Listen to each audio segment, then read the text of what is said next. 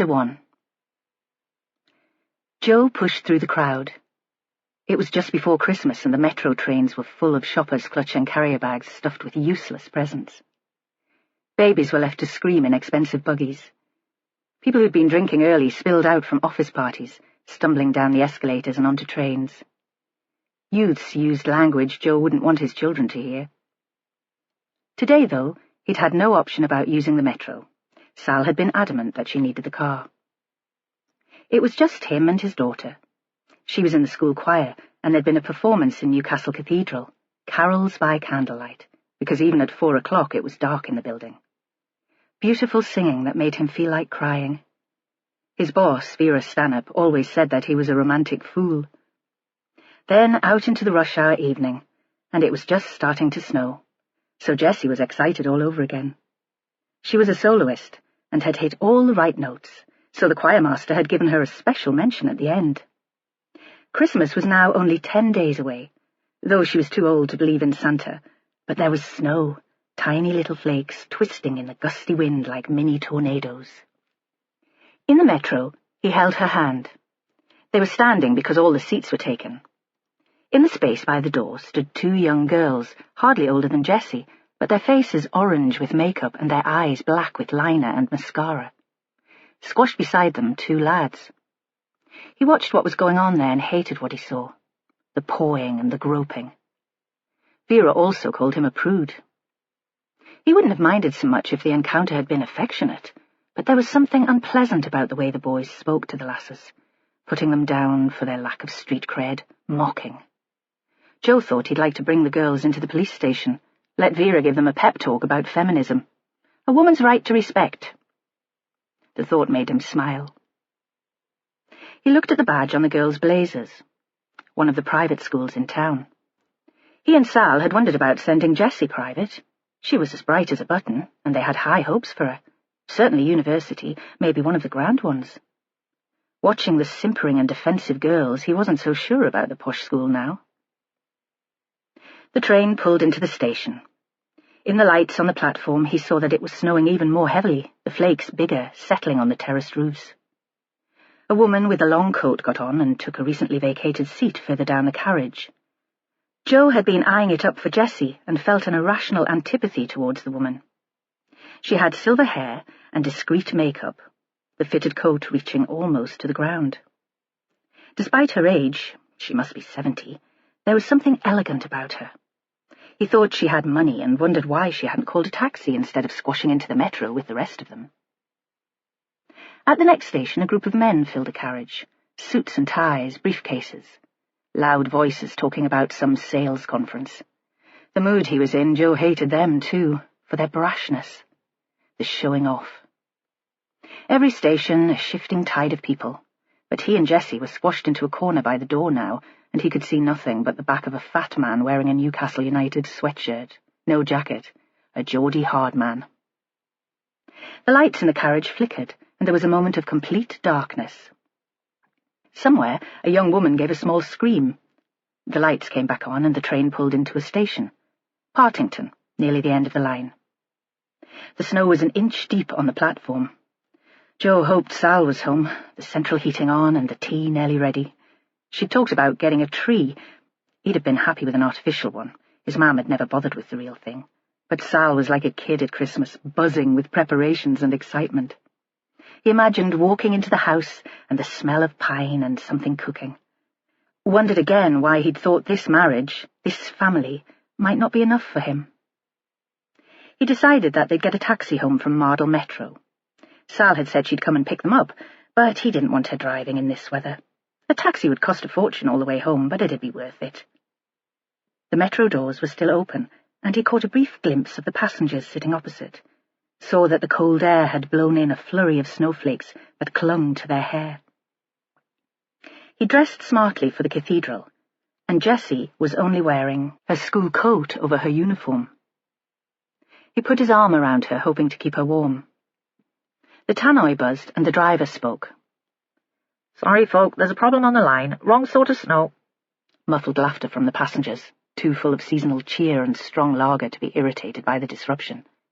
This is where we stop. A bus will be along shortly to continue the journey if you follow one of my colleagues to the main road." A good-natured groan. The passengers stumbled out, complaining about the cold, but rather enjoying the drama. It would be a good story to tell in the pub that night. Ashworth held on to Jessie. Let the drunks and the weirdos get off first. He was feeling in his pocket for his mobile to call a taxi as he stepped onto the platform. They were only one stop from Mardle. Really, this was no big deal, and again he thought there was no need to drag Sal out. He tucked Jessie under his overcoat, held her close to his body as he searched for the number. The other passengers were following a metro guy in a green jacket. They were drifting away, invisible already in the falling snow. In the train, the lights were still on, but they were faint. There was no sign of the driver. Jessie nudged Joe in the ribs. "Look, that lady hasn't moved." "Don't worry." Joe had the phone to his ear. The number was ringing. "She'll be asleep. Had too much to drink at lunchtime, maybe." Then he saw that Jessie was pointing to the elderly woman in the long coat. He was about to say that the driver wouldn't drive off without checking that all the carriages were clear, when Jessie slipped out from under his arm and ran through the open metro door.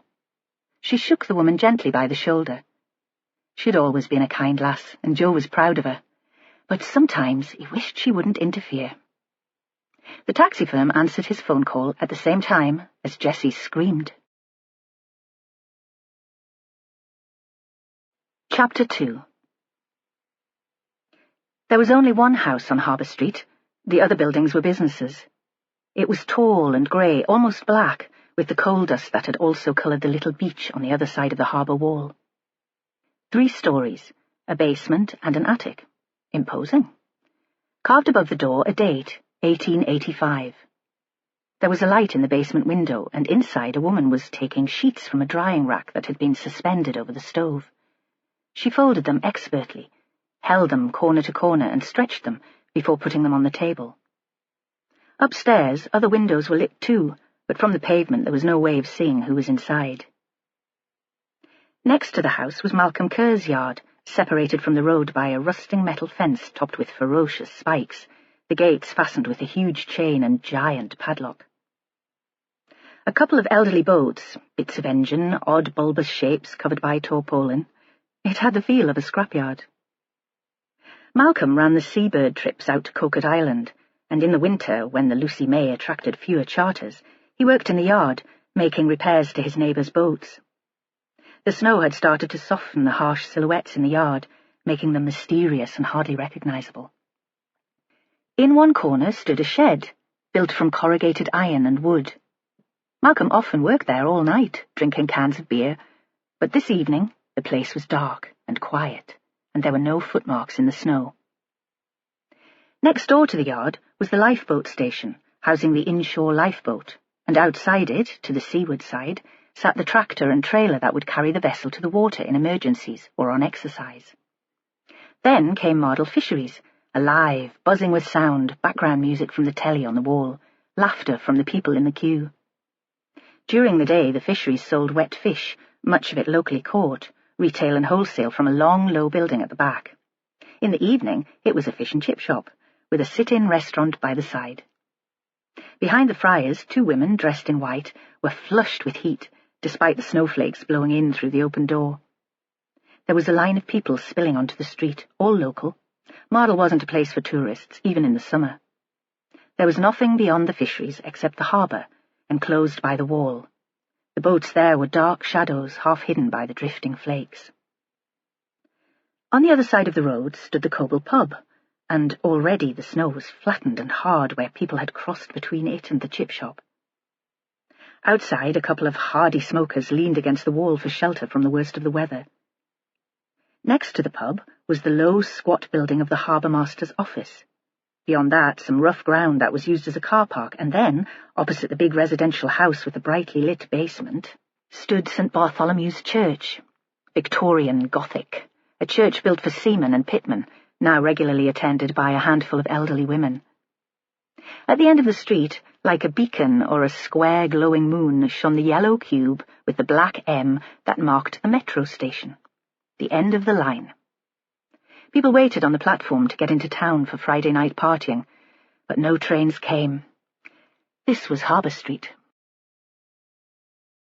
In the big house, Kate Dewar carried the linen up the stairs to the airing cupboard, pausing briefly outside the numbered doors, not listening.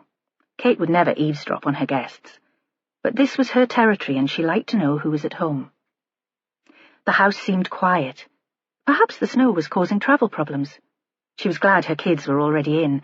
She'd heard them arrive earlier and imagined them slouched on the couch in the basement flat, watching TV.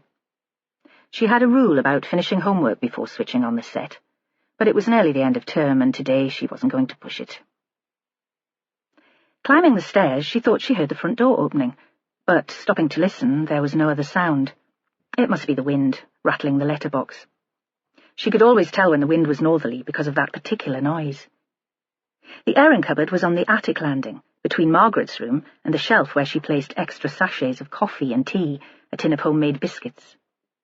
Beside the shelf was a small fridge with a carton of fresh milk inside.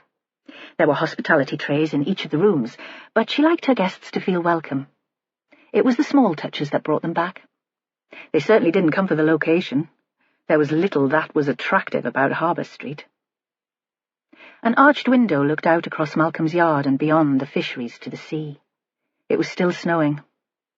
She saw the flakes billow in a triangle of light shed by the street lamp. Out at sea, a light buoy flashed red. Her husband had worked on the rigs, and she still felt a mixture of guilt and grief when she thought of the vast space beyond her doorstep. Kate stood for a moment and listened to the music in her head. She coaxed the tune to life, hummed it. A song for winter, clear and spare. For love in winter. And again she thought of Stuart and the unlikely infatuation that had hit her in middle age. She was breathless and astounded, aware that at this moment she'd sacrifice everything for her new man. He was more important than Ryan's nightmares, his prowling through the neighbourhood at night like a feral animal, unable to sleep, his occasional outbursts of temper. More important than Chloe's exam results and her terrifying ambition. Stuart, old and wiry, more like a mountaineer than a musician, had brought Kate back to life. On her way back to the flat, she bumped into George Enderby by the front door. He had snowflakes clinging to his woolen overcoat, and his big, good-natured face beamed down at her. "What do you think, Kate? Snow for Christmas? The kids will be excited."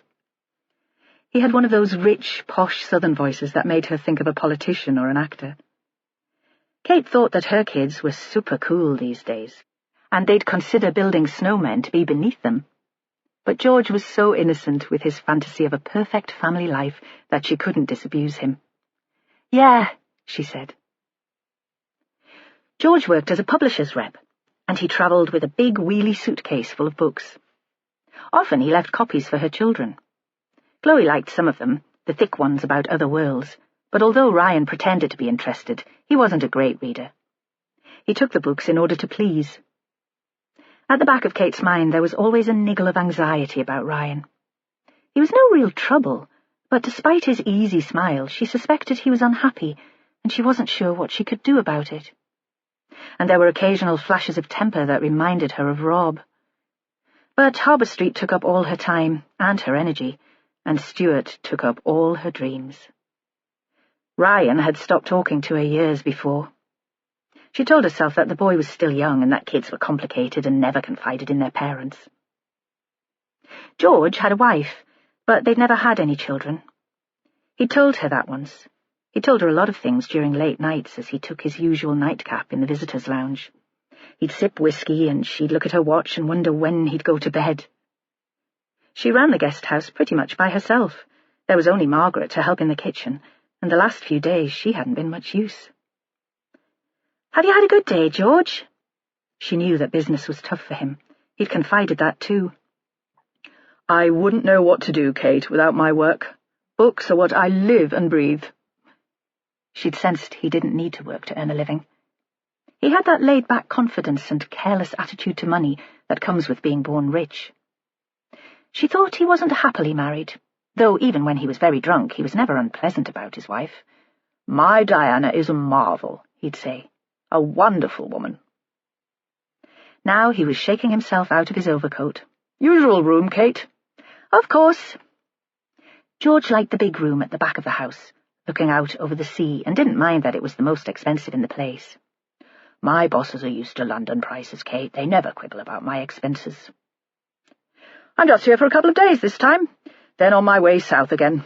Unless the snow is as heavy as forecast, then you might have an unexpected guest for Christmas dinner. He smiled sadly, and she thought he'd love that.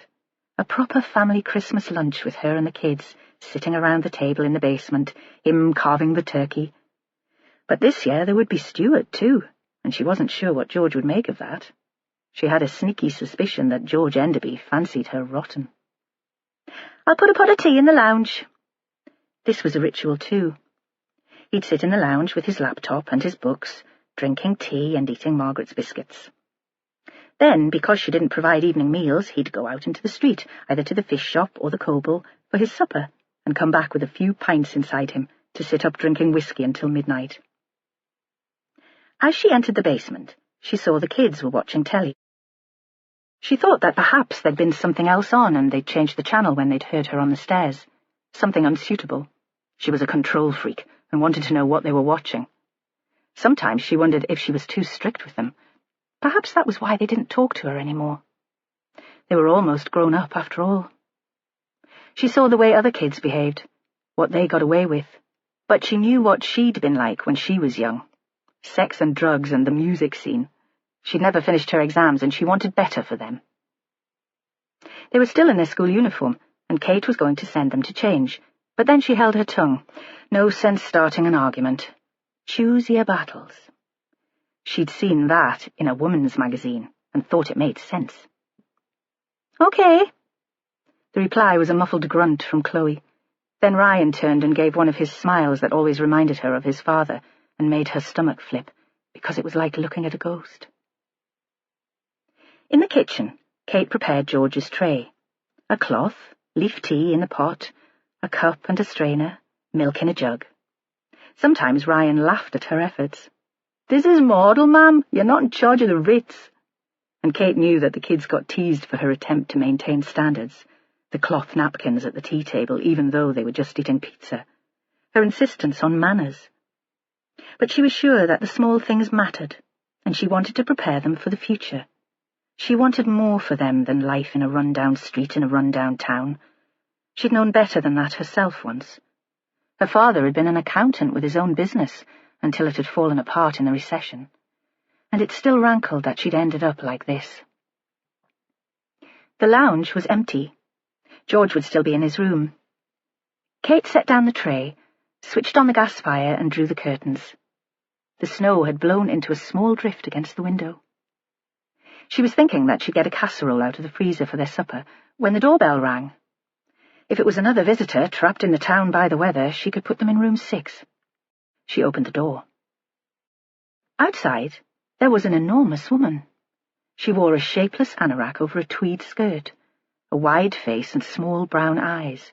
Her hair was covered by the anorak hood. On her feet, Wellingtons. Her hair and her body were covered in snow. Behind her, another figure, but hidden by her bulk, so that it was impossible to make out any detail. The abominable snow woman, Kate thought. The woman spoke. "Let us in, pet, will you? It's freezing out here. Me name's Stanhope, Inspector Vera Stanhope." Chapter 3. Vera got the call while she was shopping, and when her mobile buzzed in her pocket, she felt a joyous sense of relief. She rarely ventured into Newcastle except for work, and this was a nightmare. Christmas shopping, hordes of fraught people with a kind of mad panic in their eyes, like the rabbits when her father Hector had gone lamping for meat. Hector had died years ago, and Vera had no other family to buy for. Christmas Day she'd go to her hippie neighbours for dinner, and they'd all get drunk as skunks, but Jack and Joanna wouldn't expect presents, except perhaps a decent bottle of whiskey, and neither would she. Then Holly, one of her team, had devised this scheme. Secret Santa, names in a hat, and pull out the name of the person who'd receive your gift. Vera had been hoping for Charlie. A bottle of whiskey would have suited him fine, too. Vera had picked Holly from the hat, though. Holly wore perfume and makeup and smart clothes, even to work. What could Vera possibly choose for her?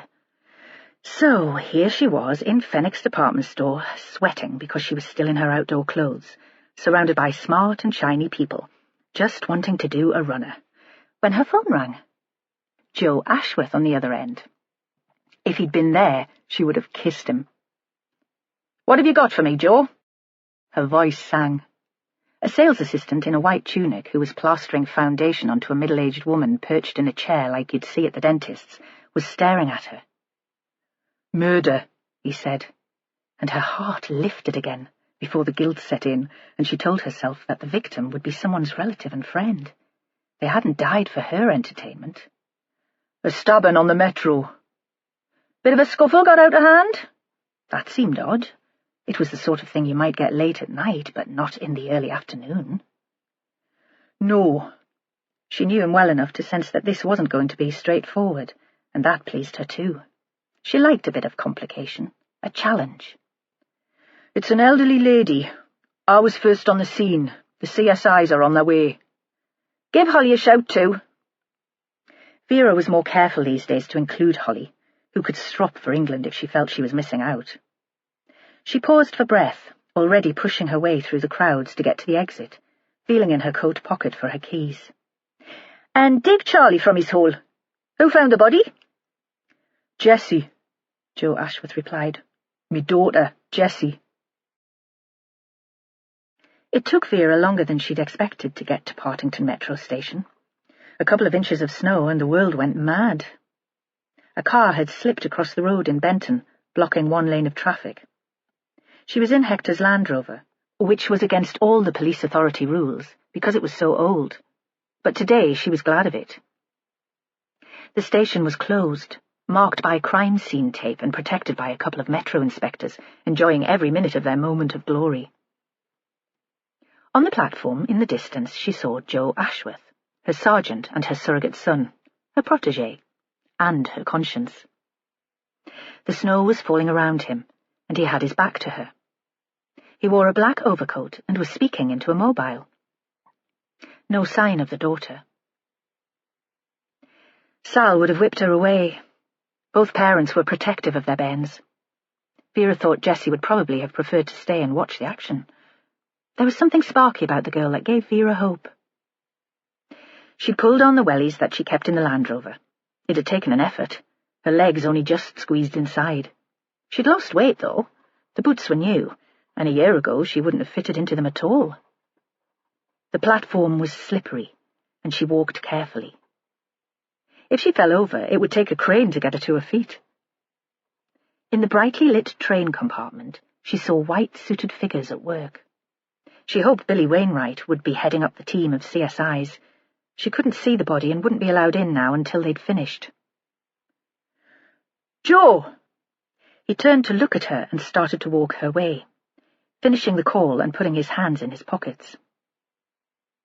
As he approached, Vera saw that he was frowning.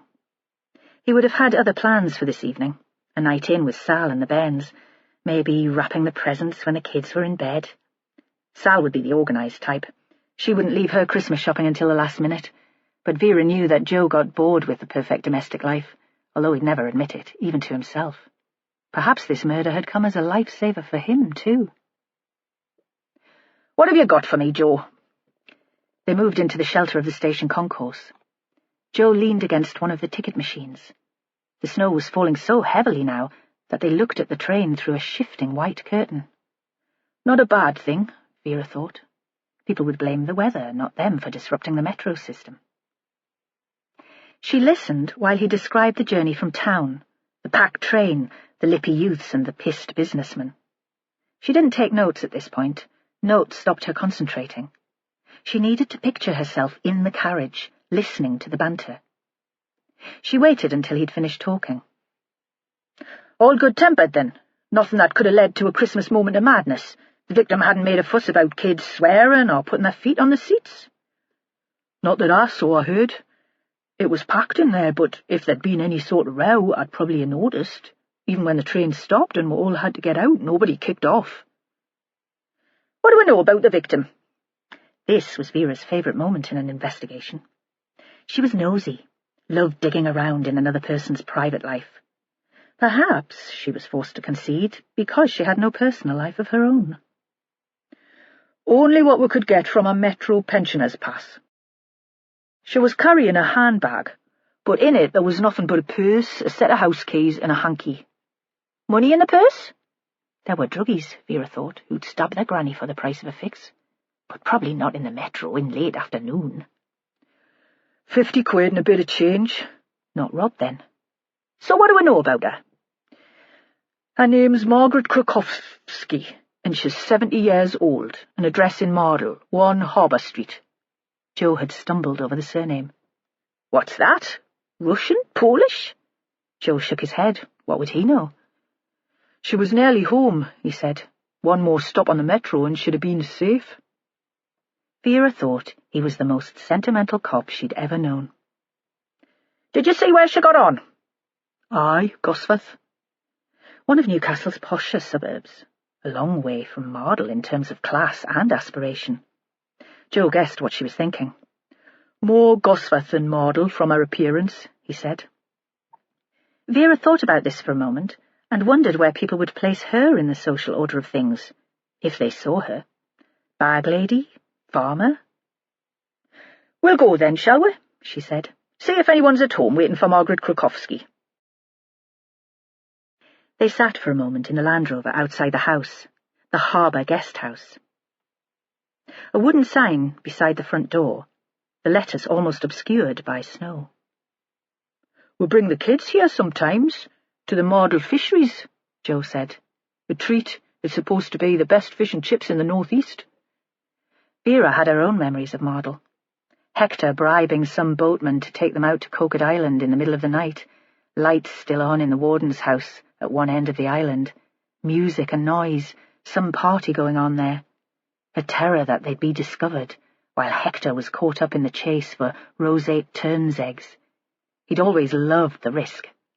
She thought he'd been motivated more by the danger than by the obsession that led him to steal and trade in rare birds' eggs. Well, Joe said, are we going in? I've got a home to go to. She nodded and climbed out of the vehicle, trying to remember if the guest house had been here when she'd been a kid. She remembered the street as run down, almost squalid, but that had been more than 40 years ago. She rang the bell. The woman who answered was about the right age to be the victim's daughter. Late 30s, early 40s, curly black hair and brown eyes the colour of conkers, a pleasant, almost professional smile. She reminded Vera of a nurse. When Vera introduced herself, she stood aside and let them in. Is there some problem? When the police turned up at the door, people felt either guilty or scared. Vera couldn't work out which the reaction was here. She followed the woman to the back of the house, into a warm lounge furnished with heavy furniture that would have seemed out of place in a smaller room, and they sat down on plush velvet sofas.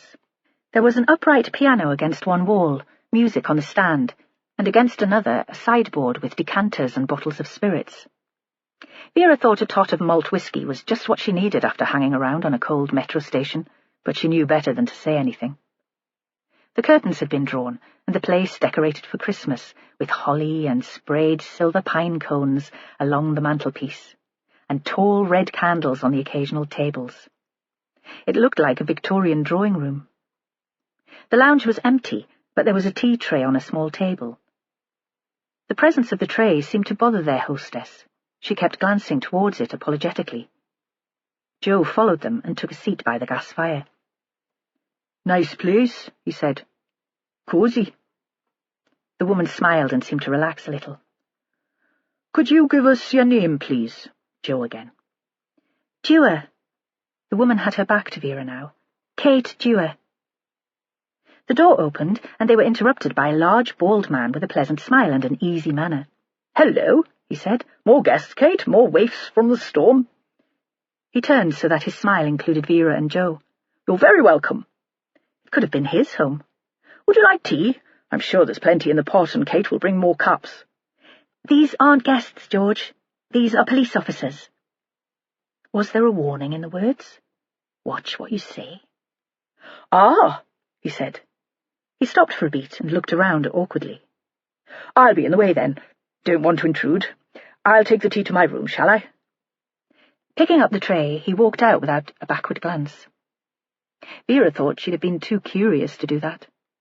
She'd have asked if she could help, found some excuse to hang around and find out what was going on. "A guest?" She nodded towards the door. "George Enderby, one of me regulars." "And Margaret Krukowski, is she one of your regulars? Only she's given this as her address." "Margaret? Is she ill? Is that why you're here?" Vera sensed relief in the voice and wondered what else the woman might have to fear from a visit from the police. "Margaret does live here, then? A relative, is she?" "Not a relative, a friend, an employee, I suppose. She helps out in the house. We run the place together." A flashed smile. "I couldn't manage without her." Vera leaned forward and kept her voice gentle. "Margaret Krukowski's dead," she said. "She was stabbed in the metro on her way home from town this afternoon. I need you to tell me about her." Chapter 4. Vera wondered, as she sat in the hot lounge, if it was still snowing. If it was, she thought she probably wouldn't get up the steep hill to the house where she'd lived since she was a child, even in the Land Rover. But this would probably be an all-nighter anyway, so there was no point worrying about that. Kate Dewar was sitting on the edge of one of the heavy sofas, crying. No fuss or noise, but silent tears. Joe Ashworth had provided her with a small packet of tissues. He was like a Boy Scout, Joe, always prepared. "How long have you known Margaret?" Sometimes Vera thought it was best to start with simple facts, something for the person to hang on to pull their thoughts away from the shock and the grief. Kate dabbed at her eyes. 10 years, she said. The kids were small. My aunt died. She was some sort of distant relative by marriage. I never knew her, and we lived up the coast. But she left me this house in her will. It wasn't a guest house then, but it had been converted into a bunch of bedsits and flats, all tatty, most empty. Margaret was the only tenant with any sort of lease. She paused for breath. I was bored. It wasn't the best time of my life. My husband worked away a lot. Ryan was already at school, Chloe at playgroup. I thought it would be a project, that Mardle was on its way up and that soon the tourists would arrive. Got that one wrong, didn't I? She shrugged wryly. At first I thought having Margaret here would be a problem, that she'd sort of get in the way. Kate stopped again and gave a wide and lovely smile. But that couldn't have been further from the truth. She was wonderful, and it would have been a nightmare without her. She was like a mother and a best friend, all rolled into one. We negotiated a deal. She'd keep her little flat in the attic, rent-free, and help out in the house, and I'd pay her when I could. She's been on a proper salary since the first guests arrived. From the corner of her eye, Vera saw Joe Ashworth making notes, but she was trying to picture this big house being renovated, the builders in, 2 women full of plans and ideas for its future, small kids under their feet. That would make you close, and she felt a pang of loss. She'd never had a best friend, no one with whom she could share her dreams. The nearest she had was Joe Ashworth. Margaret Krukowski, she said. That's a Polish name? Yes, but Margaret wasn't Polish, northeast born and bred, and from a respectable Newcastle family. She married a Polish seaman when she was very young. Her parents were outraged, but it was the 60s, and she said he was very handsome, and a refugee, which made it all the more romantic. What happened to him? Vera liked this victim already, liked the complexity of her. Joe had said Margaret looked more Gosforth than Mardle, but she'd taken up with a Polish asylum seeker and ended up alone in a scuzzy bedsit. Still keeping up appearances, though, still smart, with the boots and the red lipstick, the long coat that would have cost a fortune new. He left her only a couple of years after they married, ran off with a woman with more money than Margaret had. She said she was heartbroken, but too proud to go running back to her parents. She trained as a bookkeeper and worked for a couple of local companies. When I first knew her, she'd already retired or been made redundant. Kate smiled again. She was a whiz with figures and saved me from the Batman a number of times. But she kept her husband's name. Vera thought that couldn't have been easy all those years ago. A single woman with airs and graces, a strange name and aspirations to style. She told me she never stopped loving him, Kate replied. Like I said, she was always a romantic. And your husband? Vera asked. Is he still working away? There was a moment of silence. No, Kate said. He died. An accident at work in the North Sea, the rigs. He drowned. His body was never found. And she began to cry again. Kate led them up the stairs to Margaret's flat. As she got older, I asked if she'd like to move to one of the downstairs rooms, but she said this felt like home now and the stairs kept her fit. She was a healthy woman then. Good for her age. Despite her new regime and the trips to the pool, Vera was panting, so the words came out in tiny gasps. Oh, yes, the business is doing well enough now. We'll have our regular guests and we do some outside catering, but Margaret said she wouldn't think of retiring. Kate stopped at the door. Joe took out a bunch of keys that the CSIs had found on the body. You don't have a master key? Vera leaned against the wall to catch her breath. For all the other rooms, but not this one. I offered to keep one in case of emergency, but she never seemed keen. The cleaner never went in here, though I'd have been happy for her to service it with all the rest. Mags liked her privacy. Did she have any visitors? I was invited in for afternoon tea occasionally, Kate said. Lovely, always something a bit special. Sometimes smoked salmon from the fishery on little pancakes, sometimes a fancy cake she'd baked herself. Once a bottle of pink champagne because she said she had something to celebrate. I never saw anyone else come in to see her. She hovered on the landing, obviously wondering if she was expected to go into the room with them. Vera reached out and touched her shoulder. That's all right, pet. We can take it from here. Kate nodded and turned back. Joe Ashworth waited until she was halfway down the stairs before trying a key in the lock. There were 3 keys. Vera wondered about the other 2. One was probably for the front door of the guest house. What about the other? Joe pushed open the door. The flat was, as Kate had said, very small and built into the roof, so one wall was hardly 3 feet high and joined a sloping ceiling, with 3 dormer windows looking out over the harbour. There were 2 main rooms, with a tiny bathroom carved out of a corner of the bedroom. But still it managed to have style. The kitchen, which was also the living room, had a dark polished wood floor with a rug that glowed with colour, blues and greens. Under one window, an old desk and a curved-back chair. A small chaise longue covered with grey velvet. A sink, oven and fridge, separated from the rest of the room by a scrubbed pine table. Most of the pans hung from hooks in the ceiling, and the wooden spoons and spatulas stood in a green glazed pot on the second windowsill. The full wall was all shelves, with books neatly arranged, interspersed occasionally with pebbles, pieces of driftwood and shells. It was a dark room, because the windows were so small and the walls were thick, but rich and jewel-like, lit only by a lamp on the desk and a spotlight in the kitchen. No telly, Joe said. Vera could tell he was shocked. He opened the door to the bedroom, eager to see if the television was in there. They stood in the doorway to look in. This room was carpeted in pale green. There was a 3-quarter bed, covered by a handmade patchwork quilt, and chests of drawers on each side of it, a narrow wardrobe. All the furniture had been painted white. No clutter, no dirty clothes. The shower room was spotless. No telly, he said again. Perhaps that was the only entertainment he and Sal had in the evenings, and he couldn't imagine life without it. We'll get the search team in first thing. Vera walked to the window and looked out. It was still snowing, but the flakes were smaller again.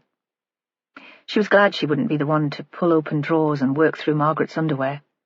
She was nosy, but this would have seemed like a terrible intrusion. Joe was looking at the shelves. Only one photo?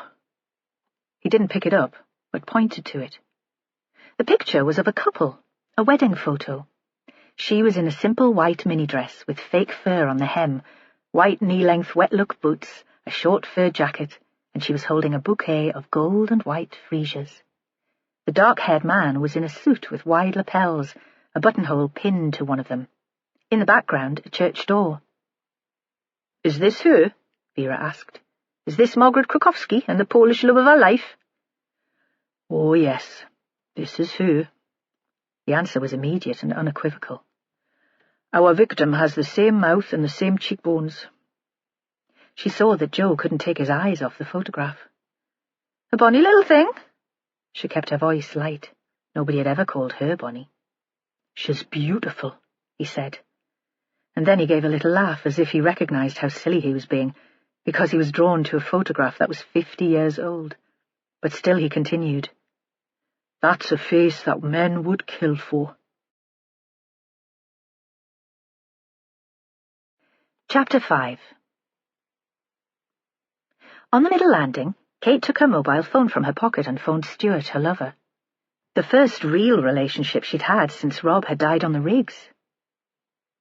Stuart was more at home in the hills than in a house, but he could play the sax like a dream, and now she was haunted by thoughts of him.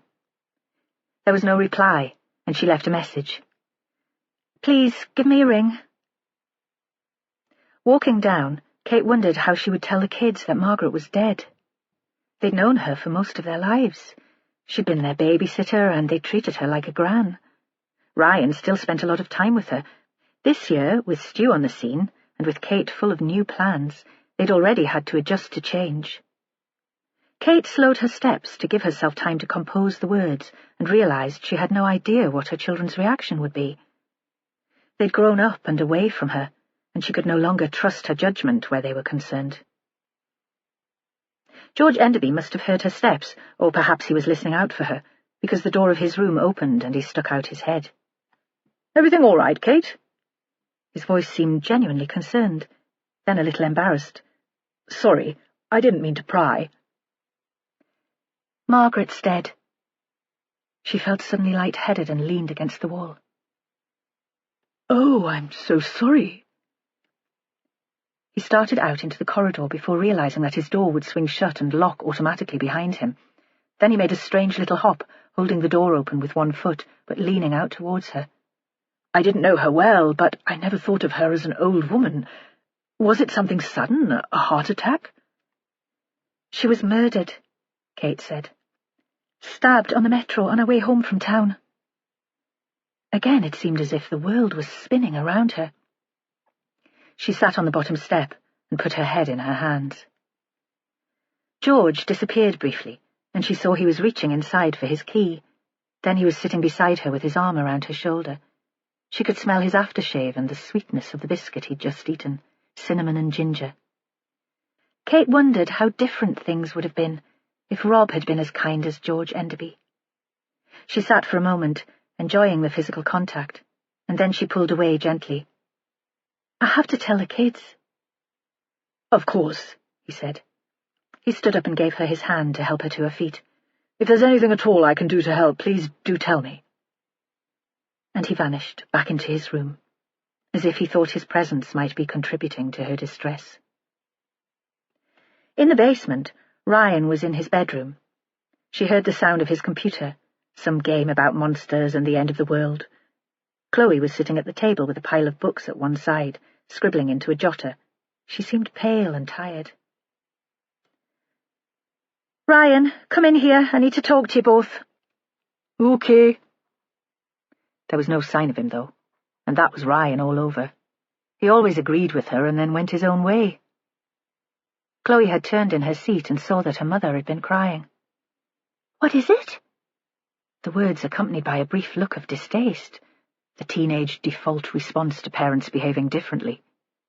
Then she registered that this was serious and not an overreaction to a domestic drama. She was on her feet. "Mum, what is it?" And as Kate started to cry once more, Chloe shouted to her brother, and this time he did emerge from his room. He stood looking at them with a kind of helpless confusion, as if women were a different species and it was safest not to intervene. They shifted the textbooks onto the dresser and sat round the table.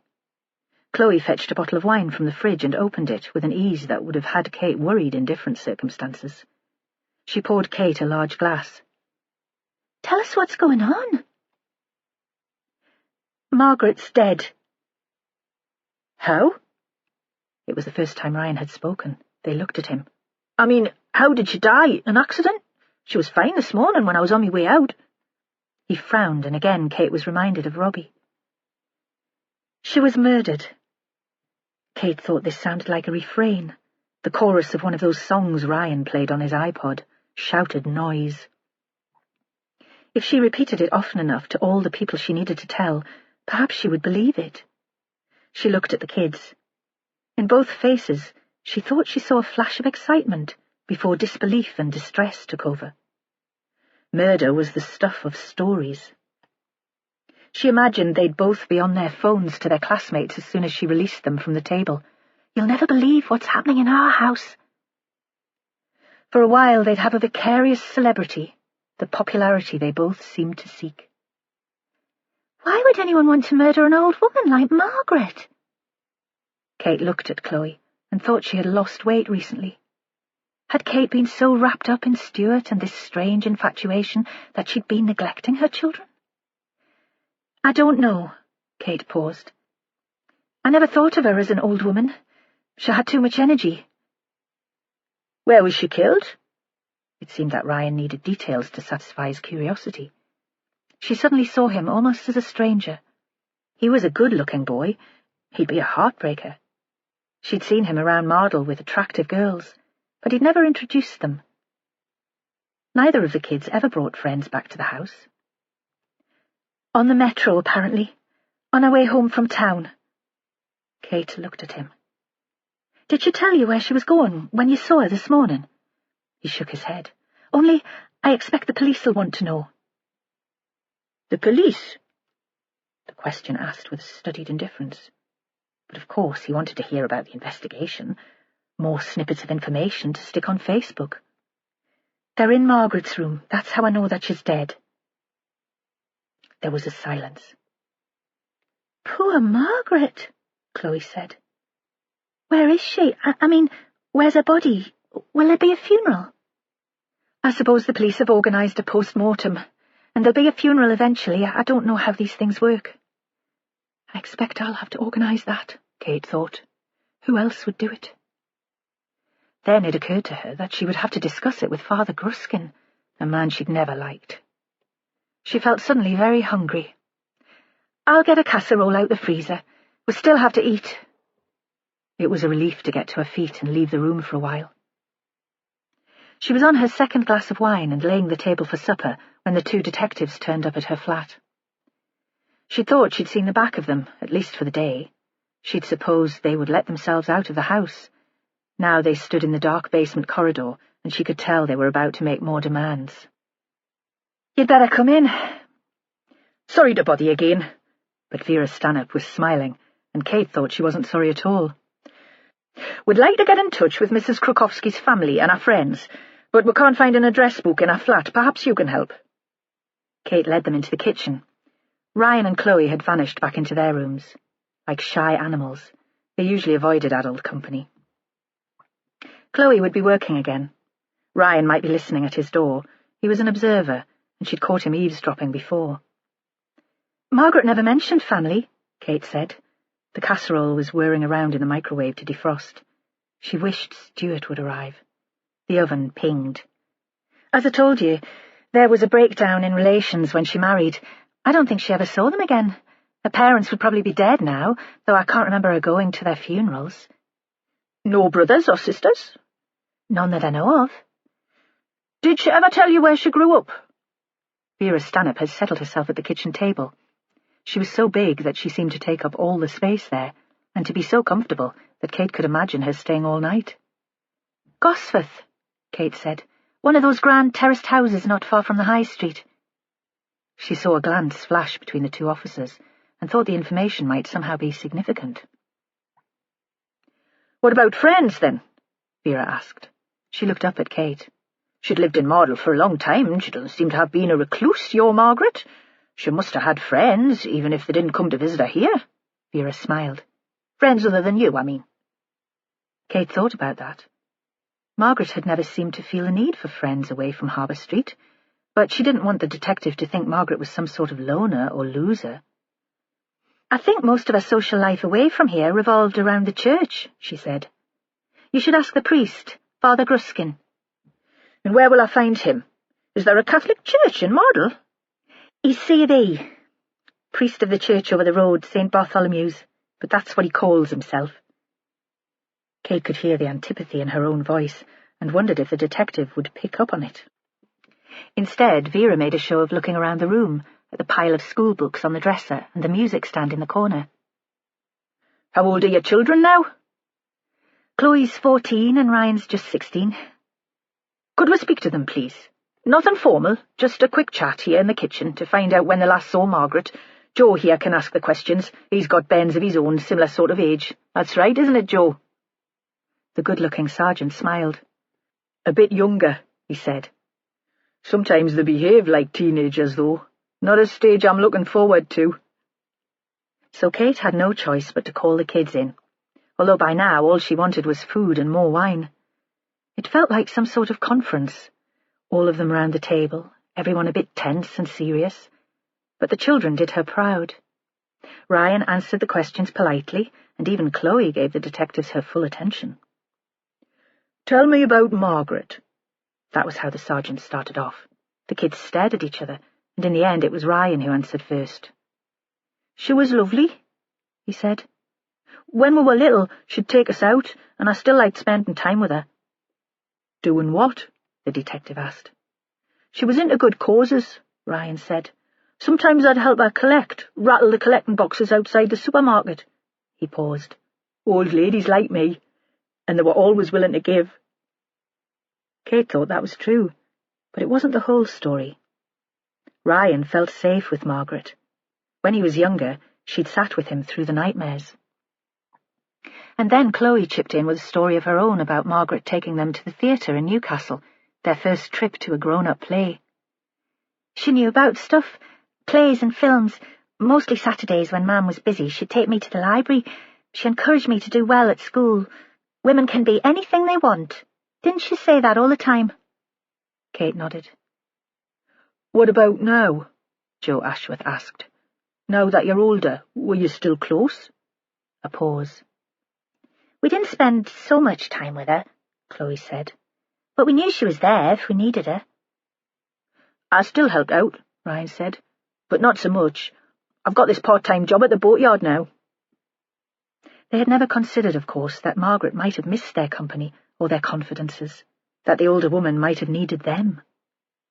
Kate thought adolescents were the most self-centered people in the universe. The sergeant was moving on to more detailed questions. Did you see Margaret today? I did, Ryan said. I saw her on my way out of school. Where was she? She was clearing the tables in the guest dining room after breakfast. There was only a couple of people staying last night and they'd already left by then. She saw me through the open door and shouted out to me to have a good day. Where do you go to school? The policeman leaned back in his chair. Kate thought he looked tired. Mardle High, Chloe said. It's just over the Metro line. The local comprehensive, Kate added, wondering again if they would have done better at a different school, somewhere with smaller classes. If she'd continued in her career, perhaps she'd have afforded it. Vera interrupted then. A question directed to Kate. These guests, you'll have their contact details. Kate could tell the sergeant was used to her butting in. Of course. Claire Gordon was on her way to Edinburgh to collect her son from university. She's a regular, lives in Hertfordshire somewhere, and stays the beginning and end of every term to break her journey. The other was Mike Craggs, Professor Craggs. He's a marine biologist at Newcastle Uni, and he always stays here when he's doing field work. Claire left early. The weather forecast had said there might be snow, and she wanted to be on her way. Mike's always out of the house before anyone else when he's working. Kate wondered if this was more information than the inspector needed, if she was coming across as a nosy landlady. But Vera Stanhope nodded and seemed pleased. And you? Joe turned to Chloe. Did you see Margaret today? No, she said. I left the house before Ryan. I didn't see her at all. Then the detective stood up, and Kate thought they'd finally go away, so that she could eat supper, drink the wine, and think about Margaret in peace. She wanted to check her phone to see if Stuart had called her back, but still it seemed they wanted more from her. That chap we met earlier, Vera said. He's a regular here, is he? Oh, yes, Kate smiled. George comes once a month and stays for 2 nights, then again for another night when he's finished working in Scotland. He's regular as clockwork. I wonder, then, if we might have a word with him. Vera smiled too, apologetically. It was as if she knew that Kate wanted to be rid of him. Then, I promise, I'll leave you in peace. But Kate thought there'd be little peace in Harbour Street until this was all over. Until they knew who'd killed Margaret Krukowski. Chapter 6. Following the women down the corridor and up the stairs, Joe Ashworth was troubled by a sense of déjà vu, a feeling that he'd met this family before, or conducted a similar interview on a previous occasion. It was as irritating as when a word was on the tip of his tongue, but he couldn't remember it.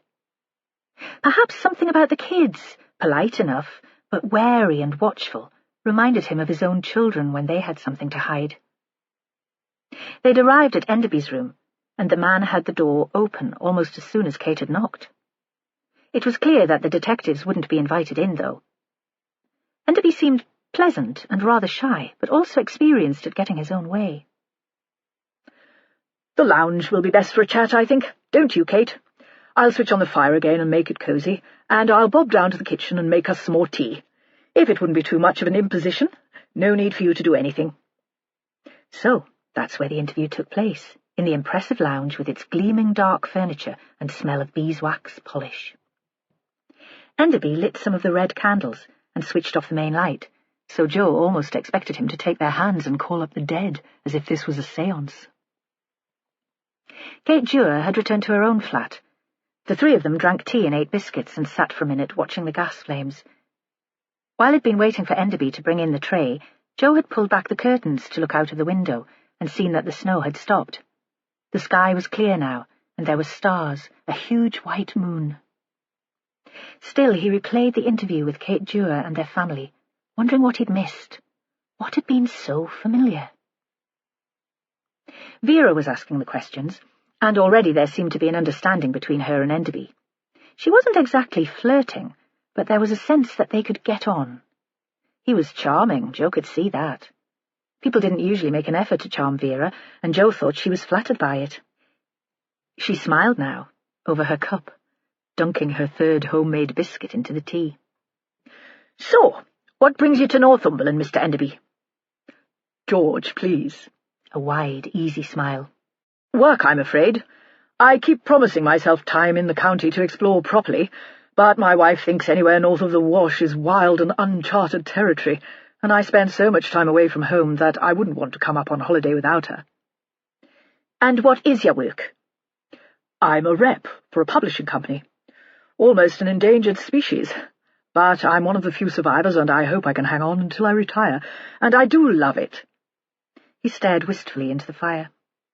I read, you see. It's an addiction. Not a requirement for the job, though. In fact, almost a hindrance in some ways.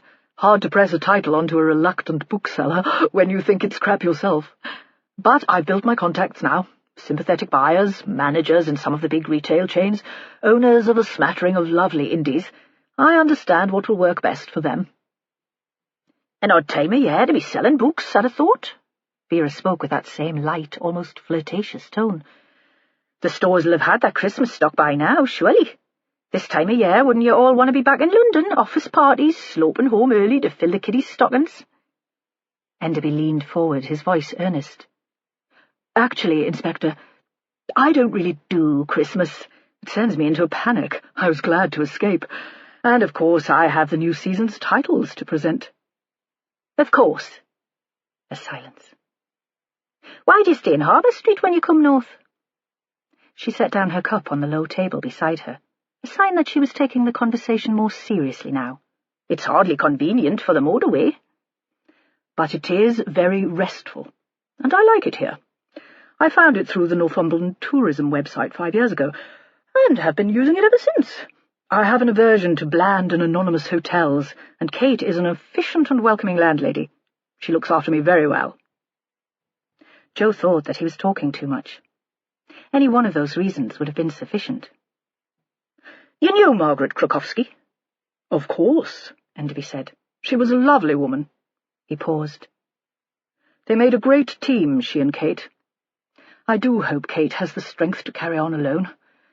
But perhaps she will have other plans now. Did you ever chat to Margaret? Vera looked directly at the man. It seems to me that you're someone who takes an interest in people, that you might have engaged her in conversation over the breakfast table. Oh, you know, the usual pleasantries. Enderby reached out for the teapot. And what did you find out about her? Surprisingly little. She was always friendly, but somehow guarded, as if it had become a habit to keep her life secret. He gave a sudden, charming smile. I make up stories about people, fantasies, perhaps because I read so much. Sometimes I think I might write a novel of my own. Joe felt as though he had lost the thread of the conversation now, with no real idea what Enderby was on about, or how it could be relevant to the investigation. But Vera seemed to be keeping up. And what was your story for Margaret Krukowski? That she'd been a spy left behind when the Cold War ended, given a new identity. He smiled again and his face lit up. Quite ridiculous, of course, just because she had a Polish name. I've always allowed my imagination to run away from me. Vera smiled too, but it was the tight, rather disapproving smile of a teacher who is starting to lose patience with a favourite pupil. We'll stick to reality then, shall we? After 5 years, you must know something about the woman. I fear the reality was rather more mundane. Margaret Krukowski was articulate, intelligent, and well-read, attractive still for her age. Model seemed an odd place for her to have landed up.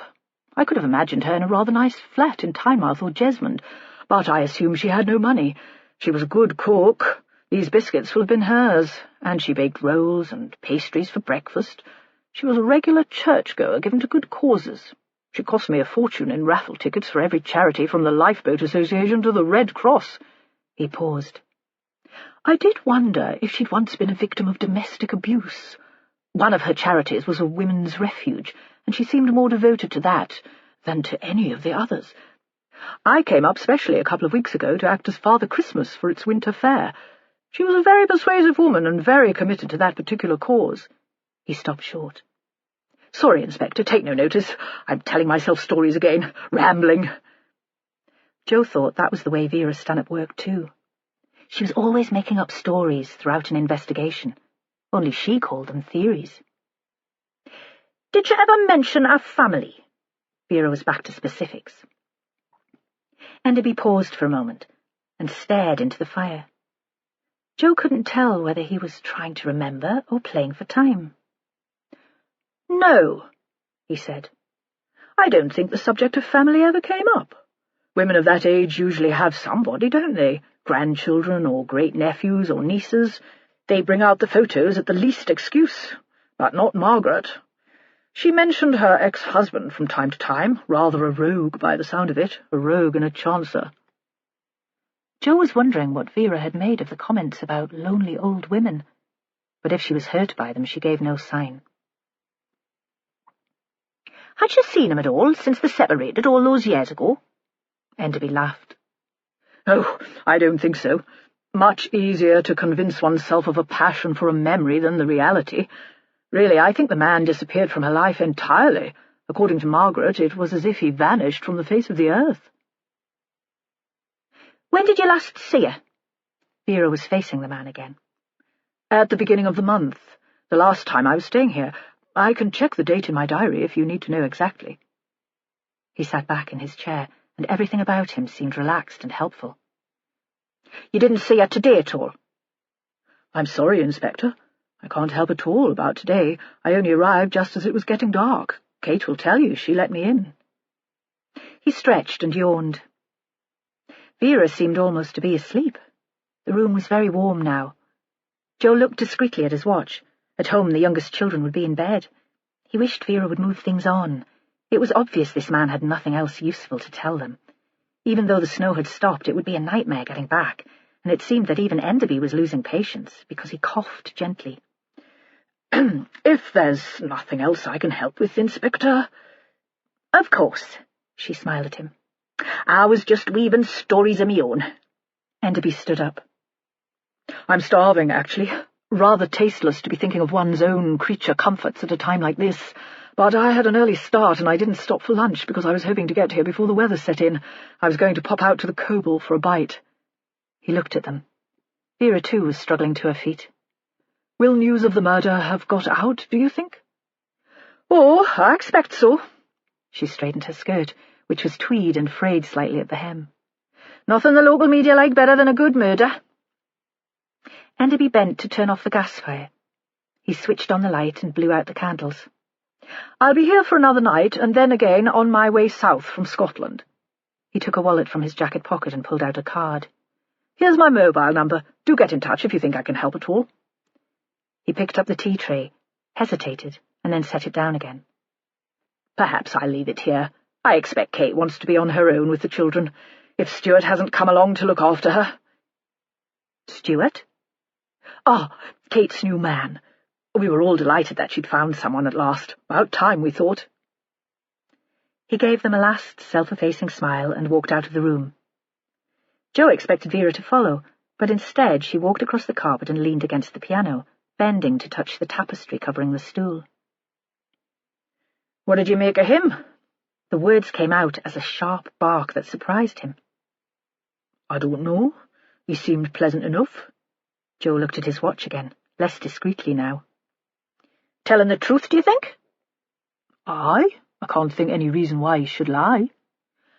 "We need details of Kate Dewar's new boyfriend," Vera said. "Someone new in the house." He nodded, and suddenly he knew what was familiar about the scene in the kitchen. "That woman," he said. "Kate Dewar. She's Katie Guthrie, the singer." Vera looked blank. "You must remember. She was big when I was young. A young singer-songwriter. Had a hit with White Moon Summer." He paused and was dragged back in time. He and Sal had done their courting to that song. He thought of one long summer, intense and charged, parties on the beach and conversations lasting into the early hours. It seemed they were hardly the same people today. Despite himself, he hummed a few lines. "You're wasted in the police service, Joe Ashworth, with a voice like that." He was never quite sure when Vera was taking the piss. "Aye, well," he said. "Our Jessie takes after me." "So, our Kate Dewar was famous." "For a couple of years she was a real star," he said. "And then she fell out of favour, or fell out of sight, seemed like almost overnight." "What must that be like?" Vera was speaking almost to herself. "To have all that fame and influence, and suddenly you're nobody." Joe wondered if she was thinking about her own retirement, and how she'd cope with that. He didn't answer, and there was a moment of silence. "What next, then?" She looked up at him, a challenge, as if she'd set him a test. "Talk to the priest," he said. "She might have confided in him about her family, what really went on in the marriage." "Confession, you mean?" She gave a little chuckle. "I don't know." Joe was confused. He'd grown up in a Methodist family, and Methodists didn't go in for that sort of thing. "More just a chat, I was thinking." "And he might know about the women's refuge." Vera was almost talking to herself now. "That might be a motive, do you think? An abusive bloke, too much drink, blaming our Margaret for the fact that his lass finally found the guts to leave him." The gas fire hissed as it cooled. Vera turned towards him. "Suppose you want a lift home?" "Aye, if it's okay." That was a relief. He'd thought she'd keep him out all hours and suggest a drink on the way back to talk things through. There was a pause. "Look," she said, "do you mind getting a taxi? It's stopped snowing now and they'll have the gritters out, so you should get back okay. Put it on expenses. Pop down to the flat and get the details of Kate's new man on the way out. I'd like to stick around in the town for a while." "You want me to stay too?" Usually she did want him to. "Nah," a wicked grin. "You get back to Sal and the bairns. I don't want to be in her bad books again. Besides, Holly's on her way." Chapter 7. Vera watched Joe Ashworth drive away in his taxi. She could tell he was torn, and that he'd almost have preferred to be standing out in the cold with her. It was so easy to wind him up that really there was no sport in it. She shouldn't torment him. There was a light in St. Bartholomew's Church, and for a moment she was tempted to go inside and ask for the Father Gruskin mentioned by Kate Dewar. But she was starving, and could never work properly when she was hungry. It was so cold that she was gasping for breath, and talking to Holly on her mobile, she could see spurts of vapour coming from her nose and mouth. Caught in the streetlight, it almost looked as if the steam had been turned to ice. "Where are you, Hull?" "Liaising with the CSI, ma'am. Just as you told me." Classic Holly, tart and chippy at the same time. "Can you make it over to Mardle? Joe's gone back to the bosom of his family and I could do with a hand. I'll be in the fish shop close to the harbour. Shall I order anything for you?" "No, thanks, ma'am, I've eaten." And she would have done. A Tupperware box full of salad leaves and an apple. No saturated fat for health-conscious Holly. "I'll be there in 20 minutes. Vera walked on down the street, drawn by the smell of frying fish. A woman, big and blousy in laddered tights and a short skirt, stumbled out of the pub. Vera thought she'd catch her death. From inside, someone shouted at the woman, the words indecipherable, but the tone abusive and faintly amused. Vera felt a stab of sympathy for her. Underfoot, the freezing snow squeaked. In the Mardle fisheries, Vera took a seat at a table. More than half the space was set out as a restaurant. It felt good to walk past the queue at the takeaway counter, to have a waitress approach her immediately for her order. Vera wondered if class was so ingrained in England that even here in Mardle fish shop she was tainted by it, if feeling slightly superior was a natural, if guilty, pleasure. Inside it was warm, condensation running down the windows, a television with some daft chat show on in the background. The waitress came with a tray. Tea in a pot, bread and butter on a china plate, the batter crisply thin and the haddock soft. Oh, yes, Vera thought, this is class. Holly arrived just as Vera had finished the meal. She was skinny and stylish, even now dressed for the weather. Was it possible to get a designer parka? If so, Holly was wearing one. She sat opposite her boss, wiped the table in front of her with a paper napkin. "Have they finished at the crime scene?"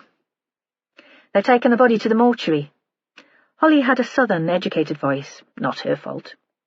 "And the train back to the shed in Heaton. Billy Wainwright says it's a nightmare, so many traces and footwear prints. They'll be in there for a few days yet, maybe longer, but at least the metro line's clear.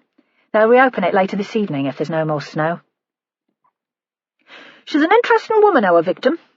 Vera leaned back in her seat. "Married a Polish guy, straight out of school, divorced a couple of years later, and since then seems to have lived alone. Given to religion and good works, apparently. Stayed rent-free in a guest house just up the road here, in return for helping out in the place, but seems to me she's more like one of the family. The landlady is Kate Dewar, a widow with 2 teenage kids and a new bloke who doesn't live in."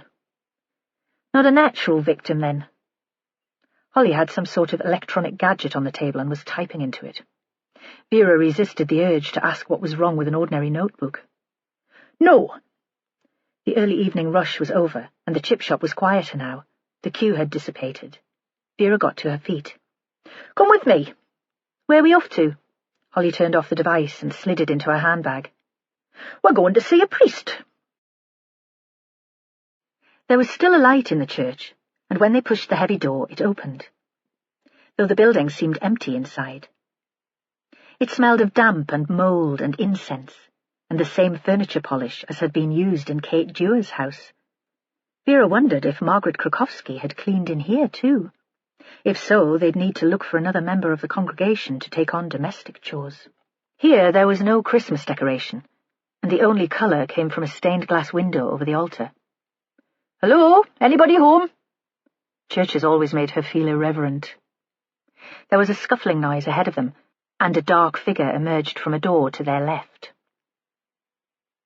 Vera thought this was probably the ugliest man she'd ever met. He was younger than she'd been expecting, perhaps in his early 30s, black hair, black caterpillar eyebrows, thick lips that moved even when he wasn't speaking, and narrow eyes. A large and shambling Mr. Bean. He should be a stand-up comedian. He'd just have to walk on stage and there would be horrified rather than nervous laughter. "Yes?" He was wearing a black cassock with a black cloak over the top, a man who liked his uniform. There was nothing welcoming about the way he approached them. Father Gruskin?" She didn't wait for him to answer, but flashed her warrant card in front of him.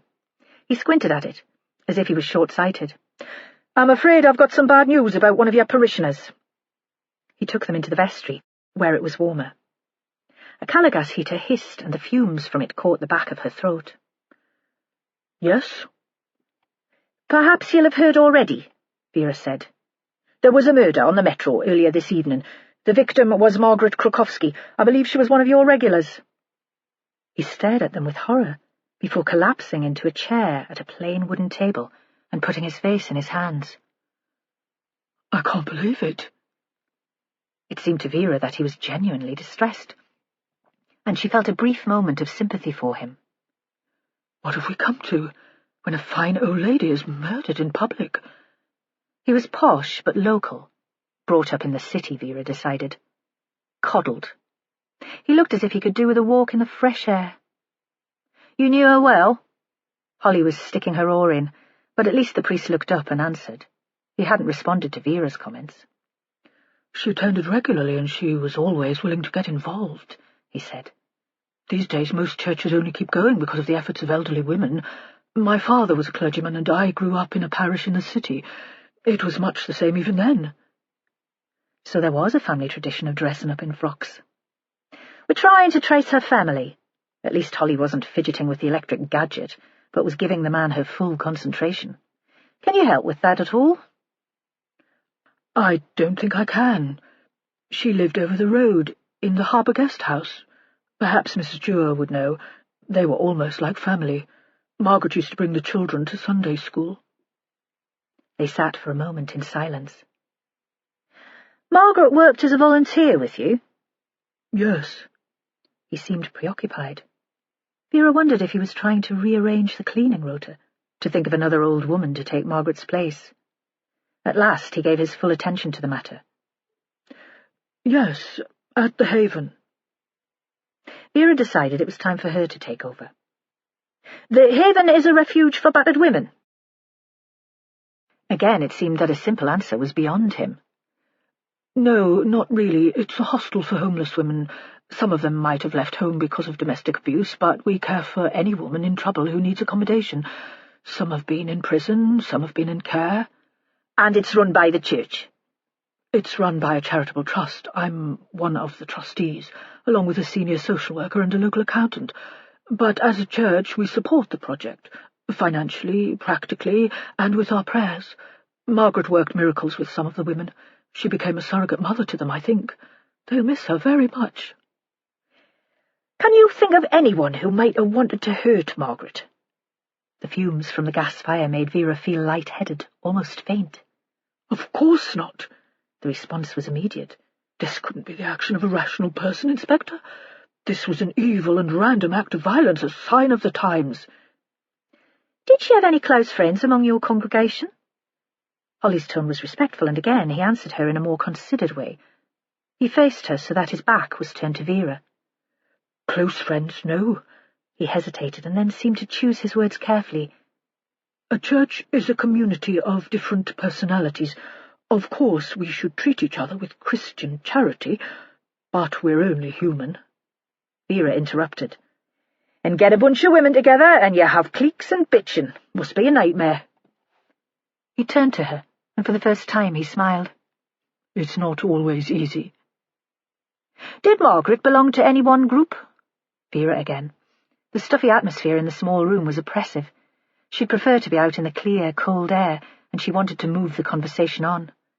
"No," the priest said. "She hated the gossip and kept herself rather apart. That's what I mean when I say she had no close friends. She was always perfectly pleasant and played her part fully in the life of the church, but I don't think she confided in anyone." "Not even you?" "No." This time the smile was a little sad. "Not even me." "And this hostel, the Haven, where can we find it?" "It's the former rectory." This time Gruskin's smile was tight-lipped, even resentful. "In different times it might have been my home, I suppose, when the status of the clergy was rather different. Even in my father's day the parish priest lived there, but now it's hard to justify such a large house for a single man, and the diocese lets it to the charity at a reasonable rent. It's a little way out of the town. That's where the main settlement was, before commercial fishing took over from farming. He gave a sigh, and Vera thought he would have been much happier as a Victorian priest, living in the big rectory, mixing socially with the gentry and delivering sermons to the peasants in the back pews. "You won't get there tonight," he said. "There's not much of a road, and in this weather... The women always grumble about the isolation. I'm not sure it's the best place for them to be." Outside it was quieter. The chip shop had been closed, and all the curtains in the harbour guest house had been drawn. The snow was covered with a hard sheen of frost. Gruskin shivered. For a long while he didn't move. Vera thought he must be freezing, with only the thin cloak over his shoulders to keep him warm. At last he set off down the pavement away from them. When Vera turned to look at him, she saw that he was talking into a mobile phone. Chapter 8. Malcolm Kerr stood at the bar in the Coble. Behind him, 4 elderly men were playing dominoes, rowing about the kitty or whose turn it was to go to the bar. It seemed to Malcolm that the same 4 men had been sitting at the same table, always arguing, since his father had first brought him into the pub. Their squabbling voices and the screaming of gulls had made up the background music of his life. "Nothing's changed in this place for 30 years. Except tonight, Malcolm was drunk, and he couldn't remember the last time that had happened. Maybe when Fat Val was the landlady and he was young and fit and a bit of a firebrand. There was a painting of Val over the bar, and she stared out at him reproachfully. She'd had a son called Rick, sly and weaselly, and remembering the 2 of them, Malcolm felt a sudden pang of guilt. He carried guilt around with him like extra pounds round the belly, and he was so used to it that often he didn't notice it. He wasn't sure that he could blame the drink for that. These days he wasn't usually a heavy drinker. He'd stop in the Coble most evenings after working in the boatyard, have a couple of pints, read the Chronicle, watch Look North on the TV if there was no sport on the set, then take himself back to his little house in Percy Street, all that he could afford after the divorce. But tonight he'd lost count of the drinks he'd had. Beer first and then red wine, when his bladder wouldn't take pints any more. No spirits, though. He was proud that he hadn't moved on to the Scotch, and proud that he was still standing. The only conversation he'd had was with Johnny the barman, and to jeer at the old slag Dee as she wandered through the pub trying to bum drinks or pick up punters. "God," he thought, "you'd have to be desperate." Another moment of pride, because he hadn't sunk to that. Then, through the drunken fog, he was aware of a buzz of conversation behind him. Sudden, animated voices, a name he recognized, even though it wasn't pronounced properly. He turned to confront a middle-aged couple. He knew them vaguely by sight, thought he might have been at school with the man, but couldn't trawl a name from his memory. "What did you say?" "There's been a murder." The woman was scrawny. She'd taken off her jacket and was wearing a pink V-neck top. He could see vertical wrinkles between her breasts. "It stopped the Metro?" "Nah," Malcolm said. "That was the snow." He reached out for his glass of wine, saw in the mirror over the bar that it had left stains like fangs at the corner of his mouth, and wiped them away with the back of his hand. His fingers were calloused and grimy, though he'd washed before leaving work. "There was a murder." The woman's voice was high-pitched and carried across the bar. The room went quiet as everyone listened, and she revelled in the attention. "War lass is married to one of the community support officers, and she just texted us. It'll be on the late news." "Did they tell you who got killed?" But Malcolm thought he knew already. "She lived just up the road here." The woman's excitement was obvious. Malcolm thought if she were given the chance to view the body, she'd be there in the mortuary, staring, drooling almost. "They called her Margaret. She had a strange second name." "Krukowski?" "Aye, that's it." She looked at him with more interest now, and something like respect. "Did you know her then?" He paused for a moment and pushed himself away from the bar. "Once," he said. "A long time ago." He stood for a moment to get his balance, and then he stumbled out into the cold. In the street he had to stop again to steady himself by leaning against an overflowing bin. The fish shop was dark and the road was quiet. Suddenly his head was full of memories and pictures. A sunny day on the boat out to Coquet Island, a woman in a long floaty skirt and sandals, a wineglass in her hand and laughing, a group of people standing outside the Coble to have their photo taken. Then the flames of a fire licking across wood like a snake's tongue, and the smell of smoke and tar. It occurred to him that he could knock at the door of the guest house and ask Snooty Kate for news of Margaret, but the cold had sobered him sufficiently for him to realise that wasn't a good idea.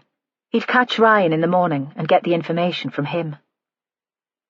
He walked towards the illuminated Metro sign.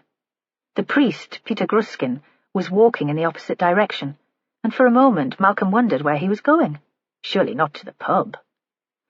But as Malcolm turned down the alley towards Percy Street, he saw that the man had changed direction and was following him, walking so quickly that the black cloak swung behind him, making him look like a huge, swooping black bird. Gruskin looked so odd, so unlike a human, that Malcolm felt a moment of unease and was tempted to run for home like a child frightened by imagined monsters. But the priest took the footbridge over the Metro line towards the town, and Malcolm continued on his way.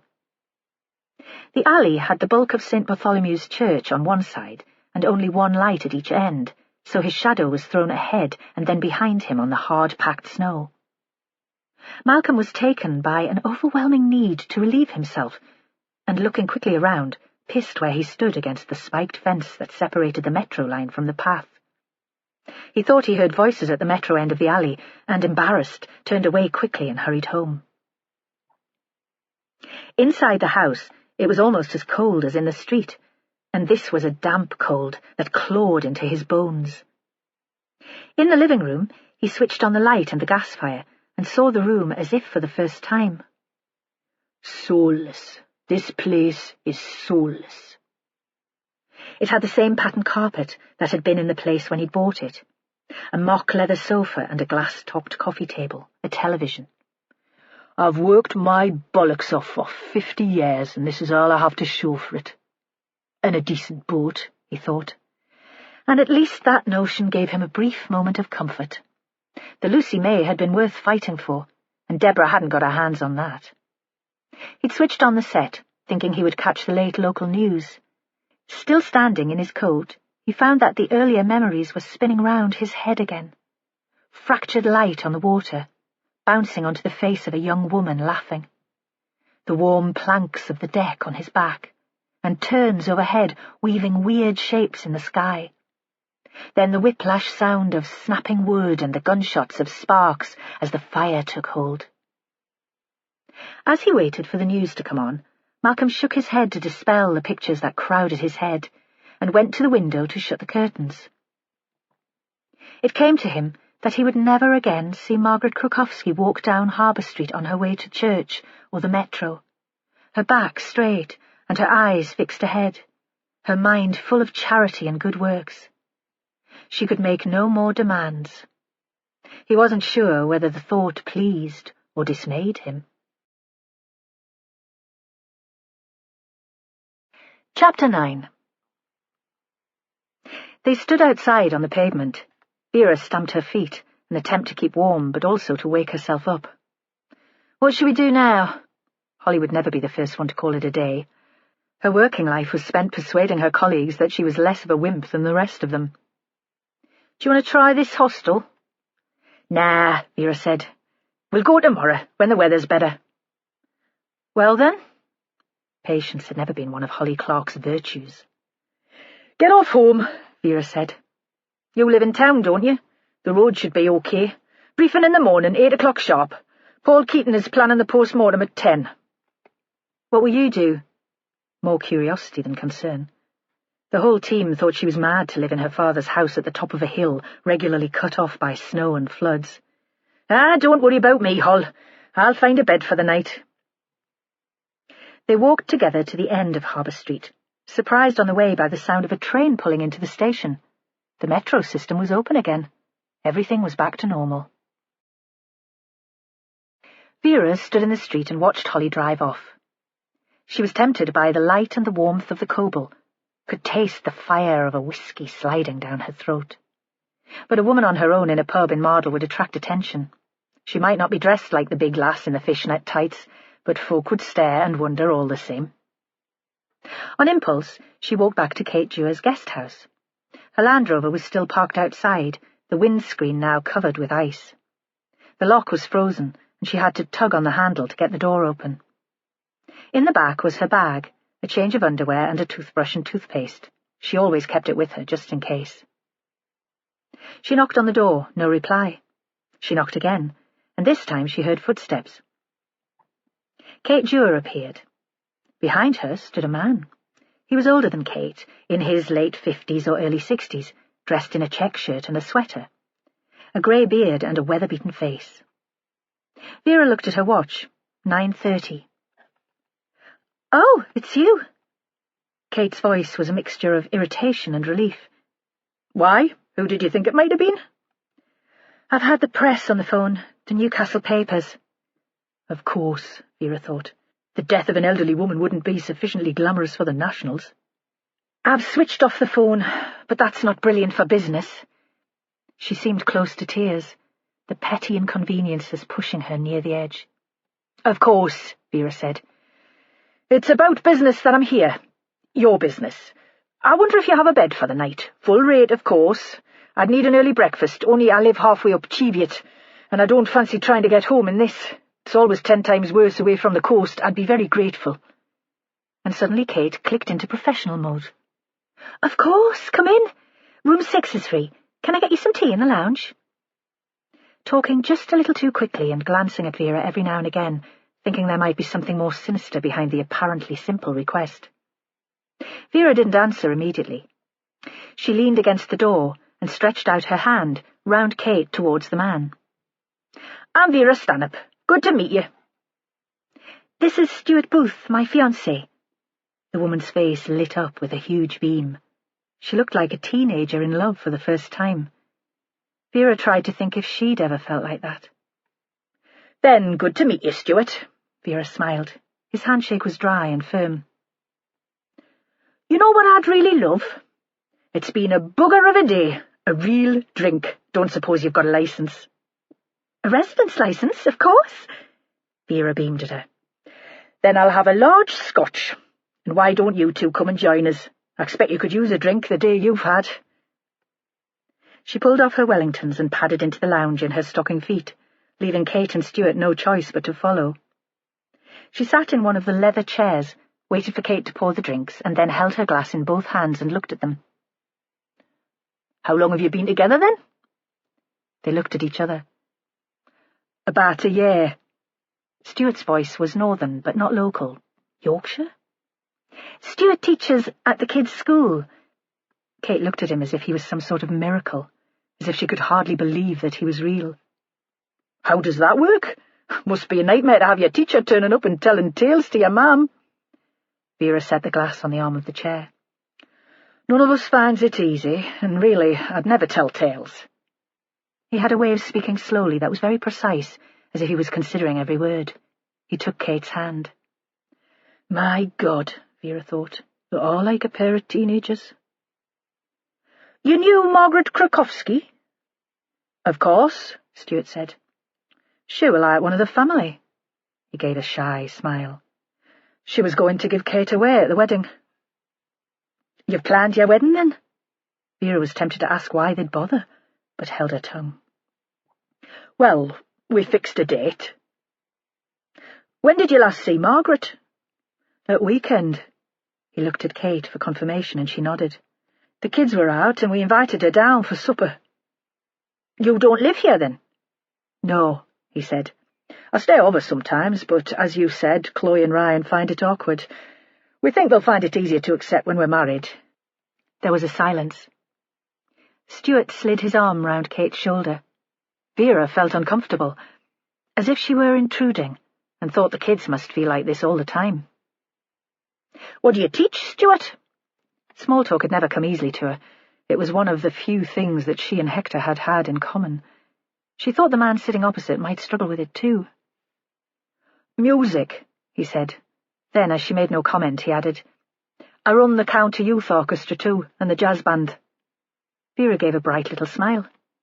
That'll be one of the things the two of you have in common, the music. She turned to Kate. My sergeant said you were a star at one time. What made you give it up? Oh, you know, family commitments, kids. Kate shook her head, as if she was embarrassed to talk about it. But I'm persuading her to rebuild her career. The man's voice was earnest, and it was almost as if he wanted Vera's approval for the new venture. He stroked Kate's hair, and the charge of intimacy made Vera feel awkward again. She said she'd take a second drink and some tea to her room.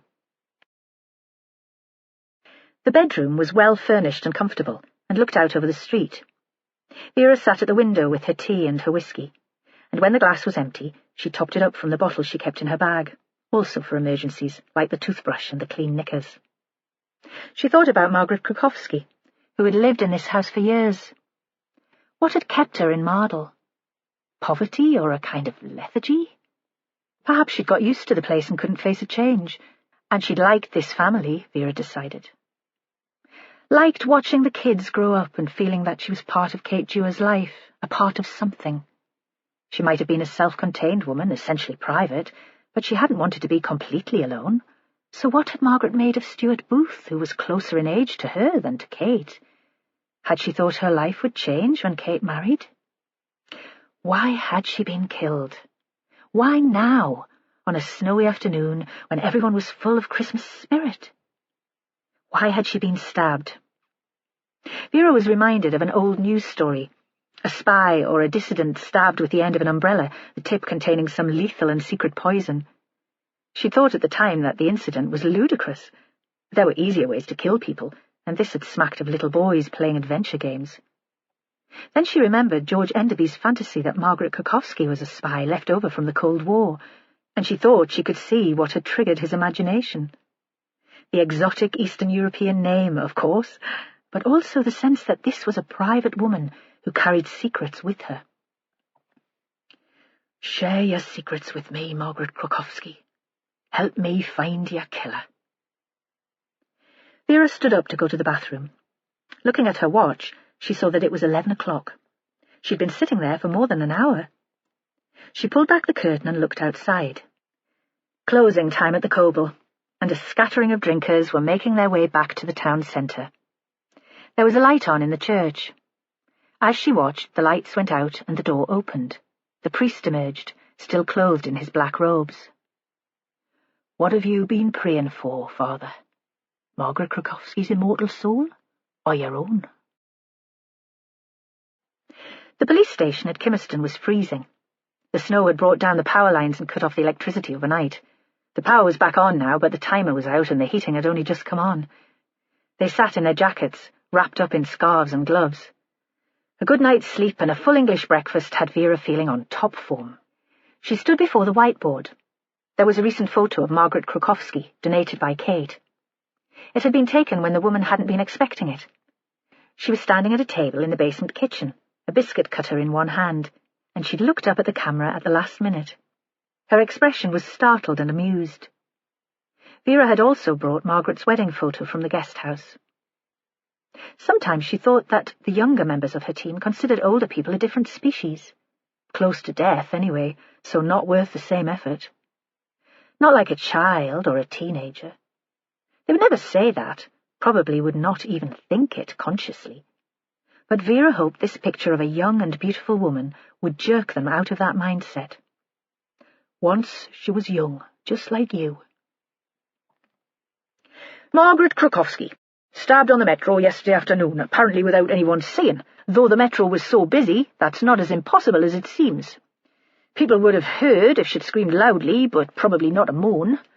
Nightmare scenario, but this time we're lucky, because there was an expert witness on hand throughout. That's right, isn't it, Joe? Joe smiled. She thought all his bairns must have slept well and he'd had a good night. He and Sal were getting on at the moment, and that always improved his mood.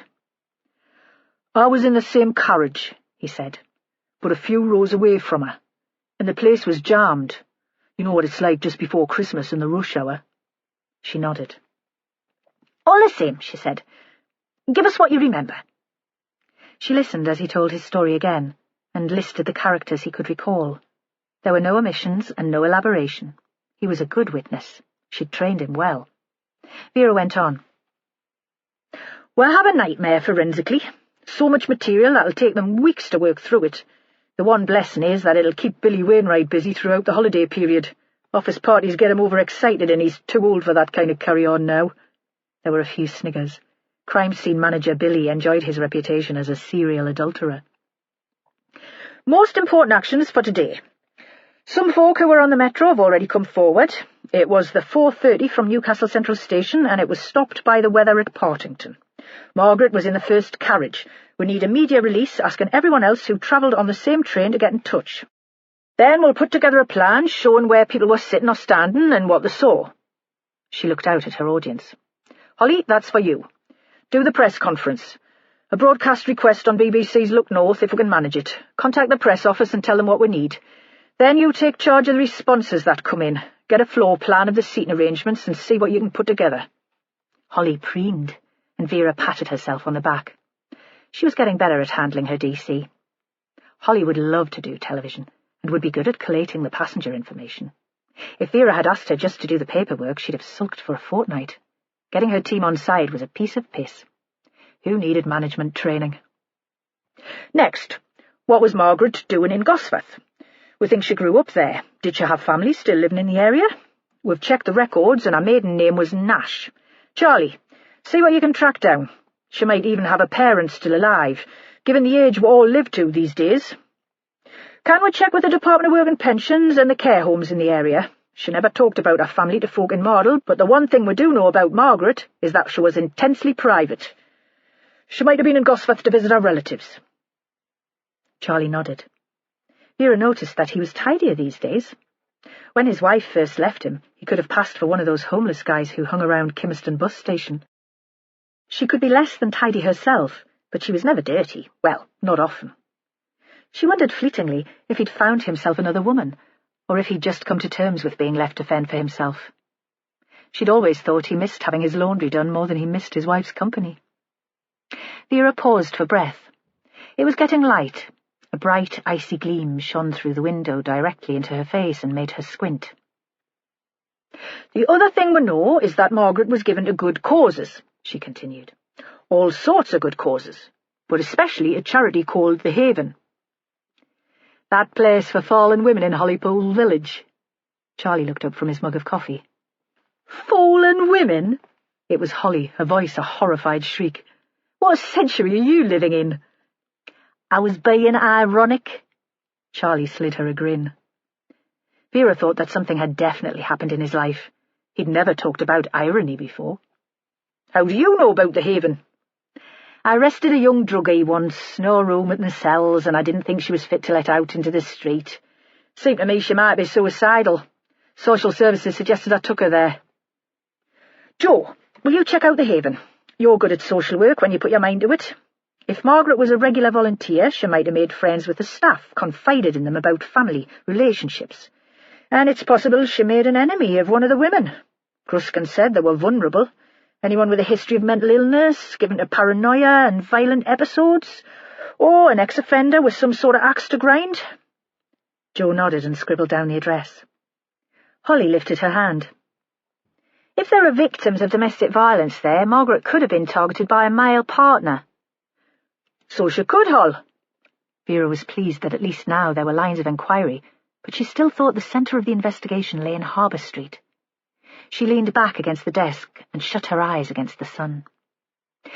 And the owner of the guest house, Kate Dewar, formerly known as musician Katie Guthrie, has a new man in her life, Stuart Booth. No record, not even a speeding ticket, but let's see what we can find out about him. Track down any former partners, any history of violence, and we'll need a chat to the head of the school where he teaches. The rest of you, we've set up interviews with the folk who were on the train and who've already been in touch. Treat them nicely, but be aware that any one of them could be the killer, so no dismissing the smart guy in the suit because he doesn't seem the type. We need to know where they were sitting or standing and if they saw anything unusual. Margaret's hard to pin down socially, and she could have mixed with all sorts. We're especially interested in the people who got on at Gosforth.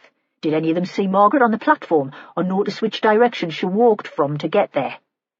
Charlie coughed. Ma'am? Yes? She lifted an eyebrow. Don't the metros have CCTV these days? Usually, but the one on our train wasn't working. She gave them a wide smile. We're chasing up the reason. So we're dependent on old-fashioned policing. And before anyone asks, there was CCTV outside the station, but the snow was so heavy that it was impossible to see anything. She waved them back to their desks. If anyone wants me, I'll be with Prof. Keaton at the post-mortem. Chapter 10. Kate Dewar had hardly slept. Stuart had gone home soon after Vera Stanhope had left for her room. "I've got all the end-of-term reports to finish," he'd said, "and the kids'll want you to themselves." She'd almost asked him to stay, but didn't want to force the issue. He could see that she was upset, and he wasn't sure how to help her. Her sadness would discomfort him. He was never very good at talking about feelings. He'd been on his own for so long that it was as if he'd had to learn a new language. And he was a kind man. She saw that the nature of Margaret's death had touched him, even though he hadn't known her for long. It wasn't fear that had kept her awake in the night. She wasn't expecting Margaret's killer to break into the house and murder them in their beds. She might have been haunted by fancies like that. She had a vivid imagination, but somehow the presence of Vera Stanhope, solid and implacable, had made the idea seem quite ridiculous. Instead, more subtle anxieties kept her awake. The business, the family, how she would arrange a suitable funeral for Margaret. She lay on her side, rigid with tension, checking her bedside clock every hour. It seemed as if she'd only just fallen asleep when the alarm went off. Usually she served breakfast from 7, but when she'd checked in, Vera had asked if she might take it early. "Cereal and toast'll be fine. I don't want to put you to any trouble." There had been a wistful edge to her voice, though, and Kate hadn't had Vera down as a healthy eater, so she'd had bacon and sausage under the grill just in case, eager to please. She'd always been eager to please, part of her problem. If she'd gone into her marriage deciding what she'd wanted from the relationship, instead of trying to guess what would make Robbie happy, perhaps things would have worked out better. She'd certainly made Vera Stanhope happy. The woman had cleared her plate in minutes and beamed.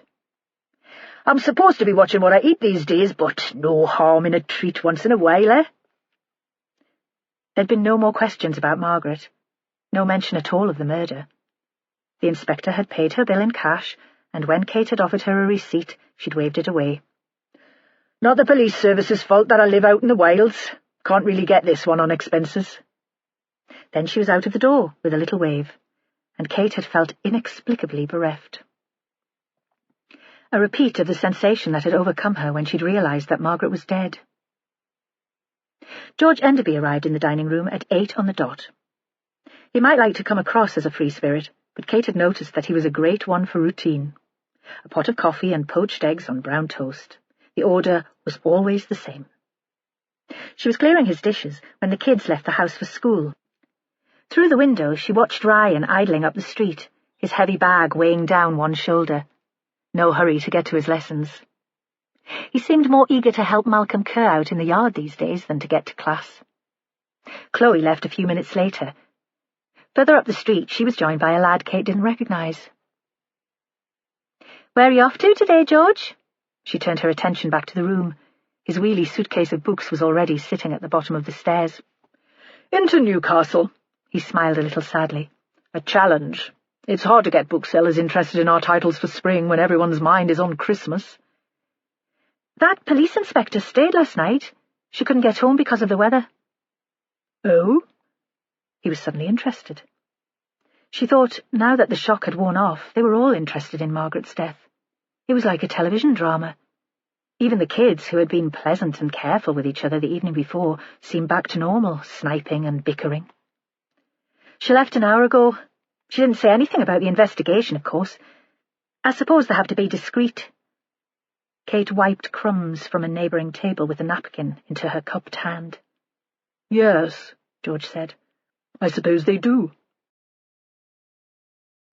Later, when the house was quiet and tidy, she sat on the sofa in the kitchen and dozed a little. A new folk band recommended by Stuart was playing in the background, and the voices sounded somehow like waves on shingle, blurred and soporific. She was shocked by the ringing of the doorbell. The detective had said that some officers would be in during the morning to search Margaret's room. This was a piece of information she hadn't passed on to George Enderby. His eagerness to discuss Margaret's death had seemed a little tasteless to her, and unlike his usual courtesy. Now she supposed that the search team must be here, and she rushed to let them in. She didn't want Father Gruskin and his coven of elderly admirers to see a group of uniformed officers on the doorstep. Rumours spread like wildfire in Mardle. But there were no policemen in the street. Instead, it was Malcolm Kerr, the boatman.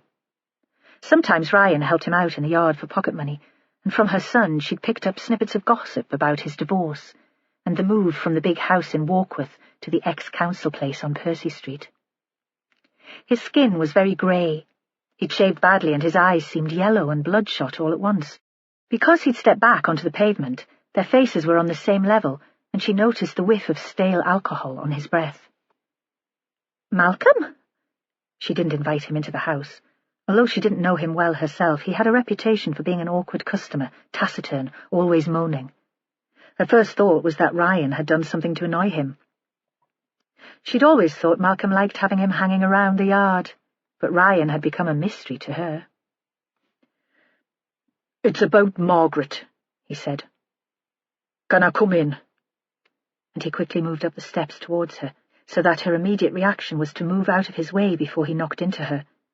Then he was in the house. She took him into the guest lounge, because it was nearer to the front door. Somehow she felt better speaking to Malcolm if she knew she could escape. Something about this man, intense and frowning, scared her. His yard had been on Harbour Street since before she'd moved in, for many years, she believed. He was a fixture, like the church and the pub. He'd taken over from his father as boatman to Coquet Island, and he'd been coxswain of the lifeboat until recent years.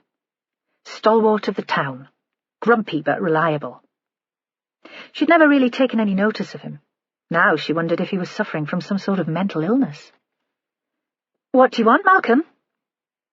He was a good distance from her, in a corner by the fire. She kept her voice calm. It was important not to make him angry.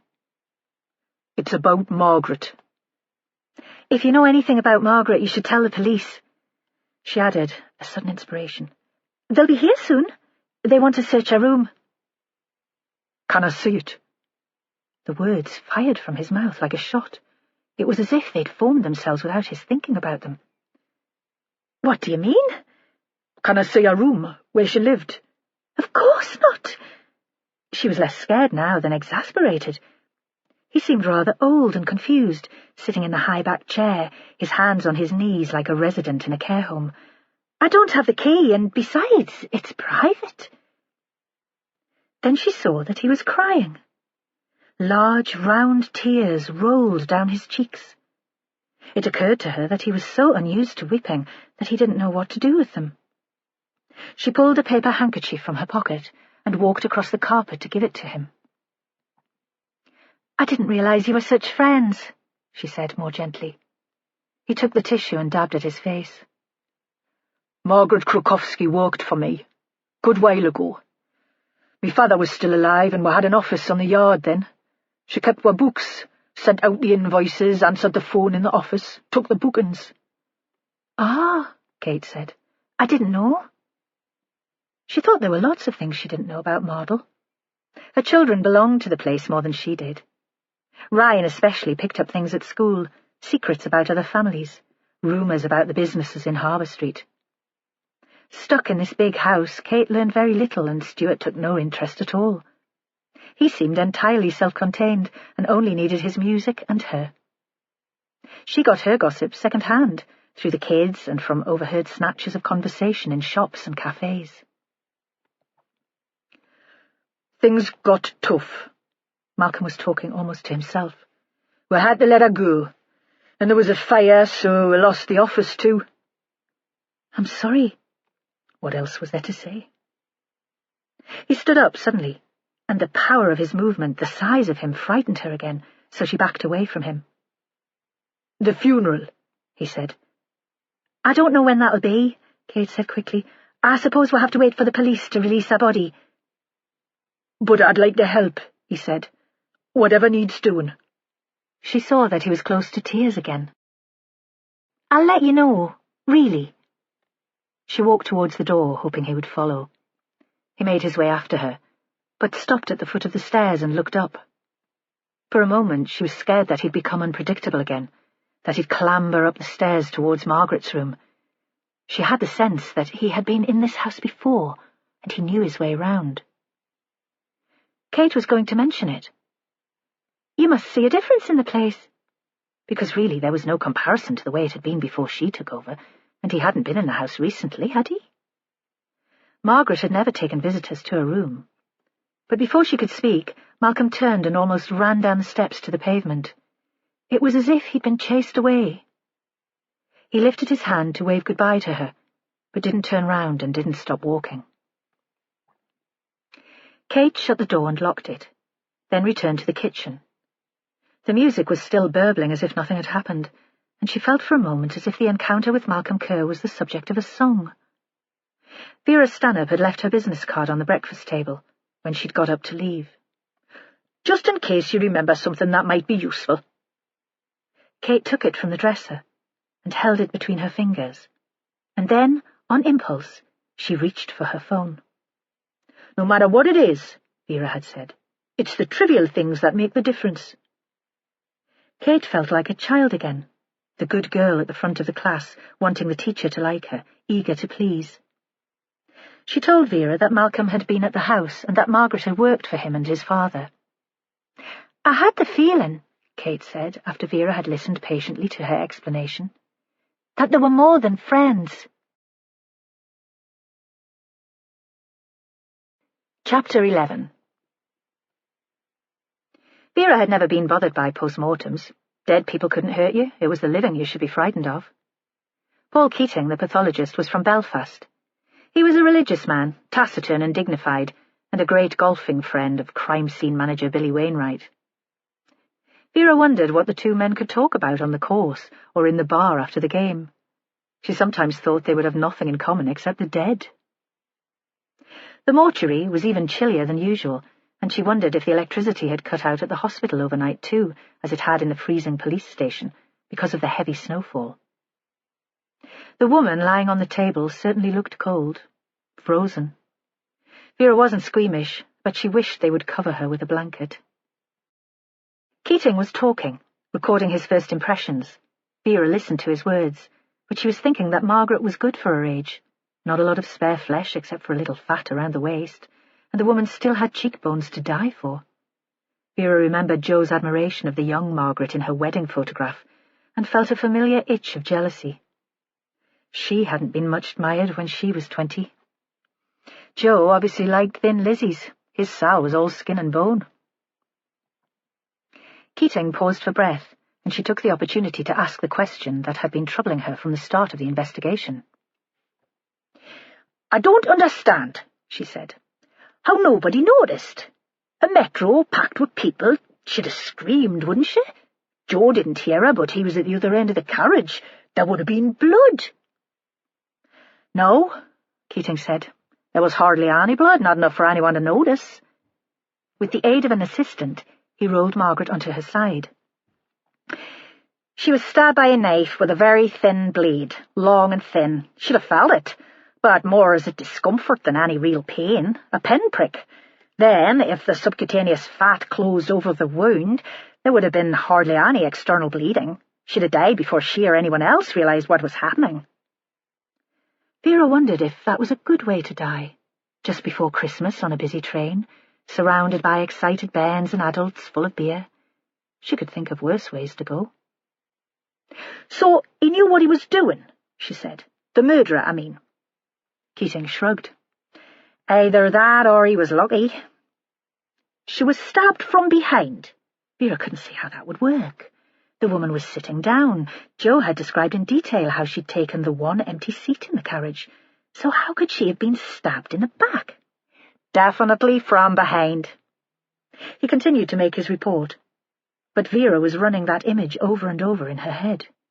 Margaret, well-dressed, stepping from the snowy platform into the train, finding a seat and leaning back against it. Vera created scenarios to explain the knife wound in the back, the sharp blade piercing the cashmere coat, Perhaps Margaret was being followed from Gosforth and was stabbed while she was still standing. But if that was the case, why had the killer waited to make his attack until she was in a crowded train? A dark and quiet suburban street would surely provide better opportunity. Or perhaps Margaret had turned in her seat to look out of the window as the train pulled into a station, and the killer had taken a chance then. In either case, the murderer could have left the train at any stop between Gosforth and Partington. They'd assumed that Margaret had been killed close to the final stop, but if death had crept up as unobtrusively as Keating had suggested, that needn't have been the case. Keating's words had been running as a background to her thoughts, and she noticed a sudden silence. "What is it?" She was jerked back to the present, to the freezing mortuary and the stink of human waste. "Avec, demoiselle." Keating stood for a moment, frowning. "Bile cancer. I find these indications on the liver, the disease that spread from the bile." "Treatable?" Vera wasn't sure how that could possibly be relevant. The woman hadn't stabbed herself in the back. This hadn't been a desperate and very public suicide. "Perhaps. No sign that it has been, though." "Maybe she's only just been diagnosed." Vera was talking to herself, running through the possibilities, more scenarios, more stories. "I'll need to trace a GP." Thinking it was unlikely that Margaret had been visiting an outpatient clinic the afternoon of her death. There were no major hospitals close to Gosforth Metro station. Outside, the sun was shining, but it was still very cold. Kids had made a slide of the pavement, and Vera nearly went arse over tit. She checked her phone, wondering if she'd missed anything important during the post-mortem, and immediately it began to ring. She didn't recognize the voice at first, and it was only a few seconds into the conversation that she realized she was speaking to Kate Dewar. Vera listened as the woman described the arrival at the guest house of Malcolm Kerr. "He ran the bird trips out to Coquet Island." Vera remembered a thin young man, gauche ashore, but agile on the boat. "With his dad?" Kate was obviously surprised by the interruption. "His father died years ago." "And he seemed in a bit of a state?" "The way he talked about Margaret," Kate said, "I had the feeling that they were more than friends." Parking the Land Rover in Harbour Street, Vera almost felt as if she were coming home. Kate must have been looking out for her, because the door was opened immediately. "You don't mind if we chat in the kitchen?" she asked. "Only I've got bacon in the oven." Vera followed her down to the basement, pleased that they wouldn't be sitting in the highly polished lounge, which reminded her, she suddenly realized, of a funeral parlour or an elaborate chapel. "He'd been drinking," Kate said. "Last night, if not this morning. I could smell it on him. Everyone knows he likes a pint in the Coble of an evening, and a couple of cans if he's working in his shed, but I've never known him drunk, not even when Deborah left." She'd switched on the filter coffee machine, and the water was dripping through the grounds, filling the kitchen with its smell. "Deborah?" "His wife." Kate opened the oven and pulled out a tray of shortbread. "This won't be as good as Margaret's." "Maybe you won't have to bother with bacon, if you hit the big time with the music again." Vera squinted across at her. She couldn't understand what was going on with this music thing. Was it just a dream encouraged by Stuart Booth, or were there concrete plans? "Aye," Kate said, "maybe, though I'll not hold me breath. It's a precarious business. Stuart's not one for wild dreams either." She smiled, though, and Vera thought that secretly she was excited by the whole package, the music and the man. "When did Malcolm and Deborah separate?" There was nothing Vera liked better than this talk about the personalities on the edge of a murder. Gossip, but legitimate because it was work. 5 years ago, something like that. Deborah had invested in Malcolm's business, and he was forced to buy her out. They had a nice house up the coast at Warkworth at one time, but he had to sell it to pay her off. He lives in a poky little ex-council place in Percy Street now. "Is that in Mardle?" "Yes." Kate poured the coffee. "Just behind the church." "Did you ever know that Malcolm and Margaret were close?" Vera eyed up the shortbread, but it seemed that Kate was going to leave it to cool. "No, but I didn't know Margaret had worked for him at one time either. In the office, he said. It must have been before we moved here." She paused. "Margaret never mentioned it, and Malcolm doesn't have an office now, just that eyesore of a shed." There was a moment of silence, and then Vera asked, "Do you have a health centre in Mardle?" The question came out of the blue, and Kate obviously thought she was mad. "Yes, just over the metro line towards town, a new place close to the high school." "Handy." Vera drank the coffee. "Is that where Margaret's GP was based?" Kate thought for a moment. "I don't know. Isn't that weird? We lived in the same house for all those years, and I don't know where she went to the doctor. Perhaps because she was never ill. I suggested that she have a flu jab once. Everyone in the town was going down with it, but she wouldn't. She said she'd never liked needles." "Had she seemed herself in the last few days?" This time the response was quicker. "Actually, not really. Not as sharp. She was a bit preoccupied, wandering round in a kind of daze. I asked her if anything was the matter, but she just said she had a few things to sort out." That obsessive privacy again, all those secrets. Oh, Margaret Krukowski, what did you have to hide? Outside, there was an odd milky light. Thin cloud obscured the sun, and Vera thought she could smell snow. She decided that as soon as it started, she'd head for home. She needed a night in her own bed and a chance to think things through. Her neighbours would have cleared the track by now and would make sure she got out in the morning. It was lunchtime. There were school kids queuing up at the chip shop, some only in their uniform sweatshirts, seeming not to feel the cold. She thought she caught a glimpse of Chloe Dewar with some boy, but she couldn't be certain. Teenage girls all looked alike to her. Kerr's boatyard was surrounded by tall, spiked railings, and you got into it through double wooden gates. Trawling back through her memory, Vera thought they'd met the men here that night she'd gone with Hector on his raid of roseate terns eggs. Then they'd gone to the harbour and into a boat. Not the tripper boat, the Lucy May, but a small boat with a powerful outboard. She tried to picture some sort of office, but nothing came. The gate's padlock was open, but the gate had sunk on its hinges now, and she had to lift and push it against the snow to get inside. There was no immediate sign of Kerr, but a track through the snow led to a shed made of planks and corrugated iron, and that was where she found him. It had one small window, so grubby that it was hard to see inside, but she made out a shape slumped in a battered armchair, and she tapped on the glass. There was no movement, and for a moment her imagination ran wild. Another murder or suicide. Plenty of tools to stab a woman with in a place like this, and knives to slash your wrists with if the guilt got too much. She knocked on the glass again, this time more fiercely, and Kerr stirred in his chair, then got to his feet. Before he had the chance to come out to her, she opened the door and went inside. It felt suddenly very warm. There was a tiny wood-burning stove in the corner, and the place smelled of smoke and sweat. He'd drunk too much and slept too little. She recognized the signs. "Who the fuck are you?" "Vera Stanhope," she said. She didn't mind the question. She could be like a bear with a sore head too, with a hangover. "Detective Inspector." "Stanhope?" He repeated the name as if he recognized it. "Aye, I think you knew me dad." She thought Hector must have worked with this man over a number of years. Kerr wouldn't remember the name after just one outing. Where else had he taken Hector in his rubber dinghy? What other eggs had they stolen together? "My God, you're Hector's daughter." The man spluttered halfway between a cough and a chuckle. "A cop! He'll be turning in his grave." Vera shifted a pile of old boat magazines from a stool and sat down. "Margaret Krukowski," she said. He sank back in his chair and stared ahead of him. "What about her?" "She used to work for you." "That was a long time ago." He was wary now, determined to give nothing away. Vera wondered what else he had to hide from the police, besides the raids out to the island nature reserve. Dodgy tax and VAT returns, almost certainly. Blackfish, smuggled fags and booze.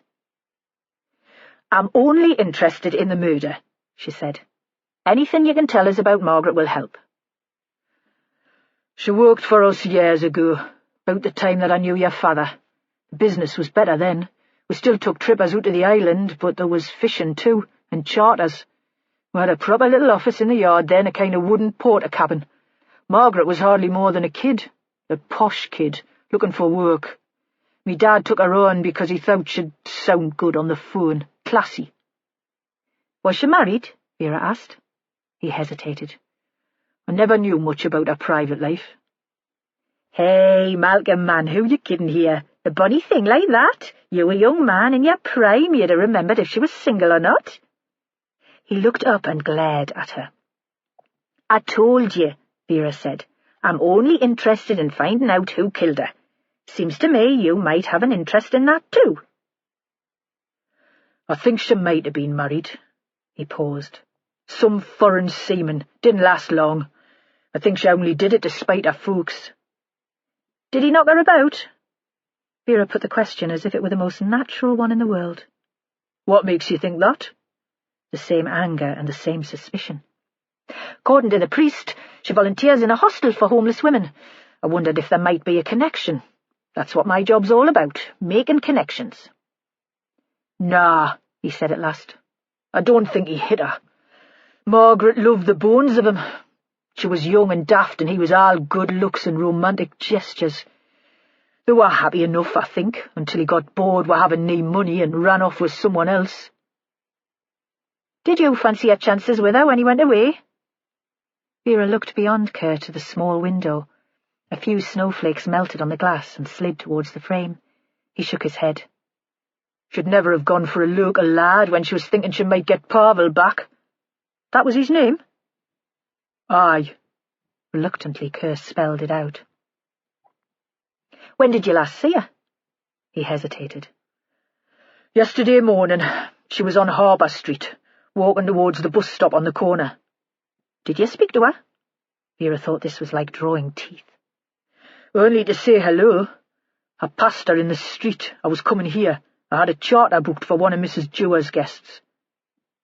Who would want to go out on the water in weather like this? For the first time he gave her a real smile.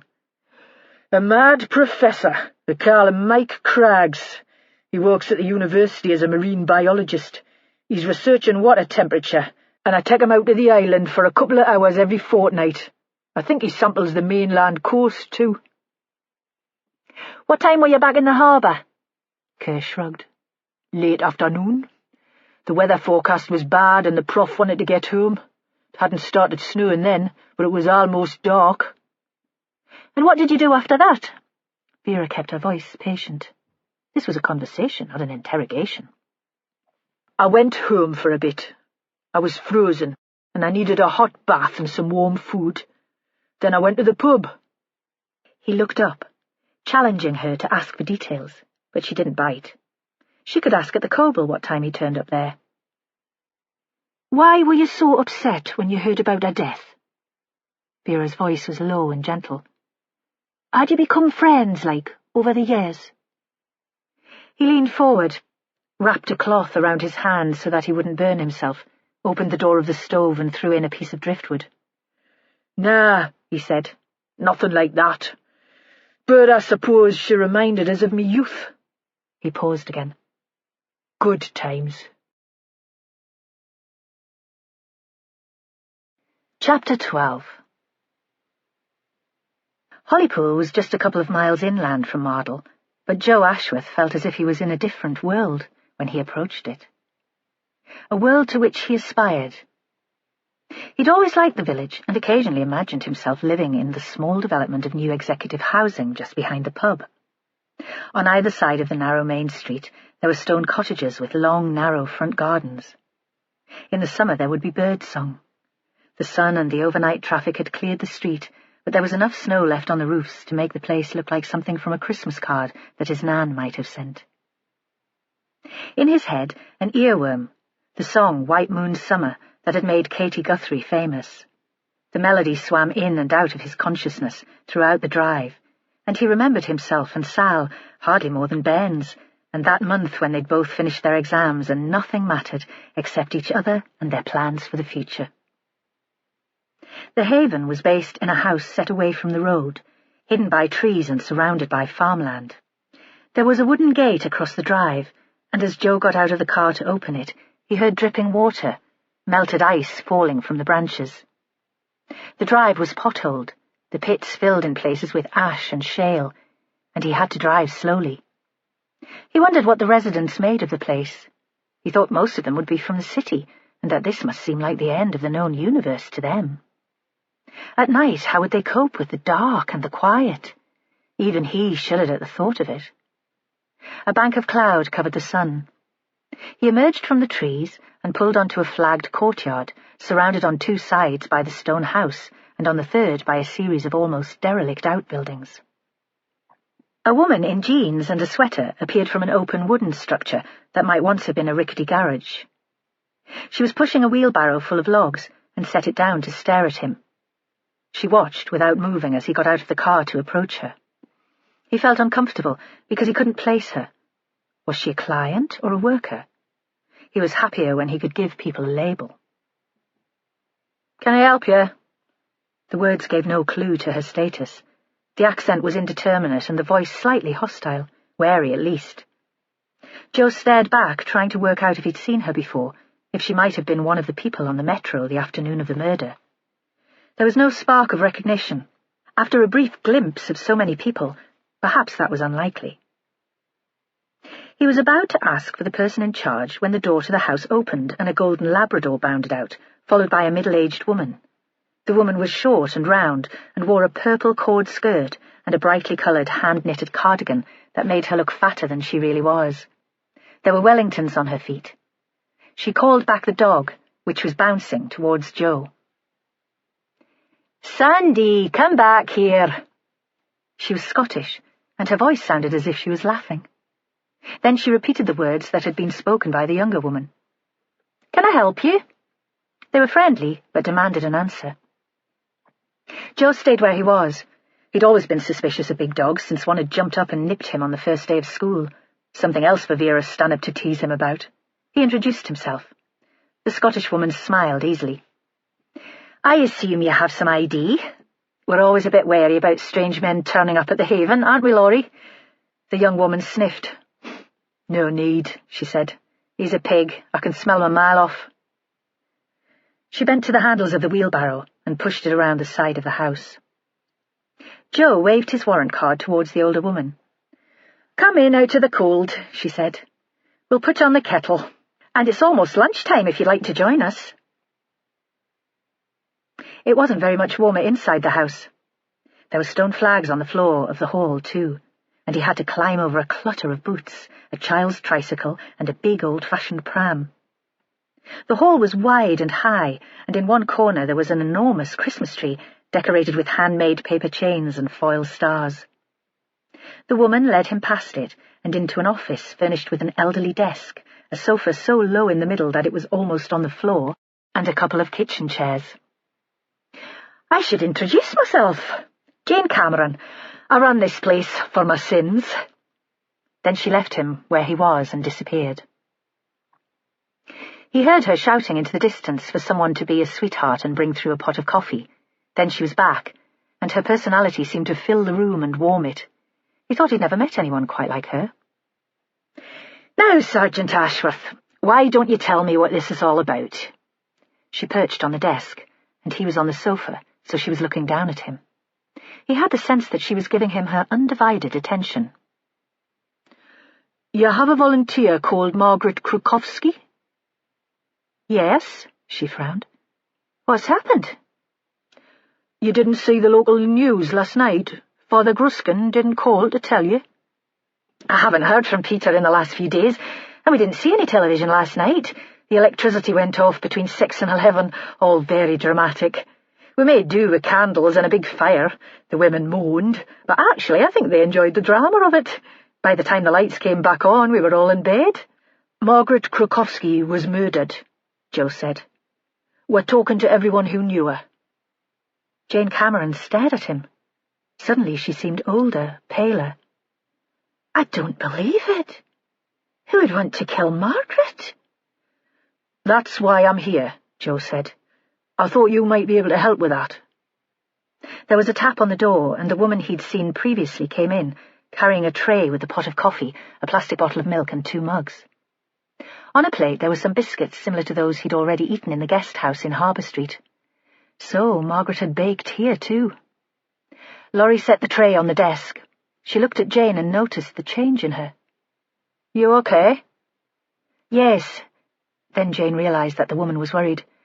"Really, I'm fine. We'll come through and explain. Just give us a few minutes." Laurie looked furiously at Joe Ashworth, as if she blamed him for Jane's distress, and left the room. Jane poured coffee, offered milk and sugar in a distracted way. "I'm sorry," she said at last. "I can't take this in. Margaret seemed indestructible. She had more energy than anyone I knew, and we'll all miss her here so much. She was very much part of the family. She even brought Kate's children along with her sometimes. She still does occasionally if we're running a special event. We had a winter fair a couple of weeks ago to raise some cash, and Kate and the kids came along to that." She gave a tight little grin. "We're always strapped for money here, always under threat of closure, and these events never seem to make as much as I hope." "Tell me about the Haven." "It's been running for about 20 years. I've been here for all that time, and Margaret started volunteering soon after I arrived. It's a place for women who need somewhere safe to stay on a temporary basis, not just a refuge for victims of domestic violence, but women with problems of addiction or who need support after leaving care or being discharged from psychiatric hospital or prison. We can take the kids as residents too, though we don't have any staying with us just now." She looked up and smiled. "I was working as a senior social worker in the city, and I took a 6-month sabbatical to set the place up. I never left. A cop-out, perhaps, but much less stressful in some ways. But it's a chance to work intensively with the people and to build a community. I still stay in touch with ex-residents. We have reunions sometimes. Loads of them turned up to the fair. It's brilliant to see what some of those women have achieved.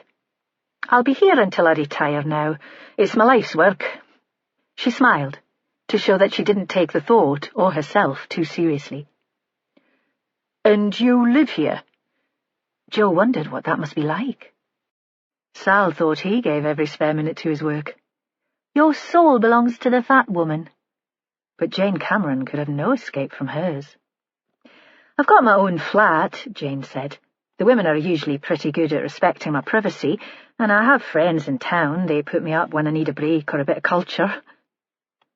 "But no family of your own, no partner?" Vera would have asked. But he couldn't bring himself to put the question. "You must have problems over the years," he said. "Abusive husbands, dealers, pimps, coming here and causing trouble." "All of those," she replied. "We've built up a very good relationship with the community police officers who turn out to help when needed, but there's been no hassle recently, and there was no reason why anyone would target Margaret. She was a volunteer, and her style was unobtrusive. She befriended the women once they arrived here. She had nothing to do with persuading them to come in the first place." Joe drank his coffee. "I'll need to talk to your residents. Margaret might have confided in them, told them if anything was worrying her." He looked up. "She didn't mention anything of that sort to you?" Jane shook her head. "I learned from the start that Margaret was very private. She didn't talk about herself. If anything, I was the one who confided in her. I'll miss her." She paused. "Though when she was last here, she did say that she'd like a chat sometime, that she could use some advice. I was busy and asked if next week would do." The social worker looked up, horrified. "I should have made time for her. All those hours she gave to us, and I couldn't squeeze in a few minutes from my schedule. But she seemed okay about the delay, at least she said she was." "And you have no idea what she was concerned about?" Jane shook her head sadly. "Why don't you come and meet the others? Margaret might have talked to one of them. It's almost lunchtime and you can join us. I warn you that they'll be extremely upset. As I said, Margaret was like a family member, more like a mother or a grandmother to them than a volunteer. You can be sure that none of our residents killed Margaret." "I'm sorry," Joe said. "I can't rule out anyone at this stage." She gave a sudden wide smile. "Not even me. Of course, I appreciate the importance of an open mind, but really on this occasion it would be foolish to pursue that line of inquiry. As I said, none of our residents killed Margaret, Sergeant. The weather was so foul yesterday that nobody went out at all. They were here all afternoon. I can vouch for that." She looked up at Joe, challenging him to contradict her, but he said nothing. The residents were sitting in a large and untidy kitchen. It was warmer there. Heat came from a chipped and grubby Aga. Children's paintings were stuck on the walls, the corners distorted with age. The dog had curled up in a basket near the stove. Mince pies cooled on a wire tray on the bench. Joe recognised Laurie, who'd been carting in the logs, and there were 5 others ranging in age from a teenager, skinny and nervy, with a pale angelic face and long curly red hair, to an elderly woman who was stirring soup on the hob. "This is Sergeant Ashworth, girls, and he's come to talk to us. I've suggested he join us for lunch." Jane put rolls onto a plate and took a tub of margarine from the fridge. Laurie was laying the table and looked up. "What does he want?" Joe stared back at her. "Margaret was murdered yesterday." He thought he might as well get this over. The soup smelled good, but he couldn't imagine sitting at a table with them, putting questions while they all ate. Vera might be an expert at cosy chats. He preferred a proper formality. Nobody moved. It was as if they were struggling to take in the news. He saw tears running down the cheeks of the old woman by the stove as she stirred the pan. The girl with the long red hair was frozen like a statue. Why the fuck would anyone kill Margaret? It was Laurie, so tense and angry that Joe thought she might be capable of murder. Jane put an arm around her shoulder and held her very tight, part comfort, part restraint. Laurie continued, looking round the room. "Well, she was amazing, wasn't she? Everyone here adored her." She stared at Joe. "You can't think we had anything to do with it." "I think you might be able to help us find a killer." There was silence in the room. Outside it seemed suddenly very dark, and a gust of wind blew a branch against the window. Jane moved away from Laurie to switch on the light. "Let's eat," she said. "You know how Margaret liked good food. We can eat and remember her, and tell Joe everything we knew about her." So, despite his intentions and the flurries of snow that threatened to cut him off from the outside world, Joe found himself sitting at the table, sharing a meal with 7 women, listening to their memories of Margaret Krukowski. It seemed that the nervy teenager Emily had arrived at the Haven 2 months before. "Margaret seemed lovely, but I didn't really know her. We went for a walk one day, but that was just me moaning and her listening. You'd be better to talk to one of the others." She didn't look at him when she spoke. Her voice was soft and well-educated, and Joe wondered what she was doing living in a hostel. Didn't she have parents who could care for her? She looked as if she could still be at school. On one occasion her sleeves slipped back as she ate her soup, and he saw cuts on her inner arm. She was a self-harmer, hardly older than Jessie. The elderly woman who'd made the soup seemed either deaf or to live in a world of her own. She continued to cry, but her expression remained blank and made him unsure whether this was grief for Margaret or a manifestation of chronic depression. Laurie spoke most, turning to the others occasionally to check that they agreed with her. Jane didn't interrupt them.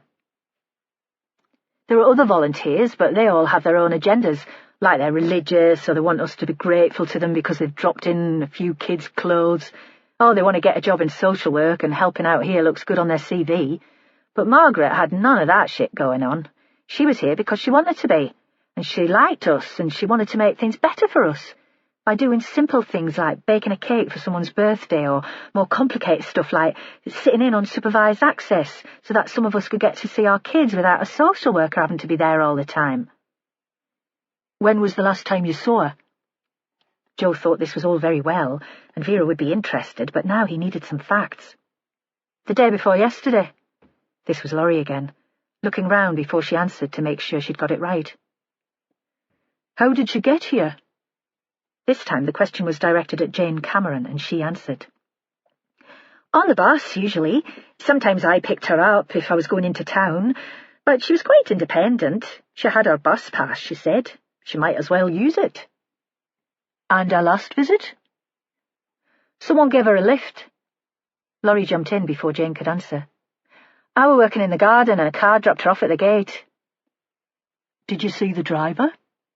Joe thought this was significant. Kate Dewar hadn't mentioned bringing Margaret to the Haven, and any other contact might be important. Laurie frowned. "No, They didn't get out of the car, but it was a silver Golf, not a new one, X-Reg. Are you sure? Joe never noticed cars, and in his experience women were even less likely to be aware of them. Oh yes, Sergeant. For the first time Laurie grinned. I'm an expert. All my previous offences have been vehicle-related. Jane invited him to stay for tea and mince pies, but he looked out of the window at the snow still covering much of the ground and said he should leave. He just stood up when Laurie spoke again. Someone should make sure that Dee knows Margaret is dead. Dee? Now all he wanted to do was get out of this place. In this weather the countryside held less appeal. He wasn't sure he'd want to live in Hollypool after all. Dee Robson, one of our former residents. Jane walked with him past the Christmas tree and into the hall so that they wouldn't be overheard, and they continued the conversation by the front door. She never settled here. Not her fault, perhaps.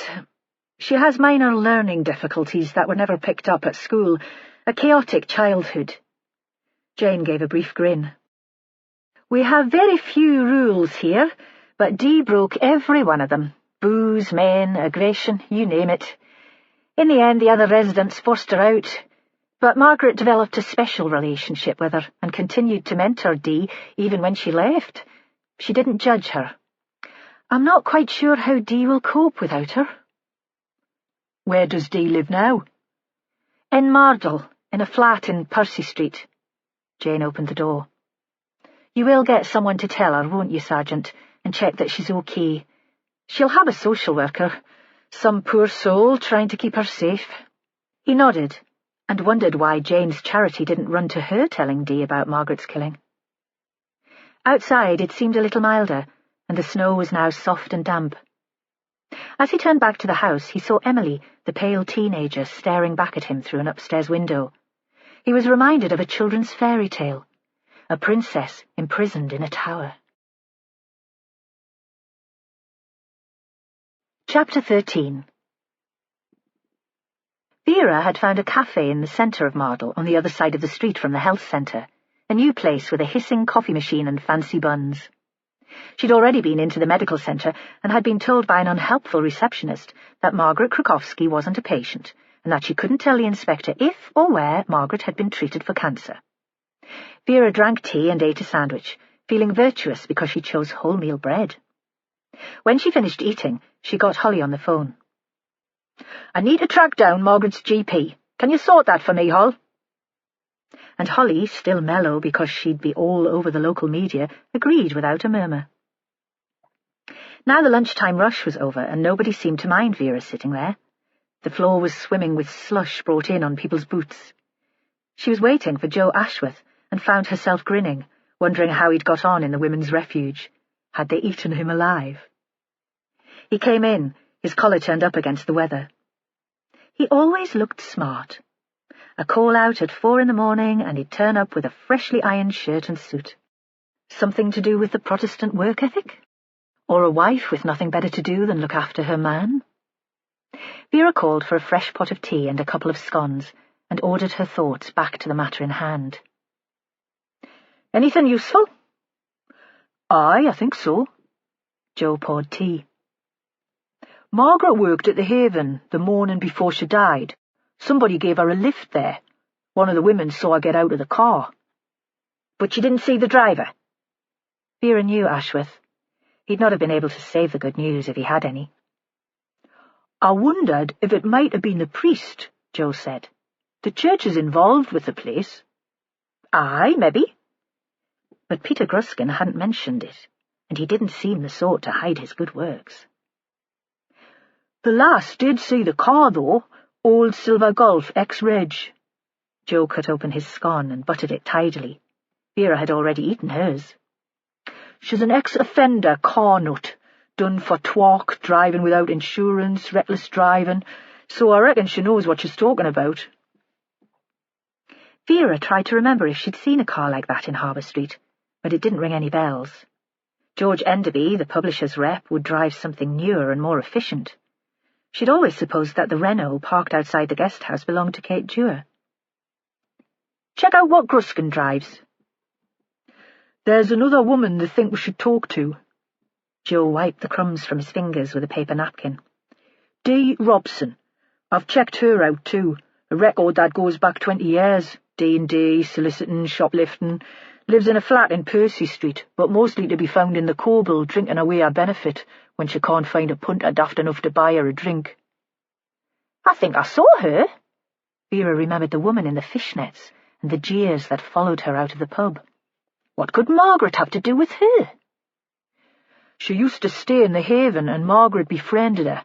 Still acted as a kind of mentor once Dee got thrown out of the refuge for getting pissed and taking men back to the place." "Margaret was ill," Vera said suddenly, realizing she hadn't yet shared this information with Joe. It had been playing on her mind since the post-mortem, and even as she'd been listening to him. "Possibly terminally ill, bowel cancer. Paul Keaton thought she might not have survived very much longer anyway. I'm not sure if she'd seen a doctor, but if she knew... She was religious, wasn't she? Maybe there was an idea of setting her affairs in order." She slapped her hands on the table in front of her. "I need to know where she'd been before she got on the Metro that day." She stood up suddenly. "Where are we going?" He hadn't finished his tea. "To see D. Robson, alcoholic and occasional sex worker." Vera stamped across the wet floor to the counter and ordered a bag of cakes to take out. The snow in the street had turned to a grey mess, and it was drizzling, rain mixed with sleet. The flat was in a 60s box built at the end of a street of 1930s houses, and Dee lived at the top on the 3rd floor. It wasn't as grim as the inner-city tower block, but there was graffiti all over the stairwell and the inevitable smell of piss and damp concrete. The door looked as if someone had recently tried to batter it in, an over-enthusiastic client or something more sinister. Joe knocked. Nothing. Vera banged on the door with the palm of her hand and shouted, "Come on, pet, let us in. We're not here to hurt you." There was a movement behind the door, but still it didn't open. Vera pulled Margaret's keys from her bag and tried the one they hadn't yet identified. The door opened. One mystery solved, then. Dee Robson stood just inside, legs apart, braced for a fight. When she saw Vera, she spoke with loud and righteous indignation. "Hey, lady, you can't just let yourself into my home." Vera took no notice and looked around her. If she hadn't known better, she'd have thought the flat was derelict. There was the same smell as in the stairwell. Mould grew where the walls and the window frames met. There was no carpet on the floor, which was sticky underfoot. Through an open door, she saw the bedroom. Here there was a stained rug and a double mattress covered with a shiny pink quilt. In there, Dee must entertain the men, so desperate or so drunk that they'd been persuaded home with her. They stood for a moment in the hall, staring at each other. "Well?" the woman demanded. "Who the fuck are you?" She was wearing tracksuit bottoms and a hoodie, and it smelled as if she'd been sleeping in them for days. She hadn't cleaned off the makeup of the night before, and the mascara had run down her cheeks. She'd been crying. "You've heard about Margaret?" Vera said. Dee nodded. "That we're talking about it in the Coble last night. Then it was on the news this morning. You're the police." Not a question. She wandered into the living room, and they followed her. Again the floor was bare. A formica kitchen table stood against one wall, with 2 plastic stools at each side. There was an easy chair, the shape of springs visible through the orange fabric, and in the corner, on the floor, stood a small flat-screen television. "Margaret gave you the telly?" Vera nodded towards it. "Aye, she said she didn't watch it much anyway, and I'd have gone crazy on me own in this place without one." Still the woman was wary. "I didn't nick it, if that's what you're thinking." "We're here to ask you about Margaret. She was your friend, and you might be able to help us find out who killed her." Vera kept her voice gentle. Joe Ashworth was hovering just inside the door, as if he was worried he might catch something. He must have been in hundreds of scuzzy houses since joining the police service, but the way some people lived still horrified him. "Just wait until your Jessie becomes a student." Vera gave a quick, secret smile. "Have you got tea, Dee?" Vera asked brightly. "Milk? I'm gasping for a cuppa, and we've brought cakes. I never go visiting empty-handed." The woman looked at her as if she hadn't understood a word. "Off you go, Joe, kettle on, and if you can't find what you want, nip out to the shop. Dee and me are going to have a chat." There's milk." Dee seemed suddenly to come to life. "Margaret brought it in with her when she came to visit. She always brings milk. She knows I forget." "When did she last call round?" Vera asked. She landed on a stool. Dee took the easy chair. In the kitchen was the sound of a tap being switched on. Joe would be scrubbing the mugs. "Yesterday lunchtime. She said she was on her way into town." "Did she say where she was going?" Vera tried to imagine the elegant, well-dressed woman Joe had described from the train, sitting in this room, drinking tea from the stained mugs and talking to Dee. "No, just that she had business to sort out." Vera supposed that could mean anything. A visit to a solicitor, an accountant. "How did she seem?" Vera asked. "Quiet, upset, angry?" But Dee just shook her head, as if another person's feelings were beyond her. Joe came in then, carrying the tea. Vera put the bag of cakes on the table and tore open the paper so that Dee could see inside. Joe looked at the stool, but chose to lean against the door instead. "And before that," Vera prompted, "had you seen Margaret recently?" "Last week." Dee's mouth was full of cream sponge. Joe looked away. Fastidious, Vera thought. That was the word to describe him. "We went shopping in town." She seemed suddenly excited, and Vera thought sadly that the trip into Newcastle could have been the highlight of Dee's month. "Margaret took you shopping?" "Aye, she said I needed a proper jacket or I'd catch me death. The church has a fund, mostly for the lasses at the Haven, extras they might not be able to afford, but Margaret said there was no reason why I shouldn't get some of it." "Why did you leave the Haven?" This was Joe, not able to help himself, accusing. He'd bring back the workhouse given half a chance. Dee muttered something that Vera could only just make out, about being stuck in the middle of nowhere and a cow called Jane who picked on her. "Tell me about going shopping," Vera said. Dee's face brightened again. "We went in on the Metro. Had one dinner in a cafe. I had fish and chips. Margaret only wanted a sandwich. We bought the jacket in new look, dead smart." She launched into a description of the coat. Given any encouragement, she'd have brought it out to show them. Vera allowed her a couple of minutes, then interrupted. "Was it just shopping? You didn't go anywhere else, in office, or perhaps Margaret met someone she knew?" A pause, great concentration. "She didn't meet anyone, but she saw someone." "Tell us what happened, Dee." Vera reached out for a vanilla slice. "No stories, mind, just the truth." "We were walking down Northumberland Street, and there was this man on the other side of the road. Margaret told me to wait where I was, and she ran after him. We was faster than her, and she couldn't catch him up." "What did he look like, this man?" Vera wasn't sure how much faith to put in Dee's account.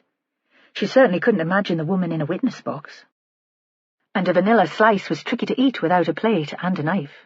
She turned to Joe. "Is there a knife in the kitchen? I'll have cream all over us if I don't cut this." Dee shrugged. "Don't know. I didn't really see him. I wasn't looking. He just ran off when Margaret saw him." "He was young, was he? If he ran fast?"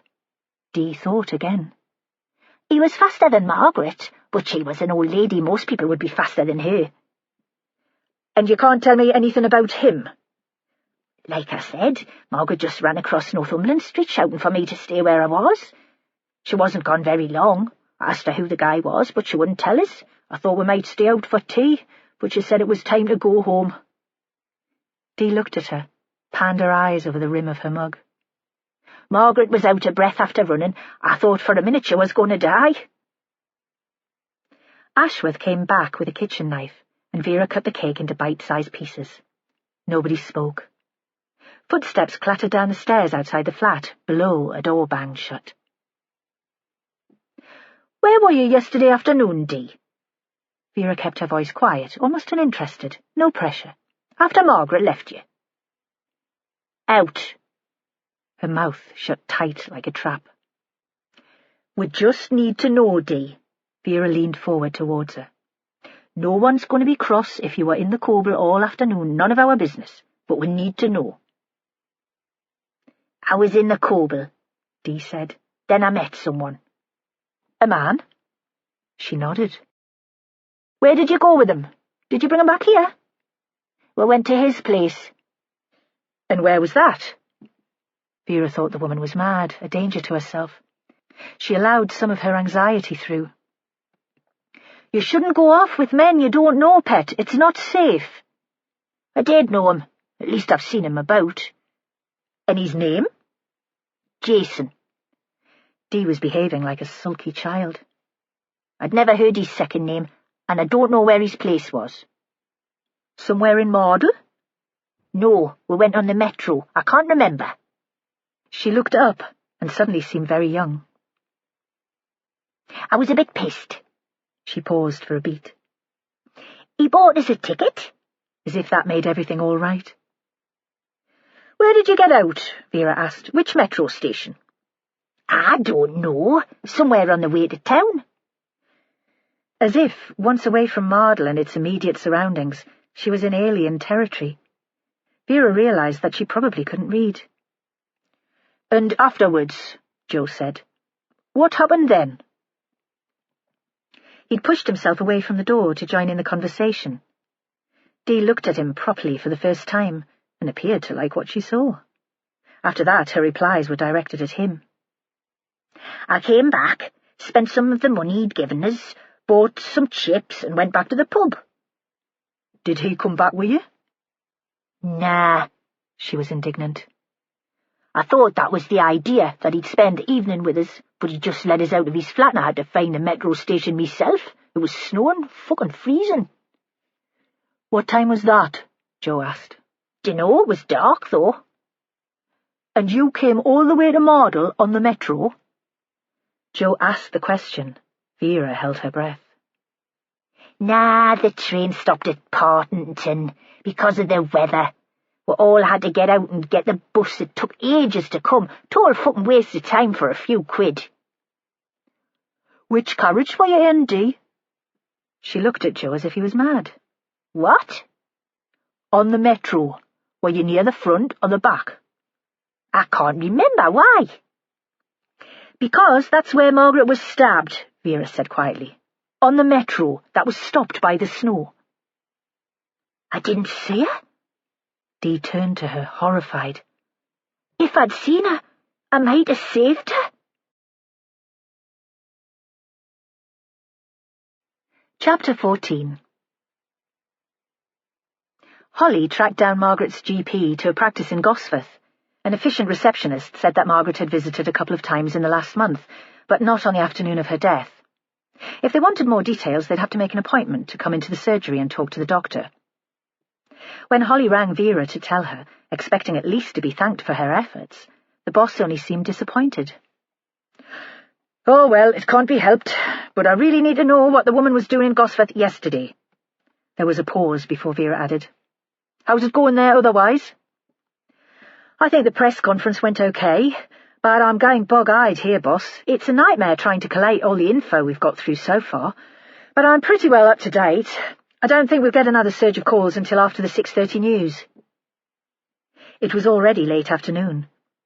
After the buzz of the press conference, Holly had spent the next couple of hours in the police station, plotting names onto a large piece of graph paper. She tried to map the location of passengers in the metro carriage electronically, but in the end it worked best to spread the graph paper over a double desk, each large square marking either a seat or a space. Still there were gaps. Some of the people Joe had remembered, the smooching kids and the partying businessmen, had failed to come forward. Other passengers had seen Margaret get onto the train at Gosforth, but hadn't noticed if she'd been followed onto the platform. There was a moment of silence on the end of the line, so Holly wondered if she'd get a bollocking again for complaining. She felt every contact with Vera Stanhope was like an approach to a large and unpredictable dog.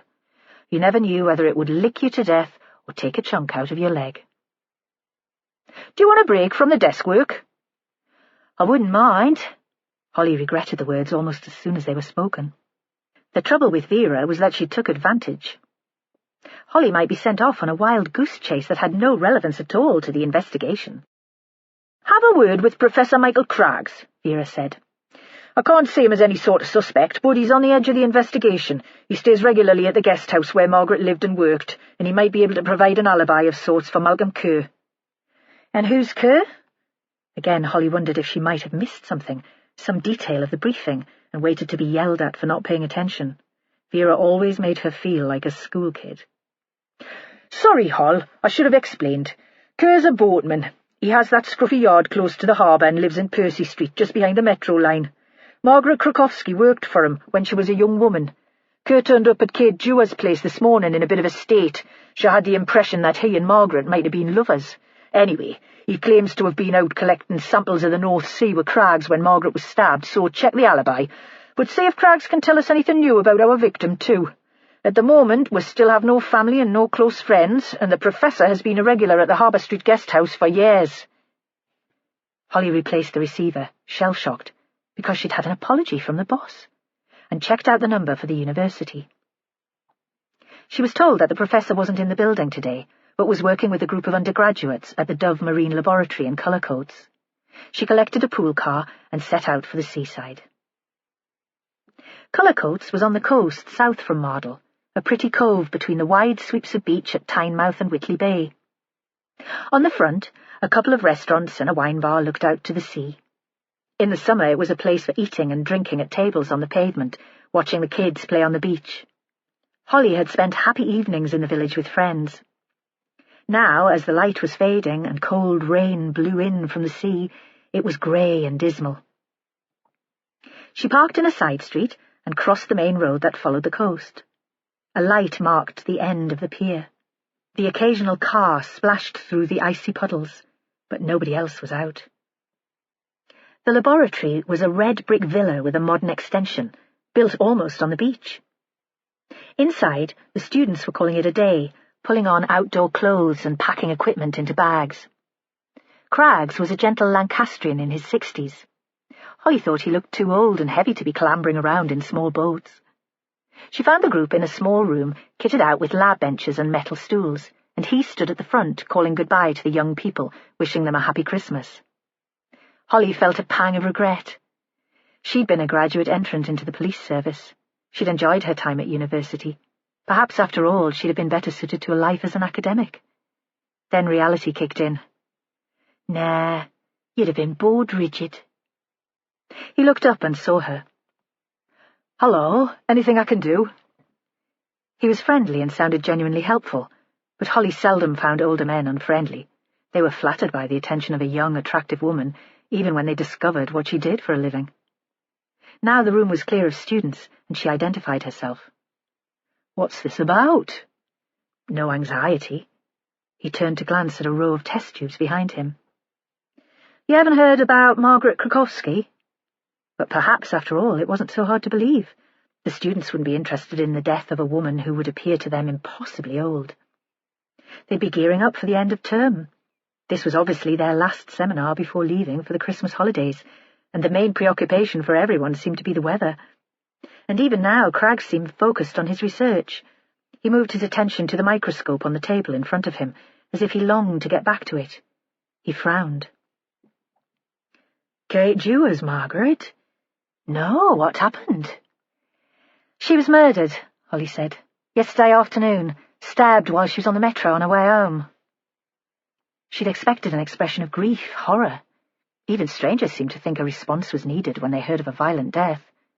But Craggs's reaction seemed dramatic. The colour appeared to drain from his face, and he sat suddenly on the stool by his side. "Poor Margaret, what a terrible way to die." "You knew her well?" He took a while to answer. "I've been researching in the waters off Mardle since I was an undergraduate, and I've stayed at the guest house in Harbour Street at least one night a month since it opened. Kate and Margaret felt almost like second family. Kate must be devastated. Even now that she has her new partner, I'm not sure how she'll cope there without Margaret." A pause. "Do you know who killed her?" "I'm not sure how you think I could help." He sat with his elbows on the bench. Holly saw that his blue rib-knit sweater had been neatly darned. There was a splash of something that might have been egg on the front of it. He looked like an absent-minded professor from children's stories. "We're talking to all the regulars at the guest house."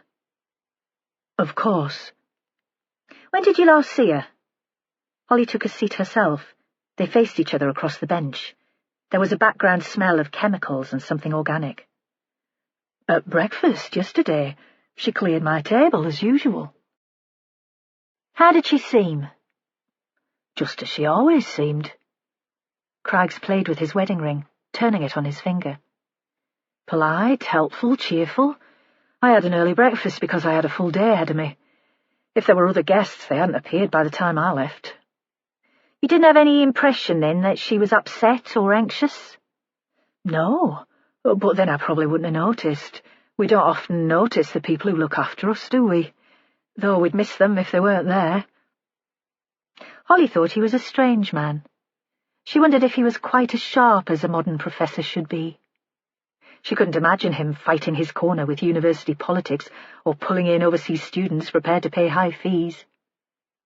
"We're having problems tracing her family," she said. "Did she mention anyone to you?" Again, he took a while to consider before he answered. "All the years I've been staying at Harbour Street, I only once had a real conversation with Margaret. She had a flat upstairs and rarely came into the visitors' areas except for work. But one evening we came into the house together. She'd crossed the road from the church, I think, and I was chilled after a day on the water. I invited her to join me for a drink, and we sat together in the dark, gloomy lounge." He paused. "I probably talked about my work, my family. I've been married for 40 years and have grandchildren of whom I'm ridiculously proud. Happy people can sound very smug. And I thought suddenly that she wasn't happy at all. That the quiet efficiency was a show, and underneath there was a terrible desperation. I asked her about her husband. Did she ever see him? 'Oh, no,' she said. 'He's long gone.' Then she said something very odd. 'Secrets are all I have left.' I didn't ask her what she meant. I could see that she wouldn't tell me." Holly made detailed notes. Some of it didn't mean much to her, but Vera had been in the guest house and it would all mean more to her.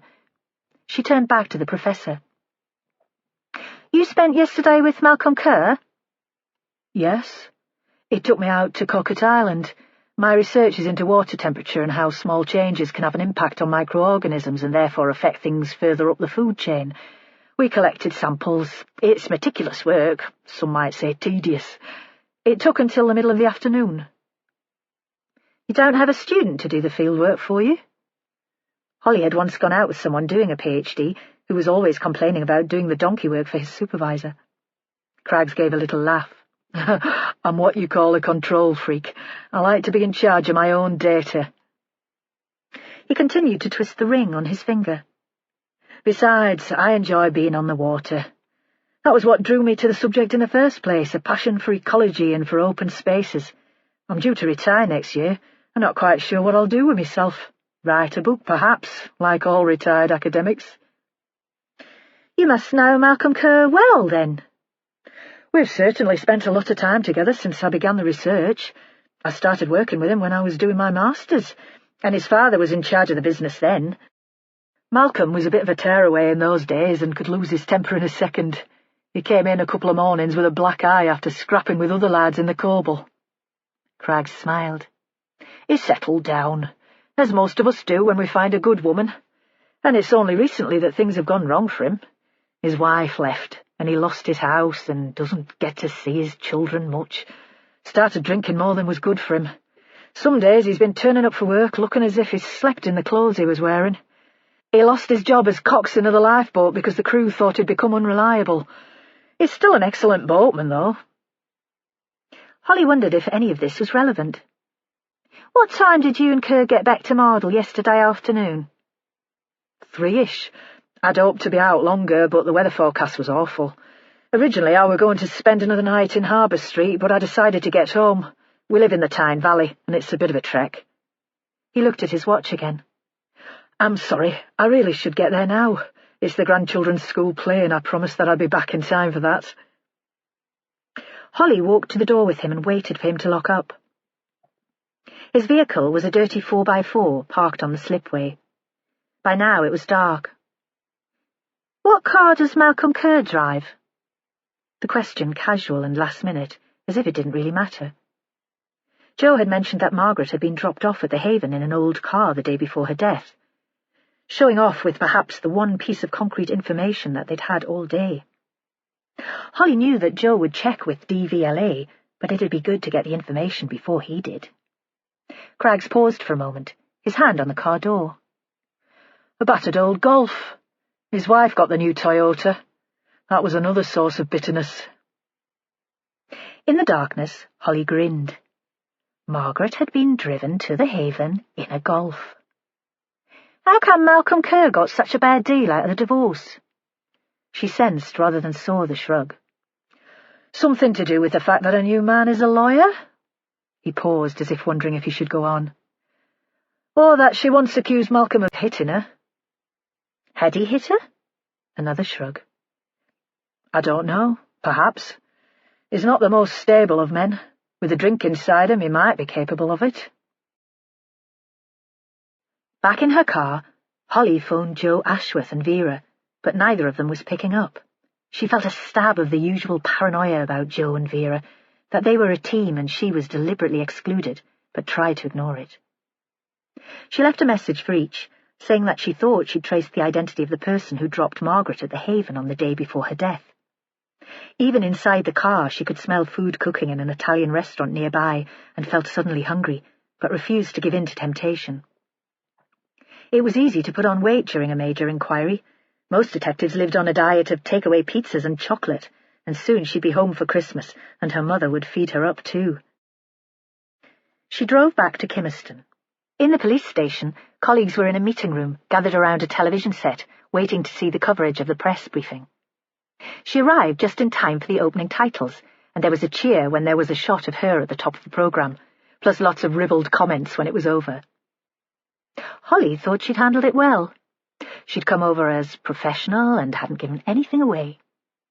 As soon as the piece on the press conference was over, the phones began to ring. Chapter 15. Vera and Joe stood in the entrance of the flats in Percy Street waiting for a shower to pass. Across the road, someone was playing a CD of Christmas songs, so loud that the music spilled out onto the street. The Pogues followed by Slade. Vera wondered what Dee Robson would do on Christmas Day, and if Father Gruskin would be a good Christian and invite her into his home. The notion was so unlikely, so incongruous, that it made her laugh out loud. She shook her head to dismiss it, and then decided that the old ladies in the congregation would be fighting among themselves to give their priest Christmas dinner. "What do you think?" Joe stamped his feet and put his hands in his coat pocket. "I'm not sure how a Dee'll manage on her own without Margaret to support her." Vera knew that wasn't what he'd meant. "Poor lass. Perhaps the Haven would take her back. We should give social services a ring." Joe looked impatient. Perhaps he thought her sympathy for Dee misplaced. The woman had disgusted him. "What should we do now?" "The evening briefing. Then I'm going home." Suddenly she felt tired and old. "I need a hot bath and an early night in my own bed." She looked at him hopefully. "Fancy calling in for a quick bite on your way back to the family? There'll be something in the freezer. Joanna dropped in a lamb casserole last week, their own meat. It'll soon heat through, and it'll give us a chance to talk about the investigation in the warm." He stood for a moment, his hands in his pockets. "It's not on me way home, and your house is never warm." But she could tell he was weakening. She drove ahead of him and had a fire lit before he arrived. The casserole had already been in the microwave and was now in a pan to finish it off. She knew he'd smell it as soon as he walked through the door. There were bottles of wine and beer on the table under the window. She'd grown up in this house, in the hills. Her mother had died here when Vera was still a child, and she'd nursed Hector, her father, the man who still taunted her from the grave until his death. The house was impractical and mucky, but she knew she'd never move. She hoped that she'd die here too. In the kitchen, she reran the briefing in her head. It had been Holly's show. She'd been full of the information that Malcolm Kerr drove an old Golf and that he'd been back in Mardle at around 3 o'clock. Kerr had no alibi for the murder then. And if he had given Margaret a lift to the Haven, he'd lied to Vera when he said he'd not seen her to talk to recently. Joe came in without knocking. Vera nodded towards the beer. "You could have just one to keep me company." Another ritual.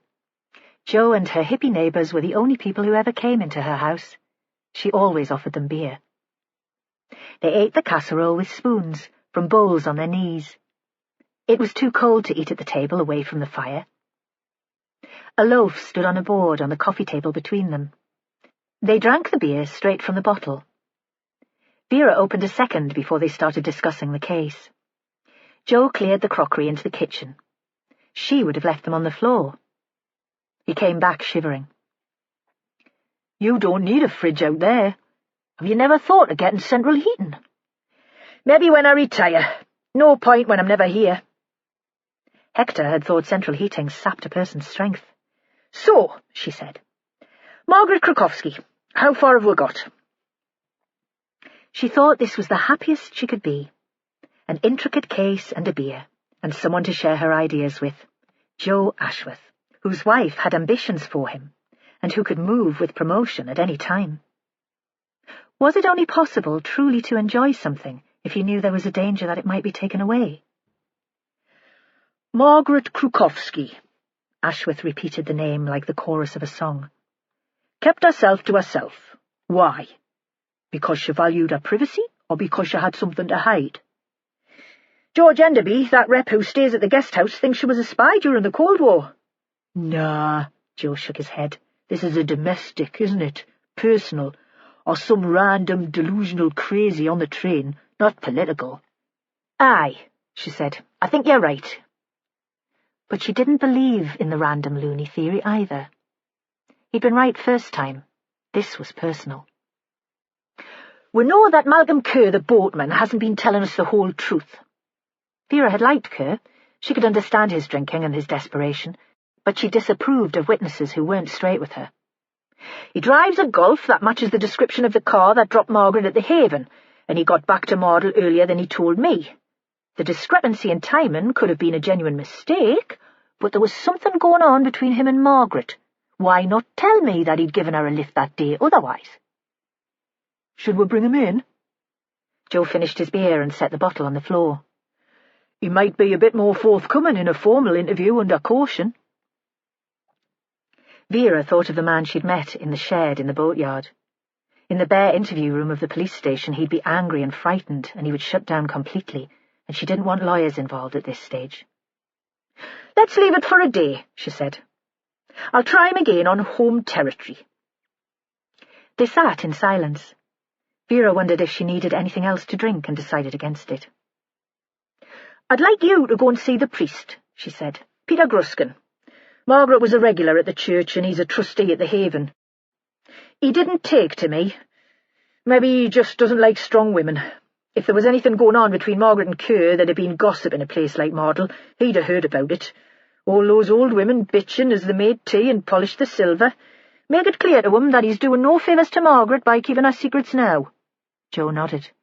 "And we'll send Holly into Kate Jewish, shall we?" Vera felt that she was on a roll. "She'll be a fresh pair of eyes in the place. I can't remember when George Enderby was leaving. If he's still there, she can talk to him too." Joe nodded again and held his hands to the fire. He shot a look at the clock that stood on the mantelpiece, Hector's clock, which had always been there. "Off you go," Vera said, making a shooing motion with her hands. "I'm ready for a bath and me bed. I'll catch up with you at the briefing tomorrow morning." She got to her feet. Joe seemed almost reluctant to leave, but he stood up too. "Holly's press conference will have been broadcast again tonight on the late local news. Perhaps something will have come out of that." She gave a little laugh. "Our Holly, as the face of Northumbria Police, she'll love that." She opened the door to see him out. The rain had stopped, and the sky was clear. The stars seemed very bright. At the briefing the following morning, Vera felt full of energy and ready to spread goodwill around the team. "Holly had a very productive meeting with Mike Craggs, Professor of Marine Biology at Newcastle University. She filled us in yesterday about Kerr's car and the time that the boat got back into Mardle, but I've been thinking that I'd like a more general overview of the conversation." Holly got up to take centre stage at the whiteboard, and Vera thought that the young woman was loving this. It was what she was made for, to stand in front of a team and spread wisdom and light. "If I had any sense, I'd be grooming her for stardom, getting her ready for promotion. Then they might leave Joe here." Vera thought that she could never be that cunning, when Holly's words suddenly caught her attention. Repeat that, would you, Hol? Holly looked up, startled. Prof Craig said that the only time he had a real conversation with Margaret was one evening in the lounge at the guest house. He'd bought her a drink. They were on their own, and Craigs asked her about her husband. She said he was long gone and told him that all she had left was secrets. Margaret Krukowski and her bloody secrets. Vera wondered if there were any secrets.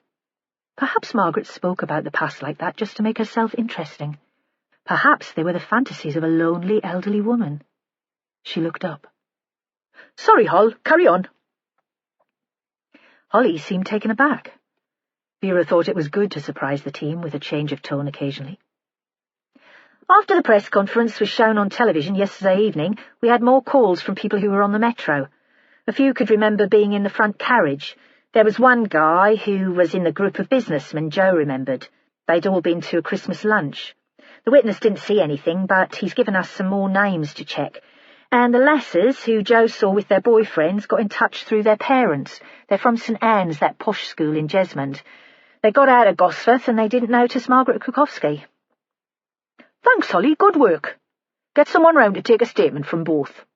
Holly beamed. Good God, Vera thought. Is this all it takes to keep the team happy? A bit of praise. She thought Holly was like the scruffy collie that belonged to her neighbours.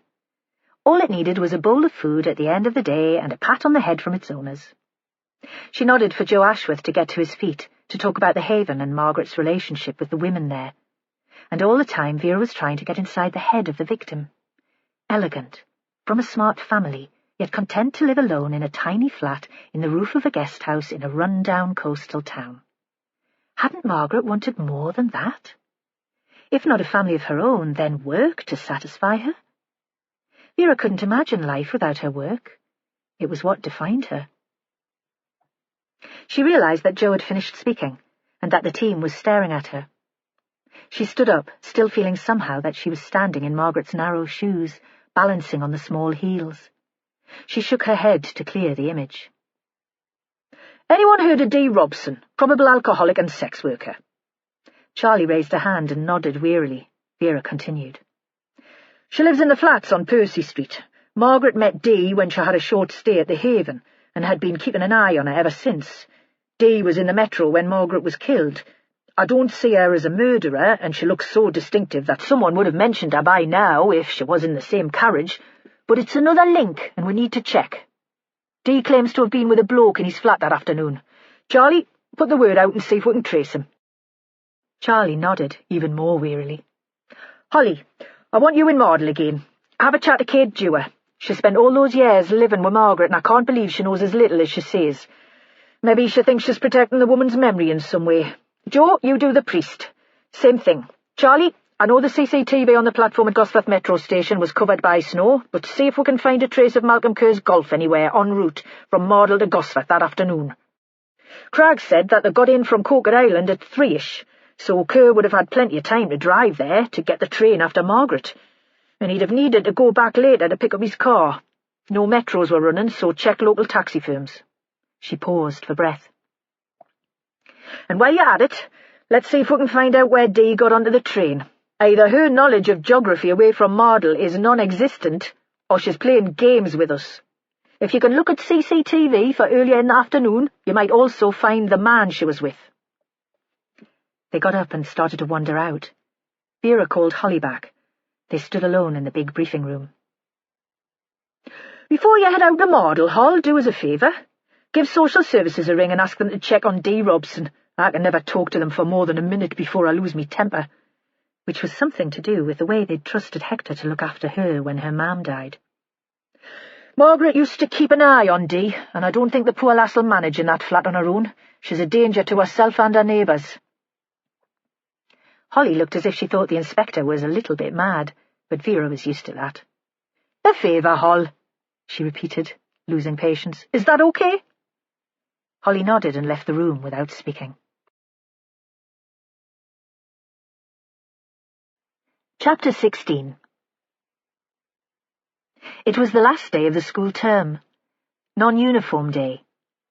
Chloe left home first in a long black sweater and jeans. Ryan looked super cool in the jacket he'd bought with his last wage packet from Kerr. Kate thought the boatman must be paying him too much, but liked her son's style. She saw him as he was on his way out and asked quietly if it was a good idea to wear it to school.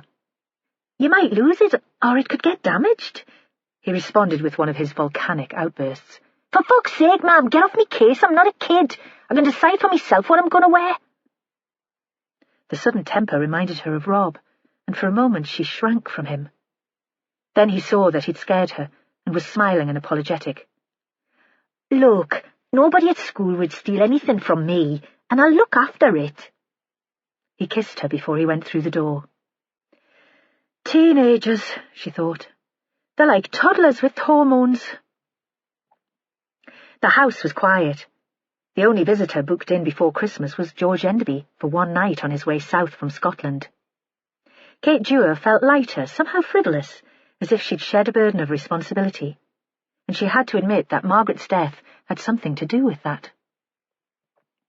She'd loved Margaret to bits, of course, and had depended on her, but after the first shock of knowing that she was dead, she realized how much she'd cared what Margaret thought.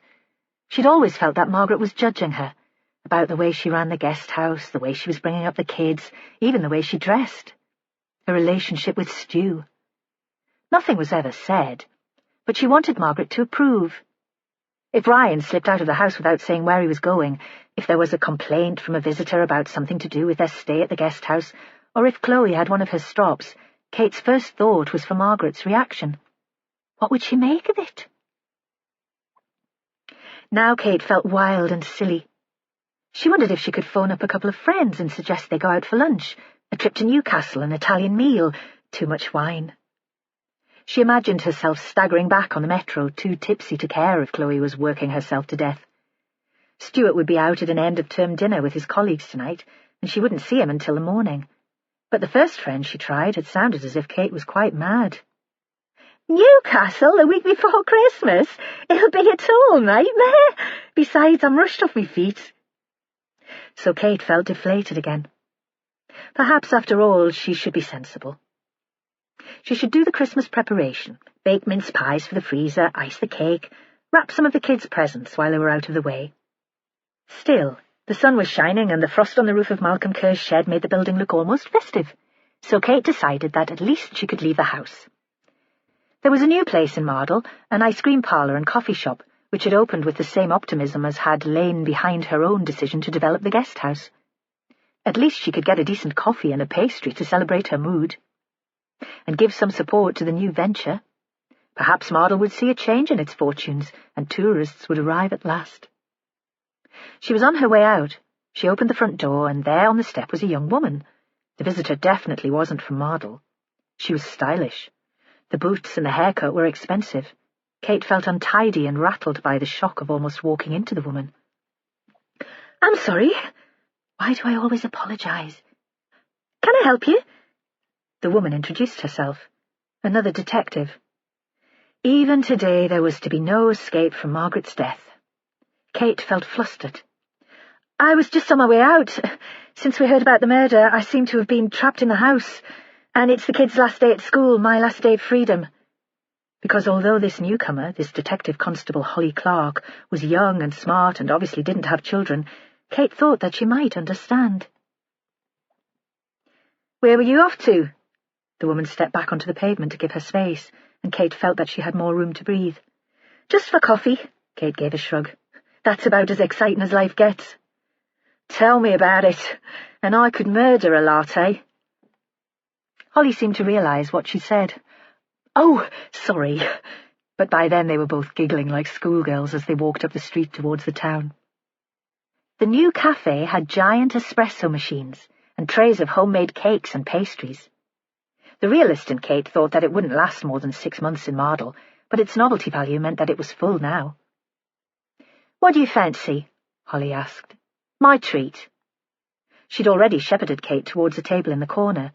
The room echoed with the sound of conversation and the machines behind the counter. Kate knew she was being offered cake in return for information, but still she didn't care.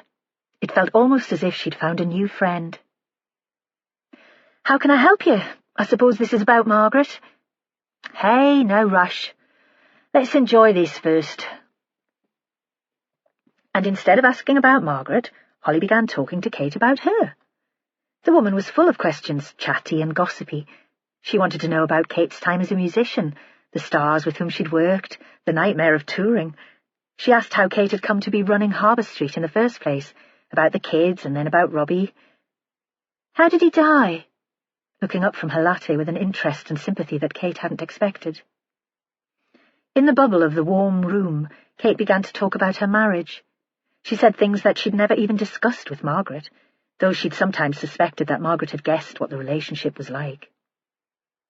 Robbie was a Scot, from the West Coast, all dark hair, flashing eyes and Gallic passion. I was still in the music business then, and we met at a gig. She paused, expecting more questions from Holly, questions about Margaret, but none came, and Kate continued. It was a lovely venue, an art centre in the Borders, intimate, you know. I started chatting to Robbie in the bar afterwards. And she relived the scene in her head. The smoky bar and Robbie Dewar, the handsomest man in the room, walking towards her as if in slow motion, like a scene in a really soppy movie. She'd been chatted up by fans before, but Robbie had charmed her with an old-fashioned courtesy. He'd made her laugh. They'd spent the night together in her hotel room. She thought it would be a one-night stand. After all, she had no plans then to settle down. But 2 days later, he was knocking at the door of her parents' house, tidy in a clean shirt, carrying a bunch of roses, asking if she'd like to go out for a meal. Kate broke off in the middle of the story to look up at Holly. He drove 60 miles that day, just to spend an evening with me, and drove back 60 miles at the end of the night. Wow, Holly smiled. Romantic or what?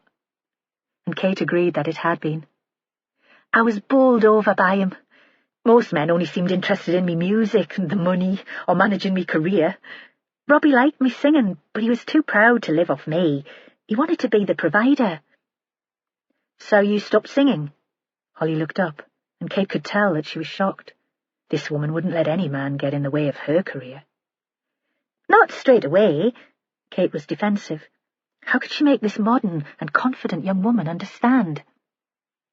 And when we were first married, I was happy to take things easy for a bit. I loved the business, but it was tough. The travelling, the pressure of media stuff. I missed the performing, though. That response you get from an audience. Stuart, my new bloke, set up a gig for us in a little theatre in Whitley Bay a month ago, and it was fantastic to be on stage again. Addictive. She paused, remembering the event. A middle-aged audience who'd still remembered her hits, who'd got to their feet and cheered a couple of bars into the intro, who'd queued up afterwards to buy the new CD that Stuart and a couple of his friends had helped her to produce. But Holly was still waiting for the end of the story. When we had the kids, I couldn't tour anymore and the bookings dried up. It's a fickle business, you're quickly forgotten. Couldn't your husband do some of the childcare? Again, Holly looked at her as if she were mad. Or you could have hired a nanny. Robbie was an engineer, Kate said, and that was before the time we talked much about work-life balance.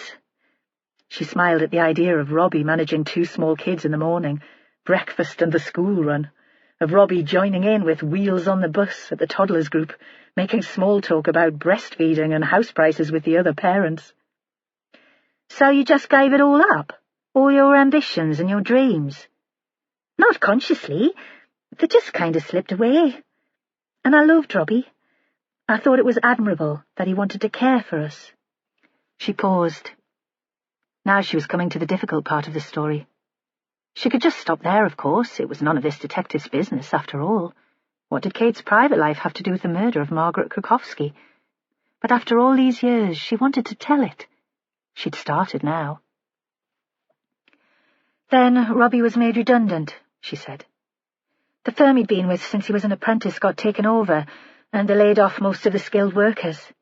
He had a bit of redundancy money, but we knew that wouldn't last long. My manager offered us a UK tour, something gentle to remind people I was still there. When I talked about it to Robbie, he lost it.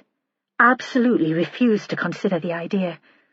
It was a crazy time. He was so unhappy.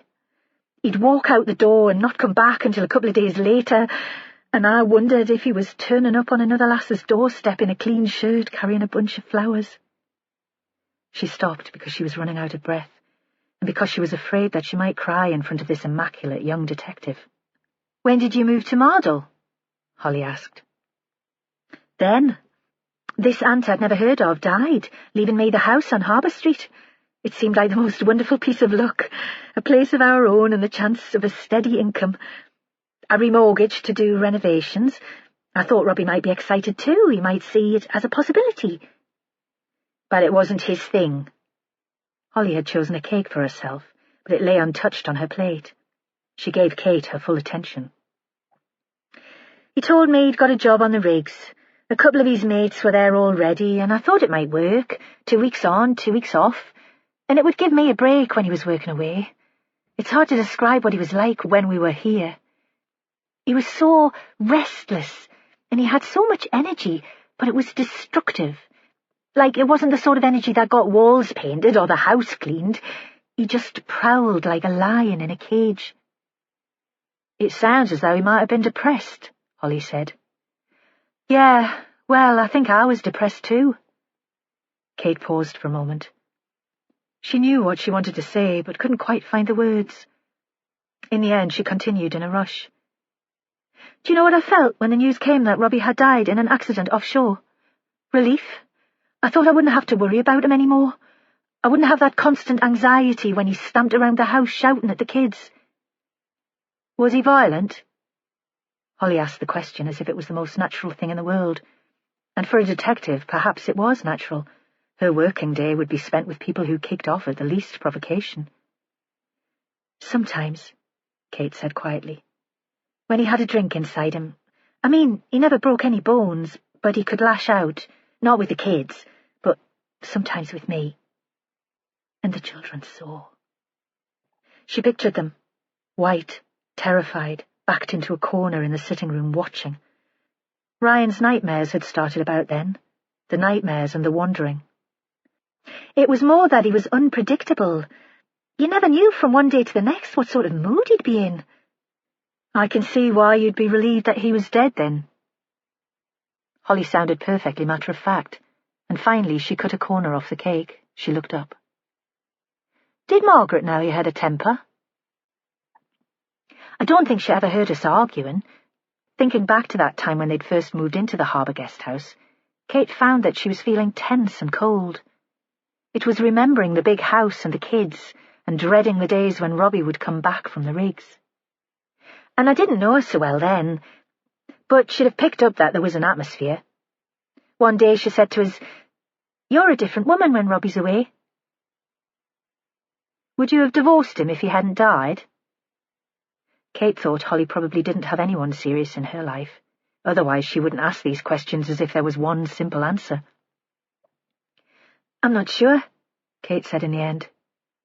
"Even when he was angry and restless, I felt sorry for him. Responsible. As if he was another kid. And partly I was responsible. If he hadn't hooked up with me, if I hadn't dragged him to Mardle, perhaps he could still have had the life he always wanted. The perfect wife and kids, the happy family." "You didn't consider going back to the music once he was dead?" Kate thought about that and tried to answer honestly. "I'd lost all my confidence," she said. "I sang for me and the kids, taught them to play the piano, but I thought all I was good for was to be a guest house landlady, until Stuart came along and persuaded us otherwise. There was no pressure, but he let me believe in myself again." As she said the words, they sounded like the worst sort of cliché, too cheesy even to use in a song, but still she thought that they were true. They sat for a moment in silence. Holly stood up. "I'm going to have another coffee. Want one?" Kate nodded. Then the talk was all about Margaret, and Kate couldn't decide whether she was pleased or sad about that. "Did you get the impression that Margaret had been in an abusive relationship?" Holly asked. She was very serious now. "Was that what I had, an abusive marriage?" Again, Kate thought it wasn't possible to sum up a relationship in one phrase. "No, I thought her husband had been the love of her life. Why do you say that?" "Because she has a special sympathy for the women at the Haven." Holly seemed surprised that Kate had asked. The informal chat had turned into an interrogation. And she seemed to recognise what you were going through, didn't she? I suppose she did. But Kate thought it wouldn't have taken personal knowledge to see what was going on with her and Robbie. What about Malcolm Kerr? His wife claims that he hit her. Did Margaret ever say anything to suggest that Malcolm might have been violent towards her too?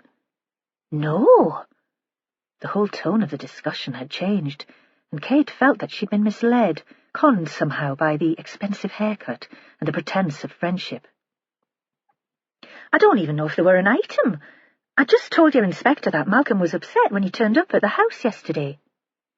You hadn't seen them together recently? Holly finished her coffee and pushed away the plate with the half-eaten pastry. No. He never gave her a lift in his car, for example? I never saw them together. Kate heard her voice rising in pitch. Not in the street, not in a car. She got to her feet and started walking toward the door. How could she have been so stupid as to have trusted this woman, to have thought that they might be friends? Holly followed her, and they walked together back towards Harbour Street, the atmosphere quite different now. There was no schoolgirl giggling over tasteless jokes. Instead, an icy silence. Outside the guest house, they stopped. And Stuart, how did he get on with Margaret? Fine. They got on well together. They had lots in common, a love of music, the countryside, but they didn't really know each other. They only met occasionally when we invited Margaret to have supper with us. Kate sensed she was talking too much and shut her mouth tight. No way was she going to invite the detective into the house. So Margaret didn't know Stuart before he came here to visit you? Holly was pulling her car case from her bag. This was her last question. No, of course not. How would she? But even as she was speaking, Kate was remembering the first time she'd introduced Margaret to Stuart. It was in the summer, an unusually fine day, and she'd put lunch in the small garden at the back of the house, chilled white wine and cheese and salad. She'd called up to Margaret. "Come down and meet the new man in my life."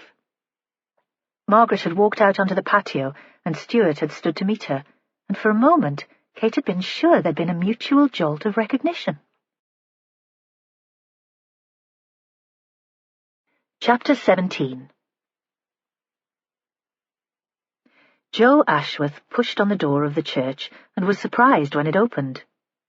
It was midweek, and weren't all churches locked these days because of a fear of theft and vandalism? But it seemed that he'd walked into the middle of a service. Inside, a scattering of elderly women sat on the front pews. They all turned and stared, curious. The priest was kneeling with his back to them and continued to read a prayer. The women turned back to the front and joined in a response. The priest's voice was deep and musical. Joe took a seat at the back and waited. They stood. A skeletal woman with fingers like claws began a tune on the organ, and they sang a hymn, very slowly, stopping occasionally to allow the music to catch up. Again the priest's voice rose above them, carrying them along. The music stopped, and they dropped to their knees for a moment of private prayer, before pulling together their belongings and turning to chat. The service, it seemed, was over. The women disappeared into a door to the left of the building, and Peter Gruskin swept up the aisle towards Joe. "I'm sorry to have interrupted." Joe introduced himself. "It's the Mothers' Union." The priest nodded towards the door through which the women had gone. "They meet every month, and we always start with a short service. They'll be having coffee and mince pies, the last session before Christmas." He sounded wistful, and Joe had the sense that he resented being kept away from the pies. "I'll not keep you long." Gruskin sighed and sat on the pew next to Joe. Under his cassock, he was wearing black cord trousers and old-fashioned black shoes. The men were of a similar age, but had nothing at all in common. Joe saw that there was a hole in the priest's sock, near the ribbing, and he wondered what it must be like to live alone in a place like Mardle, with only elderly women to keep you company, because Joe was sure that Gruskin was single. Through the open door came the high-pitched chatter of women's voices, the clink of teaspoons against crockery. "I suppose you'll hear about Margaret Krukowski," Gruskin said. "There were 2 women detectives the other day. I told them everything I knew then." "Sometimes," Joe chose his words carefully, It isn't just about what people know." He paused. "It can be useful to hear what people think, or guess, or suspect. Usually we wouldn't encourage idle gossip, but in cases like this, that sort of unconfirmed suspicion can make all the difference." He turned in the pew so that he was looking at the priest. "Do you understand what I'm saying?" There was a moment of silence, the background hiss of a tea urn. "There was some resentment in the parish because Margaret kept herself to herself," Gruskin said at last. "It was viewed in some quarters as a kind of snobbishness. She spoke differently from the rest of the congregation and didn't have the shared experiences. I suspect that people made up their own stories to fill the gaps." "And what sort of stories were those?" "There was an implication of a somewhat colourful past." Gruskin shifted uneasily. Joe thought the priest had found the stories exciting. Perhaps he'd even encouraged them, or elaborated on them in his imagination when he was alone. There was something very creepy about him. "Male friends, you know." "Did Malcolm Kerr ever feature in these tales?" Joe thought he was even starting to sound like Gruskin now, and rephrased the question. "Were there rumours that Margaret and Kerr had been lovers?" Gruskin looked horrified. "I'm not sure that the gossip was that specific." "Have you heard rumours about a relationship between Margaret and Kerr?" Joe was starting to lose patience. He could see why Vera had been so irritated by this man. "There were probably rumours about a relationship between Margaret and every man in Mardle." The priest was being waspish now. "My congregation thought she was standoffish and proud because she spoke with an educated accent, read books, and refused to get involved with their gossip. They could be cruel." "But specifically about her and Kerr?" "Yes, there were those rumours. The relationship was supposed to have caused the breakdown of Margaret's marriage. I don't believe it. Margaret still spoke of her ex-husband with great affection." Gruskin gave a small smile. "Of course, that was long before my time here. I would have been a baby. But Mardle people have long memories." "Margaret was seen in Kerr's car the day before she died," Joe said. "He took her out to the Haven. Was he in the habit of giving her a lift, do you know?" There was another silence. Joe had the impression that Gruskin was surprised by this information. "I really don't think so," he said at last. Joe waited for him to continue. "I offered to take her out to Hollypool on a number of occasions, but she always refused. She said she preferred to use public transport." "Did you know that Margaret was ill?" Joe paused for a beat, but Gruskin didn't reply immediately, and he continued. "She had bowel cancer." The Mothers' Union party was getting into full swing. The voices were louder, and there was a burst of laughter. "No?" Gruskin stared out towards the altar. "I wish she had confided in me about that. I might have been able to help." But his voice was petulant, and Joe thought the priest resented Margaret's obsession with privacy as much as his parishioners had. He would have been able to do nothing to help her. They were interrupted by the elderly organist. She carried a tray with 2 cups of coffee and a plate of mince pies. Her progress up the aisle was as slow as the tempo of her music. "No need for these, Ida," Gruskin said. "I was just coming to join you. I think Sergeant Ashworth has finished now." "Not quite." Joe took the cup and a pie from the plate the woman held. "There are just a few more questions." He waited until she had disappeared before he continued the conversation. In that time, Gruskin ate 2 pies very quickly, and with a glum concentration. "I wanted to ask you about Dee Robson." "You think she might be involved in Margaret's murder?" The priest looked up sharply and seemed almost relieved. "There's no question of that. She's on the edge of the inquiry, possible witness. I understand that she was asked to leave the Haven. I wondered if you could explain why." "Ah," Gruskin said. "Deirdre Robson, an unfortunate woman with limited intellectual capacity. We couldn't keep her at the Haven, though, not after the incident. Jane Cameron, who runs the place, made that quite clear, and the trustees supported her judgment." "Perhaps you could tell me exactly what happened." Joe spoke sharply. Now that Gruskin had been given something to eat, he seemed prepared to sit and chat. Joe found the atmosphere in the church oppressive and wanted to be away. She had cards printed at one of those machines in the metro station, advertising her— Gruskin paused for a moment. —services, using the Haven's address and telephone number.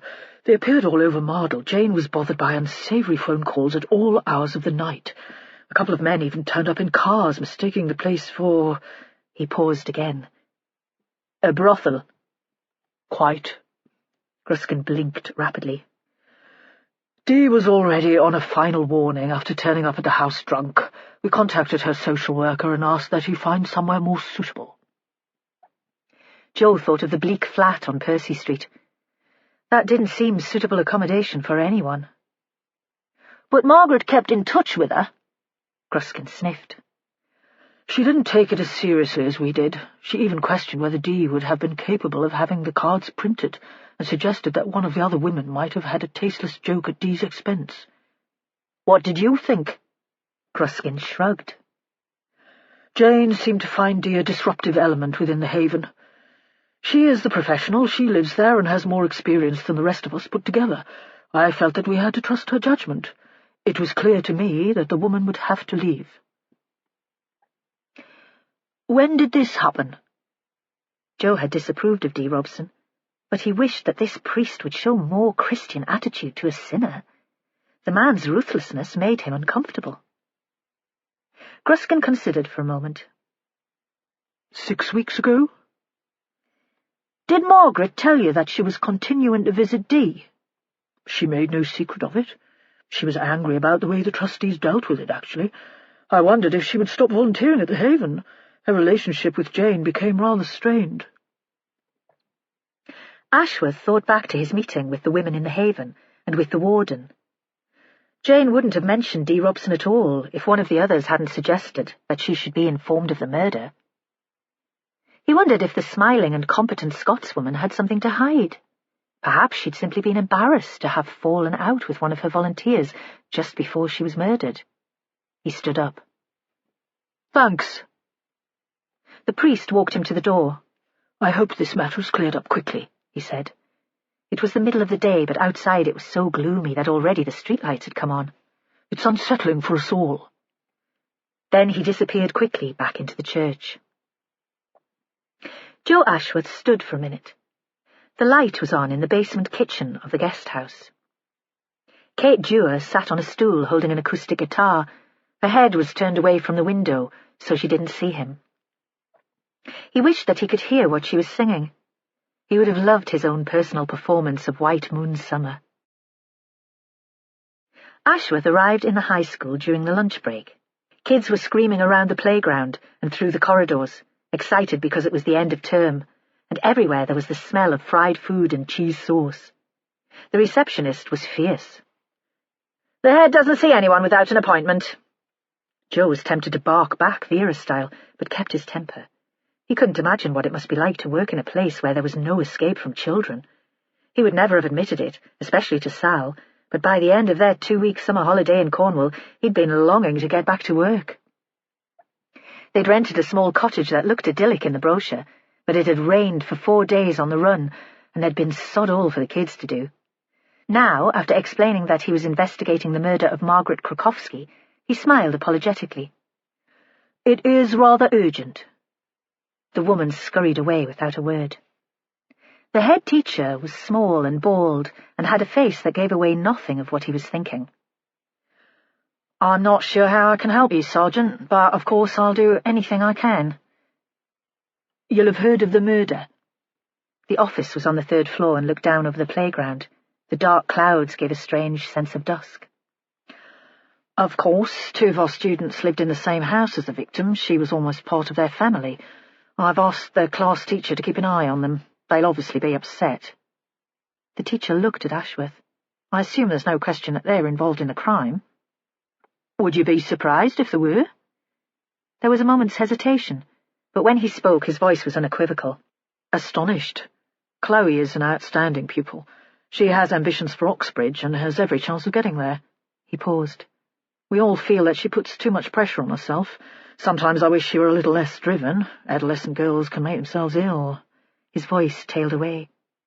"Ryan's less academic, and I know that his mother has concerns about his progress. Comparisons are always being made with his sister. There have been a couple of unexplained absences, but I don't think he has any plans to go into the sixth form, so we're reluctant to make a big issue of it. It's tough for boys growing up without a man in the house." An electronic bell rang, and children skittered across the playground and into the building. "But there is a man in the house now. At least there soon will be." "Ah, you hear about Stuart?" The man frowned. "Of course there's been talk in the staff room about that relationship." He paused. "We didn't make the connection about Mrs. Dewar's musical past until she performed in the Whitley Bay Playhouse recently. Stuart persuaded some of us to go along to support her. It was a great evening. The students have never heard of Katie Guthrie, of course, but for people of our age she's rather a celebrity. We're glad that she chose Model High for her children." Joe thought that the head had been a bit starstruck too. "So there was a lot of gossip about the relationship?" The head gave a little smile. "Well, this is the first sign Stuart's ever shown that he might tie the knot. Some of the female teachers have tried to persuade him over the years, but he's always been wary of settling with anyone. The idea that he's taking on a wife and stepchildren has fascinated us all, because it's so out of character. The romance has become Model High's very own soap." "We're asking about anyone who knew Mrs. Krukowski," Joe said. "Routine, you'll understand. Has Mr. Booth been at Model long?" "As long as the school. It was built in the 80s, and he was one of the first intake of staff. He's been head of music for the past 15 years. He's talking about retiring to support Kate in her career, and we'll miss him. He's given himself heart and soul to the kids. Not just the timetabled lessons, but all the extracurricular stuff. Music, of course, the choir and the wind band. But he's keen on the great outdoors, too.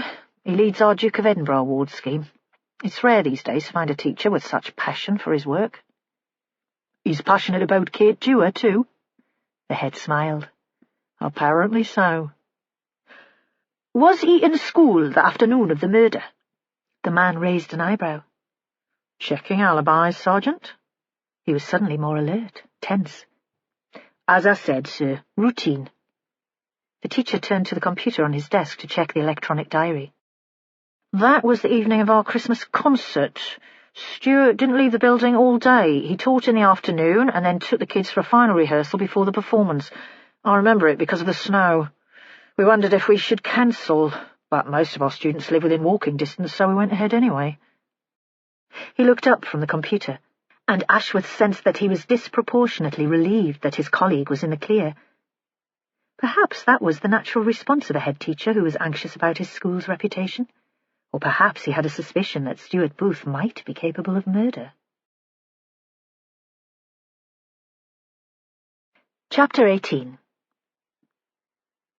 Malcolm Kerr's yard was shut up, the big wooden doors padlocked. Vera was about to wander back to his house when she saw him walking past the fisheries towards the harbour, a dark figure dressed in oilskins and boots, recognisable by his stooped back. She hurried to catch him up. "I wanted a word." He stopped. It seemed he'd been engrossed in his thoughts, because he hadn't heard her footsteps behind him and she'd startled him. "Well, you can't. I've got work to do." She looked at his eyes and thought he hadn't drunk so much the night before and had managed some sleep. He was truculent, but more human. "Where are you off to?" "Prof Craggs left some of his equipment in the water off the island. He didn't want to pick it up the last time we were out because of the weather. I said I'd come out and get it the first chance I had." He carried on walking. The boat was already tied up at the harbour wall and ready to go, not the Lucy May that carried the trippers around Coquet Island in the summer, but a small open boat with an outboard at the back. A newer version of the vessel that had carried her and Hector out to the island years before. Vera looked down at it. It seemed sturdy enough. "Room for a small one?" He stared at her as if she were mad. "You want to come out with me?" "Why not? You'll not be long, will you? And like I said, I need a word." He chuckled. "Taking a bit of a risk, aren't you? If I'm a murder suspect, I could pitch you out between here and Coquet and nobody would know. And whatever I say, you've got no corroboration. It'd never stand up in court." She looked at him for a moment. Of course he was right, and it was a daft thing to do. I'll risk it." She carefully lowered herself down the metal ladder fixed to the wall and into the boat. Gravity helped. She hoped the tide was on its way in and that the water would be higher when they returned. Then she wouldn't have so far to climb up. The boat wobbled when she stepped in, and she had a moment of panic, imagining herself tumbling into the freezing brown water. Kerr fished a buoyancy jacket from under the back seat and threw it to her and arranged a plastic cushion for her in the middle of the boat. "Don't move. The weight of you'll have us over." He tugged on the starting rope, and the engine coughed into life. There was quite a different perspective on the town from the water. A monochrome vision like a black and white film. She could see the backs of the buildings on Harbour Street. The women in the fisheries were getting ready for the lunchtime rush, carrying white plastic buckets of prepared potatoes from an outhouse at the end of the yard. The guest house looked rather grand from here, the narrow windows symmetrical and the grey stonework as solid as a fortress. There was a small garden between the house and the shore. Beyond, the Tower of St. Bartholomew's dominated. She felt like a voyeur, a peeping Tom, looking at the world from a hiding place, though they were hiding in full sight. "Why did you lie to me, Malcolm?" They were outside the harbour wall now, and there was a slight swell on the water. She'd always been a good sailor and was untroubled by it. "You said you hadn't had any contact with Margaret recently." "I haven't."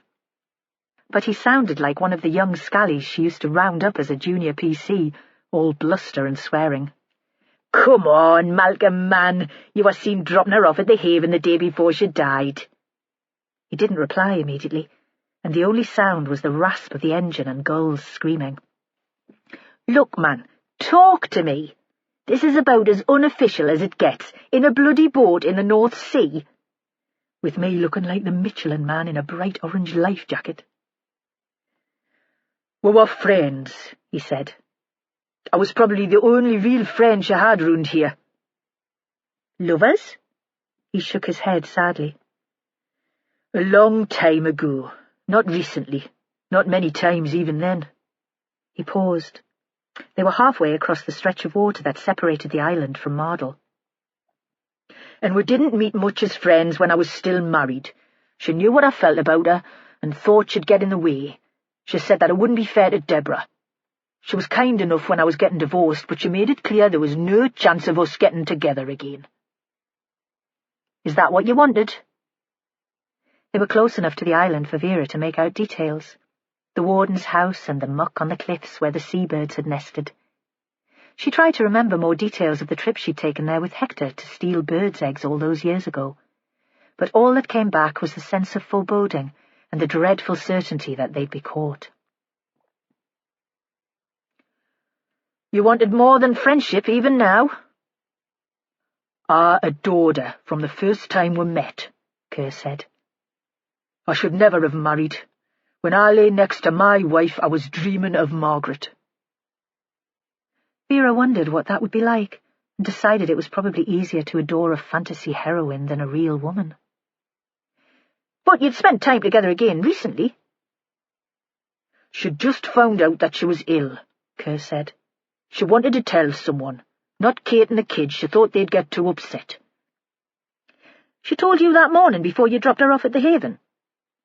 Vera had to turn in her seat to see his face. He nodded. "She asked if I fancied going for a walk. We went to the beach at North Mardle. It was freezing and we had the place to ourselves apart from a couple of dog walkers miles off. Then the sun came out."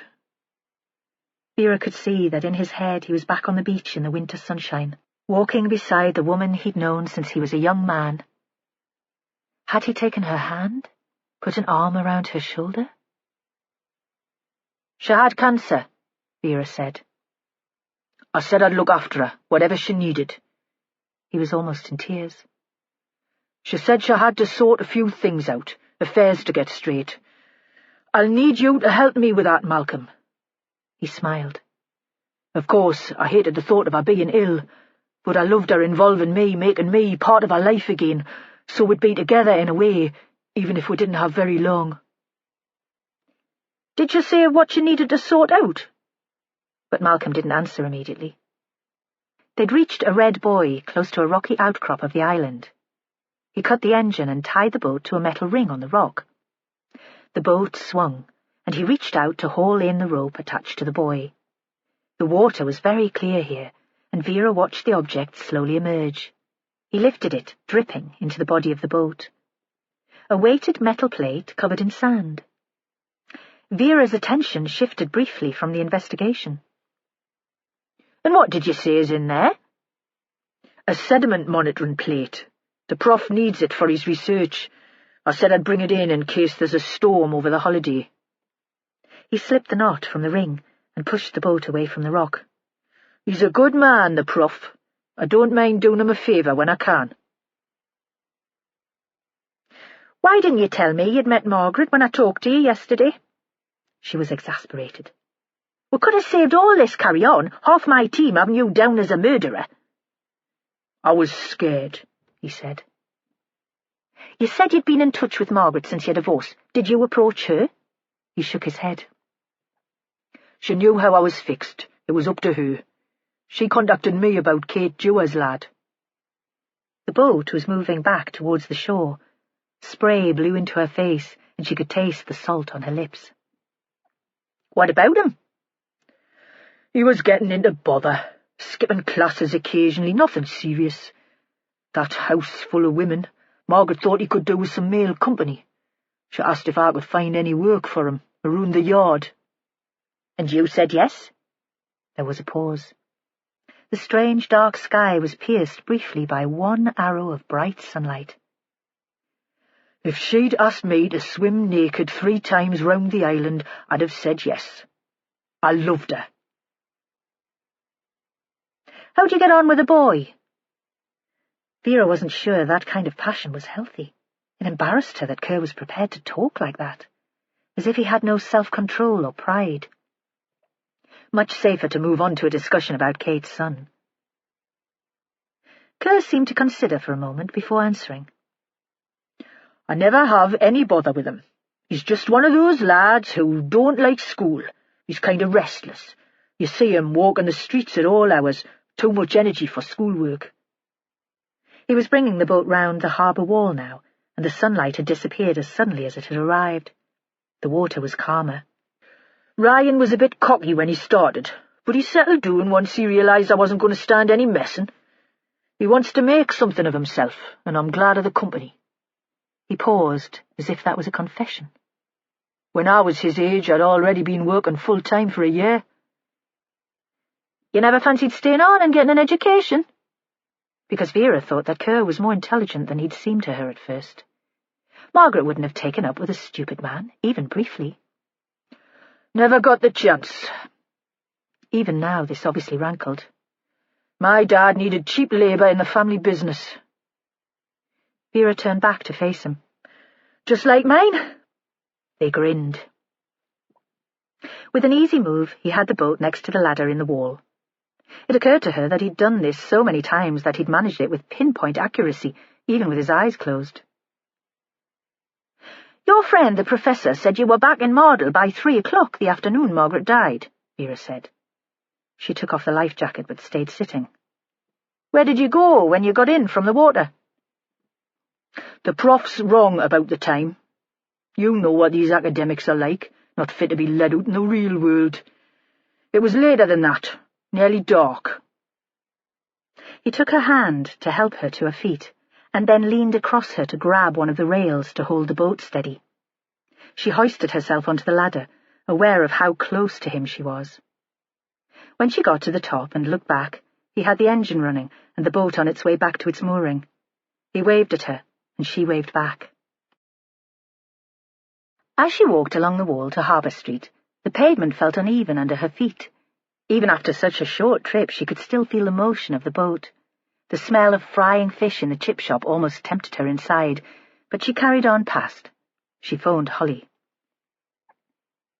Did you get hold of a social worker to check up on Dee Robson?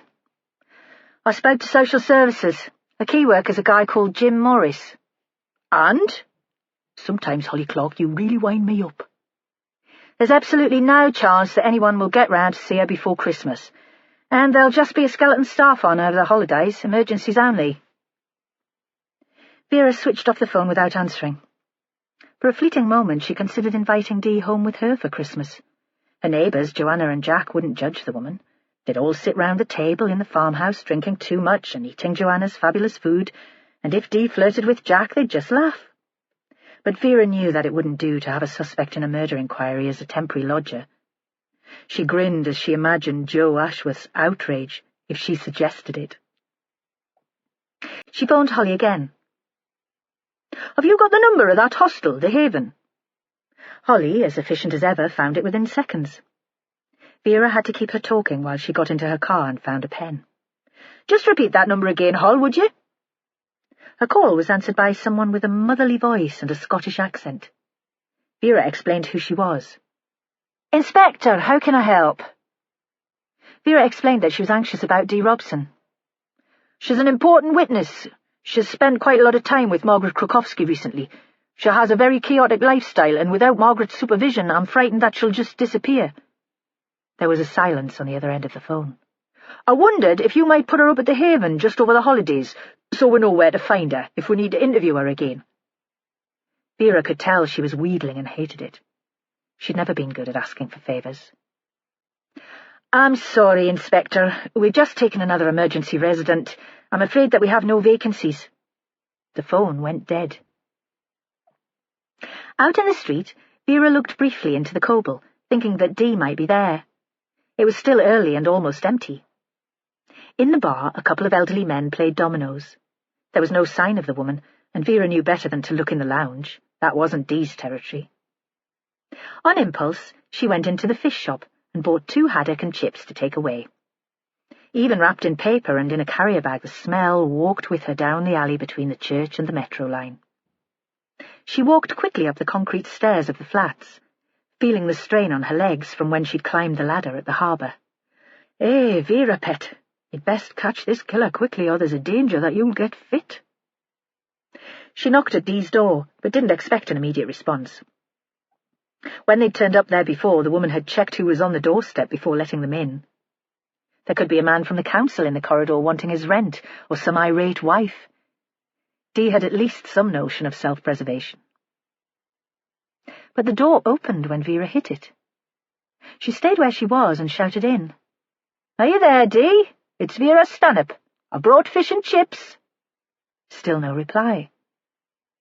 Vera set the carrier bag on the floor in the corridor outside and went in, noticing again the stain of damp on the wall by the door. The living room was empty.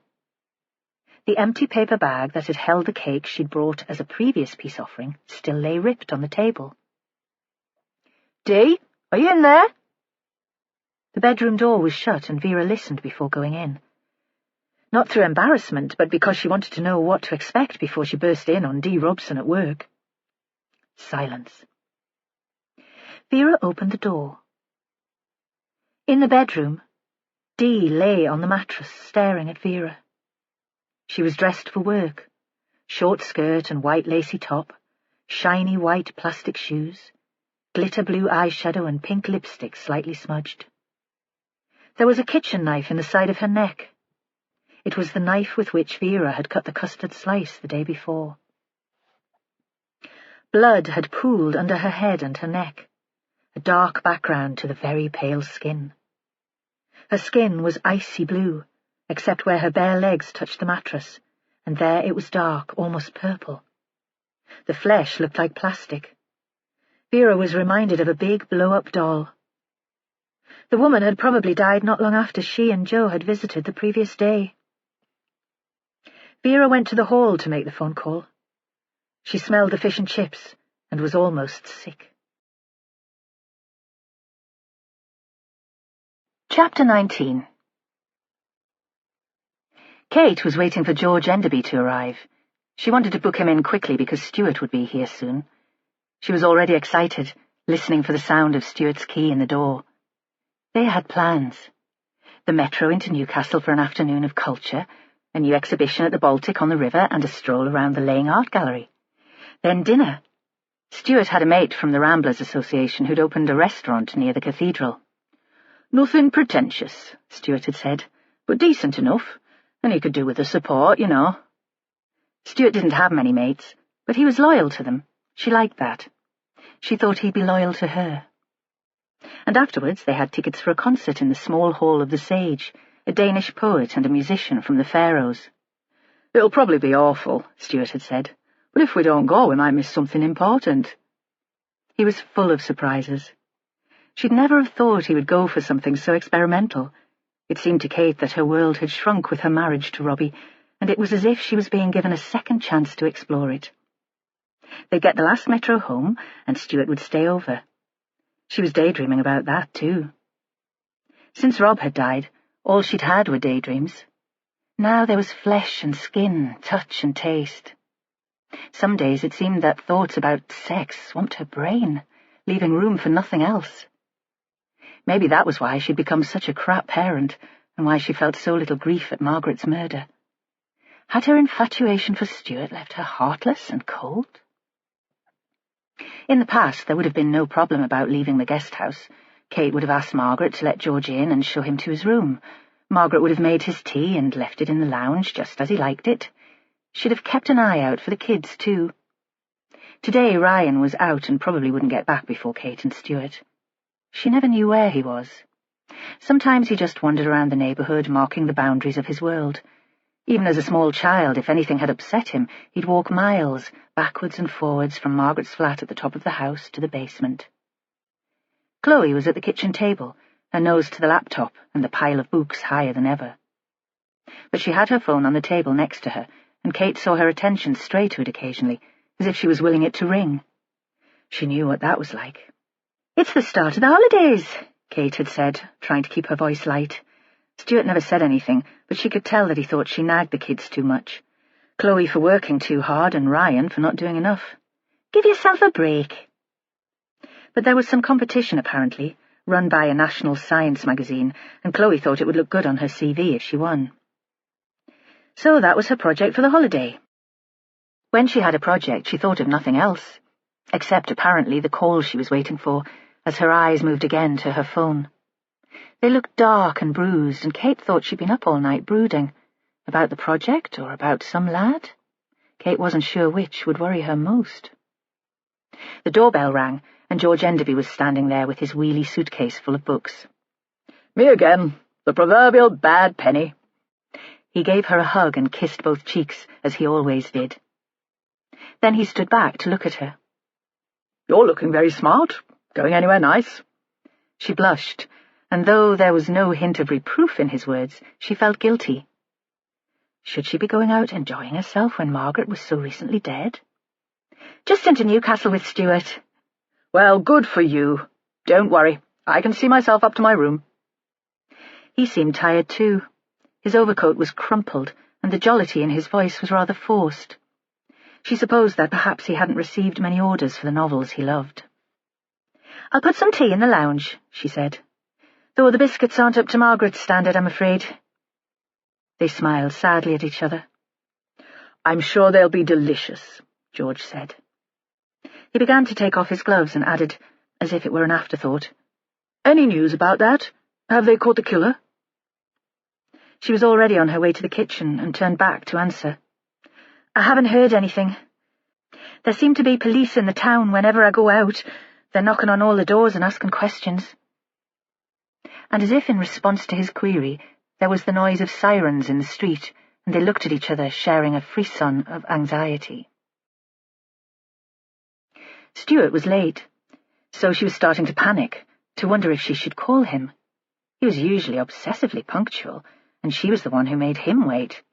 And now, with Margaret's killing, she thought that he would make an effort to be on time because he'd know that she would worry.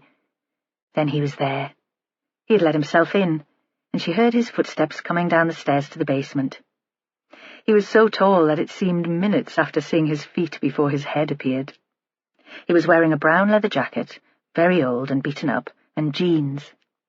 It was what he always wore when they went out to town. A scarf was his only concession to the weather.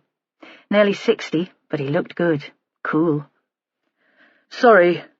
His hands turned up in a gesture of contrition. I don't know what's going on in Mardle this afternoon. The traffic's a nightmare. Then he put his arm around her, very easy and natural, and she wanted to reach out and touch his face because she thought he was so beautiful, felt the pull of wanting him in her guts. If they'd had the house to themselves, she'd have suggested staying here instead of going into town. Hi, Chloe. Everything okay? He'd already pulled away from Kate and had his hand lightly on Chloe's shoulder, looking down at her work. Yeah, well, you know. Chloe stretched. Don't know how much detail they want. What do you think? He sat down beside her and leaned in to give his full attention to the laptop, and Kate felt jealousy, bright and sharp like the prick of a needle. She never talks to me like that. Does she think that I'm too stupid to understand? And immediately afterwards, does he find my daughter more attractive than me? She left them chatting and went to see George, who was lingering over his tea. Are you okay? She thought he looked ill, still wrapped up in his overcoat. She bent and turned up the fire. He turned on his performer's smile, the one he must use to charm publishers and booksellers. You're so kind to me, Kate. This is like a second home, you do know that. He smiled wistfully, and she thought he was regretting the old days before Stuart had come into her life, when she would sit and drink with him all evening and listen to him talking about his magnificent wife. Newcastle was full of people and friendly. They walked arm in arm between the art galleries, crossing the Tyne by the Blinking Eye Bridge, then on to the restaurant. Kate could smell the leather of Stuart's jacket and the city, sweet and enticing, all around her. Mardle only smelled of salt and fish and seaweed, and there was no adventure in that. The restaurant was tiny and cramped, and they sat in the window looking out onto a steep cobbled street. Stuart joked with his friend, the owner, about the background music and ordered a bottle of wine. Then he took her hand across the table. The candle threw odd shadows across his face, and for a moment she felt that she was sitting with a stranger. There was a heady excitement in that, too. I'm so sorry about Margaret, he said. I know you were close. She was disappointed. She'd hoped for something more romantic, at least a declaration that he was as obsessed with her as she was with him. She was sick of talking about Margaret, sick of the drop in her stomach every time the realization hit her again. She just wanted to forget about it, move on. It was dreadful, she said. Kate didn't quite know how to explain out loud how she felt. I don't want to sound callous, but in a sense, I have more options now. I can think of selling the house, for example. I know we've talked about it before, but really, it would have been impossible when Margaret was still alive. A new start, he said. It was almost as if he was talking to himself, playing with the words, turning them into a riff. Yeah, she found that she was grinning. I could take early retirement, he said. I've been teaching for long enough. He poured more wine. His face was flushed. What would you do? She couldn't imagine him as a pensioner, weekly walks in the hills, watching television in the afternoons, though the thought of him being free during the day when the kids were out of the house excited her again. I'd manage your career. Properly. Not just the odd gig like at the moment, he said, suddenly serious. We'd get you writing again, performing. If you sold the Harbour Street house, we could get somewhere smaller in town. A new start for the kids, too, a better school. See if we can persuade Ryan to stay on for A-levels. She thought that he'd been thinking of this for a while. Are you saying that we should move in together straight away? If we can find the right place, why not? We'd get something decent if I sold my flat too, a new start. Repeating the words again. He'd never talked about moving into Harbour Street with her, though she dropped plenty of hints. It was as if the building itself, so public when it was filled with guests, put him off. I'd love that, she said. Really. Then I'll give the head my notice tomorrow. He'll need a full term. And so, it seemed, the decision was made. He went to the counter to pay his friend, and there seemed to be a flurry of anxiety for a moment. She wondered if he'd forgotten his cash or his credit card, but when she asked him, he said it was nothing, A photo that he kept in his wallet seemed to have gone missing. She hoped he'd kept a photo of her, though she couldn't remember him taking one. She didn't like to mention it again because he seemed so put out to have lost it, and by then they were out in the street and on their way to the Sage. When they returned from Newcastle, George must have gone to bed because the lounge was empty, the curtains drawn against the dark. Kate was buzzing. The concert had been so awful that it had been funny, and the audience had shared the experience like a joke. In the end, it was as if they'd all been present at a really special gig, with the small hall at the Sage warm and intimate, and they'd all wandered out talking and laughing about it like old friends. The last Metro home was full of partying drunks, but everyone was good-natured. A policeman got on at Haymarket and stayed on the train. Someone said that had happened every night since the murder. They'd got the seat right at the front, so the lights of the approaching stations rushed at them, and Kate felt as if it was a fairground ride, as if she was about 10 years old. Both kids were home when they arrived back. Ryan hadn't long got in. It was raining, and his jacket, thrown over the banister at the bottom of the stairs, was wet. Kate and Stuart had had a couple of drinks in the interval to keep them going through the second half of the gig, and Kate was still not entirely sober. She felt very happy, in a tipsy, emotional way. Both her children were safe at home, and she had this wonderful new man, and her future seemed exciting. The kids were in the basement sitting room, in front of the television. "There's been another murder," Ryan said as soon as they were in the room. "They were talking about it in the Coble." For a moment she didn't take in what he'd said. She knew he went into the Coble occasionally, but she didn't like it. Stuart had once said in his dry, practical way, "Boys that age are going to drink anyway. Better that they do it in a pub where there are other adults around." Her worry, which she'd never discussed with Stuart, was about where Ryan got the money from for drink. She gave him an allowance, but would that run to pub prices? She knew Malcolm Kerr paid him, but Ryan always seemed to have cash. Deep down she was anxious that he'd started thieving. It was as if she had a stranger in the house. She remembered the small, affectionate boy who'd held her hand when they walked to the park, but this stylish young man bore no resemblance. Then the shock of another killing hit her, and her concern about Ryan seemed petty. "What did you say?" Ryan seemed sober but hyper, and he repeated the words with a kind of repressed excitement that made her feel ill. Stuart seemed not to notice the boy's reaction. "Do you know who the victim was?" "Some woman," Ryan said. "She drinks in the Coble and lives in Percy Street. D. Robson, the caller." Kate recognised the name and remembered that Margaret had talked about her, one of her waifs. "Dee needs someone to look after her, and all they can do is call her names." "We're waiting for the late local news." Chloe was wearing the same black knitted jumper as she'd had on for school. It was too big for her, and she seemed to disappear inside it. She was drinking a mug of tea. There was a strained silence. Kate was quite sober now, but she couldn't find anything appropriate to say. "I'll put kettle on," Stuart said at last. "Anyone else want a brew?" But nobody answered, because the local news came on the television, and there were the flats in Percy Street, with blue and white police tape stretched around the lampposts, and scientists in white suits and masks making their way to the door. Even Stuart paused on his way to the kitchen to watch.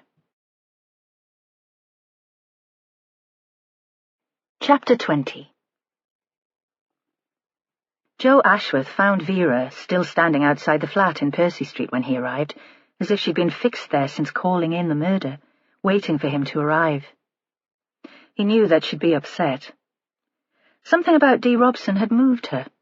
She could be as callous as hell, but occasionally she connected with a witness, and when that happened, she would move heaven and earth to help them.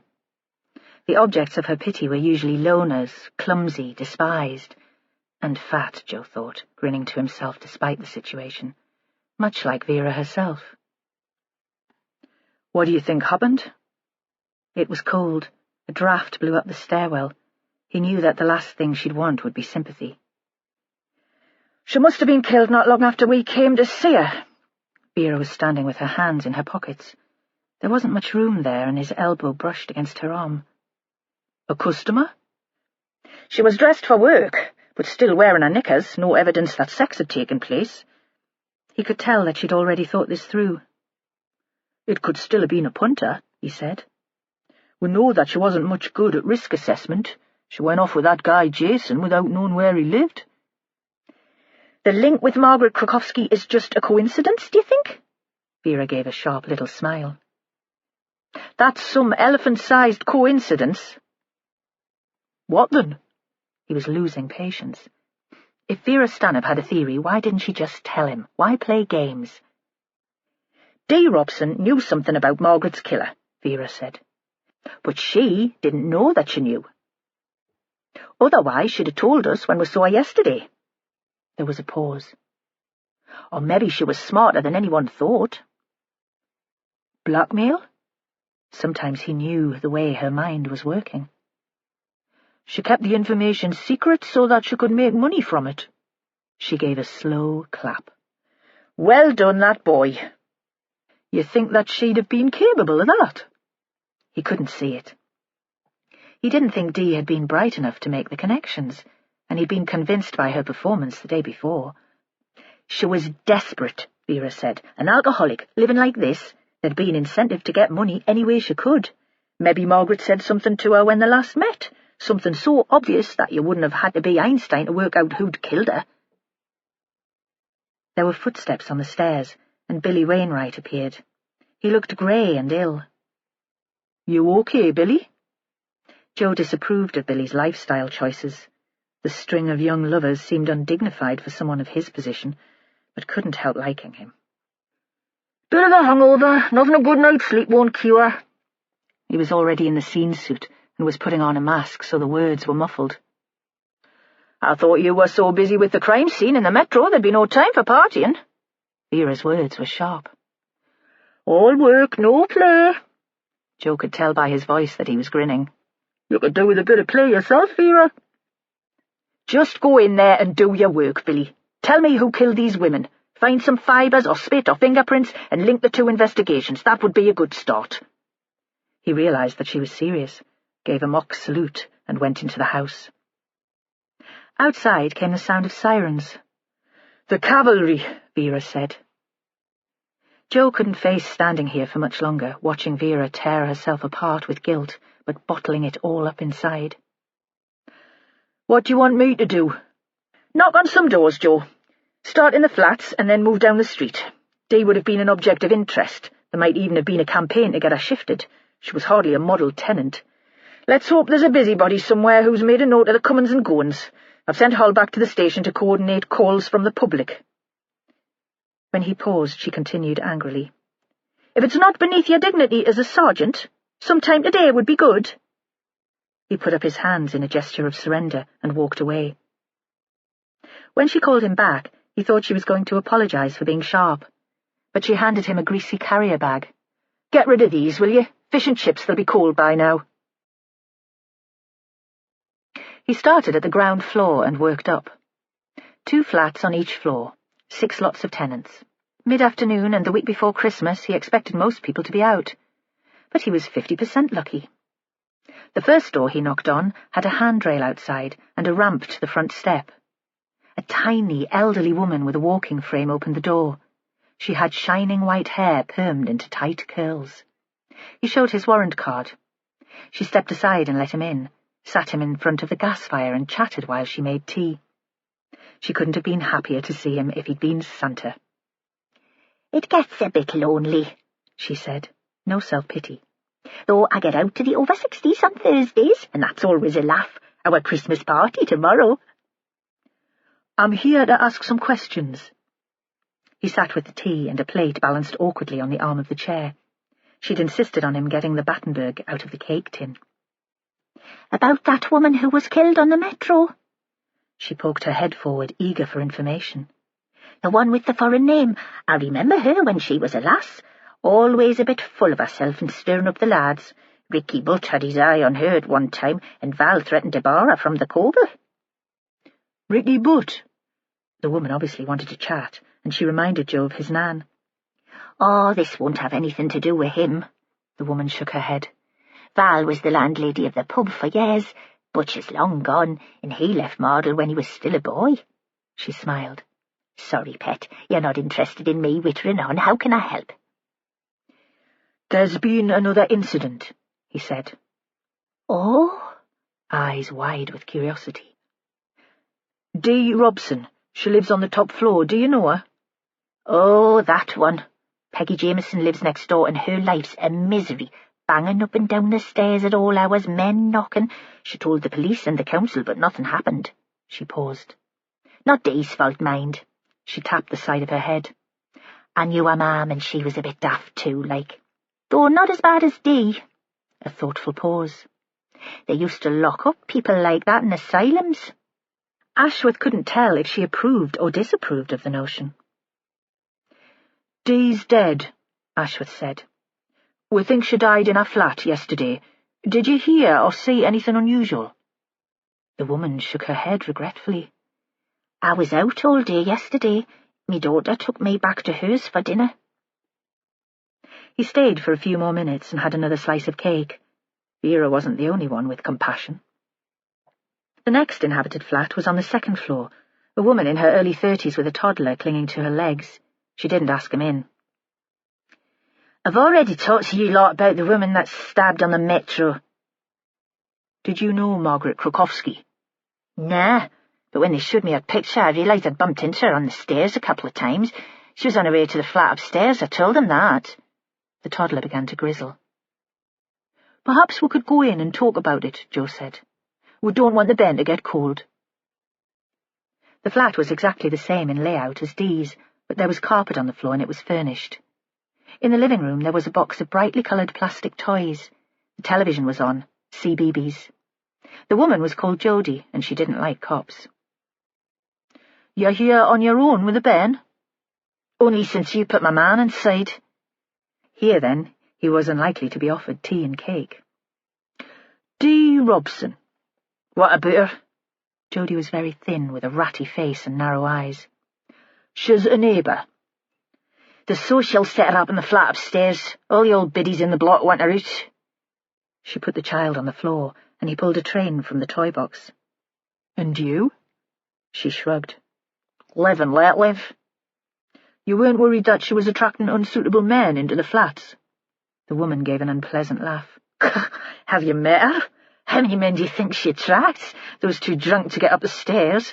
She hangs out in the Coble because the locals feel sorry for her and buy her drinks. She might have done a bit of business a few years ago, but now she's just a laughingstock. Are you in the same line yourself?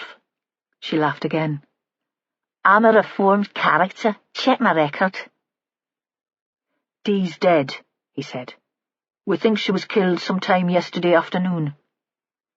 Poor cow. She scooped the child into her arms and held him tight, kissing his hair. She was as mad as a snake, but she didn't deserve that. When did you last see her?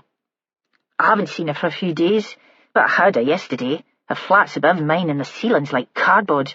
Usually there wasn't much noise, the telly, but I have it on most of the time anyway. She sat on the sofa with the child still in her arms and watched the children's presenter pretending to be a lion. But yesterday you heard something, he said. People shouting, a row? She shook her head. Nothing like that. Music. Could have been on the telly, but very loud. I'd put Alfie down for a nap and I was worried she'd wake him up. I banged on the ceiling with a broom handle and it stopped. She must have gone out then because I heard her on the steps outside. But you didn't see her? Jodie looked horrified. Oh, my God! Do you think it was the killer going past the door? It's possible, Ashworth said. What time was it? She shook her head as if time didn't mean anything to her. I didn't see anything. I mean, I didn't look out of the window. He left her sitting with her son on the sofa and staring at the television. Peggy Jameson was expecting him and knew who he was. Her friend on the ground floor must have phoned her. And anyway, by now the neighbouring flat was swarming with people, and the blue and white tape was across the corridor, blocking her way to the stairs. Ashworth bobbed underneath it, nodded to the PC who was standing guard, and knocked on the door. There was no sign of Vera. Peggy opened the door and immediately started talking. She was short and round, and the stairs must be a trial to her. They never should have put that woman to live there. She couldn't look after herself. Her flat was spotless, and it glistened. There was a view from the living-room window over the top of the Coble and to the harbour. Behind the pub, a man carried a crate of empties into the yard. Joe let her talk for a while. "How long has Dee Robson been there?" "About 6 weeks, but long enough for me to know it wasn't going to work out. Staggering back drunk at all hours, men. And I could see when she opened the door that it was an absolute pigsty in there." The state of the flat seemed to bother her more than Dee's habits. "How many men?" "Well, I didn't see that many, but I'm not always in, and I'm not as nebby as some." Joe thought Dee's reputation had arrived at Percy Street before her, and that Jodie's assessment of her ability to attract customers was probably accurate. He wondered about Jason, who'd taken Dee on the Metro on the day of Margaret's death. Had he been very drunk, very desperate? Certainly he'd dumped her as soon as he'd sobered up. Joe smiled at Peggy. "Were you here yesterday?" "Aye, all day." "Did Dee have any visitors?" "You were in there," Peggy said sharply. "You and a fat woman. I saw you from the window." "We could have been going to any of the flats." Joe thought this was just the sort of witness Vera had been hoping for. "You could," she said, "but you didn't." "And after us?" She shook her head. "Then it was Countdown. I don't like it so much since the old presenter died, but I still watch every day." "Did you hear anything?" "No." He could tell she wished that she could help. "There's the stairwell between the flats, and my hearing's not as good as it used to be. Just as well the things that used to go on in there." He stood up. He wished Peggy had said that she was sorry Dee was dead. Even Jodie had expressed some sympathy. Then he thought that Dee had caused the elderly woman nothing but nuisance, and he was getting as soft as Vera. Chapter 21. Vera waited until the scene was secure, and then she ran down the stairs. Running didn't come naturally, and halfway to the first landing she paused to rest and shouted back to the constable on duty. "Tell Sergeant Ashworth that I've gone to Hollypool and I'll catch up with him later." She was so breathless that she wasn't sure if the words had carried far enough for him to hear. She drove straight past the Haven on her first attempt to find the place. She'd never gone in for sat-nav. More trouble than it was worth. By now it was late afternoon, and the countryside surrounding the house was in shadow, so it was easy to miss the entrance. Vera could see why Dee hadn't settled in the Haven. If she'd felt she was in alien territory a couple of metro stops from Mardle, this would be way outside her comfort zone. This was wide, flat coastal country, where the wind blew straight from Scandinavia, and only the Cheviots broke the horizon inland. Vera parked the Land Rover in the courtyard next to a blue minibus, and tried to calm her thoughts. She'd been swept here on a wave of righteous indignation, angry on Dee's behalf. But now she had to decide how she should play the meeting. She was still thinking when there was a rap on the window. She opened the door. The woman was plump and cheerful, and Vera recognized the voice from the earlier phone call that she'd made to the Haven. "Are you lost? Do you need directions back to the village? This is a dead end, I'm afraid, even though some maps show a way through." "I'm not lost." Vera climbed out. Again she felt the stiffness in her knees. And they said that exercise was good for you. "I'm exactly where I wanted to be. You've already met my colleague, Joe Ashworth." "And you are?" Jane Cameron was on the defensive, but her smile didn't shift. "Hey, pet, I'm his boss, Vera Stanhope. We've already spoken on the phone." "And I explained that we have no vacancies at the Haven." The response was sharp. This woman wasn't accustomed to having her judgment questioned. Vera waved her hand. "No need to worry about that now." "You found other accommodation?" Jane sounded relieved. "That's good." "No need for other accommodation," Vera said. "Dee Robson's dead." They talked in Jane Cameron's office. The house seemed unnaturally quiet. "What have you done with your women?" "Most of them are in town, last-minute Christmas shopping. We don't keep them locked up." "How did they get there?" "We've got a minibus. I gave them a lift to Mardle Metro. They'll ring when they want picking up." Hostility prickled between them. Joe would say they were two strong women marking out their territory, but Vera thought it went deeper than that. "I found Dee Robson in the flat that the social found for her when you chucked her out," Vera went first. "Lying on her back with a kitchen knife in her neck, blood everywhere." "And you blame me for the murder because I wouldn't take her back here?" "Nah," Vera said. "She was already dead when I called you." She narrowed her eyes and made her voice quieter. "I blame you for throwing her out in the first place. Did you really think she'd manage on her own in the big bad world?" "Not my responsibility." Jane Cameron leaned across the desk towards the detective. "My responsibility is to this place and to the existing residents, making it run smoothly. As a therapeutic community, helping the women find their feet before moving on to take more independence. One of our residents is a teenage schoolgirl who fell in with the wrong crowd, was bullied and tried to kill herself. The last thing she needed was Dee Robson, pissed and shouting in the middle of the night, or men turning up in taxis looking for pretty young things to abuse. Dee was never going to be independent. I took her in against my better judgment as an emergency placement. I knew we wouldn't be right for her and she wouldn't be happy with us. It was never meant to be a long-term arrangement, and the social worker knew that." "But once he'd got Dee into the haven, he stopped trying to find somewhere more suitable." Vera was starting to understand how it had worked. The judicial system played games of shifting responsibility too, like pass the parcel. The one supervising the offender when the music stopped was left to carry the can. "Of course, from that moment his client became my problem." They grinned at each other, a sudden moment of contact. Vera could understand why Jane had been reluctant to take Dee Robson back, even for Christmas. A lazy social worker would heave a sigh of relief, and Jane might never get rid of her again. "I thought social services would come up with a better solution," Jane said. "And I felt guilty since I heard that they dumped her in a flat with no support, but we couldn't keep her here. And if I made any contact with her, I'd be landed with the responsibility for her. Margaret thought I was a monster and that I was just washing my hands of Dee. She brought Dee along to our winter fair just a couple of weeks ago, making a point." She paused. "Come into the kitchen. I'll make some tea." This sounded like a peace offering, and Vera followed. "We think she was killed yesterday afternoon," she said. "Can you account for all your lasses?" "I'm afraid that I can't." Jane put tea bags into a big pot. "I wasn't here. But they're not great ones for walking, and they'd have to get to the end of the track to catch the bus. I doubt they went very far." "And where were you?" Vera eyed the tin of biscuits as Jane Cameron opened it. She hadn't had lunch. "I was summoned to a meeting with Peter Gruskin. He was panicking about Margaret's murder and how the publicity might reflect on the trust. He's always looking for an excuse to shut us down. In the past it's been about money.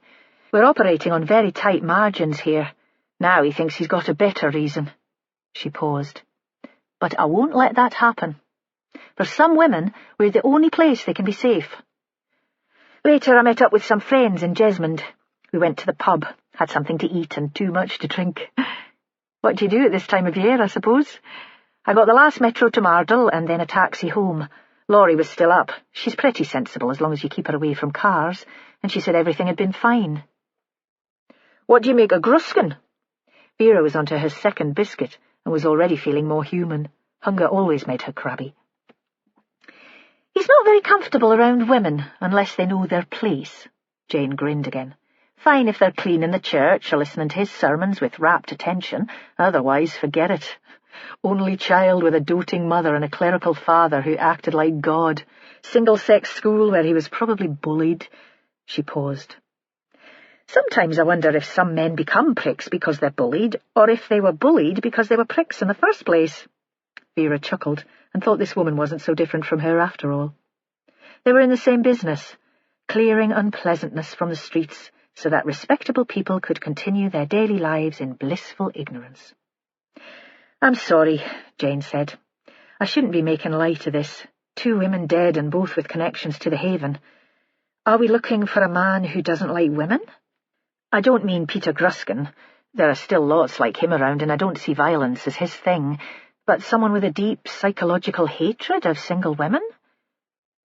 Vera didn't answer immediately. She thought that this room was quite similar to her kitchen at home, bigger, of course, and probably cleaner, but she felt at ease here. She had the sense that if she stayed here long enough, talking through the case with this woman, she might come to a conclusion. She wondered what her boss would make of that as a case management strategy. "I don't know," she said. "Maybe that has something to do with it." In the office, the phone rang, obviously amplified throughout the rest of the house because it sounded very loud. Jane got up to answer it. Vera took another biscuit, then on impulse a couple more, which she put in an evidence bag and into her pocket. When Jane returned, she was halfway into her coat. "That was the girls. They need a lift home. Do you want to stay here and talk to them? You'd be very welcome." Vera shook her head and got to her feet. "I'm not supposed to do the hands-on stuff. Strategic planning, that's my role. Not what I came into the job for, though." "Like me." Jane was walking through the house to the front door. "If I'd stayed in social services, I'd have been promoted away from the front line years ago."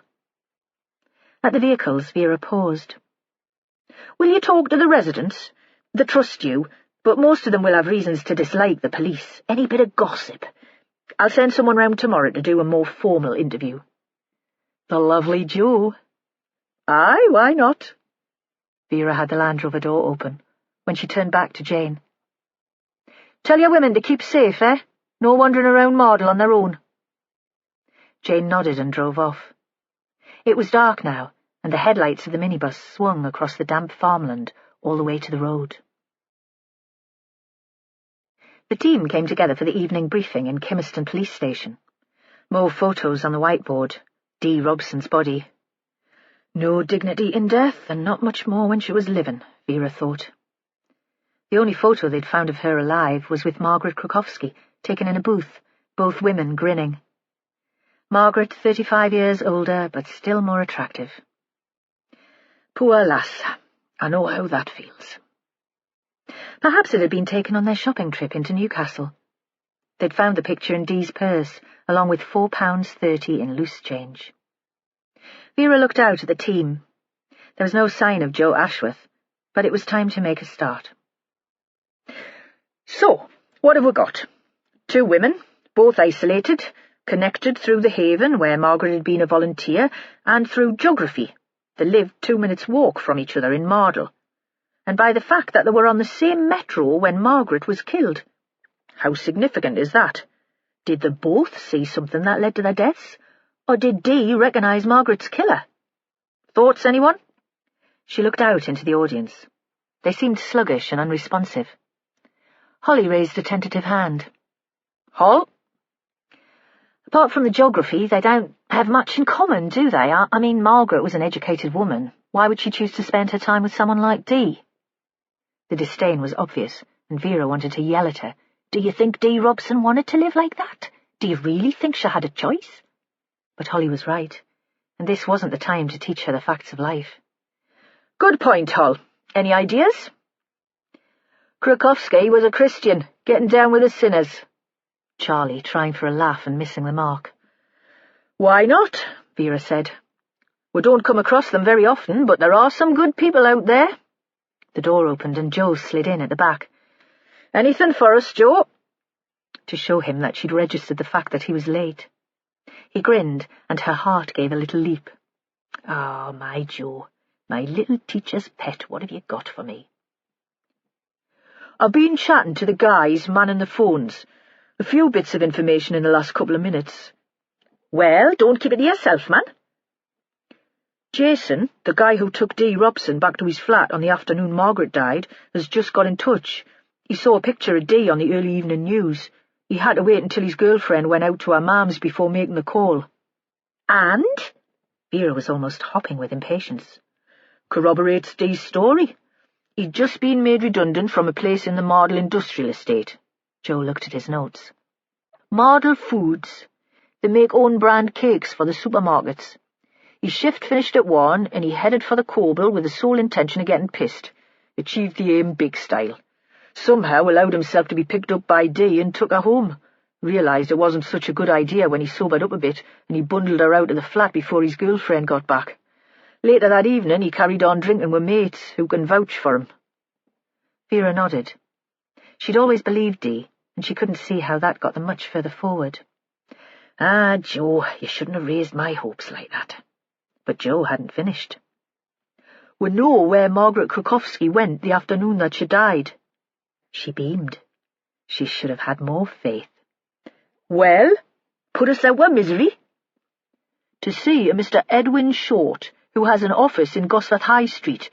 He's been away for a couple of days, a city break in Barcelona. Not short of a bob or two, Mr. Short." Joe looked up and grinned. "He's a solicitor from the firm Medburn, Liddell and Short.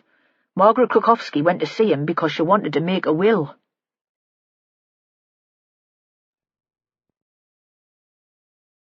This audiobook has been broken into multiple parts to make the download faster. You have reached the end of a part, but not the end of the complete audiobook, so please check your library for the next part of this audiobook.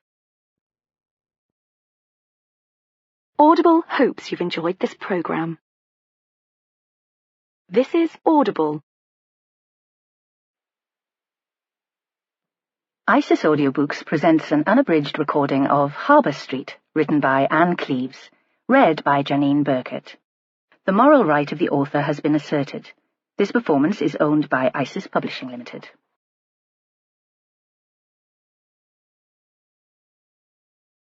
Chapter 22.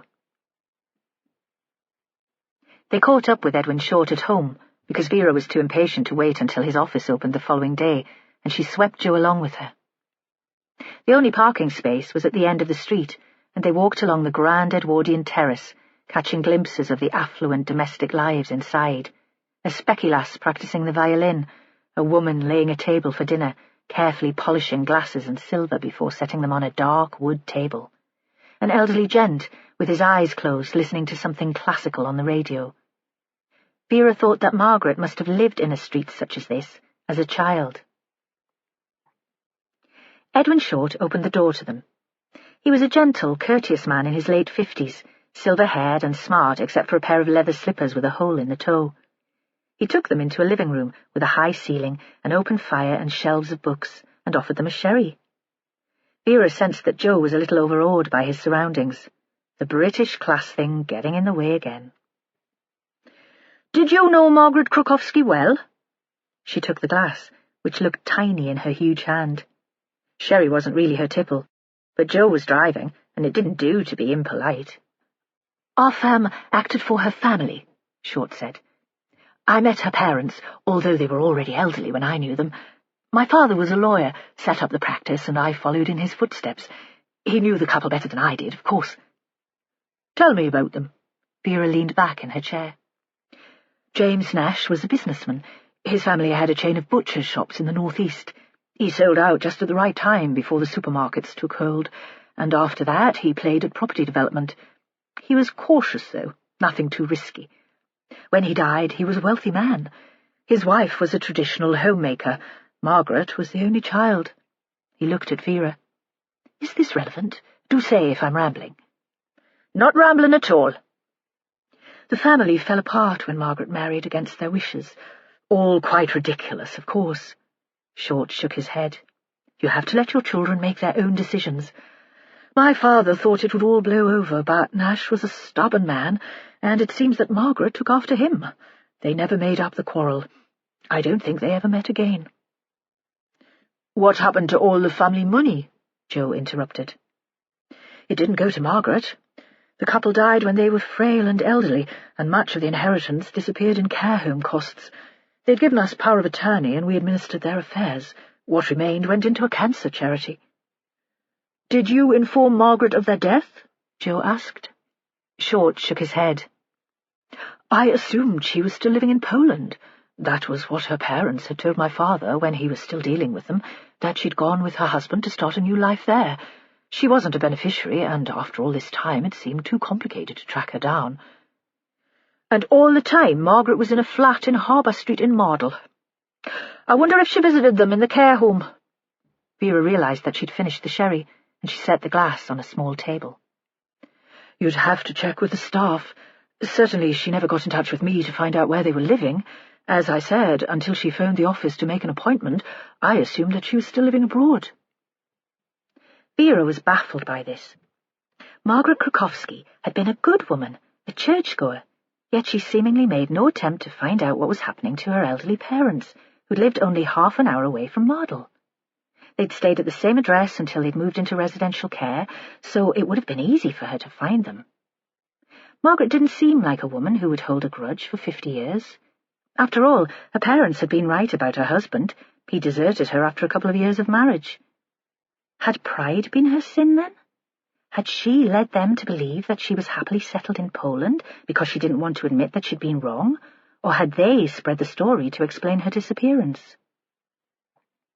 Short continued. Margaret got in touch with me out of the blue a week ago. I must admit that I was intrigued. I'd heard a lot about her, at least about the rift with her parents. I only had time to see her the day that she died. We were flying to Barcelona that evening, and I tried to put her off until my return, but she insisted. I don't know how long I have, she said. So I went into the office specially to meet her. He leaned forward in his chair. She was an impressive woman, articulate and attractive.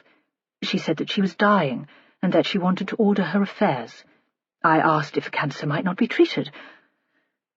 There's been so much progress in medical matters, but she said she wasn't interested in fighting the disease. She had no desire to prolong her life. Vera thought she could understand that. She wasn't a woman who stood on her dignity, but she'd hate hospital. The tests and the poking about, tubes and needles. It was the only reason she was making an effort to get fit. Margaret was here to make a will? Joe Ashworth, wanting things clear and tidy. Short nodded. I asked about the value of her estate. She said there was no property. I didn't take after my father, Mr. Short. I never felt the need to accumulate houses. But there was a little cash on deposit, and, as she had no family, she wanted to make sure that it found a good home. You drew up the will for her, then? Vera had a sudden realization of her own mortality, followed by a moment of panic. What would happen when she died? To the house that she still thought of as Hector's? To the little cash she had on deposit? Perhaps she should make an appointment with this quiet and courteous man and make arrangements of her own. But how would she divide up her belongings? It seemed even more of a challenge than buying a Secret Santa Christmas present for a member of her team. Short was talking. No, apart from one complication, it was all quite straightforward, and she was eager to complete the business with one visit. But because of that complication, I persuaded her to wait until I returned from my holiday. Can you tell us the proposed terms of the will? In the circumstances, of course. We agreed on the wording, apart from one bequest. Margaret Krukowski had £50,000 in fixed-rate bonds and ISAs with the North of England Building Society. She intended to leave £10,000 to her friend Kate Dewar. He looked at handwritten notes on his lap. An investment in a musical talent. 10,000 was to go to a charity for homeless women called The Haven, and 10,000 to my old friend Malcolm Kerr in gratitude for his help and support over the years. And the remaining cash, £20,000, to... He paused. Deirdre Robson, I understand that she was your second murder victim. I got in touch with you as soon as I heard. For a moment, Vera didn't speak. Ideas and questions were spinning round her head. 50,000 might seem a modest sum to the lawyer, but it was considerable for a woman who'd spent the last 20 years as a glorified chambermaid and kitchen assistant. And 10,000 might be enough to save the Haven from closure. She wondered if Margaret had talked to Jane Cameron about the bequest, if she'd had second thoughts when Dee had been asked to leave the hostel. Short went on. The complication was the bequest to Miss Robson. The money wasn't to go to her directly, but to a third party, to administer the money on her behalf, to befriend and assist her, and to provide additional funds to supplement her benefits. It wasn't a usual clause in a will, and I explained that I'd need to check the wording. Had you chosen this friend to look after Dee Robson? Vera wished Margaret was still alive so that she could discuss all this. Vera would have applauded the woman's generosity and common sense. It was another of the beneficiaries, Malcolm Kerr. Vera wondered what all that was about. Malcolm was hardly the most reliable of Margaret's acquaintances. Perhaps she'd hoped that responsibility for Dee Robson would stop him falling apart through grief and self-pity.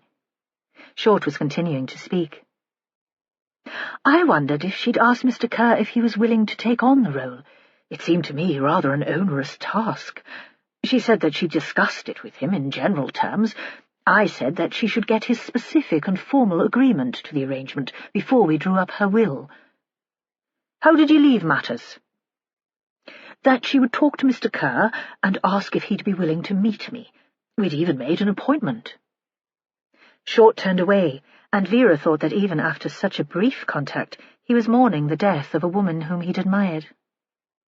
What happens to the money now? She saw that Joe was keen to get home. He knew this was unofficial overtime and wouldn't go on his expenses sheet. Short gave a sad smile. We try to find her next of kin. No children and no immediate family, so it won't be easy. Certainly none of the friends she'd hoped to help will benefit. They sat in Vera's Land Rover to discuss the conversation. The street was quiet. Well, that doesn't help much. Vera fished in her pocket for the evidence bag and offered a biscuit to Joe, who shook his head. Some of the people we might have considered suspects had every reason to keep Margaret alive. If they knew what she was planning, of course. A young couple, their arms round each other, walked down the pavement towards them. They stopped under a streetlight and kissed. Where did she get all that money? Vera thought about that.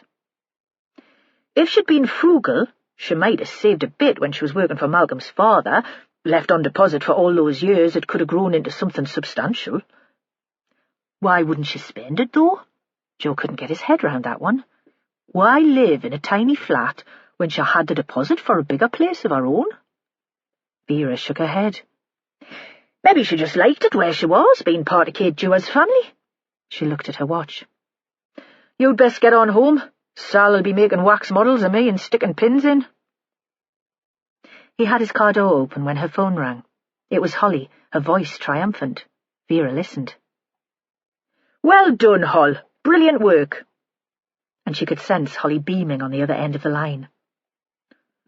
What was all that about? Joe pretended lack of interest, but she could tell that he was desperate to know. Holly's shown a bit of initiative. George Enderby, one of the regulars at the Harbour Guest House, the publisher's rep. Joe nodded. He told us he was on his way to Newcastle for work, then to Scotland to visit a couple of independent bookshops there, Vera said. And that tonight he was staying in Mardle again on his way home. And? Curiosity was getting the better of Joe and making him shirty. He's a publisher's rep, all right.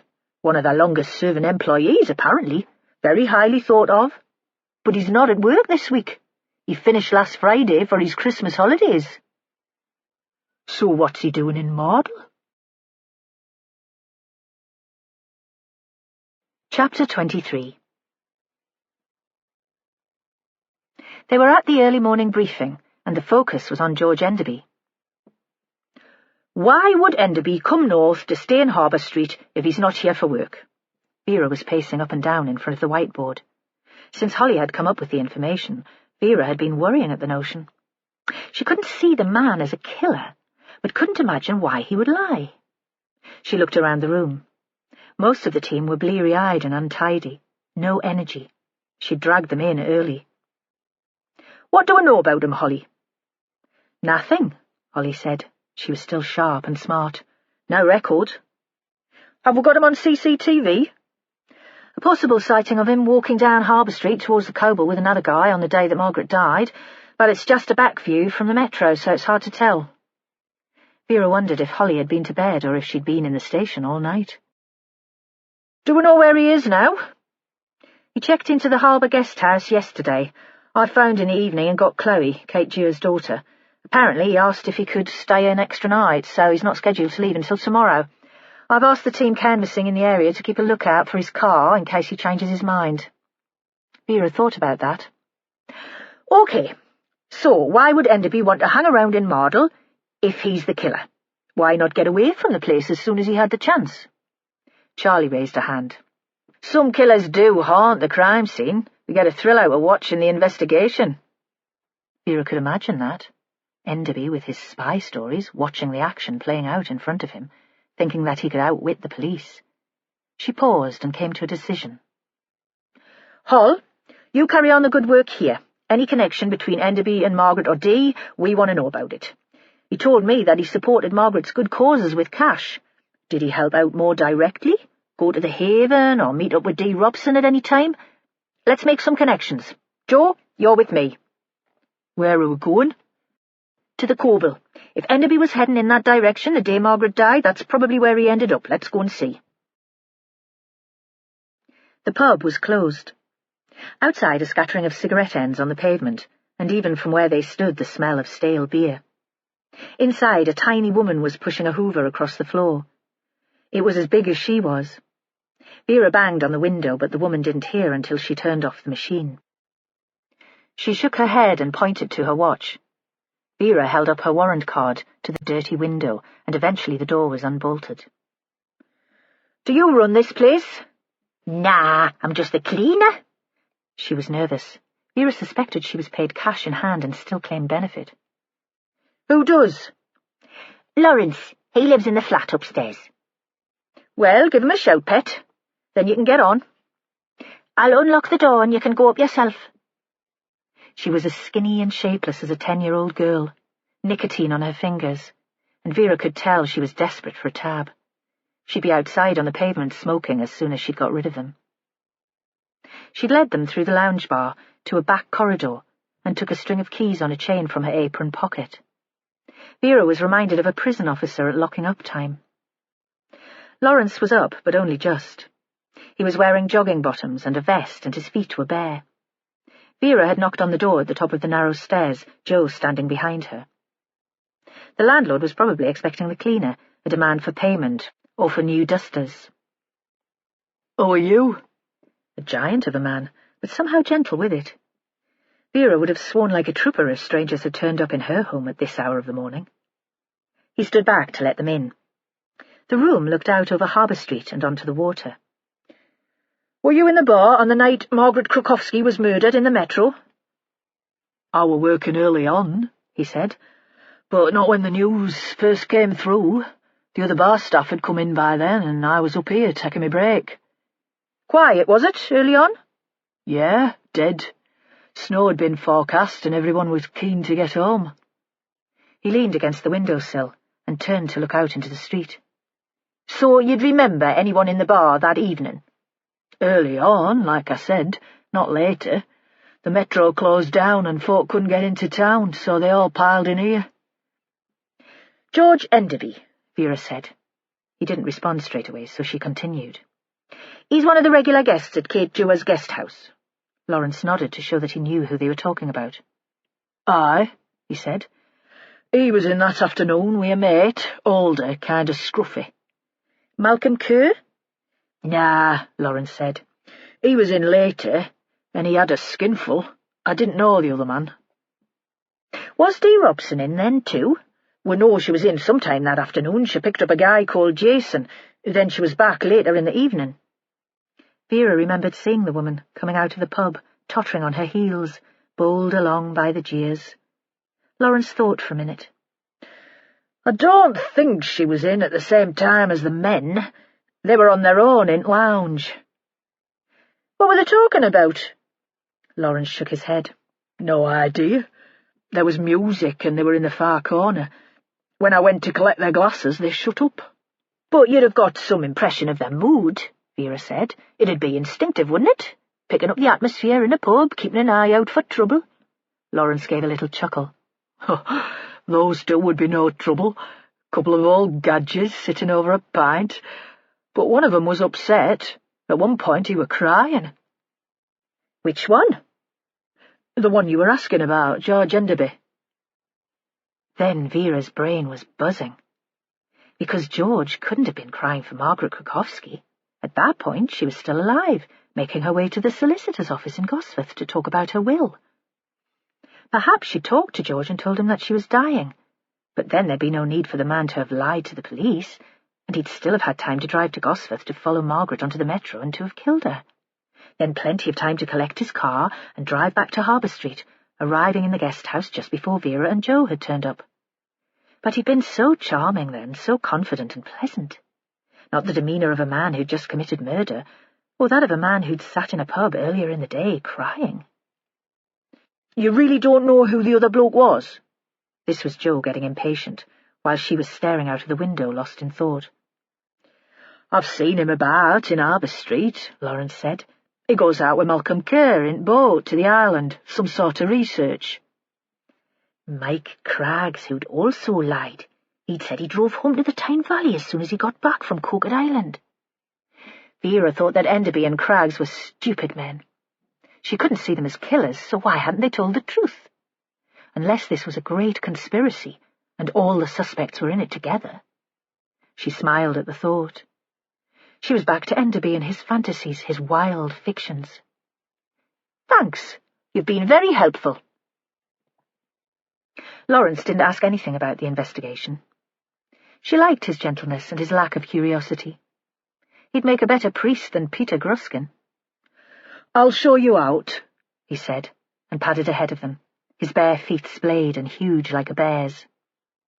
Downstairs it was quiet. The cleaner had moved into the toilets. In the lounge there was a painting of a fat old woman. She was leaning forward with her elbows on the bar. It wasn't a brilliant painting, but it gave an impression of someone strong and eccentric. "Who's that?" Vera nodded towards it as they passed. "Val Butt," Lawrence smiled. "She managed this place for years. I took over from her. She was quite a character, a fierce lady. People still tell stories about her." Out in the street, the morning was moving on. Women were already in the fisheries preparing to open for lunchtime.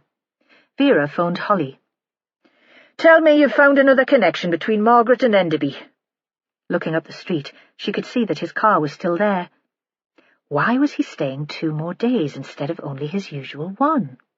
Perhaps he was one of the ghouls who found a murder investigation exciting, who travelled from crime scene to crime scene like a rock star groupie. "Nothing of any real importance. As we already know, he went along to the winter fair at the Haven a few weeks ago. He donated some books for them to sell and acted as their Father Christmas. According to the woman in charge, he spent a fortune on raffle tickets, and whenever he won a prize, he put it back on the stall." "Did you get a list of residents who were staying there, then?" "Of course." Holly was still full of herself after making the discovery about Enderby. "The same bunches are there now, apart from an emergency admission, a woman who'd been beaten by her husband. She's since got an injunction and is back in the family house." She paused. "Dee Robson was there for the afternoon too. Margaret took her along for a treat." Vera remembered Jane Cameron's words. Not just for a treat, but to make a point. "Boss?" Holly still on the line and impatient. "See if you can track down Professor Craggs," Vera said. "We need to talk to him too." She switched off the phone and started up Harbour Street. Joe followed and caught up with her, so they were walking side by side.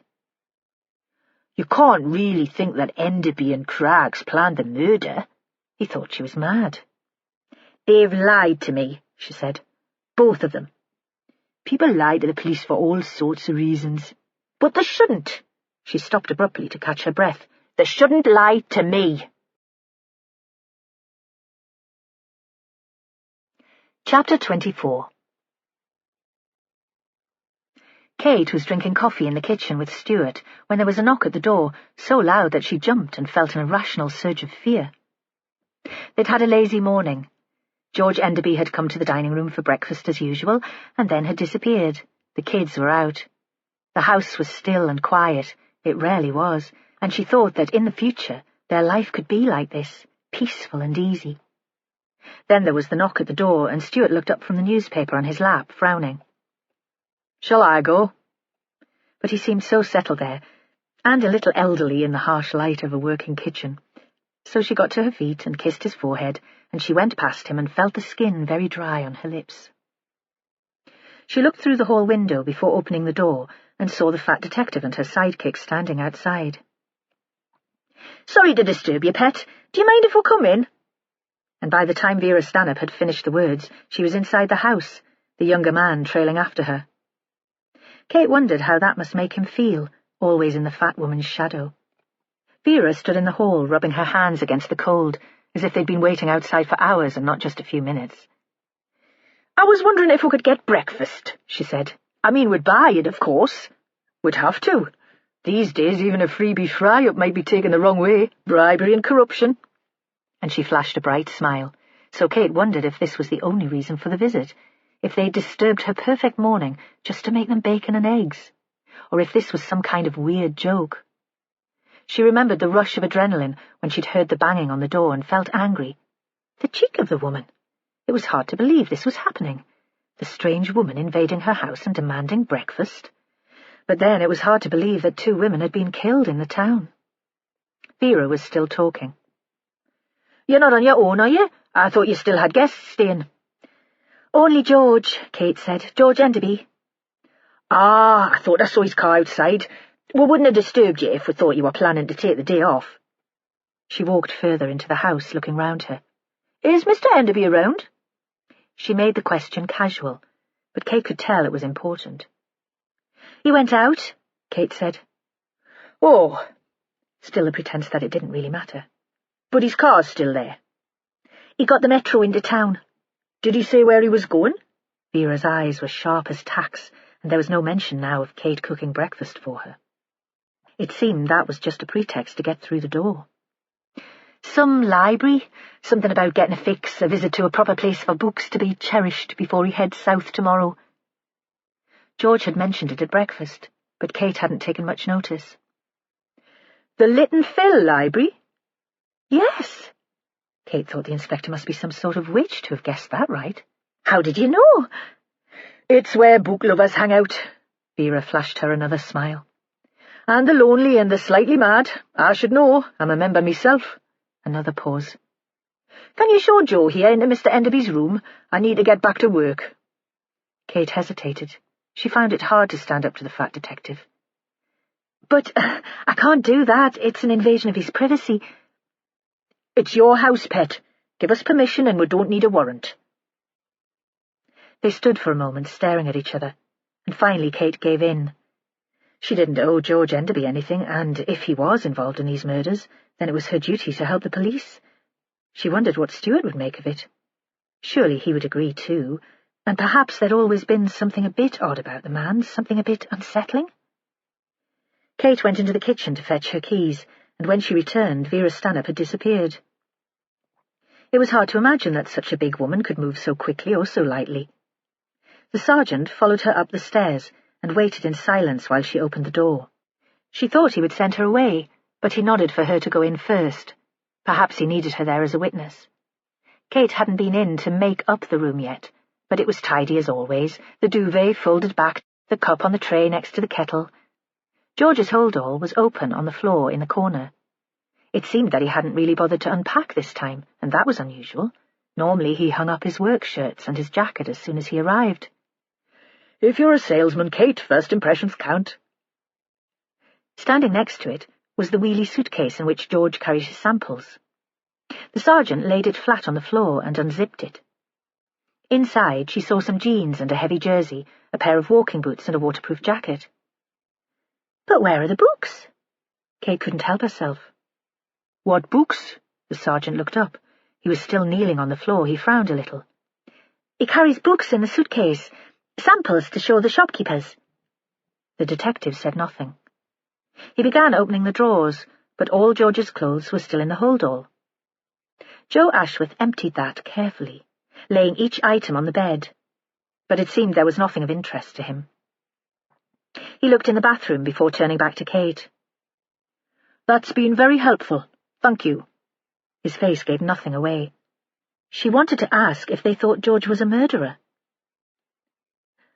"I have children," she said. "A daughter. Is it safe to let Mr. Enderby stay here tonight?" She could hear the hysteria in her own voice. There was only a moment of hesitation before he replied. "We have no evidence against Mr. Enderby. We think he can help us with our inquiries." She didn't find that reassuring. At the bottom of the stairs, the detective held out his hand and thanked her again. He could have been one of her paying guests. Stuart was still in the kitchen. He'd heard Kate come down the stairs and already had the coffee machine on again. What was all that about? He didn't look at her as he asked the question, and she couldn't tell how curious he really was. The police. They wanted to look inside George's room. Did you let him? Now he did turn to look at her. Yes? She wondered now if she'd been a coward not to stand up to them. If it helps find the killer. Her voice trailed away. You think George could be the murderer? Stuart waited for her to answer, and she saw that this wasn't an idle question. She recognized the teacher in him. He'd used the same tone standing in front of his class. Is that really how you think that piece should be played? He seemed unusually serious. She took the question seriously, too. No, she said at last, because despite her earlier misgivings and the hesitation in the detective's voice, it was impossible to think of quiet and gentle George Enderby hurting anyone. She'd seen him open a window to allow a wasp to escape. What reason would George have for killing Margaret? And he'd have hardly known Dee Robson, unless she'd tried to pick him up in the coble. What do you mean? Stuart frowned. Dee was always trying to pick men up in the coble. The locals knew her and just made fun of her. Kate couldn't help an awkward smile as she thought how embarrassed George Enderby would be by such an encounter. Polite and awkward, but terrified too. Are you saying that Dee Robson was a prostitute? The coffee had stopped dripping, and he poured a mug for Kate. She saw that he was shocked. She had never thought of him as a prude. I suppose I am. Not a very good one, though. She gave a nervous smile. An amateur, not a professional. Then she thought the attempt at humour was in poor taste. The woman had just been killed. She slid a look at Stuart, but if he disapproved of her flippancy, he didn't show it. He seemed lost in thought. What shall we do for the rest of the day? She imagined a walk in the hills. The kids had said they'd be out until the evening, so there was no danger they'd be in the house alone with George. She and Stuart had talked about doing a part of Hadrian's Wall, then perhaps lunch in a pub, a real fire and homemade broth. Suddenly she was desperate to escape from Mardle and Harbour Street. I'm sorry, he said. I think I'll be a bit tied up after all. She was expecting an explanation, but he still seemed preoccupied. He jumped to his feet as if he had a sudden impulse to escape from her. At the bottom of the stairs, he stopped abruptly. Can I come round again later? Of course. It came to her now that the strange behaviour had a logical explanation. He was going into town to buy her Christmas present. That was why he was being so secretive. You know you can come here at any time. And she turned her head to kiss him. Left to herself in the big house, Kate felt that things were slipping out of her control. She wished now that the children were still at home, that Ryan was back from Malcolm's boatyard, and that Chloe hadn't disappeared into town with a mysterious friend. She wanted everyone here, where she could keep an eye on them, where they'd be safe. Chapter 25. Joe crossed the road so that he couldn't be seen from the Harbour Guest House basement, and wondered what he should do next. He assumed Vera had gone into town on the trail of George Enderby. She'd probably dragged Holly or Charlie along with her, a corroborative witness if the case came to court. He tried phoning her, but the call went straight to voicemail. Joe was still standing there, dithering, phone in his hand, when the door of the guest house opened and Stuart Booth emerged. He hesitated, and then looked back at the house. Joe expected Kate Dewar to follow, but the man closed the door behind him and remained there for a moment, dithering too. They formed mirror images of each other on both sides of the road. Booth seemed to come to a decision, before making a dash across the street to join Joe outside the church. I wonder if I might talk to you, Sergeant. I have some information. It might be relevant to the murder of Margaret Krukowski. Joe was in a pool car, and he drove Booth to the police station in Kimmerston. Vera might have done it differently, had some informal chat over tea or beer or chips. But Joe wanted this done properly, the man's words recorded. Driving to Kimmerston, he felt a tingle of excitement. It occurred to him that the man intended to confess to murder. Booth was so still and so serious.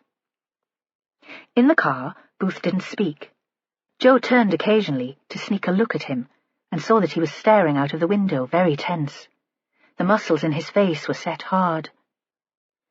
Joe had come across men like him in rural Northumberland, hill farmers and shepherds with few words, tough, sinewy men. It was hard to imagine Booth as a musician. Joe had looked him up, and Google said that jazz was his thing. Perhaps that was when he did relax, and he could picture the man then in a basement bar playing saxophone, head tilted back, eyes half closed, wrapped up in his music. "What instrument do you play?" The question came without thought. Booth didn't turn away from the window to answer. "At school, whatever they need me to. Piano for assembly, recorder to start the little buggers off. But for pleasure, the alto sax." Joe was pleased that he'd guessed right. In the station, Joe got Booth coffee from the staff room in a mug, not the cardboard cups they usually gave to witnesses. One of Vera's tricks. Holly had gone into town with Vera in search of Enderby, so Charlie sat in, the silent man, the observer, while for once Joe took charge of the discussion. They sat in an interview room, and their words bounced off the gloss-painted walls and seemed to rattle like hail from the ceiling. He asked if he might record their discussion, and Booth nodded. "So, Mr. Booth, you said that you have some information about Margaret Krukowski." It took Booth a while to speak. Perhaps he was expecting the officers to ask him direct questions. As he waited, Joe looked at him, taking in the details, his clothes, denim jeans and a checked shirt and knitted sweater, those sturdy trainers that could act as walking boots. Booth was wearing a green fleece, too, though it was warm in here. He wouldn't be a man to feel the cold, but it would have taken movement to get it off, and still he wasn't moving much, a face moulded by the weather and eyes like slate. "Margaret Krukowski was a prostitute," Booth said. "Not recently, as far as I know, but years ago. I only just discovered, when Kate said it, that Dee Robson was a sex worker, and suddenly it seemed important." Sparks were firing now in Joe's head. "So, we're not looking for a man who hates women, but a man who hates prostitutes." He wondered what Vera would make of the news, then thought she might not be surprised that church-going Margaret had once worked in the sex trade. The boss had said from the beginning that they needed to uncover Margaret's secret. "How do you know that, Mr. Booth?" He took a deep breath. "Because I used to use their services regularly, over a number of years." Joe thought the man would stop there, but he continued to speak. Joe thought that a priest taking confession might feel like he did now, curiosity flecked with embarrassment and distaste. Booth continued. "I was a newly qualified teacher, awkward, shy, needing a relationship, but not sure how to get one. A kind of joke with the other musicians. One of them gave me a number." Even now he seemed to be blushing at the memory. "I got drunk one night and phoned her." He paused. "She didn't call herself Margaret, of course, and never mentioned a second name." "What did she call herself?"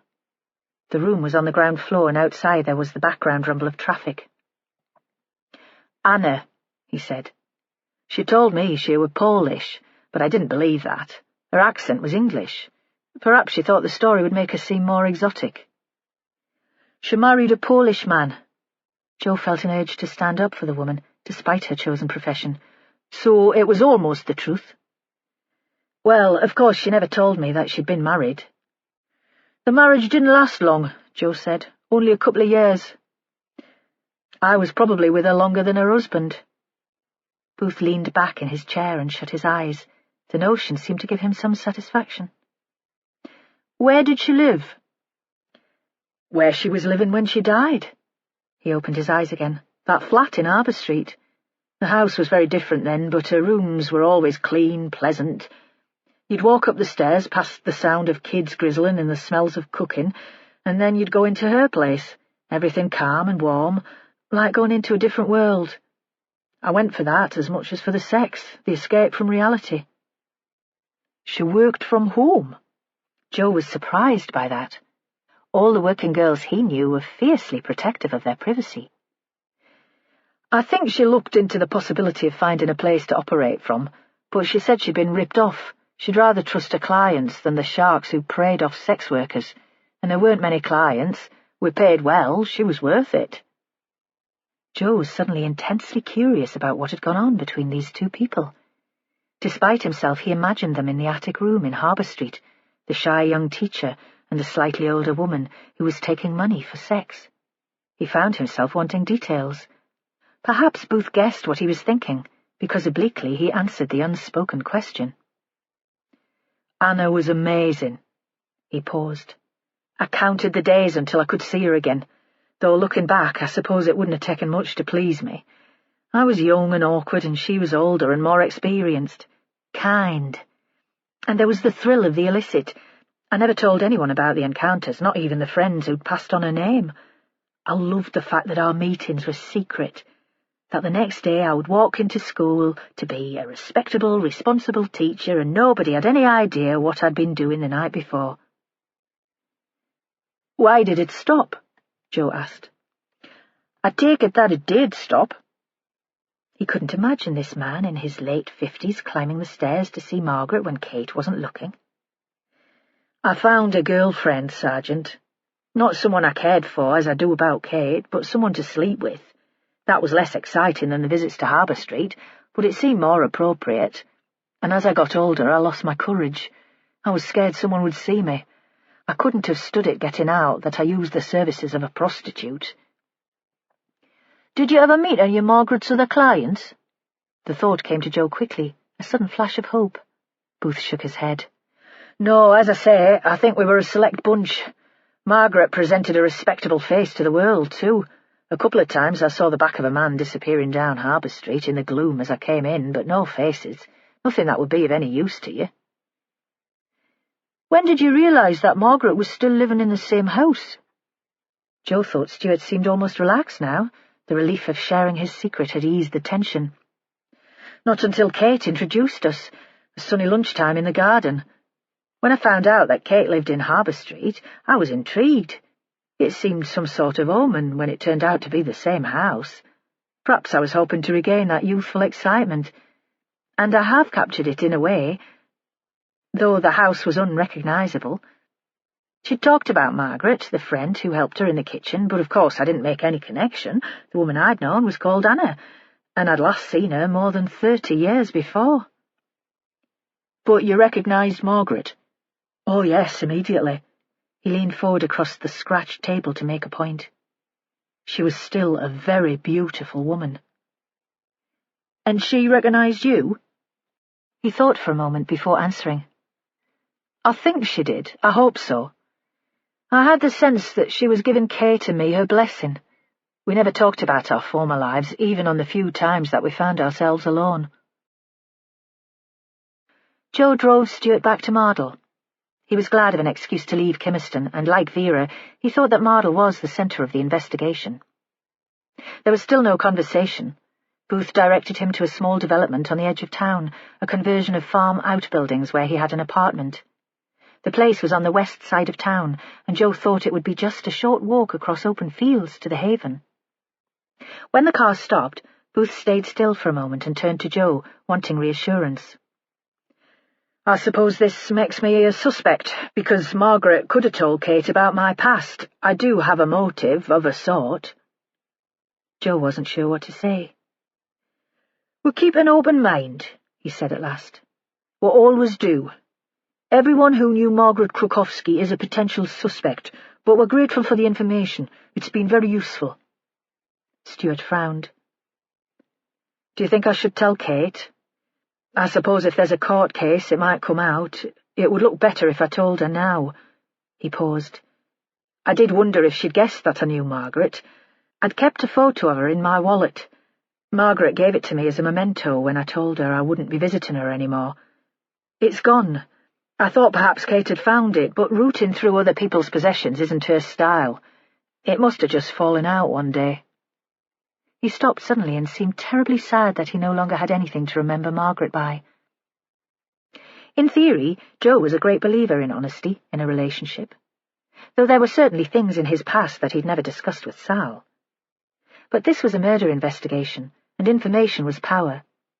He imagined Vera's face when he passed on the news, and thought it gave him power too. At least it would earn him a few brownie points. "Would rather you kept this to yourself for the moment, sir." Relieved to be let off the hook, Stuart flashed him a sudden bright smile and got out of the car. Chapter 26. Vera stood outside the Georgian symmetry of the Lit and Phil Library in Newcastle city centre, waiting for Holly and letting her mind wander. Passengers from Central Station swept past her, and cars screeched at the lights, but Vera was lost in thought and took no notice. Two women, Margaret Krukowski, bright and smart, born into affluence and wanting to set her affairs straight because she realised that she was ill. Dee Robson, one of life's unfortunates, someone who'd needed looking after from the moment she was born, though until Margaret had come along, nobody had bothered much. They were linked by geography, living close to each other on the seaward side of the railway line, and they'd both travelled on the same metro train the afternoon of Margaret's death, as had Joe Ashworth and his daughter Jessie. Vera wondered if it had occurred to Joe that he and Jess might be in danger too. Perhaps it was just as well that he had so little imagination. Holly appeared, fighting against the crowd, still immaculately made up. They went inside and stood at the bottom of the grand stone stairs. "Do you know the Lit and Phil?" Vera was a member. Hector had brought her here for lectures on birds and bugs. A love of the building was one of the few things she'd inherited from him. "Of course, brilliant, isn't it?" Of course she knew the library. Holly had no areas of ignorance at all, or so she thought. "Apparently Enderby's inside. He left Harbour Street straight after breakfast and told Kate he was coming here. Let's see what he has to say for himself." They climbed the stairs to the library on the first floor and opened the door to a room flooded with light from the glass domes. The walls were made of books. There was no immediate sign of Enderby, either at the reading tables close to the door or at the hatch where the coffee was served. The members looked up briefly but took no notice. The library assistant behind the desk gave Vera a wave. Holly seemed surprised that her boss had been recognised. The Lit and Phil wasn't the inspector's natural habitat. Scouring the room for Enderby, Vera felt a rising panic. Perhaps the man was cleverer than they'd thought and had misled Kate. Perhaps he was on a train south. She looked round the corner into the other leg of the L-shaped room. Still no sign of him. Ignoring Holly, who was trailing behind her, Vera returned to the desk. "George Enderby," Vera said. "Big guy, Baldon, from the south, loves his books." "Ah, George," the library assistant smiled fondly, and Vera saw that the man had worked his charm on her too. "Yes, he came in as soon as we opened. He's one of our southern members. You'll probably find him in the silence room. He prefers to read in there." Vera told Holly to stay where she was, and went through the door at the back of the room and down the stairs. The heavy doors shut out the sounds of the library. There was the gurgle of a cistern in the distance, otherwise a dense quiet. Vera paused outside the silence room, a moment of superstition, as close to prayer as she'd ever get. Let him be there. She opened the door. It was a square room with no natural light, silent, of course. Talking wasn't allowed. Even a cough provoked tutting. At first it seemed empty, but bookshelves jutted into the room at right angles to the walls, forming small alcoves, and she couldn't see into those from the door. In one, a middle-aged woman typed furiously on a laptop. In another was George Enderby, leaning forward with his head on the small card table as if he were asleep. The rules of silence were entrenched from childhood, and she couldn't bring herself to speak. She came close to him.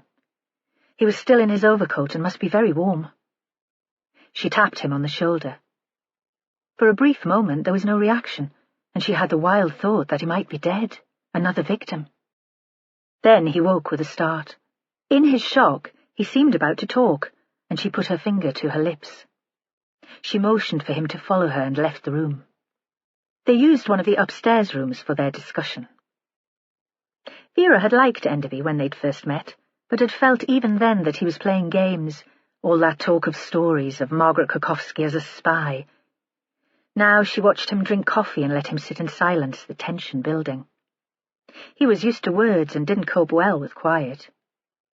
He spoke first, as she'd known that he would. "This is very pleasant, Inspector, but I was surprised to see you, I must admit." The shy, boyish smile. "Clever you to track me down. To what do I owe the pleasure?" "Did you know D. Robson, Mr. Enderby?" A question sharp like sleet on the skin. He hadn't been expecting it. He paused. "That poor woman who seems to live in the bar of the Coble. I've seen her there, of course, and heard the cruel comments." He hesitated again. "I bought her a drink once or twice. I always sit in the lounge, but passing through the bar, I felt sorry for her. Perhaps it's because she was one of Margaret's good causes that I always felt obliged to be kind." "You haven't heard that she's been murdered?" Holly asked the question, and Enderby turned towards her and seemed startled by the intervention. It was as if an impertinent child had interrupted a conversation between adults. "No," he said slowly. "I didn't go into the Coble last night. I had a large lunch before I got back to Harbour Street and managed with a sandwich in my room. How would I have heard?" "I need to know why you lied to us, Mr. Enderby." Vera leaned forward across the table. The room was very warm. There was no response. The man stood up and took off his coat, folded it carefully on the back of his chair. "Well, Mr. Enderby?" Vera was at her imperious best. "Why the porky pies?" "I don't quite understand, Inspector." "You told us that you were in the region to sell books, but as far as we can tell, you haven't been near a bookshop since you arrived. So would you like to tell us what this is all about?" He seemed to collapse from inside. Vera had the inappropriate thought that he was like the shiny bag inside a box of wine once all the booze had been drunk. All the gentlemanly politeness had been protection from the world, and now that it wasn't working, he was empty. She thought he might cry, but instead he looked up with a quiet desperation. "I didn't kill anyone," he said. "So why all the lies?" "You wouldn't understand. I don't understand." "Try me." There was a silence. Vera thought he was taking time to compose one of his stories, but in the end the words came out as an unfiltered stream. It was the same pleasant voice, but she sensed this conversation was personal, not his usual performance. "I was lazy at university. Not intellectually lazy, I always found time for work, but emotionally. Can you be emotionally lazy? He looked up at them, but didn't seem to expect an answer. So there was this girl in our tutor group, pleasant enough, good-looking in a staid country rose sort of way, and she seemed to fancy me, so I thought, why not ask her out? She was from a good family, so my parents liked her, and I didn't dislike her.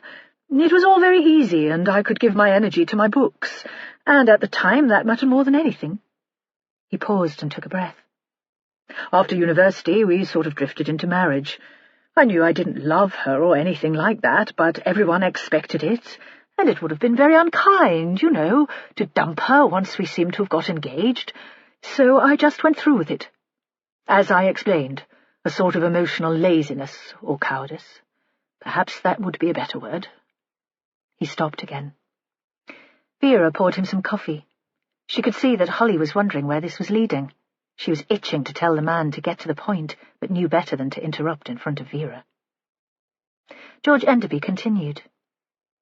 "And it all seemed to be working out for the best.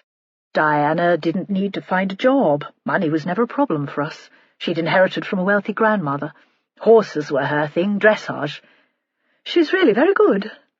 She only just missed out on an Olympic place a few years ago. I do admire her. We both wanted children, and that was a disappointment. When it never happened, I mean." He broke off and stared out of the window at the traffic queuing in the Westgate Road. "That's the background," Vera said, "and all very interesting, but it doesn't quite explain why you're in Northumberland pretending to be at work." "Diana's left me." They expected another torrent of words, but he paused again and then spoke more slowly. "I suppose I just felt the need to run away, and this is where I feel most at home." He put his head in his hands again. "I considered leaving her a few times. The relationship was never entirely satisfactory. So why do I feel so dreadful, so hurt?" "Male pride," Vera said briskly. She was curious about this strange marriage and would have liked to know more. Had the couple shared a bed, for example? Had they had sex once they decided there'd be no children? But she supposed that was hardly relevant to the inquiry and might be considered intrusive. "We need to know where you were when you were pretending to be at work. Where were you yesterday, Mr. Enderby?" "When poor D. Robson was killed, you mean?" He seemed shocked that she still considered him a suspect after he'd bared his soul to her. "And before that, when Margaret Krukowski was stabbed." Vera thought George had slid through life using his charm to protect him. Now he had to face the consequences of that emotional laziness or cowardice. "I wasn't even here then," he said. "I was driving up from London. I arrived just before you, if you remember." "No!" Vera almost shouted the word. "No more lies! You were in the Coble in the afternoon. The landlord remembers you." She began running through the possibilities in her mind. George Enderby, trailing Margaret to visit Dee, then onto the Metro to Gosforth. He would blend in very easily with the respectable residents of the smart suburb. Then following her back through the snow, his hand on the knife's handle in his overcoat pocket. "Did you kill Margaret Krukowski?" "Of course not. The idea's ridiculous. Why would I kill Margaret?" And that was the central question in the case, Vera thought. Why would anyone want to kill Margaret Krukowski? "Where were you yesterday?" He shrugged. "Is it really relevant? Or are you accusing me of killing D. Robson now, too? The idea is quite preposterous." "No, Mr. Enderby. It's preposterous to refuse to answer my questions, especially after you lied to me previously." She leaned forward across the table again, so that she was almost touching him. "Or perhaps you'd prefer to come with us to the police station. The custody suite might provide a suitable escape from your domestic problems?" This time he answered immediately. "I spent the night before last with a friend who lives in the Tyne Valley. It wasn't planned. Nothing was planned. But when I first arrived, the day that Margaret was killed, Kate presumed that I was working and that I'd follow my usual routine. 2 nights here, 1 away, and then back for a night. I didn't want to explain." He looked wistfully out of the window. "I hoped that it would carry on snowing and I'd be stranded in Mardle." "And the name of the friend?" But Vera thought she already knew. The heart of this investigation was Harbour Street, and all the characters in the piece were linked by the place. "Michael Craggs." Enderby looked up and smiled. Vera thought that smile was a habit, a reflex, like a nervous tic. "He's a marine biologist, based at Newcastle University. I met him in the guest house in Mardle. He's a regular there, when he's on the coast for research. I always envied him, actually. He seemed to have everything. A perfect marriage and a perfect family, satisfying work. I envied him so much that I wanted to dislike him, but nobody could dislike the prof." "And how did that work?" Vera asked. "The invitation, I mean. Did you just phone him up? 'I'm pretending to the world that I'm still happily married. Give us a bed for the night so that I can hide.'" There was no need to phone him. Enderby looked up at her. "He was here in Harbour Street, the afternoon I arrived, the afternoon of the snow." The afternoon of Margaret's murder. There was a pause. Vera wondered if he understood the implications of his words. Perhaps he was deliberately pointing them towards Craggs as a possible suspect. Enderby was beginning to irritate. He was slippery and selfish. The man continued. "Mike was walking up the road to collect his car when I drove up. He asked me how I was. I said, shit, actually. He must have realized that I was pretty desperate. He took me to the Coble and bought me a drink, and said I could stay with him any time." He gave a brief, brittle smile. "I didn't fancy it much. I wasn't really in the mood for happy families, but I didn't want to explain to Kate that Diana had left me." He paused, and Vera sensed that another confession was on its way. "I've always had a bit of a crush on Kate, actually. I was about to declare my love when Stuart appeared on the scene. I never could get my timing right. So I asked the prof if I could stay the night with him when I was supposed to be in Scotland." Enderby looked up as if he was expecting another question, a comment at least, but Vera was thinking about Professor Mike Craggs, who'd known Margaret, who'd drunk occasionally in the Coble, and so would have known D. Robson. They'd assumed that he'd driven straight home when he left Malcolm Kerr on the afternoon of the first murder, Certainly that was the impression he'd given to Holly when she'd spoken to him at the Dove Laboratory in Cullercoats. So what was the man doing in Harbour Street later the same day? How had he spent the intervening hours? "You had a jolly evening, did you?" Vera said. "That night in the Tyne Valley when we thought you were selling books in Scotland, you and the Prof and his wife?" She'd never quite trusted happy families. Joe always thought her cynical. He still kept the faith. "Mary Craggs wasn't there." Enderby seemed to have lost interest in the conversation, perhaps because it was no longer about the drama of his wife deserting him. "She was babysitting for one of their children and had stayed over. But yes, it was very pleasant, thanks. The following day I had a wander around Hexham, a beautiful town, and then I made my way back to Harbour Street. This morning I caught the Metro into town. I've always loved the Lytton Phil, and it's helped having the time and the peace to think things through. One more night and I'll be ready to drive home and face the world." "That's your plan, is it?" Vera wondered what facing the world entailed. Perhaps Enderby would have come to terms with the fact that he'd no longer have access to his wife's money, that there'd no longer be a big house in the country. Perhaps that was why he was so upset now. He despised the woman, in a vague and patronizing way, since he'd married her. Vera wondered why it had taken her so long to leave him. "Yes," he said. "That was the plan. Diana said that I could stay in the house until after Christmas, but I'll have to start looking for somewhere of my own." "What will you find? An attic bedsit like Margaret Krukowski?" "We'll have to check your story with your wife, of course." But Vera thought this time he was telling the truth, or as close to the truth as he could bear to get. Chapter 27.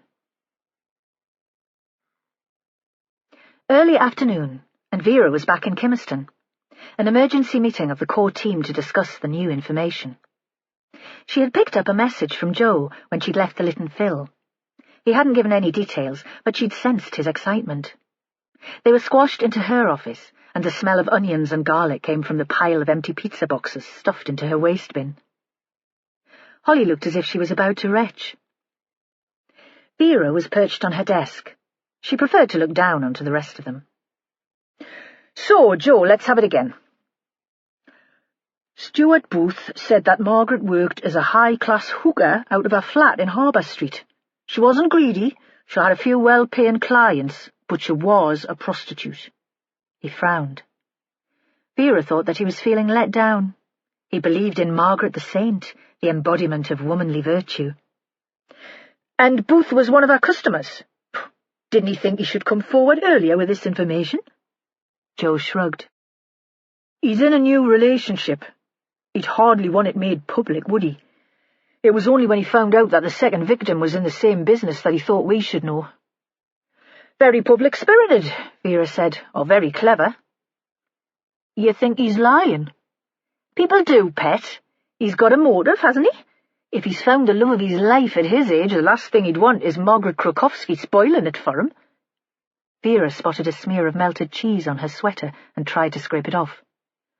"Let's dig around in the past of Mr. Booth and see what else we can find. Charlie, that's the rest of your day taken care of." The new, happier Charlie didn't even pull a face. "And it would be useful to track down other people who knew Margaret all those years ago." Vera wasn't sure what to make of the new information about Krukowski. Couldn't make up her mind if it was relevant or a distraction. "Any suggestions?" "An old lady, a neighbour of Dee's in Percy Street, talked about one of Margaret's admirers." Joe looked up from his notes. "A lad called Ricky Butt. He'd be in late middle age now, but he might remember her. His mother was landlady at the Coble." Vera remembered the portrait over the bar. "Check that out too, will you, Charlie? See if you can get an address for him." "How did you get on with George Enderby?" Joe was impatient. Now that they'd finished eating, he thought they should be working, not sitting around chatting. The Protestant work ethic again. "Hall, what did you make of him?" Holly sulked if she didn't get her share of the limelight, and it was only fair that she should get a chance to express her opinion. She'd discovered that Enderby had been lying to them. "I thought he was a bit pathetic, actually. He didn't even like his wife, so why make such a fuss when she decided to leave him?" Holly stretched. Vera thought she was too young to feel the real pangs of isolation. It wouldn't occur to her, so youthful and healthy, that she might die alone. Is Enderby a potential murderer, do you think? Well, he had the opportunity, didn't he? If you check the timeline, he was in Mardle early enough to be on the Metro with Margaret, and until we check his alibi with Craggs, we only have his word for it that he was away from the area when Dee Robson was killed. Motive? A silence. He's weird, right? Holly said, and he hates women. But Vera knew that wasn't enough. You don't remember seeing him on the Metro, Joe? Nah, it was packed. Doesn't mean he wasn't there. A pause. In the wheelie suitcase, the one he usually carried books in, there was a change of clothes, waterproof jacket, jeans, boots. Worth taking them in for testing, just in case of blood spatter? Be interesting to see his reaction when we ask, anyway. So it would. The room was warm, and Vera suddenly felt sleepy. It was time to get outside for some fresh air, or she'd end up snoozing, her head on the desk, like George Enderby in the silence room. Time to get the team moving. Hall, I want you out at the Haven this afternoon. I told Cameron that Joe would go, but I want you to do it. Did any of the women know about Margaret's past? This new information helps us to understand why she was so sympathetic to Dee Robson, doesn't it? And the girls wouldn't tell us unless we're asked. That thing about speaking ill of the dead. See if anyone knew Margaret before she started volunteering. They're all local people, and I'd be interested to hear what you make of Jane Cameron and the women. She paused for breath. Joe, you take on Professor Michael Craggs. He misled us too.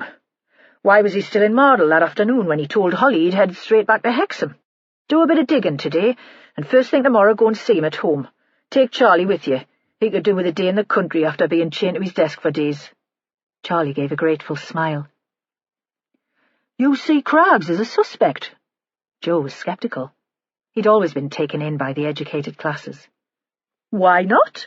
He lied to us, and he's the right age to have been one of Margaret's customers. And as the head of a happy family, he had a lot to lose if she decided she wanted to go public about her past. Knowing that she was dying might have made her want to set the record straight. Which might have made Margaret feel better, Vera thought, but would have been cruel to the people around her. What about you, boss? Holly. What are your plans? As if it was any of her business. I'm going back to Mardle. She didn't elaborate, and they knew better than to ask.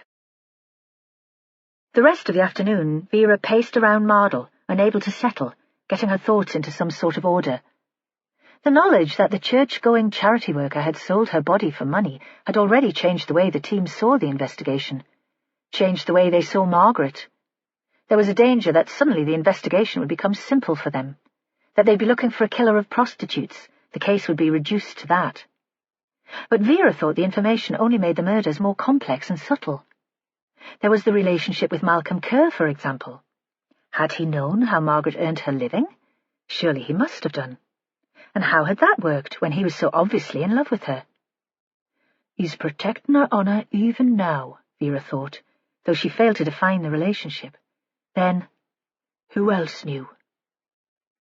For some time she'd been unaware of her surroundings, and only now realised that she was outside the high school. Ugly brick and concrete, with a fence that made it look like a prison. Bars on some of the windows, too, presumably an attempt to stop vandalism, but they made Vera want to hurl bricks. This was the outside limit of the boundary to the case.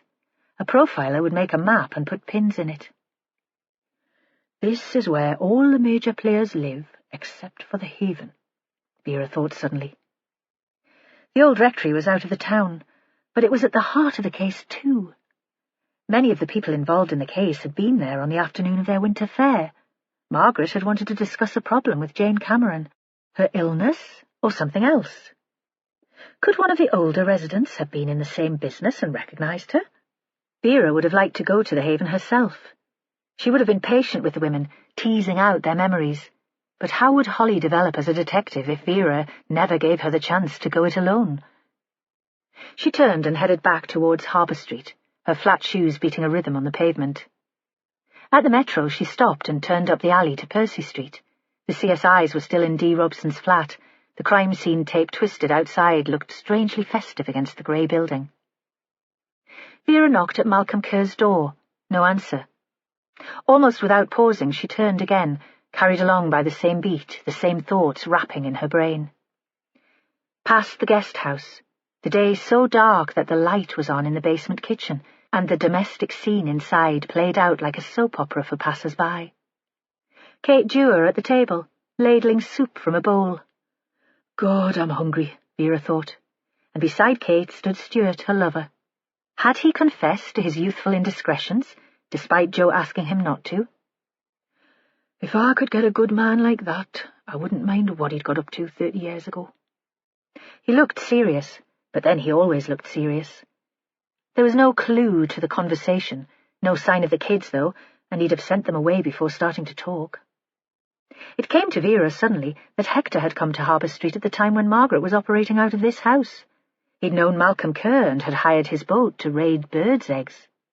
He'd probably been served in the Coble by the fat landlady in the picture over the bar. Had Hector been one of Margaret's clients? Had he slipped through the shadows from the boatyard and let himself into the big house on the corner? Had he knocked on her door?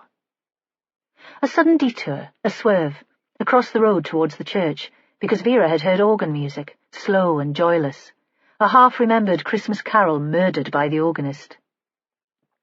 No accompanying singing, so there was no service. This was practice, perhaps, and Christ, did the organist need it. Vera pushed open the door. Inside it was dark, apart from a light above the organ. The noise stopped with a screech, and a very old voice called out, terrified. "Hello? Is that you, Father?" And of course she had a right to be scared, because 2 women had been murdered. Vera called back, "No, I was just looking for the priest." "Father Gruskin went out." The woman was still suspicious, but terror was replaced by curiosity. "What do you want?" "Do you know where he is?" "He's out at that place for fallen women." Spitting out the words, contemptuous. Vera wondered how Margaret could have continued to worship here, surrounded by all this spiteful virtue. After all, it was easy enough to be virtuous if there was no temptation. She should know. She left the church, allowing the door to close behind her with a satisfying crash. The noise carried her across the street to Kerr's yard. The double gates were unpadlocked. Kate Dewar's lad Ryan was sanding the hull of a dinghy. The grating sound of the machine jarred her nerves and prevented him from hearing her. She went up to him and waved in front of his face, and he turned it off. "I'm looking for Malcolm," she said. "He's not here." He smiled at her. "Sorry." He rubbed his hand along the smooth hull of the dinghy, almost a caress. "It's bloody freezing out here," she said. "Come into Malcolm's shed for a minute. I could do with a chat." He seemed reluctant to leave the boat, but he followed her. "You enjoy your work, don't you?" she said. "Yeah?" He seemed embarrassed by the admission. "Any chance Malcolm would take you on when you leave school?" She pushed a charred black kettle onto the top of the stove. "Maybe." He paused. "I'm not sure how that would work, though. I've got plans. I want to be the boss. You could make real money out of the place." She raised her eyebrows. Money had never motivated her. "Tea?" She nodded towards the kettle. "Eh?" he said. "Isn't that theft?"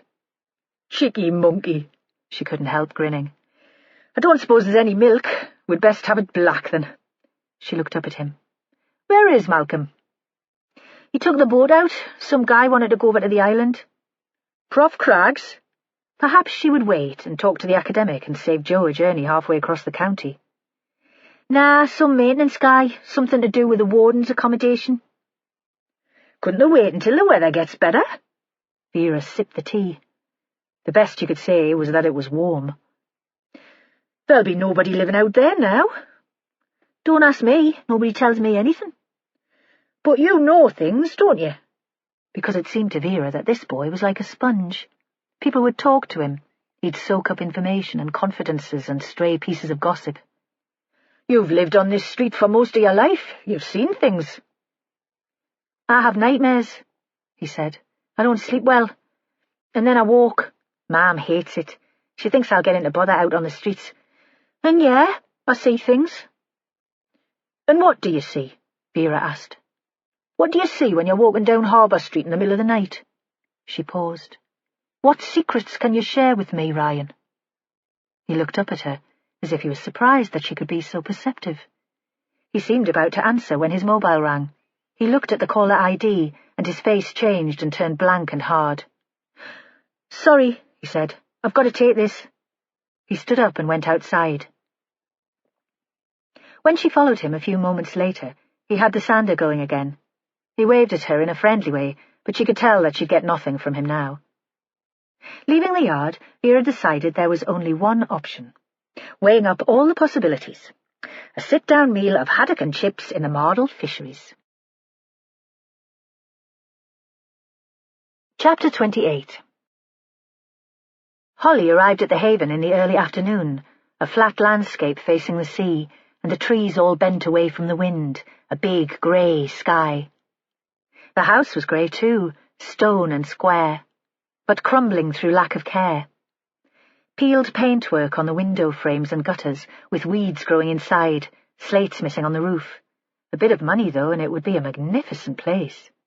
Holly could see it as a smart country house hotel, or converted into luxury apartments. She was a sucker for makeover programs on television, and she read the interior design mags at the hairdressers. She wondered why the charity didn't sell the place and buy somewhere more convenient for the hostel in town. They'd still end up with a profit. She parked next to a black Volvo, and as soon as she climbed out of the car, the wind seemed to blow right through her jacket. Somewhere a dog was barking. She knocked at the door, and it was opened almost immediately by a thin girl, hardly more than a child. "Are you the social worker?" Her words eager, her eyes wide. Her red hair was tied back with a ribbon. She was dressed like a student, but a student with taste and money. Holly would have had her down as a staff member, but she was too thin and too nervy, nibbling now on her nails. "I'm afraid not." "Ah." The girl backed away from her, disappointed. "A social worker's supposed to be coming to take me home for Christmas. My key worker's away on holiday. My mother said that she'd give it another go." "Any chance I could speak to the person in charge?" And at that point a plump woman appeared in the corridor. "I told you she wouldn't be here until 5, Emily," she said to the girl. She could have been talking to an 8-year-old. "Go and wait in the kitchen where it's warm." Then she held out her hand to Holly. "I'm Jane Cameron. I run this place. You must be one of Vera Stanhope's gang. I assume you're here to talk to the residents about Dee Robson." Jane reminded Holly of her former French teacher. She had the same good-natured authority and the same confidence that she would get what she wanted from her charges without any fuss. The same sort of Scottish accent. There was a sound from further inside the house, and Peter Gruskin, the priest, appeared. If he recognized Holly, he didn't acknowledge her. He was frowning. "I'll get off then, shall I? I don't think there's anything else we can do at this stage." He nodded to both women and made his way outside. The wind tugged at his cloak and his hair. They stood watching until he drove away. Holly followed Jane into the kitchen, where 2 women were pulling on gloves and boots. "We were just planning a walk," Jane said. "Everyone seems to have been stuck indoors, and the weather forecast is dreadful for the rest of the week. We all need a breath of fresh air. Come on, Em, coat on. I promise you we won't miss the social worker." Jane turned to Holly. "That is okay with you, we can talk as we go." And Holly had no choice. There were just 3 residents. The others had apparently been invited to more comfortable or exciting places for Christmas. The skinny child, Em, an athletic young woman called Laurie, who strode ahead throwing sticks for the dog, and Susan, who was older, grey-haired, and who scarcely spoke when they were all together. At first Jane let the women walk ahead of them and spoke to Holly herself. "Have you met Peter Gruskin before?" Holly nodded. She thought she would be the one to ask the questions. She felt that she was being dragged along by this assertive woman, and had the sense that she was losing control of the situation. "What did you make of him?" Holly hesitated. She could hardly gossip about other witnesses. Jane didn't wait and answered her own question. "He's a horrible man. The last priest was lovely, gentle, and the women liked him. Peter finds us incomprehensible. He's anxious that the press will pick up the Haven connection between Margaret and Dee. Is that likely, do you think? He would rather that we just went away." "I don't know. We haven't said anything." They were walking along a footpath that skirted the edge of a bare field. A small flock of brightly coloured finches fed on dead thistleheads. "What's it like working for Vera Stanhope?" Jane sounded amused. Holly paused, torn between loyalty and a desire to let off steam. In the end, she restrained herself. "Interesting," she said. "Inspector Stanhope is a fine detective." Jane chuckled, and Holly walked ahead to talk to the women. This route march might be the only opportunity she'd have, and she had to get something to take back to Vera. At first, Emily had nothing useful to say. She was preoccupied with the prospect of getting home for Christmas. "My mother thinks it might work this time. We've talked about my going back to school to retake my A-levels. The voice was wistful and not very optimistic. "Where'd you go to school?" "St. Anne's in the town, but Mummy thinks it might be better at the local comp. Less stress. I'm not sure, though. I think that might be a bit scary. I've never been at a school where there were boys." She blinked and was quiet for a while. Holly thought this fragile young woman would never survive for a week in a big high school. Her parents had saved hard for her to go private. "Margaret was going to come and visit to see how I was getting on," Emily said. She turned to Holly and her voice was pleading. Perhaps she saw Holly as a substitute saviour. "Did you know Dee Robson?" "No." A pause. "Well, I met her once at the winter fair. She'd come with Margaret, but I had a bit of a panic attack, all those strangers. I didn't really talk to anyone." And Emily walked on, leaving Holly to follow. She must have realised that Holly wasn't someone who could help her. When Holly caught her up, Emily continued talking about the murders. It seemed that she hadn't spent any time with Dee Robson at the Haven, because she'd only been in the hostel for a few weeks, referred from the adolescent unit of the local psychiatric hospital. "The girls told me about Dee. They always made out she was a bit of a joke. Nobody deserves to die like that, though, do they?" They walked for a while in silence, the only sound the cawing of rooks in the nearby trees and the engine of a distant tractor. Did Margaret mention anything was bothering her? Though Holly thought that the last person Margaret would have chosen as a confidant would be Emily, who was weak and had so many problems of her own. Emily shook her head. "You had the feeling that nothing bothered Margaret, that she'd seen it all." Laurie knew Dee, though. She was one of those lasses who were always round in Mardle. Like, people got so used to seeing her making a spectacle of herself that they didn't notice her anymore. It's the same with the big issue sellers. They're there, but you don't really see them. Laurie swiped at the dead brambles by the side of the path with her stick. Margaret thought that some time at the Haven would sort Dee out. But it didn't. Nah, she hated it from the time she got here. I love the countryside, me, but Dee didn't know anywhere outside Mardle. Where did she stay before she came to the Haven? Holly hoped that she'd remember all these details when she got back to the station. She was lost without her iPad. Prison. She got into a scrap with some guy in the Coble and got done for ABH. She was already on a suspended for shoplifting. At the end of the sentence, she'd wanted to go back and stay with her gran, but they'd stuck her into a home when Dee was inside. So the probation brought her to us. Jane didn't want to take her, but Margaret persuaded her to give Dee a chance. Laurie shrugged. I could have told them it was never going to work. Did Margaret know Dee from before? That, after all, was the information Vera had wanted. I don't know, maybe. Or maybe she knew Dee's mother. I think that was it. Laurie threw the stick for the dog again, and it ran after it. Of all of them, she seemed most at home in this place. Dee's family have always lived in Mardle. They turned back towards the house on a different track through the trees when Holly spoke to Susan. The older woman had been struggling to keep up, and Holly had to wait for her. The wind was blowing in the bare branches above them, and because Susan seemed not to hear well, at times Holly had to shout to make herself understood. The others had wandered far ahead. How long have you been at the Haven? It seemed a safe way to start, but Susan appeared threatened by the question. I don't have to move, do I? Margaret said I could stay as long as I wanted. I know it's only supposed to be a temporary arrangement, but she said I was a special case. The voice surprised Holly. It was anxious but soft and articulate. Had you known her for a long time? Oh, yes, we'd been friends for many years. The woman paused. But Margaret was always much stronger than me. Another pause. My nerves have never been very good, and now my memory's going too. She gave a strange little giggle. I'm falling apart. Ahead of them, the other women had disappeared from view. The wood was all dark shadows. Did you know Margaret's husband? Holly asked. Not him, no. He'd gone by the time we met. I knew her other man, the one she worked for. Malcolm Kerr? Holly was thinking that Vera would love this. There was nothing she liked better than an unexpected connection. Is that what he was called? Susan looked around her vaguely, as if she couldn't quite remember where she was. I don't recall the name. Were you living in Mardle then? Holly wished this woman were more reliable. These might not be memories, but Susan's weird imaginings. In Mardle? Oh, yes. I was living in Harbour Street, in a ground-floor flat. Margaret was in the attic. I had a baby, you know, but they took her away. I wonder sometimes where she might be now. She'd be quite grown up.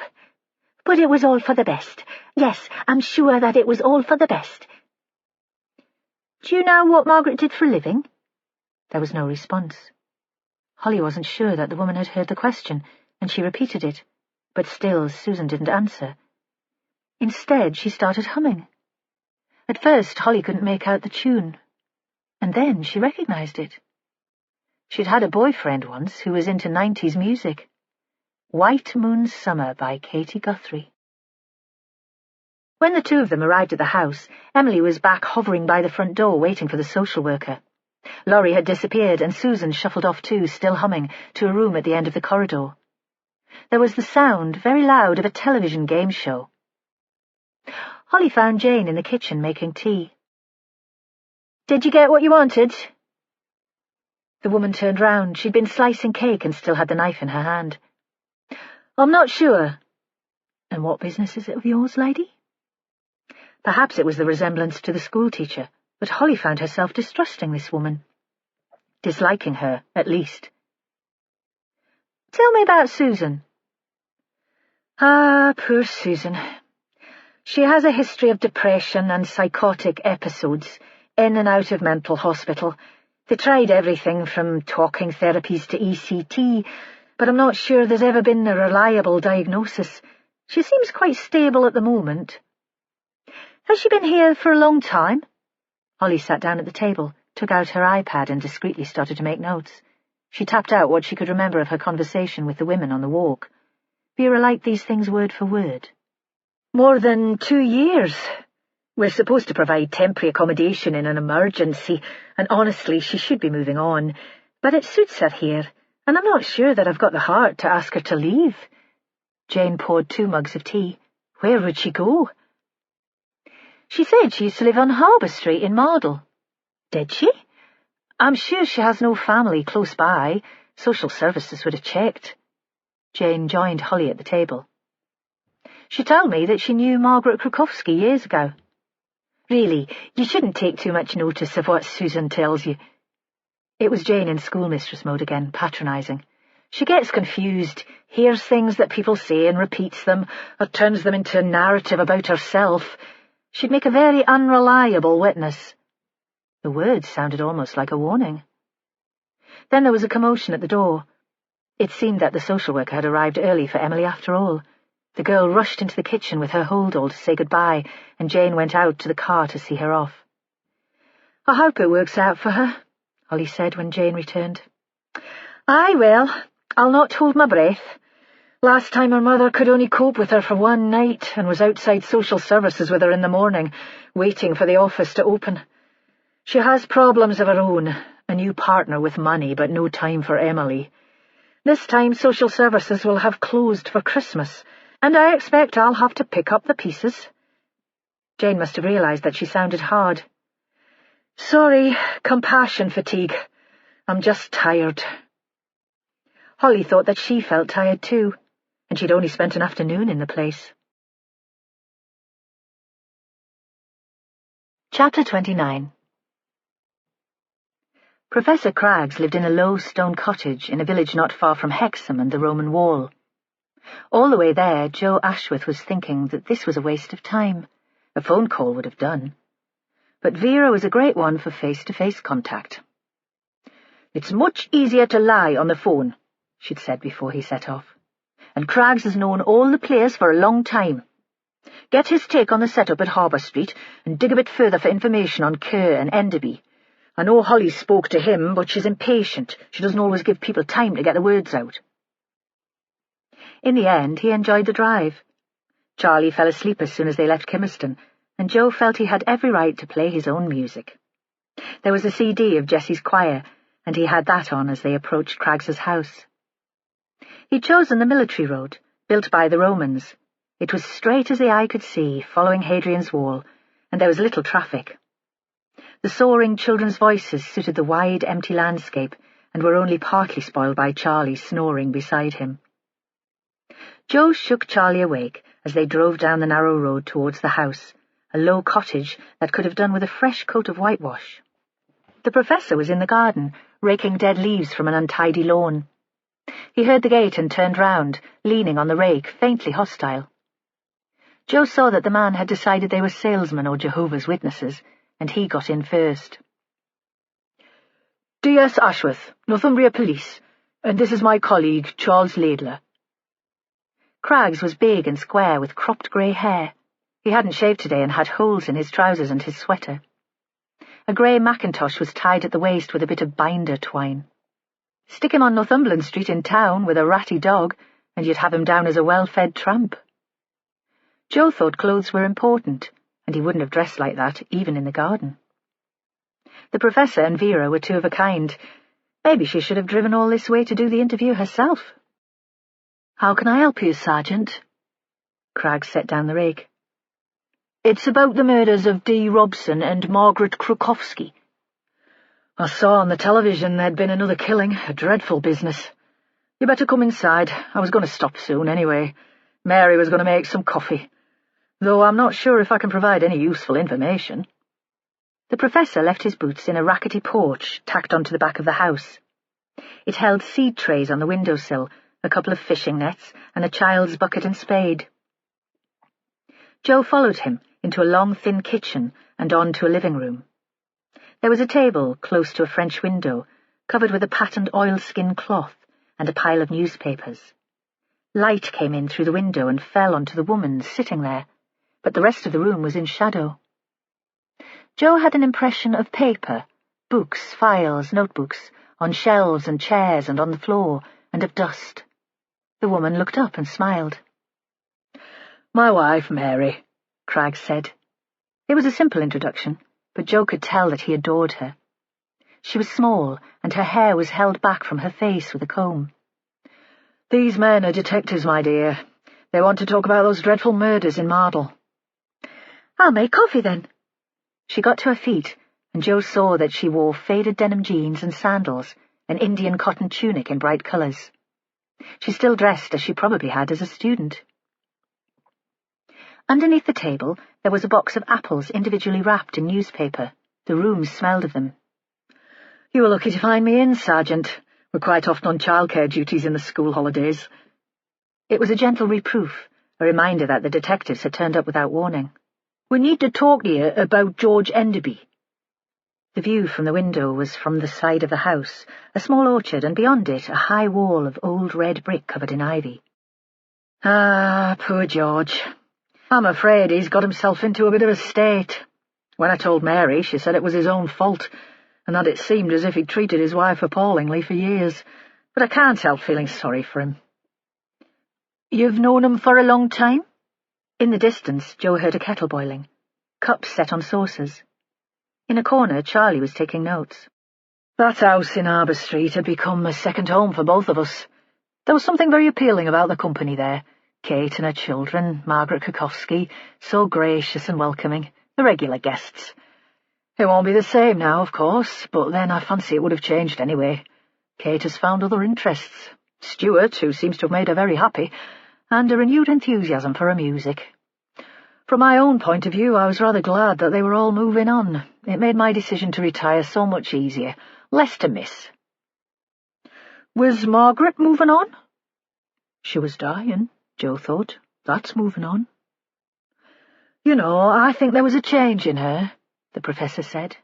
She seemed distracted on my last visit, somehow disengaged. Could you go through your movements again for the afternoon that Margaret was killed? Joe couldn't imagine this man as a murderer, but Vera had found discrepancies in his evidence, and she'd slaughter him if he didn't check. You were out in the boat with Malcolm Kerr? That's right, part of my regular field work off Coquet Island. And what time did you get back to Mardle? I told that young woman who came to the laboratory to talk to me. There was no resentment in his voice, but a kind of resignation. It was about 3 o'clock. And what did you do then? This was the important question. Craggs had told Holly that he'd driven straight home, but Enderby claimed that they'd met up in Harbour Street later in the day. I went to the Dove Laboratory in Cullercoats. I had equipment to drop off there. And then? Joe leaned forward across the table. Then I went back to Mardle. It was a nuisance. It was snowing heavily and I wanted to get home, but I'd left my briefcase in Malcolm's yard. One of those senior moments that seem to happen more frequently these days. And I had an important phone call to make the following morning.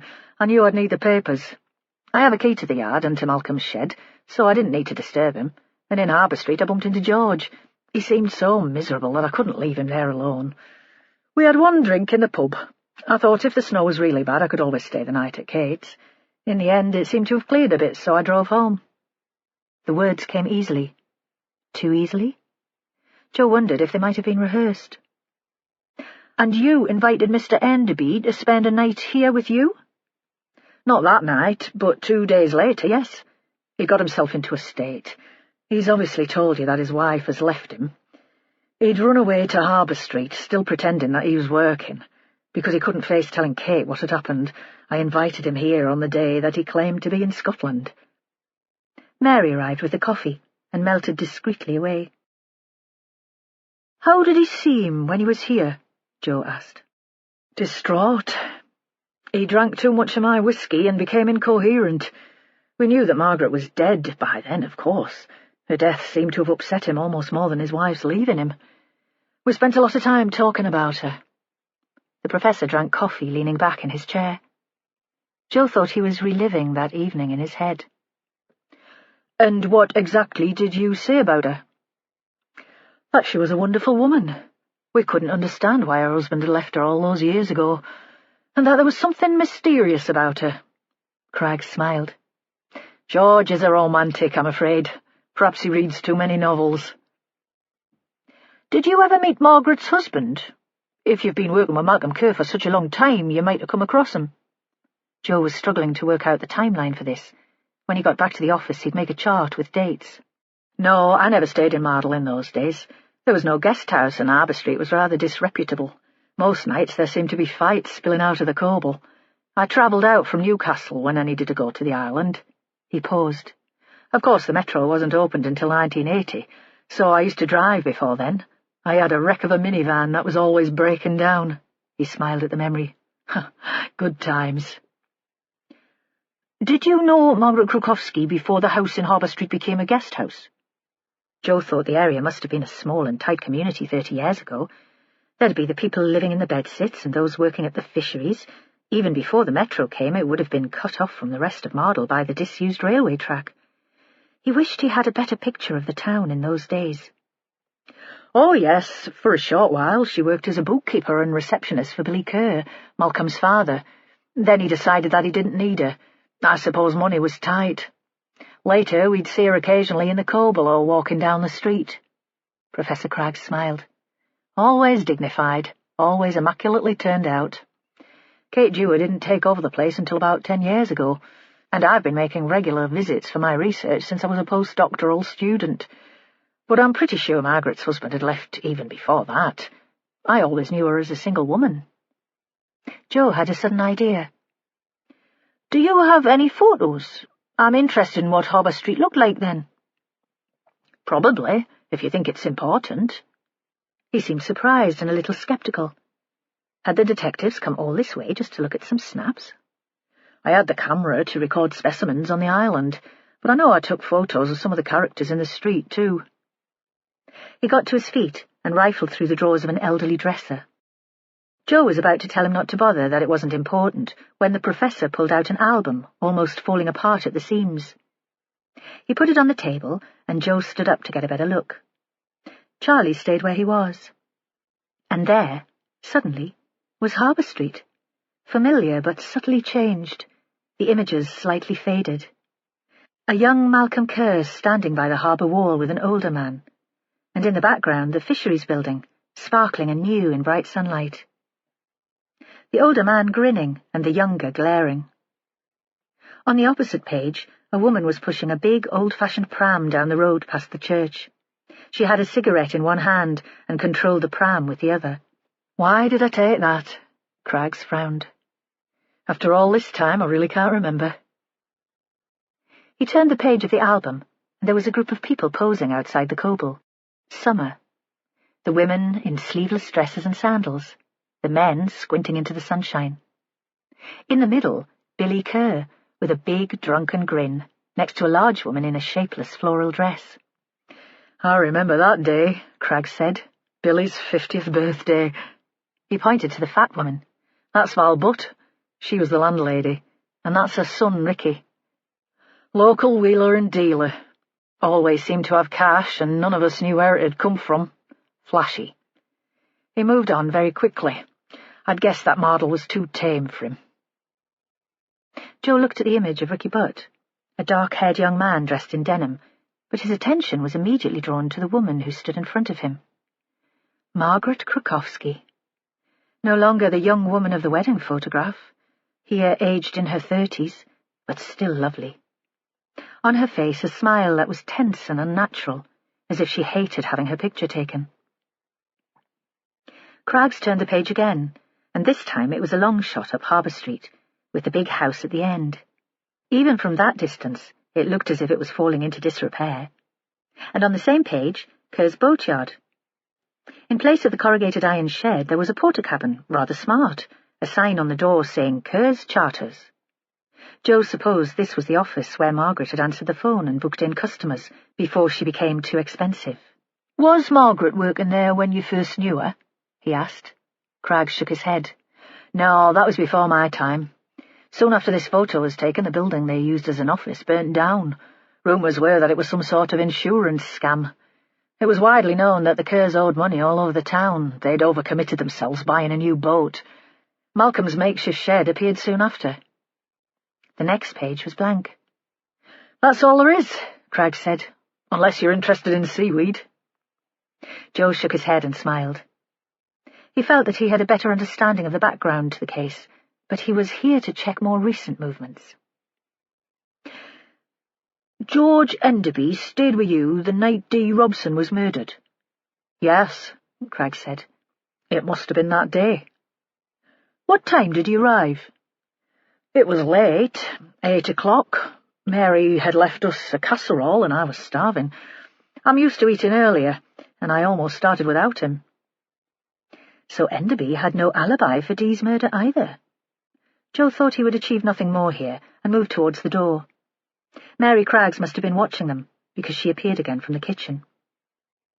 "Have you got everything you need, Sergeant?" "Yes, your husband's been very helpful, thank you." Then he reconsidered. "Might I borrow the photo album, Professor? I'll return it as soon as I've shown me boss."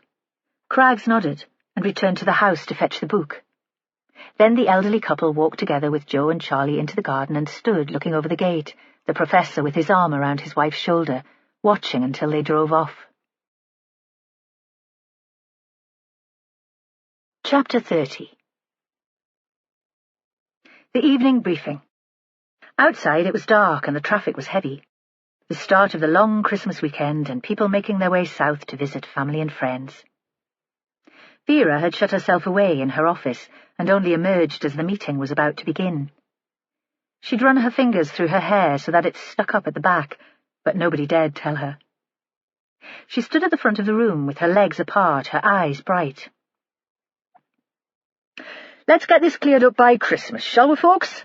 Then you can all go home to your bairns in time to open the stockings." In the room, a few sceptical cheers. Vera wasn't known for her family-friendly policies. "I'll go first, shall I?" defying them to contradict her. She pointed to the photo of the young Margaret Krukowski on the whiteboard. Our first victim. 70-year-old woman, member of St. Bartholomew's Church, committed to the work of the Haven, a hostel for homeless women. From the beginning, we wondered if there might be a clue there. Had she been in an abusive relationship? Was that why she'd befriended our second victim, Dee Robson? From the back of the room, Joe Ashworth thought he'd never seen Vera looking so animated. She seemed 10 years younger. He wondered if she'd been at the secret stash of whiskey that she kept in her office drawer, or if she had some information of her own to share with them. Vera continued. But yesterday, a witness came forward and has thrown a very different light on the relationship between Dee and Margaret. As you all know now, it seems there was another connection between the women. Vera paused. The room was silent. She looked out at them, and Joe could tell that she was loving the attention. 30 years ago, Margaret Krukowski was a call girl working out at a house in Harbour Street where she was living when she died. Discreet and classy, despite the neighbourhood, successful too, because I reckon the money in her savings account probably came from that time. Seems to me that this answers a lot of the questions we've had about this woman. She sometimes talked about secrets and implied that she had a mysterious past. It explains, at least in part, Malcolm Kerr's reluctance to be straight with us. He fancied the pants off her and wouldn't want her memories sullied by rumours that she'd been a sex worker. And it explains her fondness for Dee Robson. I'm assuming Margaret went into business when she was deserted by her husband and when she lost her office job with the Kerrs. Sad that she preferred selling her body to going to her parents and admitting that she was wrong about him, but she was a proud woman, and it seems that she was in control of her own business. Booth didn't mention that a man was involved. Margaret valued her independence. She fell silent and looked around her. Joe wondered if she was expecting a round of applause for her expert summing up. Holly stuck up her hand. How does this move the investigation on, boss? It was a long time ago. How many people still around knew that she was on the game? Oh, Holly, Joe thought. When will you learn? You don't question Vera Stanhope when she's on a roll. But Vera must have been feeling generous. And today there was no cutting put-down. This is still relevant, Hol. Because you're a babe in arms, you don't understand how the dim and distant can come back to haunt you. Maybe Margaret wanted to go public about her past before she died, to set the record straight, and there were respectable people, ex-clients, who didn't want her to do that. She paused. How did you get on at the Haven? One of the residents there claims that she lived in the house in Harbour Street at the same time as Margaret. Holly looked at her notes. Susan Coulson. She's a bit confused, and she was talking about having had a child that was taken away from her, but she did say that she knew Margaret's boss. OK, that'd be Malcolm Kerr, or his father, Billy. Let's get Malcolm in tomorrow. I can't believe that he didn't know how Margaret was earning a living at that time. He's always seen himself as some sort of confidant. I don't see him as a pimp, though. Anything else? Holly looked again at her notes. Not from the Haven, but I spoke to Enderby's wife. And? She confirmed that she's left him. Posh Diana has fallen for a guy who runs the stables where she keeps her horses. Holly grinned. He's very fit, apparently. She went into some detail. And I asked Enderby if we could take the outdoor clothes that he was carrying around in his wheelie suitcase for testing. How did he seem when you asked him? Hurt. How can you believe that I would do something like that? He didn't kick up too much of a fuss, though. Vera looked round the room. Anyone else like to contribute to this investigation, or is this just a case being run by the women on the team? Joe slowly raised his hand. Yes, Joe. You and Charlie have had a nice day out in the country visiting our professor. She pointed to Mike Craggs's name on the board. What did you get from him? He was knocking around in Mardle at the time, a young research scientist. Was he one of Margaret's customers, do you think? Craggs admitted that he admired her, Joe said. But nah, I don't think so. He was already married to his wife then, and you can tell that he loves her to bits. He saw that Vera was about to sneer. Any talk of romance, and she pretended to puke, so he moved on quickly. Craggs did pass on one interesting bit of information, though. Get on with it, Joe, man. The Kerrs were in financial difficulties in the 80s. They owed money all over the town, and when the office building burned down, it seemed a bit too convenient. Rumour had it that it was an insurance scam. Joe could see Vera processing this and dismissing it as unimportant. He suspected that she'd developed a theory of her own. That would explain her excitement. She was just waiting for the right moment to share it. Still, he persisted. Margaret would have known the Kerrs' financial position. She kept their books, after all. If she was planning to come clean about the past, maybe she was going to talk about that too. That's petty stuff. I don't think anyone would give a toss so many years later. So, Joe thought, that's put me in my place. Vera might have given the idea at least a moment's consideration. She moved forward, a star preparing to step into the spotlight. Could the Professor tell you anything about Pavel Krukowski, the husband? Nothing. He was already off the scene by the time Craggs got to know Margaret. Joe was going to offer up the photo album to Vera, but thought that the mood she was in now, elated and carried away with some theory of her own, she would only mock him for implying that it had any significance. There was a silence. Vera looked out at them, and Joe saw that at least she was gearing up to share her grand idea. I don't believe that Pavel suddenly disappeared off the face of the earth, she said. Margaret could have been hiding more than the fact that she sold sex for a living. She looked around her, and again she seemed to be expecting applause. You think that she killed her husband? Joe thought Vera was entering the realm of fantasy now. Margaret Krukowski wasn't a killer, but a victim. I don't know exactly what to think at this point. She glared at him. We're telling stories, creating theories. But tomorrow we need to check some facts. She was back at the whiteboard, and she wiped out a bare patch and started making notes. Pavel Krukowski, what happened to him? I'm betting that he's dead. And if he's still alive and living happily in Warsaw, then I'll be buying the carryouts for the next 5 years.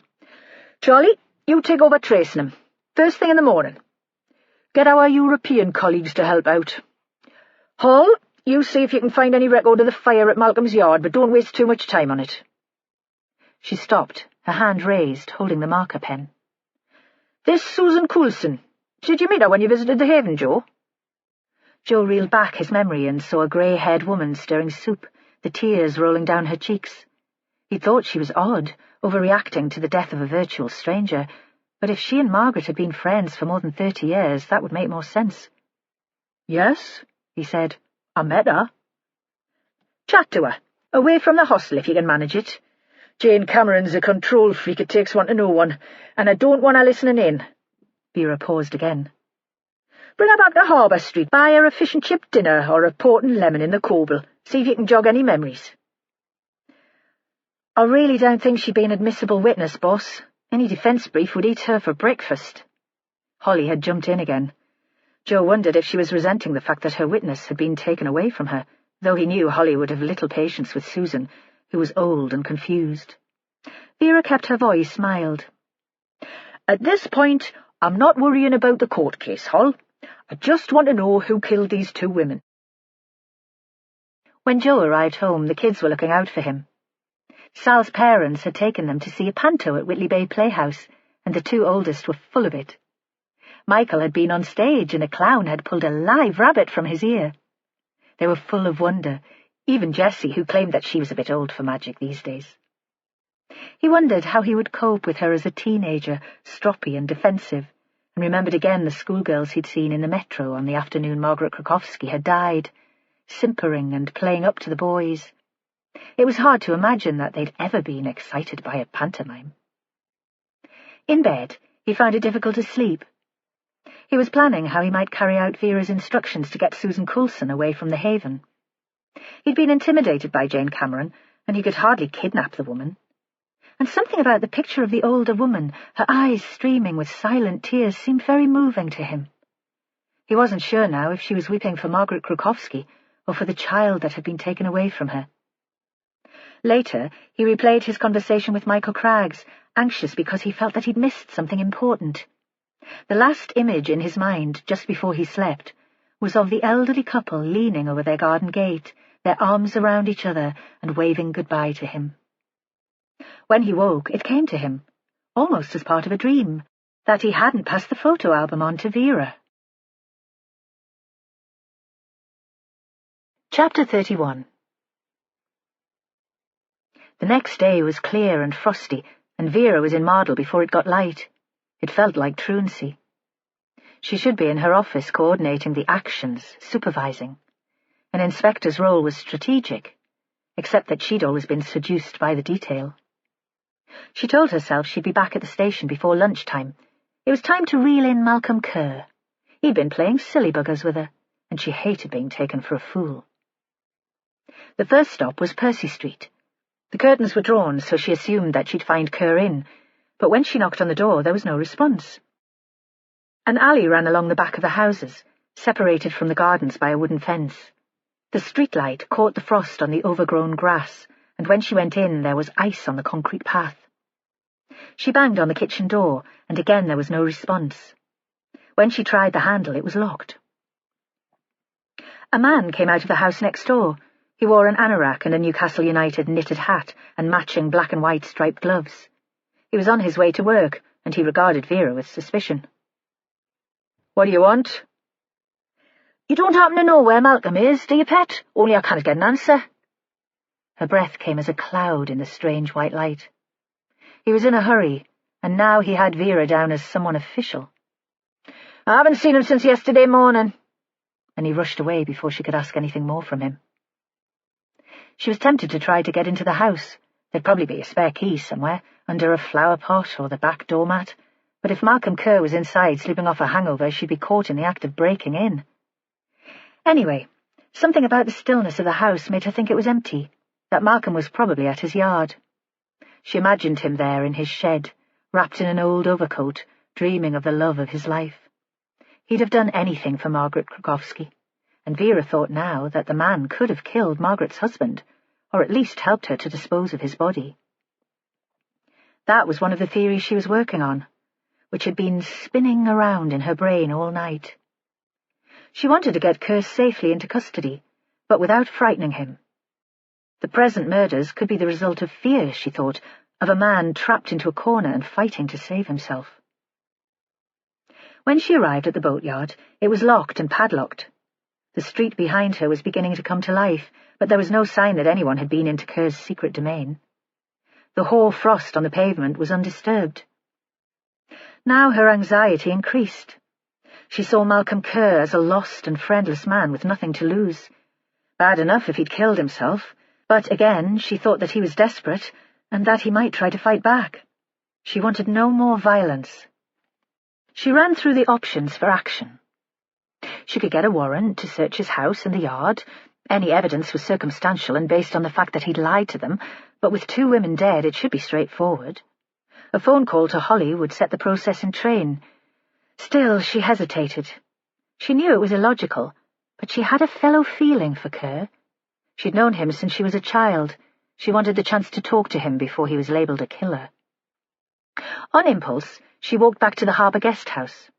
She saw that George Enderby was eating breakfast in the dining room, at his usual table in the window. She'd forgotten that he'd told her he was staying an extra night. He glanced out and saw her, and looked suddenly anxious. "I have that effect on people wherever I go." She waved to him and smiled, then climbed the steps and knocked on the door.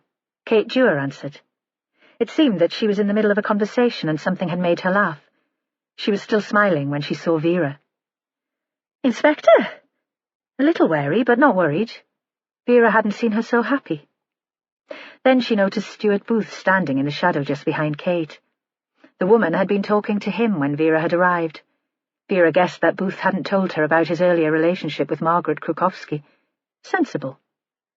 Vera had always thought honesty was an overrated virtue, except during a police investigation. "Is your son in, Mrs. Dewar?" Now Kate was suddenly worried. "Why do you want Ryan? What's he done?" "Nothing." Vera smiled in what she hoped was a reassuring way. "I'm looking for Malcolm Kerr, who seems to have gone AWOL, and I thought Ryan might have some idea where he might be." "The kids are both downstairs having breakfast. We've just finished." "Is it okay if I go down? You come along too." The kitchen was the warmest room in the house, and after being outside it felt like walking into a greenhouse.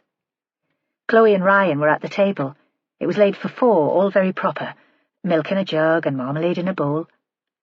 Perhaps it was running a guest house for all those years that meant Kate couldn't cope with cartons of juice, butter still in its wrapper.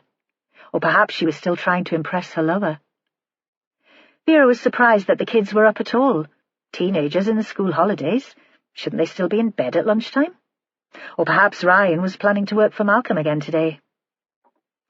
"The inspector has some questions for you." Kate's voice was a warning. Ryan was reading a music magazine and had toast in his hand. He looked up. "What is it?" "Malcolm Kerr." Vera sat down. The toast smelled wonderful, and she was suddenly a child in Hector's house again. Toast was one of the few things he could cook well. "I've been to his house and to the yard, but I can't find him. Any idea where he might be?" "Sorry." "Had you arranged to work for him today?" She couldn't keep her mind off toast, dripping with butter, and the sharp fruitiness of marmalade spread very thick. "Yeah, but not until a bit later." "Have you any idea where he might be?" This time she directed the question towards the girl, too. She was sitting with her elbows on the table. Vera thought how young she looked, but too serious for a girl of that age, troubled. Someone else burdened with secrets. A looker. When she was older, you might mistake her for that photo of Margaret Krukowski on her wedding day. The boy shrugged again, and his glance slid back to the magazine. Hector would have slapped him for that. "Show a bit of respect, boy." Kate Dewar said sharply, "Answer the inspector, Ryan." She looked at Vera and rolled her eyes as if to say, "Kids these days, what would you do with them?" "I don't know where Malcolm is, really?" He looked at her with a wide-eyed innocence. Vera thought he could be hiding something, protecting his occasional employer. Boys his age, she could never tell what they were thinking. "Malcolm might be on the beach," Chloe said. It was the first time she'd spoken. She rolled her napkin in her fingers so that it looked like a fat Christmas cracker. "Bloody Christmas. This time of year you can't escape it even in your head." They all stared at Chloe, and she went on defensively. "I've seen him there before, just walking." "Which beach?" Vera kept her tone chatty. "North Mardle," Chloe replied, as if the answer was obvious. "He parks by the dunes and then he walks." "Ryan?" Vera's voice was sharper now. "So why didn't you tell me? Why leave it to your sister?" "He goes beachcombing," Ryan said. "Sometimes you get wood washed ashore from Norwegian cargo boats, long planks that he can use in the yard. He goes early to find the good stuff." Vera looked at them both and nodded. Something was going on in this family, a tension between brother and sister, and she didn't understand it. She had no siblings, as far as she knew, so no experience of the way they worked out their differences. She thought it could just be rivalry, both of them wanting their mother's attention and approval, but at their age, shouldn't they be over that? She thought of Joe and Holly, and decided that some people never grow out of it. She smiled briefly at the idea that her team were like a big, dysfunctional family. She turned to Ryan. "Have you got a key to the yard?" There was a possibility that Kerr had been there all night, holed up drinking in his bothy. Best try that before a wild goose chase to the beach. He nodded and pulled a key from his pocket. "Do you want me to come with you?" Suddenly he seemed eager to get out of the house. To be walking again, soaking up secrets? "Nah, you're all right." She took the key from him and walked up the stairs to the hall. Stuart Booth was still there, standing awkwardly, not a paying guest, but not part of the family either.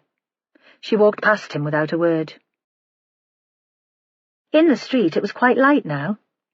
She unlocked the padlock and let herself into the yard, the metal sticking to her glove because it was still icy. All the time she was thinking about the family in No. 1 Harbour Street. Perhaps they were all still mourning Margaret, and the awkwardness she'd imagined was no more sinister than that. Kerr's shed was empty, and she left quickly, locking the yard behind her. She headed for her vehicle and for the beach. His elderly car was parked in the sandy space behind the dunes, and she left the Land Rover next to it. Nobody else was about. She climbed the sand hills, pulling on the marram grass in places to help her up. There were patches of frost in the hollows. More memories of Hector, this time of a trip away, a beach in North Wales with breeding little terns. They'd stayed in a dreadful B&B, slimy nylon sheets, shelves covered with glass ornaments, cats and rabbits, and a row of blue owls with bulging eyes. Hector had flirted with the landlady in the hope of a discount. Then they'd climbed the dunes, Hector with an egg box in each pocket of his long Barber coat. They'd peered over the top of the dune to find a warden sitting just below them, a young man frozen because he'd been there most of the night, huddled in a cheap anorak. Hector had pulled her down beside him. "Well, wait. He'll have been drinking coffee all night to keep warm and awake. He'll soon need a piss." The words whispered, his face so close to hers that she'd felt his prickly chin on her cheek. And at last the warden had stood up. By now there were dog walkers at the far end of the beach, and he jogged past Hector and Vera's hiding place to the public toilets in the car park, deserting his post through embarrassment or a sense of decency. Immediately Hector was on his feet and amongst the tern colony, raiding the nests on the shingle beach. They passed the warden on the way back to their car, and he smiled and said hello, because who could be suspicious of a middle-aged man and an overweight girl? Back in the present, Vera reached the last sandhill and stood looking down at the long beach, a big orange sun over the horizon, and space that took her breath away. Rolling breakers and the smell of the sea, so much space that it made you dizzy to look at it. And in the distance, a stooped figure, dragging a plank of wood behind him. He was on his way back to the car, and she waited, taking in the view. She thought Chloe was probably right, and he came here often. This was where he'd walked with Margaret Krukowski, discussing her illness. Malcolm didn't see her until he was at the foot of the dunes. He always walked looking down at his feet, avoiding eye contact with strangers, perhaps. Then he stopped for a moment and looked around him, and that was when he saw Vera. She gave a little wave. She didn't want to appear threatening. "We need a chat," she said, then feeling hungry again, remembering the smell of toast. "Is there anywhere we can get some breakfast?" Now that it had come to it, she was reluctant to take him to the police station just yet, to start the formal process that would lead to his arrest.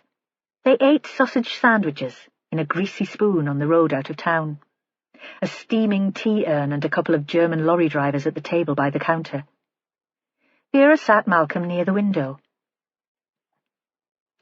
"Margaret Krukowski was a prostitute," she said. "You didn't think it was important to tell me?" "No." Vera thought Malcolm was like a boy who hadn't quite grown up. "I didn't want her memory dirtied by that sort of talk." "But she was a prostitute." Vera tried to catch his eye, but he was staring out of the window at the passing traffic. "Not like Dee Robson," he said immediately. His face was red, indignant. "Not cheap, tarting herself around the pubs. She had men friends and they paid towards her expenses. She had to live, she said. Once Pavel had left and me dad had let her go from working for us, and she'd always enjoyed the company of men." She enjoyed sex, Vera thought, but you can't bring yourself to say that. "You can't have liked it, though." She leaned forward across the table where the remains of their breakfast lay. "The thought of her going with other men, you loved her." "But she didn't love me." His voice was so quiet that if she hadn't been so close to him, she wouldn't have heard. "I had to come to terms with that years before." There was a moment of silence. The German drivers clattered through the door, letting in a blast of icy air. "Margaret was going to leave you some money," Vera said. "Enough for a decent car, at least. But she was killed before she signed the will." "I didn't know anything about that, and I didn't want her money." "Did she ask you to keep an eye out for Dee once she was gone?" Malcolm's gaze slid away from her. "Aye." "And you said you would?" He didn't answer, and Vera continued. "Of course you did.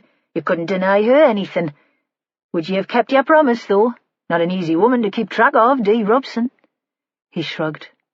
"I'd have done me best. But now the woman's dead, you don't have to." Vera wiped the grease from her mouth. "Must be a relief."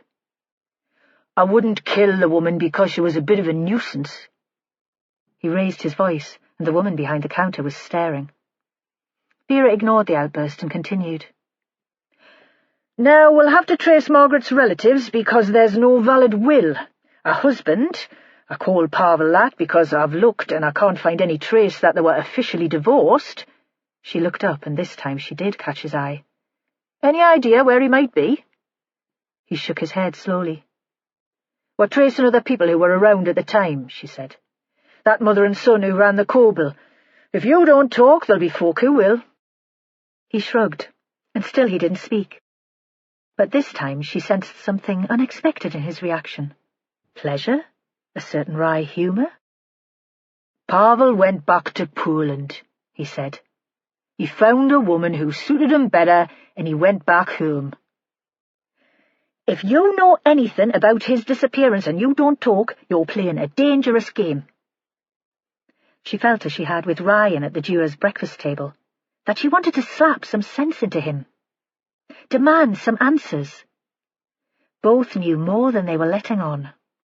"You could be charged with murder, man.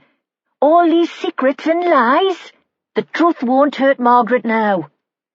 He shrugged again, the eternal teenage boy. "You'll have to come into the station and make a statement," she said. Not because she thought they would get more information from him. Malcolm was too stubborn for that. But because it was the only way she had to retaliate. He shrugged once more and followed her in his car back to Kimmerston. On the way, she thought that she would get a search warrant. Even after all this time, there might be traces of Pavel Krukowski in Kerr's yard. Chapter 32. When Joe Ashworth arrived at the Haven, there was no sign of Susan Coulson. The house seemed quiet and empty. The road through Hollypool hadn't been gritted, and he'd skidded turning into the track. Everything was white. Frost on the grass and on every tree and twig. A white mist rising from the low pasture. No tyre tracks marking the frosty drive. Walking to the front door, he saw that there was nobody in the office, but then he noticed a light in the kitchen. Jane and Laurie were at the table, bent towards each other, looking like conspirators, or lovers. They didn't notice that he was there. He stood watching for a while, and then Jane Cameron looked up and saw him, and he felt awkward, like a voyeur. She opened the kitchen door to let him in. "Well, Sergeant Ashworth, you're becoming a regular visitor." She poured him a coffee and set it on the table. "We're making a list, our last shot before Christmas." "How many of you will be here?" He couldn't understand how she could bear to spend Christmas Day with these demanding clients. Didn't she have family of her own? When would she escape? "Laurie, Susan and me. And I've invited a couple of friends from town. We've got lots of space so they can stay the night. I'm looking forward to it." Jane gave an easy smile. "No men to get in the way or make demands." "Father Gruskin won't be here?" "Good God, no."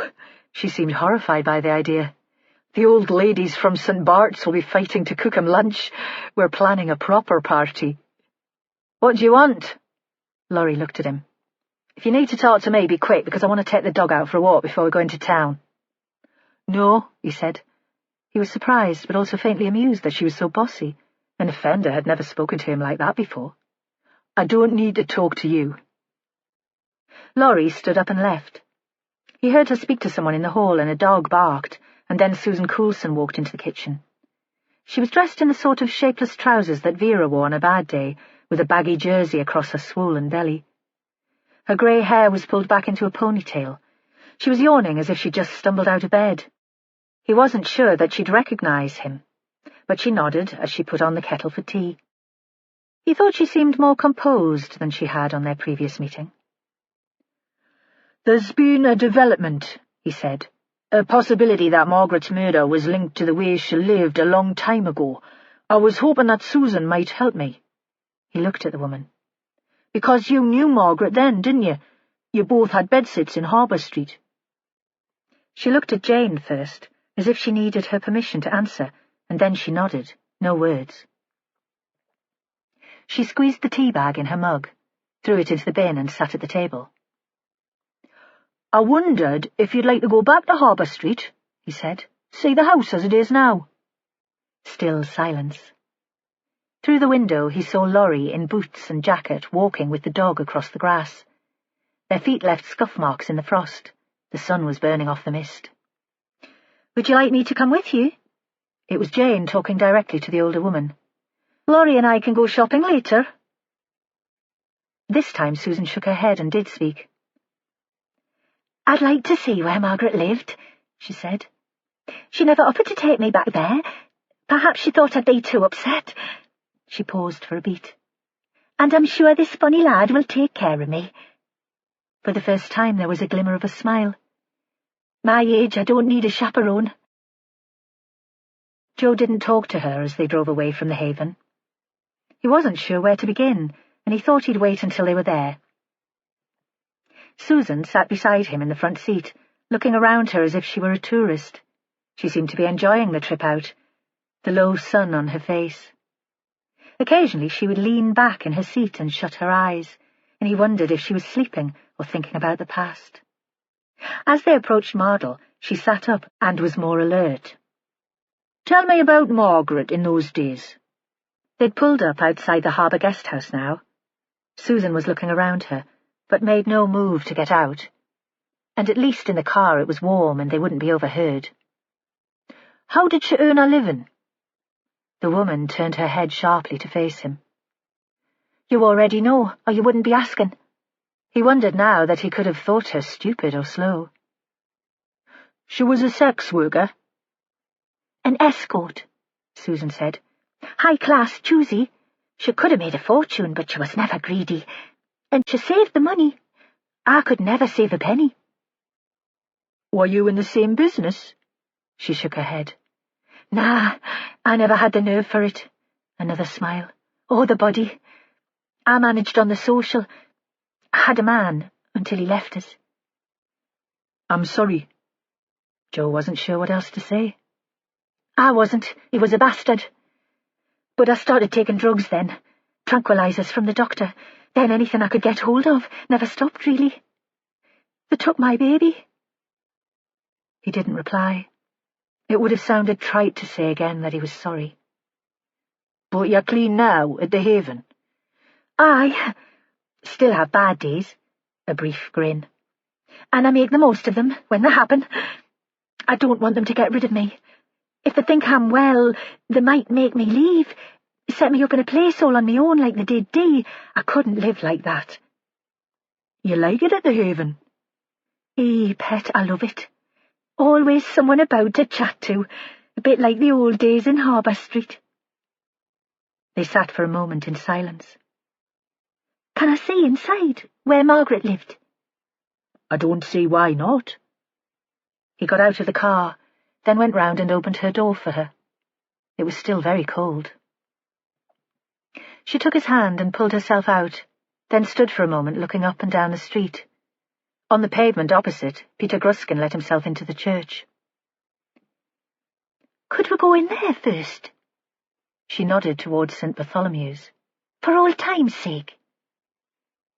Joe wasn't sure what the priest would make of them wandering in, but it was a place of worship and it belonged to the community, not to one man. He crooked his arm so that Susan could hold on to it to steady herself as they crossed the icy road. Were you a member of the congregation? He asked. I was baptized there, she said, and I went there to grieve when they took the baby. Was it a boy or a girl? A little girl, she said. I called her Ellen after me mother. I don't know what her new parents called her. You never tried to find out what happened to her? Joe tried to imagine what that would be like. To hand over a child when you'd been through the pain of labour and you'd held it in your arms. All those hormones rushing around your body and your mind. Nah, she said. It wouldn't have been fair. Besides, they were right. I wouldn't have been able to give her any sort of life. She opened the church door, and Joe let her walk ahead of him, partly because he'd been brought up to think it was gentlemanly to let the woman walk first, and partly because Peter Gruskin spooked him. He was used to Methodist ministers, who dressed like everyone else apart from a soft white collar at the neck. Gruskin wasn't there. He must be in a back room. They sat for a moment in a pew. Joe looked at Susan and almost expected to see her crying again, those big silent tears that she'd shed when she'd heard about Margaret. But she was just staring towards the altar. After a few minutes, she stood up and he followed her out. "It brings it all back," she said. "Not the details. I was off me head most of the time and I can't remember much. But how I felt." "You said you knew Margaret's boss," Joe said. They were outside now, and the light seemed suddenly very bright, and they were squinting against it. "Did I?" She still seemed preoccupied by the church and glanced back to look at it. "That would have been Malcolm Kerr's dad, Billy?" "Aye," she said. "I expect that you're right." "Was Billy one of Margaret's clients?" It had just come to Joe as a possibility. "No, Pet. I don't think anything like that was going on." But he could tell that she was thinking about something else and hadn't put any thought into the answer. When he knocked on the door of the guest house, he wasn't sure how he'd explain their presence. It was opened by Chloe, Kate's daughter. She stared out at them, her arms wrapped round her bony body to keep out the cold. She had big, fluffy slippers, just like Jessie's. "Mum's out with Stuart," she said. "I'm the only one here." "Susan used to live in Harbour Street in the old days." Joe found himself talking gently, as if to an invalid. Something about this child was so fragile that he felt she needed careful handling. "She'd like to see Margaret's room. I've got a key. Is it okay if we go on up?" "Yeah, fine." She didn't seem at all curious about the strange woman turning up on her doorstep. Joe supposed that strangers must turn up there all the time, as they did at the Haven. It must be an odd way to live. He thought of his home as being safe from intrusion. Even Vera knew better than to turn up there unannounced. Susan climbed the stairs to the attic with some difficulty. She was younger than Margaret, but unfit and heavy. At the top there was a sheen on her skin despite the cold. "The house must look very different," he said. "But Margaret always lived up here, didn't she?" "Aye. She liked to look out to the sea." A brief pause, then that old spark of humour. "And she said that if a man couldn't make it up the stairs, he was no use to her." "She enjoyed her work, then?" Joe couldn't get that. A woman as bright and well brought up as Margaret Krukowski enjoying life as a sex worker? Vera always said he should have been born in the 19th century, and there was something of the Victorian about him. But deep down he knew that if he'd been around at that time, he'd have been tempted to run up the stairs and knock at her door. He'd probably have paid to spend time with her, to touch her. As he put the key in the lock, he almost imagined her inside, ready for him. Again he stood aside to let Susan in. This time he needed a moment to compose himself. "Is this what it was like in your day?" He'd arrested prostitutes, but they'd been working out of scuzzy massage parlours or run-down houses in faded seaside towns, pimps on the pavements watching from a distance, a perpetual threat to their women not to talk. Those girls had been addicts, rattling for a fix, lank-haired and sharp-featured. Nothing soft or inviting about their bodies or their beds. Susan walked in and sat on the sofa. "The kitchen's been done up," she said. "But she always had this room nice. I never saw inside the bedroom. She always had the door shut." "Did she enjoy it?" He repeated the question, thinking about it again. It wasn't so much the sex that shocked him, but the fact that it had happened here, in Margaret's own space. It seemed like a terrible invasion of her privacy, another example of living on the job. He could see why she'd invited so few people into her home once she'd retired. "She said it was better than working for a living. And once she'd got herself sorted, her own clients, regulars, I think she did like it. She only ever took on someone new if they were recommended. She never had to advertise." "Not like Dee Robson?" Susan gave a sad chuckle. "Oh, poor Dee. She was an alcoholic, and she enjoyed the drink too much to give it up. Every couple of quid was important, and she needed the attention. But she was never a real professional, not like Margaret." Joe sat beside her. "Did Margaret ever talk to you about her customers?" "Clients," Susan said. "She called them her clients. And no, she never talked about them. She said she was like a doctor or a priest, and what happened in the bedroom stayed secret." Joe took another tack. "Where was your room?" On the ground floor, near the front door, drafty, and I never got it looking like this place. She looked wistfully at Margaret's furniture. Didn't have the eye. But you'd have seen people coming in and out from there. Because Joe thought Susan would have been curious, jealous even. He pictured her peering through stained net curtains, catching a glimpse of Margaret's gentleman callers on the pavement outside. Sometimes.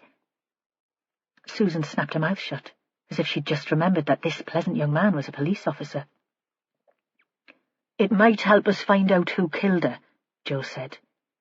We think it might have started all those years ago. Nah, that's just daft. Who'd care what happened then? Margaret was dying, Joe said. Bowel cancer. We think she wanted to talk about what happened back then, and maybe someone wanted to stop her.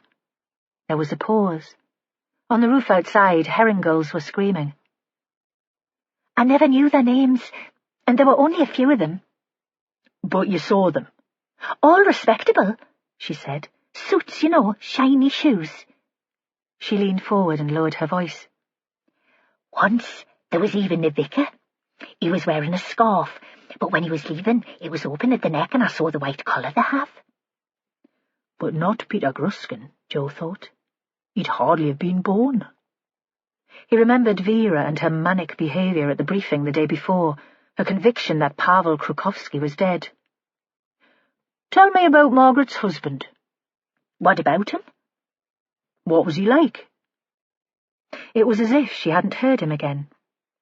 He wondered if she was lost in her memories, or if this vacant stare was a technique she'd developed to persuade social workers that she still needed to stay at the Haven. Susan? She turned her head slowly. Her eyes were cloudy, and it was as if she hardly knew him. Tell me about Margaret's husband, Pavel, the Polish guy. I never met him, she said. Her head was tilted to one side, as if she was listening to a faraway voice. When I moved into Harbour Street, he'd already disappeared. Chapter 33. They had a fish and chip lunch in the Mardle fisheries. Only a few days to Christmas, and the staff wore Santa hats, and a crackly version of All I Want for Christmas Is You played on a loop in the background.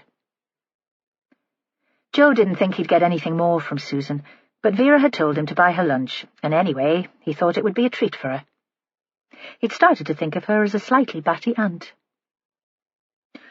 Were the fisheries here when you lived in the street? He thought Susan went in and out of reception like a badly tuned radio. Sometimes she listened and understood, and at other times she seemed in a world of her own. She nodded, her mouth full of chips. But only the wet fish shop and the takeaway, not a sit-down restaurant. And the pub was there? Yes. She scrunched up her forehead, a parody of someone thinking. The landlady was called Val. She ran the place for years. I don't know what happened to her. She had a son. Again Susan frowned in concentration, as if remembering the man's name was a sort of test. Rick? It might have been Rick. I never liked him. He was cruel to me, made fun. There's nothing clever about making fun. She put her hand to her mouth, as if she regretted giving so much away, and returned to her meal. Now Joe's mind was wandering.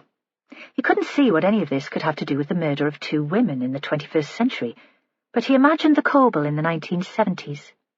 It would be before all the pits and the shipyards closed, lads in flared jeans and lasses in hippie skirts, the 2 small bars filled with smoke and the ceilings brown with nicotine.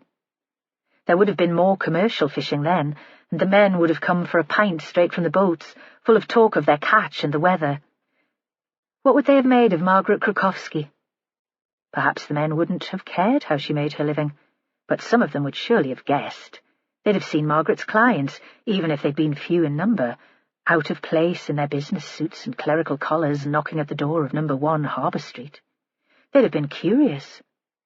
Would they have wanted some of the action too? Do you fancy going in for a drink? He asked. For old time's sake.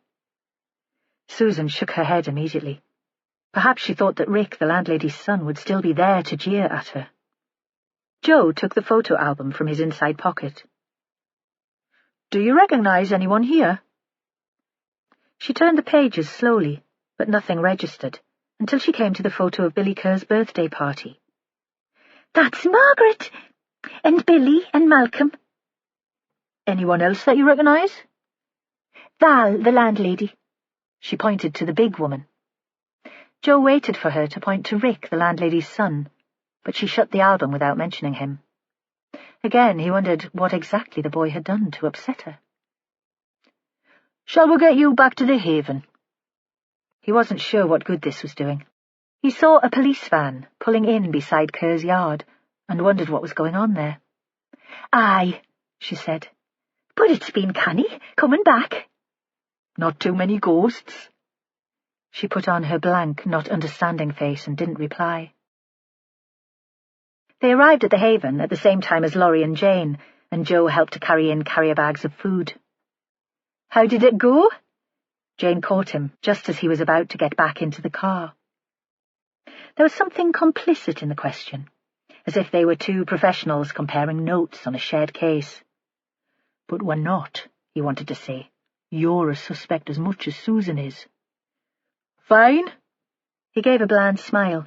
"I think she had a good time." Then he did get into his vehicle and drove off before she could pry further. Back in the police station, he searched out Vera, found her in the canteen staring into space over a mug of tea. He sat down opposite her. "What did you get out of Kerr?" She looked up. "Not a lot. He's hiding something, but he's not talking." She paused. "I've got a warrant to search his yard. It still seems as if Pavel Krukowski disappeared into thin air, and I don't believe in magic. The search team arrived just as I was leaving." She looked across the table at him. "Tell me that you got on better with Susan Coulson." "I'm not sure. She lived on the ground floor of the house and saw Margaret's clients coming and going. There weren't many of them, but all respectable men, she said. Professionals, a vicar even. She claims not to know any names." "That doesn't get us any further, then." Vera looked up at him, and he saw how tired she was. She'd burnt herself out with her excitement of the day before. Perhaps she was no longer so convinced by her idea that Margaret had killed her husband. "Susan mentioned the landlady of the Corbel. The woman called Val and her son Rick. Val's probably dead by now, but the man might still be around. Do you know if Charlie ever traced him?" "He hasn't said." Vera was preoccupied. Joe persisted. "There had been gossip in the neighbourhood about Margaret. Not something you could keep secret in a place like Harbour Street, strangers turning up at her door." Joe knew he was throwing Vera these ideas in the hope of cheering her up. "I thought it might be useful to talk to people who were around at the time, but not involved in the present case." "Aye," she said. "You're probably right. See if Charlie's managed to get anything on this Rick. He's babysitting Kerr in the house in Percy Street." But there was no enthusiasm in her words, and she got up suddenly and stomped away from him and back to her office. She sat there with her doors shut until mid-afternoon, when she left without a word. Joe knew she'd be going back to Harbour Street. The tension of waiting for the search results would be killing her, and she couldn't stop herself from meddling. Charlie answered his phone on the first ring and told Joe to hang on until he found somewhere private so that they could talk. "How's it going?" Joe could tell from the first response to the call that Charlie was gloomy. "Well, I can think of better ways to spend the week before Christmas." "Have you tracked down that mother and son who used to run the pub in Harbour Street?" Charlie hardly paused for a beat. "The Butts? I haven't got anything on the man, but the mother still lives in Mardle. The address is on me desk." And then he was gone. Joe got home before the kids were in bed. They had that wild energy that came of being shut in the house all day, too much sugar and too much anticipation of Christmas. Jessie was sulking because Sal had refused to let her go into Newcastle with her friends. "I've told her that she's too young to go in without a grown-up. It's mad this time of year." Sal was crotchety and resentful after having to battle the issue all day. He could see that one more push from Jessie and his wife would relent, just for a quiet life. There were times when being a parent was the hardest thing in the world, and being a daughter-in-law too. In a moment of madness, Sal had offered to cook Christmas lunch for his parents this year, and she was already stressing about it. The fridge was so full of food that it would hardly shut. He'd got the kids upstairs and poured Sal a big glass of Pinot when his phone rang. Vera, just wanting to chat. "How's it going?" He walked into the kitchen so that he wouldn't disturb Sal. There was a series she liked on telly. She rolled her eyes when she realised it was Vera on the phone. "They've stopped the search for the night. Seems to me it'll take days to go through all that stuff, and even if there's anything important among all the crap, I'm not sure we'd recognise it." He could tell that she was exhausted and frustrated. She was losing faith in her ability to see the case to an end. He was tempted to offer to meet her. He wouldn't have minded sitting in her untidy house talking through the strands of the investigation, but as soon as the thought came into his head, he knew it was impossible. Sal would have a fit. The fantasies of Margaret, set up in her small oasis of civilization in Harbour Street and receiving her gentlemen callers, had excited him. Instead, he would share a bottle of wine with his wife, and they would have an early night. Vera Stanhope could do without him for once. Chapter 34. Kate Dewar tried to drive to the end of Harbour Street to turn around. She always liked her car to be facing the right way outside the house when she parked. But she had to back all the way up the street again because a uniformed officer waved to show that there was no way through. Outside Malcolm's yard, there was a minibus and a van, dozens of police officers in dark blue anoraks. They were putting up screens so that you couldn't see anything from the road. Blue and white tape like on television detective shows, but twisted upside down and back to front so that she couldn't read what it said. She guessed, "Police do not enter." Did that mean Malcolm had been arrested? She shivered at the thought that her son had been working so closely with a killer. Perhaps the investigation was nearly over, and life would go back to normal. She and Stuart could continue making plans to move and start their new life. In the house, Chloe was in. She helped Kate carry the shopping down the stairs to the kitchen, but there was no sign of Ryan. She wondered briefly what he was up to, imagined him prowling. "He needs a girlfriend," she thought. "Someone stable without too much imagination." She was sorry Ryan was out. He would have known what was going on in Harbour Street. George Enderby was in the lounge. He'd helped himself to whiskey. "I put some money on the dresser," he said. "I hope that's all right. I spoke to the inspector. She said that I can leave tomorrow, so you'll be rid of me then, Kate." He gave a lopsided grin, and she thought that really he would have liked to stay, or he wanted her to say that she would miss him. "We'll miss you," she said, wondering if there was really any difference sometimes between kindness and desperation to please. "But Diana'll be glad to have you home." "Ah," he said. "Diana's moved on.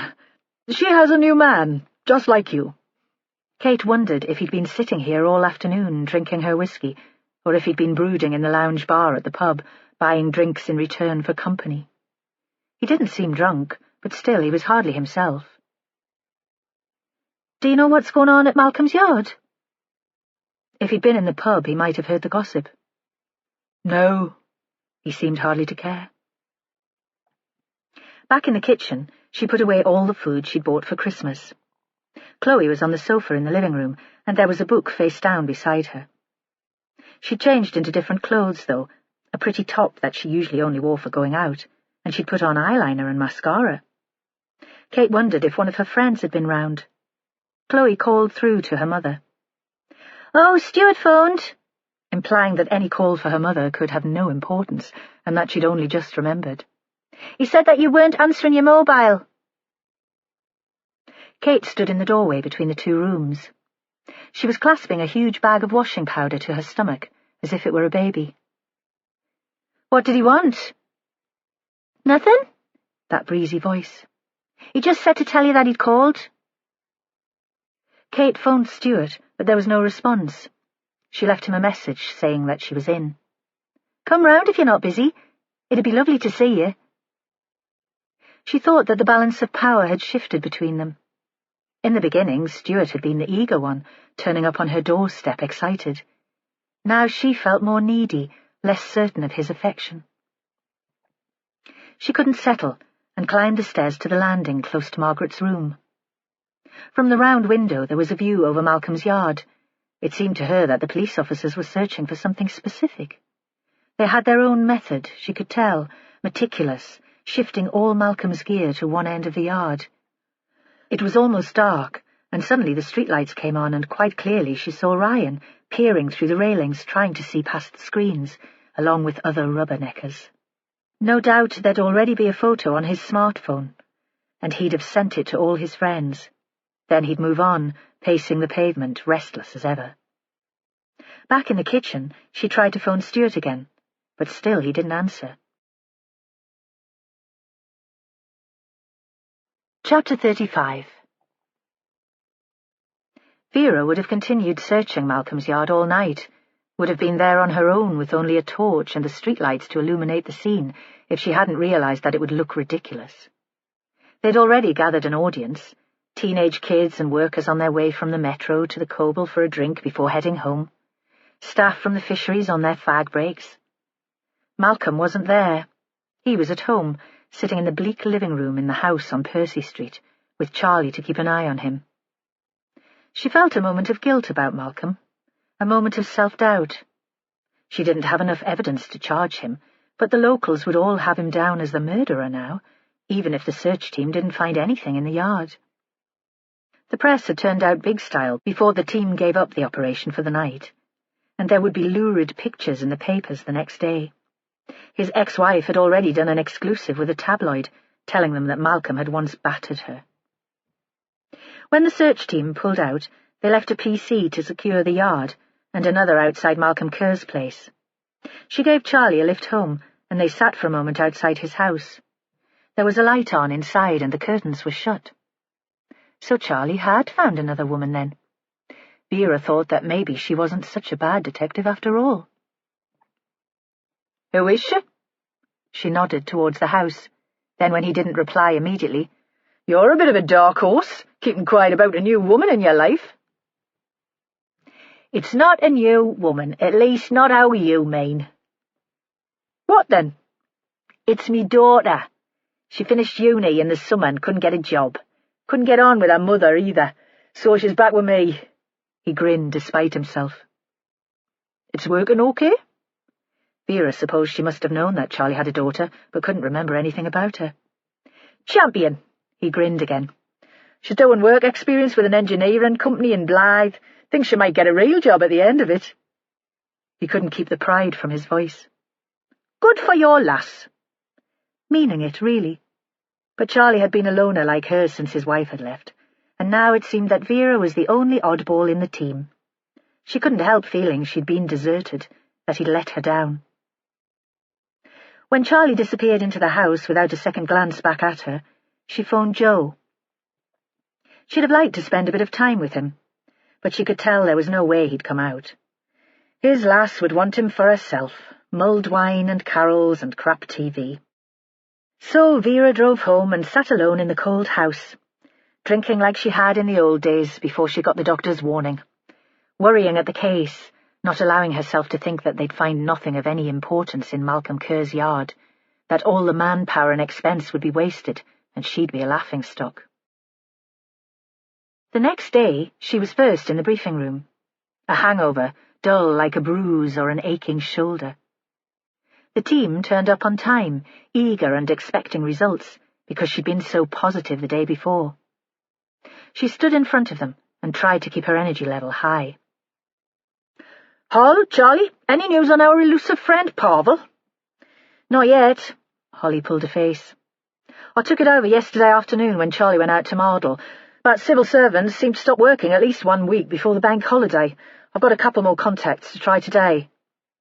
"That's our priority. The searchers will be back at first light, and if they find anything, we need to know what we're working with. We need a date for the last time we can prove that the man was alive." Vera swept her eyes around the room. "Charlie, how was Malcolm yesterday? Did you get any sense from him that he's bothered by us digging around in the yard?" "Nah, he seemed kind of frozen, as if he didn't care one way or another." "Joe?"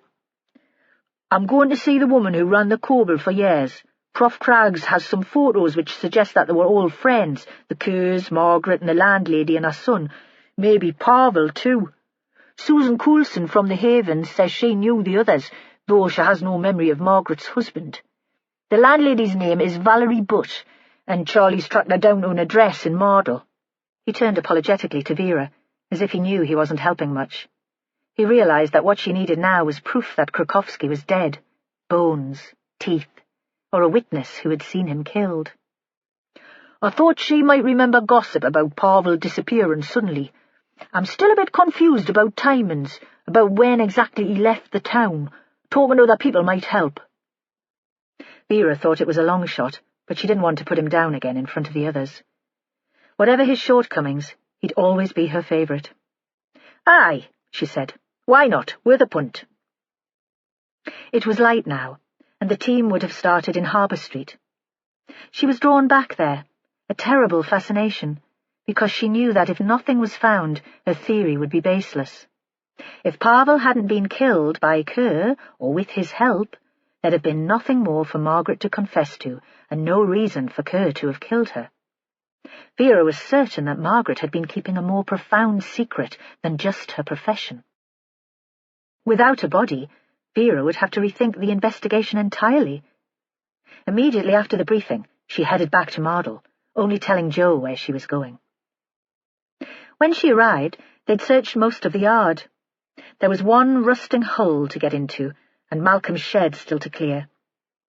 She stood by the fence, feeling the tension coming up from her feet like the cold. She couldn't keep still, but she knew better than to interfere.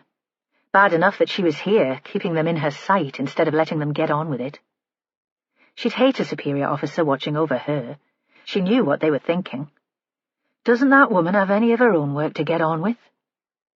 In the end, she could stand it no longer and walked away, telling herself that she wanted coffee, but really just needing to move, the nerves in her body jingling, the muscles in her face tense. On the other side of the road, Peter Gruskin hesitated on the pavement, looking in at the activity outside the yard. She caught his eye, and he hurried away. She thought that he was like a crow, hovering over a piece of carrion, a predator on other people's miseries. But then she'd inherited Hector's antipathy to the clergy. In the smart cafe opposite the health centre, she drank black coffee and ate a croissant.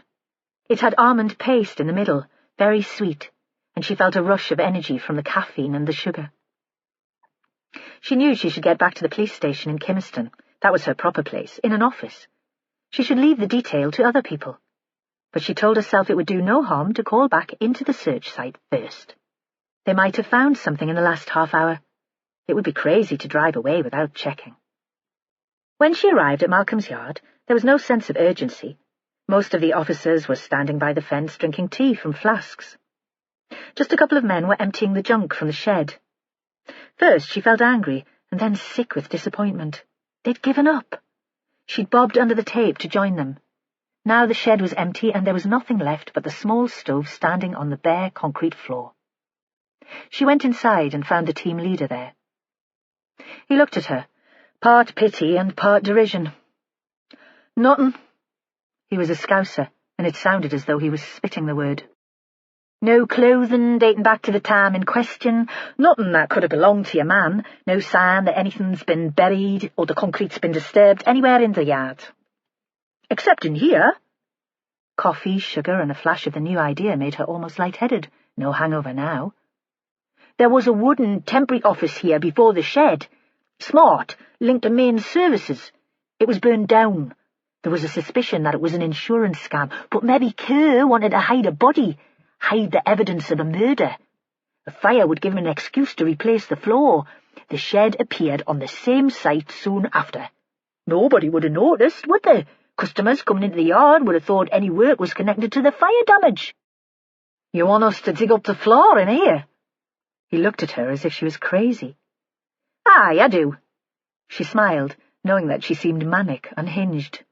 "You are a mad old woman, eh? All those fit men out there, it wouldn't take more than a few minutes." She walked away from him across the yard, her coat flapping behind her. As she emerged from the screen onto the pavement, there was the click of a camera. The press were there already, then. More predators. She walked up the street to her vehicle and drove back to Kimmerston. partly because she couldn't stand the stress of watching them, the men with their picks and shovels and wheelbarrows of debris, calling her all sorts under their breath. The waiting would send her blood pressure sky high. But there was another reason, too. She didn't need to hang around because she knew she was right. She was sure of it. Because she felt it in her bones, just as she felt Margaret's guilt, and because nothing else made sense. It would be better for her to be in the office when the news came through, ready to brief the rest of the team. The call came sooner than she'd expected it. She'd made tea, wandered over to Holly's desk to see how she was getting on, and back into her own office. She left the door open. Some days it felt like a cell, and she needed to let in some air. So the team saw her raise her fist, a sign of triumph and vindication. They saw her beam, and when she strode out to greet them, they had all turned to face her. "The search team has just found a body under the shed in Malcolm Kerr's yard." She was fizzing, but tried to keep her voice calm and factual. "The concrete there is as thin as eggshell, apparently. Replaced after the fire in the original building. No details yet. Paul Keaton and Billy Wainwright are on their way, but the team leader reckons the skeleton of a male." Now she allowed herself to look out at them, to bask in their glory. "A young male." There was a round of applause, a few cheers. "Time to bring in Malcolm Kerr, don't you think?" she said. "See to it, Charlie." A moment's pause. She knew that in a performance, timing was everything. "Didn't I tell you this would all be over by Christmas?" Chapter 36. It turned out that Val Butts wasn't as old or as frail as Joe had expected. Prof. Craggs's photograph of the group outside the Coble had been taken in 1975. The date was written faintly on the back in pencil. Margaret would have been 32. Val Butt, large and ungainly, would have been just in her 40s, already looking tired and middle-aged, and her son Rick in his mid-20s. Val would have been hardly more than a child herself when she'd had him, and it would have been hard to be a teenage mother then. Joe tried to take the imaginative leap back to Harbour Street in the year before he was born, but the effort was too much for him. Better to find Val and talk to her. The woman lived on her own, in a single-storied miners' welfare cottage in a small estate on the outskirts of Mardle. It astonished him how many of the players in the case still lived in the town, or had connections with the place. It was as if they'd had no ambition, or lacked the confidence to uproot themselves and try life elsewhere. He wondered if Kate Dewar would move away now, whether she and Stuart and the kids would set up home in a new town, make a fresh start. He hoped they would. He wasn't given to strange thoughts, but it occurred to him suddenly that Mardle was toxic. There was something unhealthy in the air. He hadn't made an appointment, and it took the woman so long to get to the door that he was about to turn away. Then he heard a painful wheezing, and the door opened slowly. Val Butt was huge.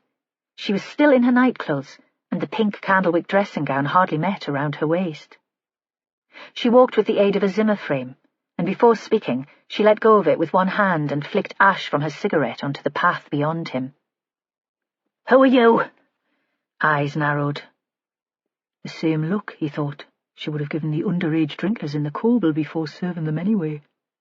He introduced himself and showed his warrant card. "You hear about Maggie Krukowski?" There was a rattle in her voice, and she gasped for breath again. "Ann D. Robson."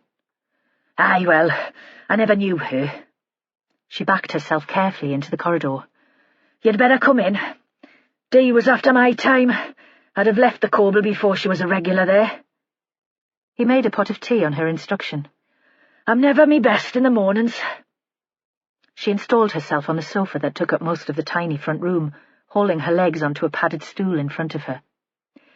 "The carers are supposed to get here at 8 to dresses, but they're always bloody late. Most of them don't speak English anyway." "You knew Margaret in the 70s and 80s? She ignored the tea and biscuits he put beside her and lit another cigarette. The room stank of smoke and the ceiling was brown with nicotine stain.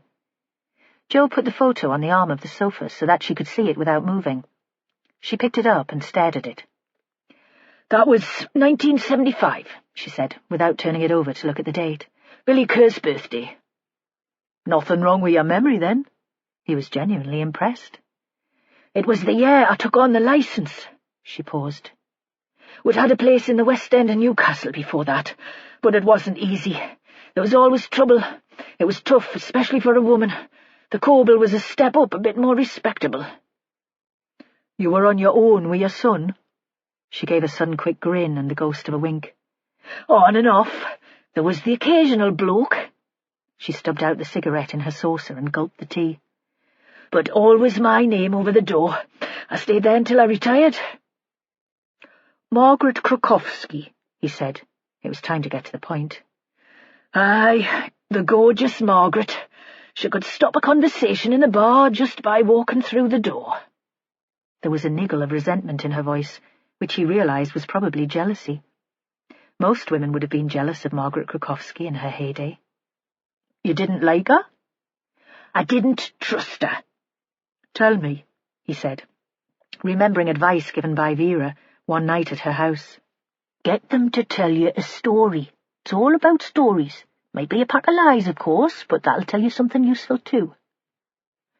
Val settled back on the sofa, and her eyes were half closed. Maggie thought she was better than the rest of us.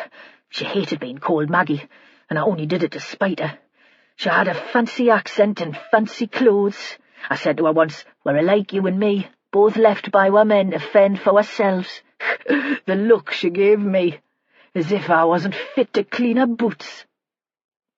Had you seen her recently? Joe wondered where this story was taking him. He still wasn't convinced that something that had happened almost 40 years ago could have any relevance to the present investigation.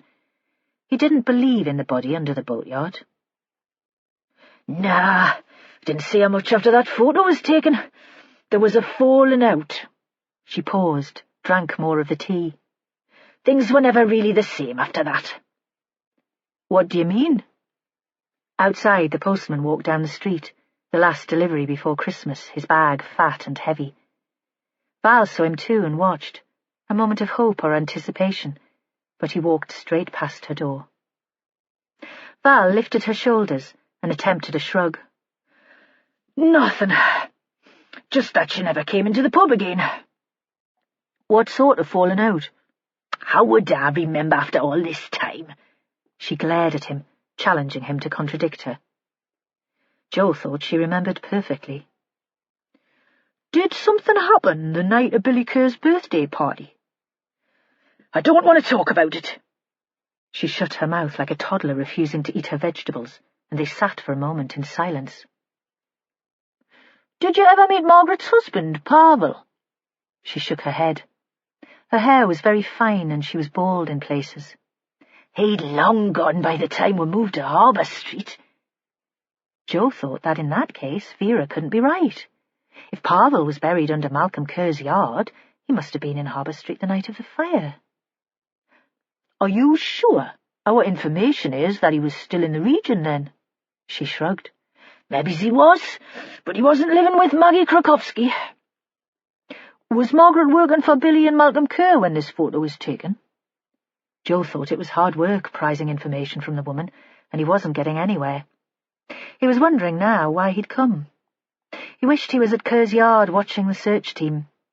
He trained with a couple of the lads, and it would have been good to catch up. Val made a strange choking sound that was half cough and half chuckle.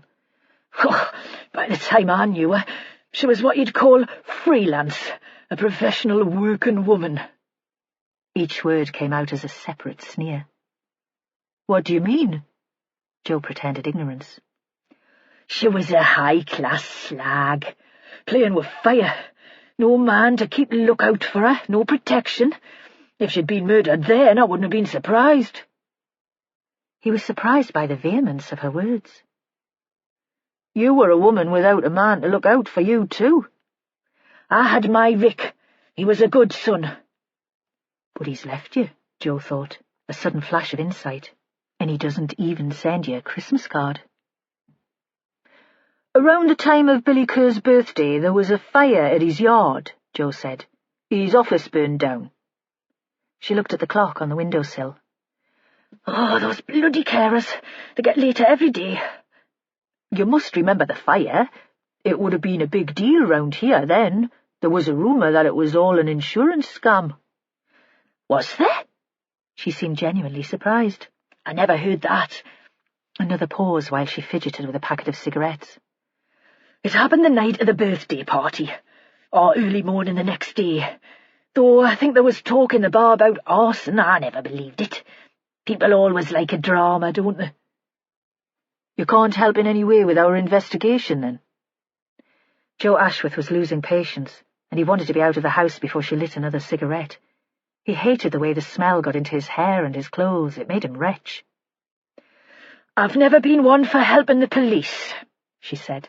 "Never trusted them, and they do nothing for the likes of me." A car with the council logo pulled up outside, and 2 women in pink overalls got out. "You'd best go," Val said, "unless you fancy helping them get me into the bath." Joe left the house before the carers had their key in the lock. In the car, his phone rang. Vera Stanhope, her voice chirpy. "How's it going, bunny lad?" She only ever called him that when she was in a particularly good mood, or when she was being sarcastic. "I haven't got much from the ex-landlady of the Coble."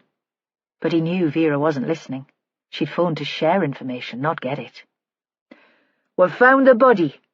Her voice was high-pitched with excitement. "It was under Malcolm's shed. I think he set the office on fire not for the insurance money, but to hide evidence of Pavel's murder." Joe didn't say anything. He was thinking that Val Butt had been lying to him. Pavel had still been around in Harbour Street in 1975 when Malcolm Kerr's office had burned down, and she would have known that. Joe thought she'd have known everything that was going on in her patch. She'd have been that kind of landlady. And what had actually happened the night of Billy Kerr's birthday party to trigger a murder? A fight that had got out of hand? 2 young men scrapping over Margaret like dogs over a bone? "Well?" Vera was indignant. She'd been expecting congratulations. "Now we have everything. Motive, opportunity, and a skeleton in the cupboard, or under the concrete. I've sent them to bring in Malcolm Kerr. He'll talk, no reason not to. When he'll be forced to plead guilty to 1 murder. We'll have it all wrapped up by tea time, and the drinks are on me." "What do you want me to do now?" Joe looked through the window, wondering if he should go back and talk to the woman inside. He didn't like inconsistencies, and why would Val Butt lie about Margaret's husband? What could she have to hide at her time of life? But the carers were already helping her to her feet and leading her towards the bathroom. Her nightdress and dressing gown were caught in the waistband of her knickers, and a huge bare thigh was exposed. He decided that old people often got confused, and there was nothing to be gained by talking to her again. "Come back here," Vera was saying. "You can sit in on the interview." Joe switched off his phone and stood for a moment in the street outside the old folks' bungalows. He had a second crisis of conscience. Perhaps he should knock at the door and talk to Val Butt again, ask her if she knew anything about the body buried in Malcolm Kerr's yard. But the moment soon passed, and then he found himself smiling. When Vera was happy, her good humour was infectious. Why not be part of the celebrations? He started the engine and set off for Kimmerston, arriving into the station expecting a party atmosphere, laughter, and the inevitable release of tension after an investigation. He found instead that Vera was furious. He could hear her swearing from the bottom of the stairs. She was so caught up in her rant about the incompetent scum that made up the police service these days that she didn't notice him entering the room. He slid in beside Charlie. "What's going on?" he whispered, but Vera wouldn't have heard a 5-piece jazz band in the corner of the room. "Malcolm Kerr's gone AWOL. They just had one plot on the front door, and Kerr slipped out the back. First thing this morning, she's blaming me because I told her I didn't think he had the spirit left for the fight." "Nah," Joe said. "She's blaming herself." The room suddenly went quiet, and the silence was more terrifying than the storm of the noise. Vera was standing in the middle of the room, looking round at them. "So," she said, "where do we think Malcolm will be hiding? Ideas, please." Joe raised his hand. "Do we know that he's hiding? He'll know that we'll get him eventually. This isn't some gangland boss with a villa in Marbella. Sounds to me like he's broken and depressed, and a cell won't be so different from that place in Percy Street." "So what are you saying, Joe?" Vera's voice was so quiet that there could have been just the 2 of them in the room. I'm wondering if there's some unfinished business. Explain, please. Joe wasn't sure he could explain. He knew that he should have saved this conversation until he got Vera on her own. It was never a good idea to question her in front of an audience. I still don't see Kerr as Margaret's killer. He loved her, didn't he? I'm wondering if he got his own agenda. He knows who the murderer is and he's out for revenge. For Christ's sake, man, most of the men I've nicked for battering their wives claim to love them. Aye, he said. By now he'd lost the train of thought, the faint glimmer of an idea that had made him crazy enough to challenge the boss. You're probably right. There was another brief moment of silence, and then she was issuing orders. I want this man caught and brought in within the hour, before we're slated in the press for incompetence. Again. And if we don't get him by the end of the day, I'll be writing the story myself and selling it to the papers. We know he's in that clapped-out car of his. It'll be on CCTV somewhere. A pause while she glared round the room. Well, clear off the lot of you. Then there was a flurry of activity and scraping of chairs. Soon Joe was the only one left. She leaned against his desk. North Mardle Beach, she said. I want you to go there. It's where Malcolm goes to think. I'd go myself, but I've got to be here to stand between the shit and the fan. Joe nodded. It was midday, quiet, not even a dog walker on the long beach. There'd been no sign of Kerr's old car parked behind the dunes, but Joe had walked through to the shore anyway. Vera had thought the man would be here, and usually she was right, but the only figures right in the distance were kids chasing a ball. He phoned Sal from the top of the sand hill, suddenly missing her, thinking that they should bring the children out here sometime over the holidays. They could all do with a blast of fresh air and the sight of the long surf curling onto the beach. How's it going? He knew Sal was wound up about Christmas.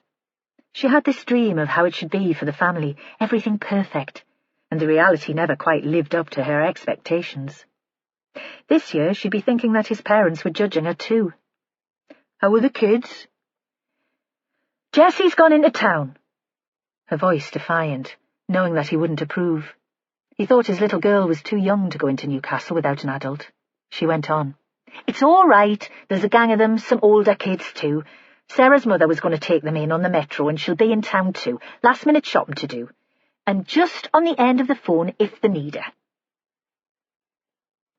Okay. Because what else could he say? It had already been decided without him. He stood for a moment, watching the low sun on the waves, and then he drove back to Kimmerston. Chapter 37. Malcolm Kerr sat on the Metro, an inside seat, next to a big-boned woman with a squawking toddler on her knee. The train was packed, the last shopping day before Christmas Eve. Nobody took any notice of him. He was a grey man, old and ineffective, powerless. But I'll show them. He wasn't sure what he was doing there at first. He'd left the house in Percy Street not intending to run away, but to get some air. He'd been on North Mardle Beach just as it got light, saw the grey dawn in from the top of the dunes, and driving back, he'd had a fancy to recreate Margaret's last steps. He might get a sense of her sitting in the Metro. He knew it was crazy, but then he could feel his mind being eaten away at the edges. It was like mice nibbling at a piece of rotten carpet, leaving his thoughts ragged and frayed. He saw a face he recognized as soon as he got onto the train, but he hid in a corner and thought he hadn't been seen. It seemed like a sign. Was Margaret talking to him from the grave? Did she want him to run and find a new life for himself without her? Or was there something else she needed from him? In the space by the doors, a group of kids stood. They were laughing, and he felt a terrible resentment. How dare they? Then he realized that they were talking about the murders. He took an instant dislike to the first girl to speak. She was too young for makeup, but was wearing it all the same. Your dad's in the police, Jess. Her voice was so loud that everyone in the carriage could hear it. Have they caught the killer yet? The other passengers stared, and perhaps that was what she'd wanted. The lass, Jess, seemed younger than the others, skinny and unsure of herself, but wanting them to like her. Malcolm knew how that felt. "I was there," she said with a touch of pride. "I found the first body." Malcolm looked down the aisle at the prying, curious eyes, and in his head he was screaming at the girl. "You shouldn't have said that. We didn't need to know." It was a complication. All the way into town, he peered out into the carriage. Alert. Some sort of hunting dog, aware of every passenger, wondering how he might separate the one he wanted from the crowd. He thought he was certainly going mad. Lack of sleep or 40 years of stress. He thought he didn't care anymore, that he was dead, like the specimens the professor collected in his lab at Cullercoats, looking fresh and glossy on the outside, but inside hard and frozen. That he was as good as dead, at least. No feelings, no soul. But now he saw that there was a possibility of escape, of living again, feeling whole, and he felt a moment of hope. That depended on him parting the group and picking off the individual. He felt a sudden rush of excitement, the same brief, destructive excitement that he'd felt 40 years before. He was reading a copy of the free newspaper that he'd picked up at Partington Station and snatched a look over the top of it. Had his quarry seen him? He couldn't be certain, and he couldn't take the risk. He shrank back into his corner, and his mind slid back, time rewinding, the newspaper a screen between the present and the past. His father's birthday party, 50. The whole street in the Coble, from the minute he and Billy had come in with the boat. A big cheer as soon as they walked through the door. Billy Kerr had always been a hero in Harbour Street. Valerie had organised a cake from somewhere, but by the time they'd come to cut it, most of them had been pissed. Then out onto the pavement to take a photograph. Not everyone, of course. Some had stayed inside. There were always people in Harbour Street who were reluctant to appear in photographs. He remembered in detail what Margaret was wearing that day. A peasant skirt in Indian cotton and a white cheesecloth blouse, sandals, the fine leather strap tied around her ankle in a bow. Not her work clothes. She dressed up for work as if she was going to an office, black underwear and a black suspender belt, sheer stockings and shoes with pointed toes and heels so high you'd wonder how she balanced. Leather and silk. He'd seen her dressing for work once. When he was out in the boat to lift his creels, he'd anchored in the bay and peered through her window, using the professor's binoculars. She thought nobody was watching, thinking that nobody could look into her bedroom, because all there was outside was the sea. Her silhouette had been black against the faint artificial light in the room. She'd stood on one foot, poised as a ballerina, and unrolled the sheer stockings along her other leg, completely balanced and completely relaxed. "Who are you dressing for, Margaret?" He'd watched her turn, imagined her opening the bedroom door to let in her client, but the angle was too steep for him to see who'd come into the room or to watch what happened next. He'd guessed, though. He'd run the scene through his mind. The night of his father's birthday party, Margaret had been off duty. She'd made that clear. So it was the peasant skirt and the white blouse, the flat sandals, and she'd been drinking, and he knew she never drank when she was working. She'd let that slip on another of her days off. He'd taken her out to Coquet Island, and they'd had a picnic. That day she'd been wearing jeans and a striped cotton jersey, canvas shoes. They'd drunk a bottle of white wine between them, and she'd brought sandwiches and homemade cakes. Malcolm had known his father would be furious if he found out. Billy had disapproved of Margaret big style. But somehow he hadn't cared. It was enough to be lying in the sun beside her and talking. "No work for me tonight. I never drink when I'm working." Walking down the path to the boat, she'd taken his hand. The Metro pulled into a station. Malcolm glanced over the newspaper. They hadn't reached Newcastle yet, and he didn't think the kids would leave the train until Newcastle. Why would they? What other reason could they have for being here, other than to go into town, last-minute shopping, last-minute fun? And there they were, still laughing and swinging round the pole at the centre of the carriage, behaving like 3-year-olds. More people bundled in, but his quarry remained. He looked out of the window at the flat coastal plain, but in his head he returned to the evening of his father's birthday, a sunny evening, Warm, all the heat of the long day trapped in Harbour Street. The middle of the 70s had brought years of dry summers, of droughts and empty rivers. The seaweed stinking on the rocks in the fierce sun, and that night Margaret had asked him a favour. "Sort him out, Malcolm, would you? Talk to him. Would you do that for me?" And of course Malcolm had done as she'd wanted. Like he'd told that fat woman detective, he'd have swum naked 3 times round Coquet if she'd asked him. The rest of the evening had been a blur. Too much alcohol, tension prickly like static electricity. A series of images clicked through his memory like the slides Prof. Craggs used to give his lectures, each one dropping into an old-fashioned projector.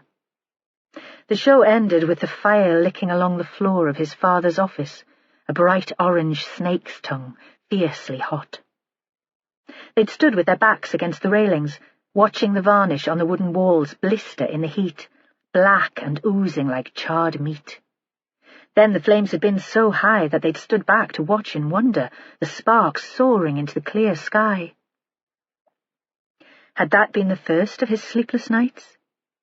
Certainly he and his father had both been standing in their clothes of the night before when the police and the fire officer had come to sniff around in the morning. Another hot day. "Arson," the officer had said. "No question." He'd looked at them. "Any reason why anyone would want to set a fire?" Accusing them with his eyes, but reluctant to go any further than that. More bother than it was worth, and he was a working man himself. If business was bad, he could understand that they might want to claim on the insurance. "No," Billy said, "unless one of the lads at the party did it, thinking it was a joke, like." And that was the story they put about. Some of the lads at the party had got a bit wild and leery, and thought it would be fun to set the place alight, and the Kerrs wouldn't make a fuss because the insurance would come in handy, and they were all mates in Harbour Street, weren't they? Billy had gone into the Coble at lunchtime as soon as the bar opened, spreading the tale. And Billy was a respected man in the town, so the regulars all listened and shook their heads at the foolishness of youth. Val Butt had nodded too, her hands on her ample hips. She understood how these things worked. "Sometimes these kids are out of control." That morning, the smoke in his nostrils, Malcolm had watched from a distance, letting his father take charge as he always did. Malcolm had never been good at keeping secrets. Had he known even then that the knowledge of what had led to the fire would weigh him down like an anchor, dragging him under, drowning him for the rest of his life? The train pulled into Haymarket Station. Malcolm watched the other passengers carefully. None of them had seen him. He thought they just didn't see the middle-aged or the elderly. He'd wondered if the girls might get out here, at this end of Northumberland Street. The young girls in the group by the door were as flighty as moths, restless and unsettled. But they stayed where they were, and it was at Monument Station that everyone left the train. Malcolm folded his newspaper in his pocket and followed them onto the escalator and out into the heaving streets. Chapter 38. Vera blamed herself for Malcolm's disappearance. She should have kept the man in custody while they searched the yard, evidence or no. Now she thought that he was dangerous and desperate. She felt trapped in her office in Kimmerston. She would have preferred to be at the crime scene in Kerr's Yard, squeezing early information from Paul Keating and Billy Wainwright, or out searching for the killer. Joe Ashworth phoned. "Tell me you've got something for me." In her mind she'd seen Malcolm, hunched, walking along the beach, and now she imagined that Joe had him in his car, ready to bring in, ready to talk. "Nothing." She slammed her palms so hard onto her desk that the skin stung. As soon as she replaced the receiver, there was another call. Kerr's car had been found at the station car park at Partington. So he'd got onto the Metro and could have taken off from Newcastle Central Station and be anywhere in the country by now. Or he could have taken the Metro to the airport and be anywhere in the world. But Vera didn't see Malcolm as an international traveller. Did he even have a passport? Vera was back on the phone checking when Holly knocked at the door, tentative but also smug. Vera hated it when Holly was smug. "Boss?" Vera waved her in. "I've tracked down Margaret Krukowski." Holly sat on the chair on the other side of the desk. What do you mean, you've tracked him down? He's in a hole in the ground in Mardle, unless Paul Keaton has authorised removal of the remains to the mortuary. No, boss, he's not. Holly paused. He's running a tour company in Krakow, arranging travel to the UK for students and workers. He lives with a Polish woman and they have 3 kids and 5 grandkids. Vera's mind went blank with panic. It could be some other Krukowski. Knowing that she was clutching at straws and that her whole case was falling apart. Holly shook her head. I've talked to him. He speaks good English. He left the country in 1970. He married Margaret because he thought she was rich. When he found out she didn't have any of her own money, he waited for a couple of years to see if her parents would relent and welcome them back into the bosom of the family. When they didn't, he pissed off home. What was the date of the office fire in Kerr's yard? Vera kept the panic at bay by demanding facts. The 15th of July, 1975. Holly could do facts like nobody else in the team. The same day as Billy Kerr's birthday. This was Joe, still in his coat, leaning in through the open door. That's relevant. Why? Vera was shouting now, knowing she'd cocked up and needing to vent her anger. Because they were all there at the Coble to celebrate. Joe brought a tattered photograph from his pocket and laid it on the desk so that they could all see it. He leaned across and stuck his finger on each of the characters in turn. This is Val Butt, landlady. She took over the licence that year, moved to Mardle after some bother with gangs in the West End. That was what she implied, at least. You've spoken to her? I told you I did. I was there this morning. Vera sensed impatience in Joe's voice. Did he think she was losing her grip? Perhaps he was right. Of course you did, pet. Go on. That's Billy Kerr. And Vera could see the resemblance to Malcolm. Billy was more squat, bluff and robust, but the family resemblance was there in the face.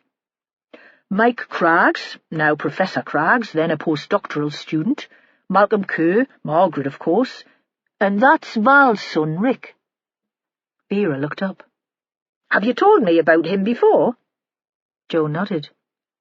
Susan Coulson mentioned him. She said he used to make fun of her. He paused. I had the impression that she was scared of him. I've just checked out his record. He was in lots of trouble as a lad, hanging round with the West End hard men, no convictions since 1974. How old would he be now? 66. And where's he living? Vera looked at him. No record that he's living anywhere, and no record that he's lived anywhere since the mid-70s. Silence. In the open-plan office outside there was a murmur of voices. And you think maybe he's that pile of bones under Malcolm Kerr's shed? Vera leaned back against her desk and tried to picture how that would work. Why would Malcolm Kerr have killed the landlady's son? A drunken scrap at his father's birthday party, and what relevance could that have to Margaret Krukowski 40 years later? Joe Ashworth shrugged. Well, we know it's not Pavel Krukowski. Suddenly Vera thought that she couldn't stay in the building any longer. She'd start climbing the walls or screaming like a lunatic. I'm going to talk to the mother. She struggled into her jacket and headed for the door. You hold the fort here. Let me know if they manage to track down Malcolm. The last sentence was shouted back over her shoulder as she ran down the stairs. Vera saw the woman through the window. She was leaning back on a sofa with her legs propped in front of her, staring at a television. A piece of tinsel strung along the mantelpiece was the only concession to the season. Vera thought she'd better start swimming again and lose a bit of weight. She couldn't imagine what it would be like to be old and trapped inside a monstrous body, force-fed crap TV like Valerie Butt. She rapped on the window to get the woman's attention. Val waved her to come in. The door was already unlocked. Perhaps she was waiting for someone. Another cop! Val pressed a button and switched the sound off the television. Pictures of smart country houses continued to roll across the screen. We've found another body. Vera squeezed beside her on the sofa. There was nowhere else to sit. When Val didn't respond, she added, Tell me about your lad, Rick. This time there was a flicker of interest. When did you last see him? The room was very hot, and Vera hadn't bothered to take off her coat. She felt almost faint. Ages ago, the woman said. She paused. He had problems. He had to go away. What sort of problems? Vera pulled her arms out of her jacket but didn't stand up. He got into a bad crowd, Val said. When we lived in the West End, he wanted the excitement, that male pride thing. He was never one for settling down. That was why we moved out here. I didn't think his mates would find him out on the coast. She was staring at the television set, at a woman showing off a kitchen the size of her bungalow. And did they? I'm not sure, Val said. Things were going on. Maybe he just got the bug and wanted to play the hard man, to get a bit of respect in his own right. She paused. Sometimes I think it's worse for the boys. People expect them to be tough. Rick always wanted to seem tough. So people didn't like him? Vera thought she was getting to the root of the matter now. An idea fired in her head, bounced around the facts, shifted her perspective. He was cruel, and people were scared of him. He always wanted to be top dog. He was showing off, Val said. Hardly more than a lad when he got into bother. What happened? Vera asked. The night of Billy Kerr's birthday party, the night of the fire. Val lay back in her chair as if she was suddenly exhausted. I don't know. Rick was wild that night. Drugs, I think. He was into all sorts. She looked at Vera. You don't want to believe that your kids might be bad, because it's your fault, isn't it? Who else can you blame? Vera put her hand on the woman's fat slab of an arm. Tell me. Tell me your story. We decided to have a bit of a party for Billy Kerr. The boys in the boats organised it, paid for some food, got one of the wives to make a cake. It was hot that summer. It was hot every day. And from the start of the evening, I could tell there would be trouble. There was a kind of tension. You felt there'd be one wrong word and the place would go up. The woman turned to look at Vera. That Margaret Krukowski was at the bottom of it. She wound the men up, all of them. I read about her in the paper when she was killed, and I couldn't recognise her. Some sort of saint, religious, spending her time in that place for women with problems. Well, she'd know about that. Your Rick fancied her, did he? No. The word rattled like a bullet around the room, and then Val continued almost in a whisper. If Rick fancied anyone, it was himself. I wondered if he was into men at one time, but there was no sign of that either. He was a loner. His interest in Margaret was... She paused to find the right word. Professional. And then Vera understood. He wanted to be a pimp. He thought she'd do better with a man to handle things for her. Val stared out of the window, and her words were defensive. He'd been knocking around with the gangs in town. He knew how they operated, and he saw himself running the same sort of schemes out here on the coast. Did he sell drugs to Susan Coulson? Vera pictured the man she'd seen in the photo. Dark hair long over the ears, hard grey eyes. It triggered another, more recent memory. He'd sell his own mother, Val said, if the price was right. Her voice suddenly bitter. Vera blinked, and the pictures in her head shifted again and became firmer. But you protected him. You let him operate from your pub. He's my son! It came out as a wail. So, that night, Billy Kerr's birthday party. Let's get on with the story. That night, something was going on. I talked to Rick and I told him I didn't want any bother, but you could smell it, the violence. He was twitchy, angry. I wondered if some of the old crowd had threatened him, if he was expecting them to come and get what he owed them. The big woman closed her eyes briefly. Vera could tell that in her head she was standing behind the bar, pulling pints, cracking jokes, and all the time waiting for her son to ruin all that she'd achieved there. It would take a certain kind of courage not to fall apart. Everyone had drunk too much, and it got wild and noisy. Folk out in the street. I lost sight of Rick. but I couldn't go and see what was happening. It was dark by then, but steamy hot like it was a tropical country. You longed for a thunderstorm to clear the air or a bit of a breeze. Her attention was caught by the television again for a moment. A middle-aged couple with a dog at their feet, standing arm in arm outside their dream cottage, a universe away. Then we saw the fire in the yard. The flames so high that you could see them from inside the coble. By then it was gone midnight and I'd carried on selling past closing time because everyone expects a lock-in when it's somebody's birthday. And I knew the police would come and I'd be in danger of losing me licence, so all I could think of was getting the place cleared. Vera wondered how many times Val had relived that scene, but she would never have talked about it before. The way the words came out, Vera could tell that it was new to express the thoughts out loud, and a kind of relief. I didn't see Rick again that night, Val said. I thought that he'd made himself scarce. He could disappear like a ghost when he wanted to. Police, social security, probation. He seemed to know when they were on their way and he'd be nowhere to be seen. She looked at Vera with big, haunted eyes. She was preparing herself for a confession. I was pleased, she said. I thought, you piss off back to the city with your gangster friends. Leave me here to make a life for myself. You thought that was what happened? Vera asked. You thought he'd been involved in starting the fire and he'd run away back to Newcastle? That's what Billy Kerr told me. He came in the next day. Everything's quiet then and stinking of smoke. The ruins of the office black and the yard looking like a bomb site. He said that I wouldn't see Rick for a while. Your boy lost it, Val, and torched my place. I can't have that. I've told him to stay away from Harbour Street. No hard feelings to you, but you know what it's like. And I just nodded. Was that betraying my son?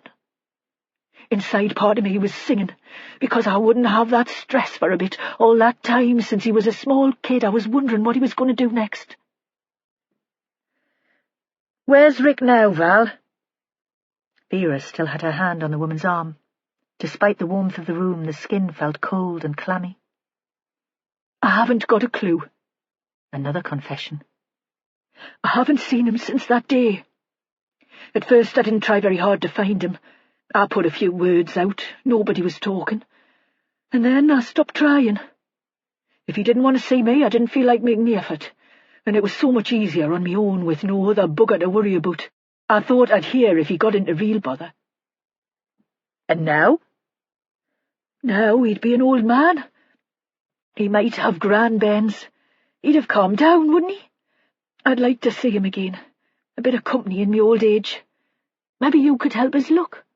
This body we've found, Vera said. It's old. We think our victim died on the night of the fire in Kerr's yard. Val gave an odd little sob. You think it's Rick? It's the body of a young man.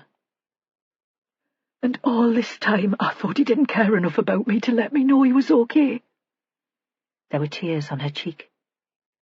Every birthday I looked out for a card, and I thought, sod you then. But he was here in Harbour Street all the time. We don't know for sure, Vera said. There'll be tests to do. I know. Val turned away so that Vera couldn't see her face. Vera drove to Harbour Street. No real reason except that she couldn't face going straight back to the office. And if there'd been news on Malcolm Kerr, somebody would have told her. There was also an itch, the start of an idea, and she needed time to organise her thoughts. This was where everything had started, and this was where she'd find the answer. The street was quiet. The Coble was open for lunchtime drinkers, but the fish shop had already closed for Christmas. There was still activity on the crime scene at Malcolm's yard, but you couldn't see much because of the screens they'd put up to stop ghoulish gawpers. Through the guest-house window, she saw Kate Dewar and Stuart Booth in the residence lounge. She was at the piano, and he was leaning over her shoulder, pointing at some sheet music. He scribbled on it with a pencil, and she turned and ran her fingers down his cheek. Vera had parked right outside, but they didn't notice her. Still sitting in the vehicle, she phoned Holly. I need you to check one of the Krukowski witness statements. And then she called Joe, because she had a question for him, too. But he was in a dreadful state and wouldn't listen, almost shouted at her to get off the line because he was hoping for a call. His lass, Jessie, had got separated from her friends in town, and she'd left her mobile at home, and nobody knew where she was. Chapter 39. Malcolm Kerr was still on a mission, but he'd never liked the city, and he was almost ready to give up. What business was it of his? He thought he'd just get the metro back to Partington and pick up his car and drive to the police station in Kimmerston. There was something pleasant in thinking that he might find the fat detective there waiting for him. She'd be glad to see him. He pictured her smiling. She'd make him tea, and might even have a drop of scotch to put into it. And he'd tell her what had happened. He'd let her take the responsibility. He pulled up his collar against the cold and stood still, so that the crowd eddied around him, like the tide around a rock. All around him was noise. Buskers with amplified music and yelling children and peddlers in his face, trying to persuade him to buy tinsel and cheap plastic toys. A quiet interview room, just him and the fat woman, plain painted walls, nothing to jar the senses. Suddenly, that seemed the most attractive thing in the world. Then the group of young people ahead of him shifted, parted by 6 jostling youths coming in the opposite direction. It was early afternoon, but they were drinking cans of cheap cider and swearing. Malcolm felt a stab of anger. He wanted to teach them some manners, but he'd been a yob in his time, worse than a yob. In the following confusion, the louts moved on, and a single figure was left, uncertain and isolated. The sky darkened. Shards of sleet blew up in the street, sharp arrows sending the shoppers into the Mall. This was Malcolm's moment of decision. He could give himself up, or he could give himself a chance to put things right. Hesitating, he thought suddenly of the vicar, Father Gruskin. Gruskin had turned up at his house the day after Deborah had left him, offering sympathy and advice. Malcolm thought that Margaret had sent the vicar because she was worried that Malcolm might do something daft, that he'd kill himself or kill Deborah's new man. Gruskin had sat in Malcolm's front room and hadn't known what to say. He'd only called because Margaret had asked him to. Another man who would do whatever Margaret wanted him to. He'd muttered a few words and then he'd gone. Vicars should be good men, shouldn't they? They'd make the right decisions. What would Gruskin do now in his position? Then Malcolm remembered the way that Gruskin had stared at Margaret, watching her longingly as she walked down Harbour Street away from the church. She'd been old enough to be his mother, older than that even, but still the man had stared with hungry and lonely eyes. Were there no good men in Mardle, then? Did the place only breed liars and thugs? "I'm going mad. My father always said that I should be locked up." The sleet was heavier now, filling the sky with pieces of ice, and Northumberland Street was almost empty. "What would Margaret want me to do?" Malcolm looked down the road and saw that there were 2 people on the opposite pavement now. They walked away from him, one after the other. He hesitated for a moment, and then he followed. Chapter 40. Joe Ashworth drove home. Sal was almost hysterical, and he couldn't get any sense out of her on the phone. All the way there he wanted to yell at someone, at Sal for being so bloody daft as to let their daughter into town, especially with a gang of older kids that he'd never met, at the mother of the kids who'd said she'd keep an eye on them, and at Jessie, who'd pestered them for months to get her own mobile phone and then had left it behind the one time that she really needed it. Mostly he was furious at himself. He drove through the empty country roads and began to imagine scenarios. Vera would call them stories. Margaret Krukowski had been killed in the Metro. Dee Robson had been in the same Metro, and she'd been killed, possibly because she'd seen the murder or guessed what had happened. And now he realized what hadn't clicked before, that Jessie might have been a witness to Margaret's murder too. Jessie, who was sharp as a knife, with a memory like an elephant's. She'd gone missing, and so had their prime suspect, whose car had been found at Partington Metro station. Maybe that was a coincidence, but Joe was so wound up with worry that he couldn't believe in coincidence anymore. He pictured his Jessie in the train with her mates, chatting and laughing because it was nearly Christmas and she was getting her first taste of freedom. He saw Jessie glancing across the train and seeing someone she recognized through the crowd, someone who'd been on the Metro when Margaret was stabbed. He imagined a flash of contact between them, then the killer, threatened, following his daughter, and so desperate to escape that he might feel he had to kill her too. Their estate was on the edge of an ex-pit village, and a skein of geese flew overhead from a subsidence pond as he walked up the path. He looked up to watch them before opening the door. The younger children were in the front room watching a DVD, so he and Sal stood in the small kitchen, communicating in hissed whispers. "So what happened?" He tried to tell himself that really it wasn't Sal's fault, and she'd be feeling even more wretched than him, but he couldn't quite keep the hint of accusation from his voice. "Sarah's mother didn't realize Jessie was missing until they met up in Blake's for lunch." Sal was crying now. She'd held herself together for the younger kids, but now she started sobbing. He took her in his arms and held her tight. "She'll be fine. You know our Jessie, sense of direction of a gnat. Remember how she got lost in Boots in Morpeth? Just tell us what happened. Didn't her friends see her wander off?" His voice light and calm. He could be on the stage. "Apparently they split up into two groups, and each thought she was with the other. It was only when they met up for their lunch that they saw she wasn't there. A couple of the older ones went back to look for her, but they couldn't see her." Sal reached behind her for a tea towel and dried her eyes with it. "Sarah's mother thought Jess had just headed home. She phoned, expecting her to be here."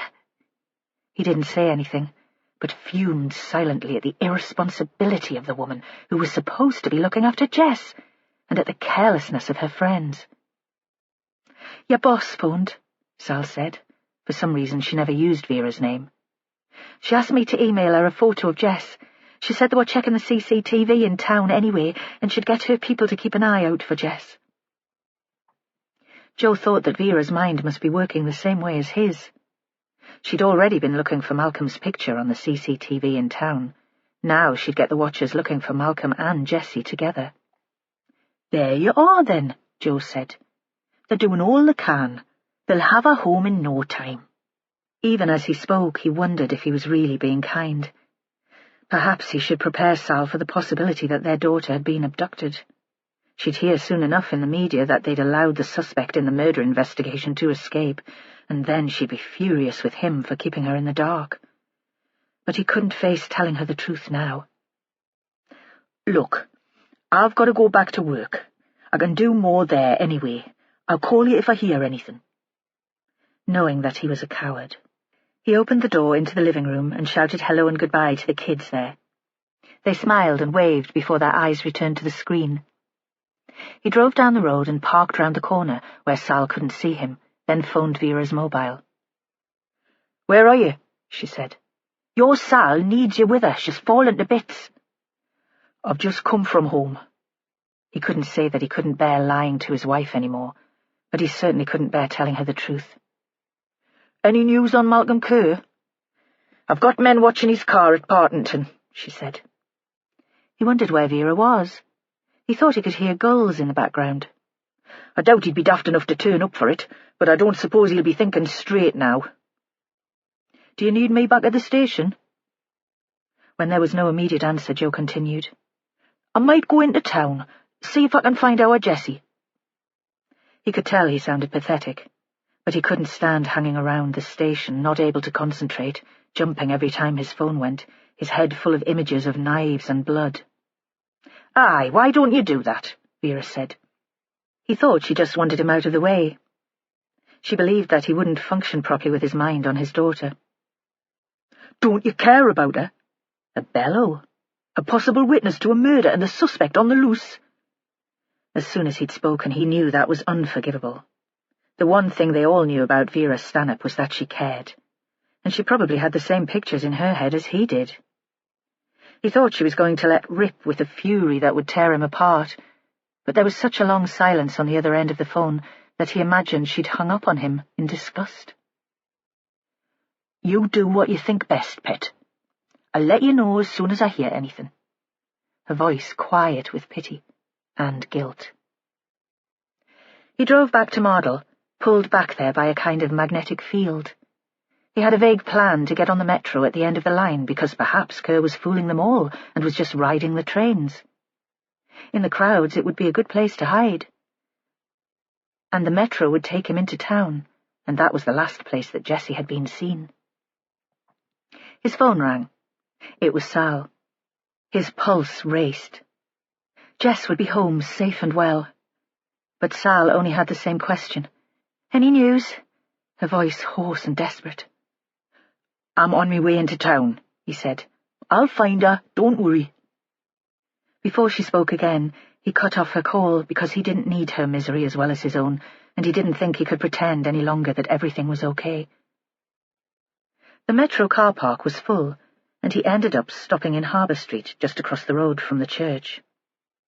Passing St. Bartholomew's, he tried the door and found it was open. He'd been brought up to believe in a Methodist God of social justice and respectable hard work. His dad had been a lay preacher and had seen evil as exploitation and poverty and the flamboyant decadence of people in the South.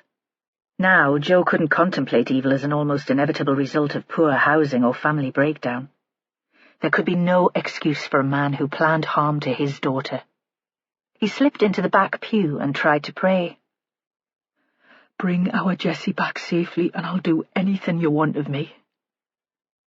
He tried to think what pact he could make with the Lord, but nothing seemed sufficiently important to set against Jessie's life. There was a deep silence in the church. He was leaning forward with his forehead on his arms, and it was only when he straightened that he realized he wasn't alone. Peter Gruskin was standing in front of the altar looking at him. Joe couldn't face explaining his presence to the man. He stood up and hurried outside. A shower blew in from the sea, stinging rain flecked with ice. Further inland there would be snow. The street was almost dark, although it was still early afternoon, but there were no lights in the harbour guest house. It seemed like months since he and Vera had first visited there. He remembered walking down the basement stairs and meeting the woman whose song had been the background music to his romance with Sal. White Moon Summer played in his head again. He realized suddenly that his ignorance had made him responsible for a murder. He wondered if a lifetime of guilt was enough to barter against his daughter's safe return. Chapter 41. When Joe phoned Vera, ostensibly to ask for news of Malcolm Kerr, but really hoping to be told that his daughter had been found safe and well, the inspector was standing outside the haven. A flock of black-headed gulls picked over a freshly ploughed field beyond the hawthorn hedge. Vera had ideas of her own about where the investigation might lead. She knocked at the door of the big house and then went in, too impatient to wait for anyone to answer. Laurie and Susan were in the kitchen as usual, and the dog was lolling against the bottom oven of the Aga. "Where's Jane?" Vera wanted this ended, and was in too much of a hurry to be polite. No more killing, she thought. It seemed to her that the recent deaths had been a sickening waste. There had been no real reason for them, no adequate explanation. But she knew now who had killed Margaret and Dee, and who had killed the young man in Kerr's yard 40 years ago. Joe could have confirmed it for her, but he was caught up with his own anxieties, and he wasn't in the mood to think clearly. No more killing. She's gone into town to catch up with some mates. Laurie had her standard I don't cooperate with the pigs voice. Vera thought about this. Perhaps she didn't need to talk to Jane now.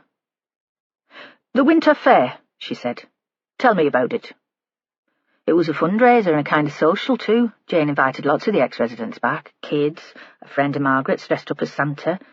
Laurie made it clear she thought this was a waste of time. George Enderby? Yeah, that's right.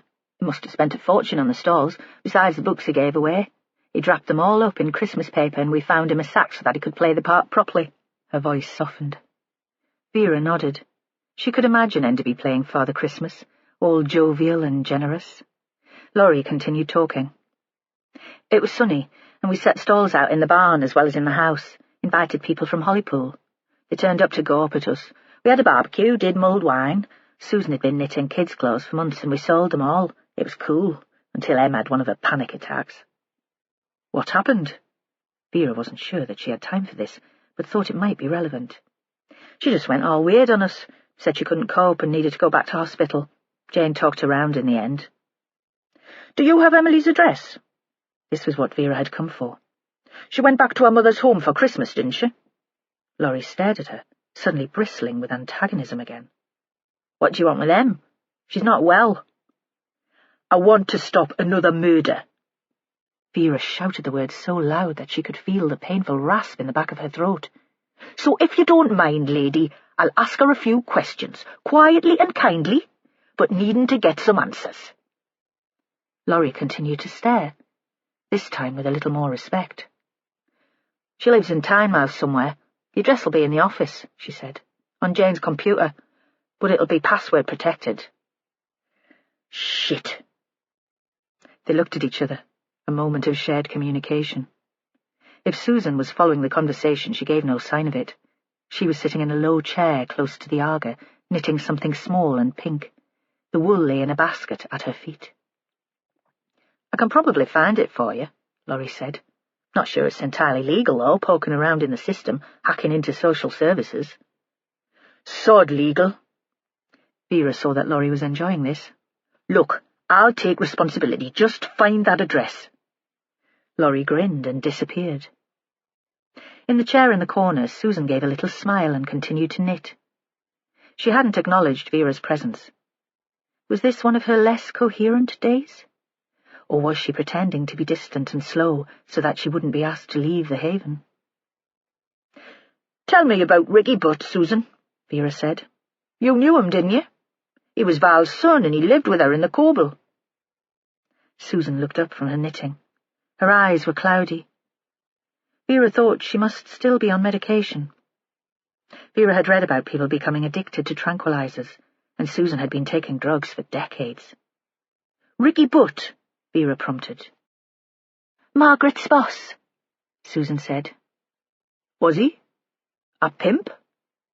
"He wanted to be." "She hated him," Susan said, "and so did I."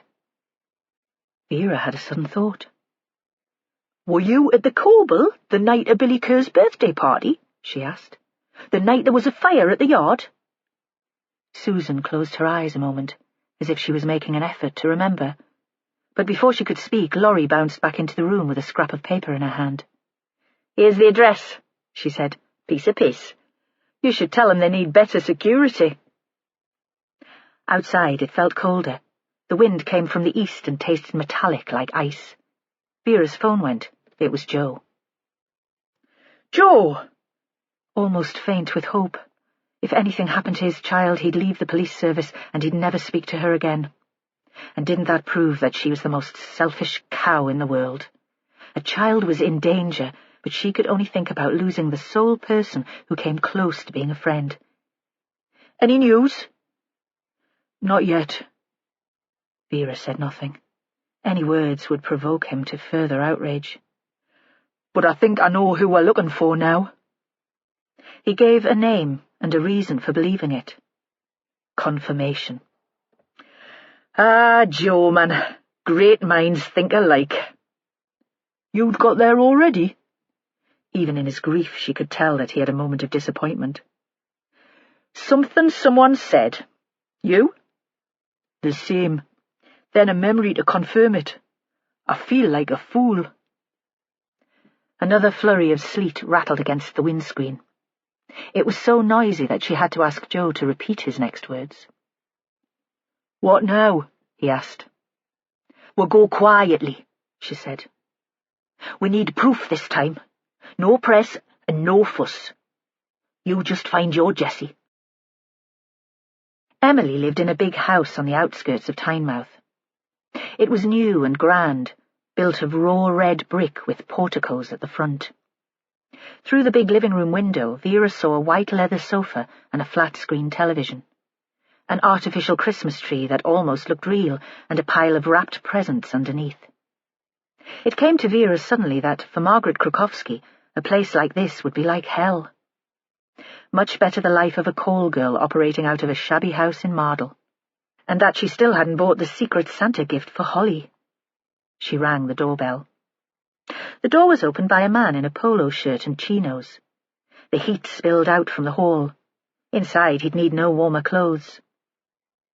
"Yes?" His voice posh Geordie. A businessman in mufti, Vera thought. "Could I speak to Emily, please?"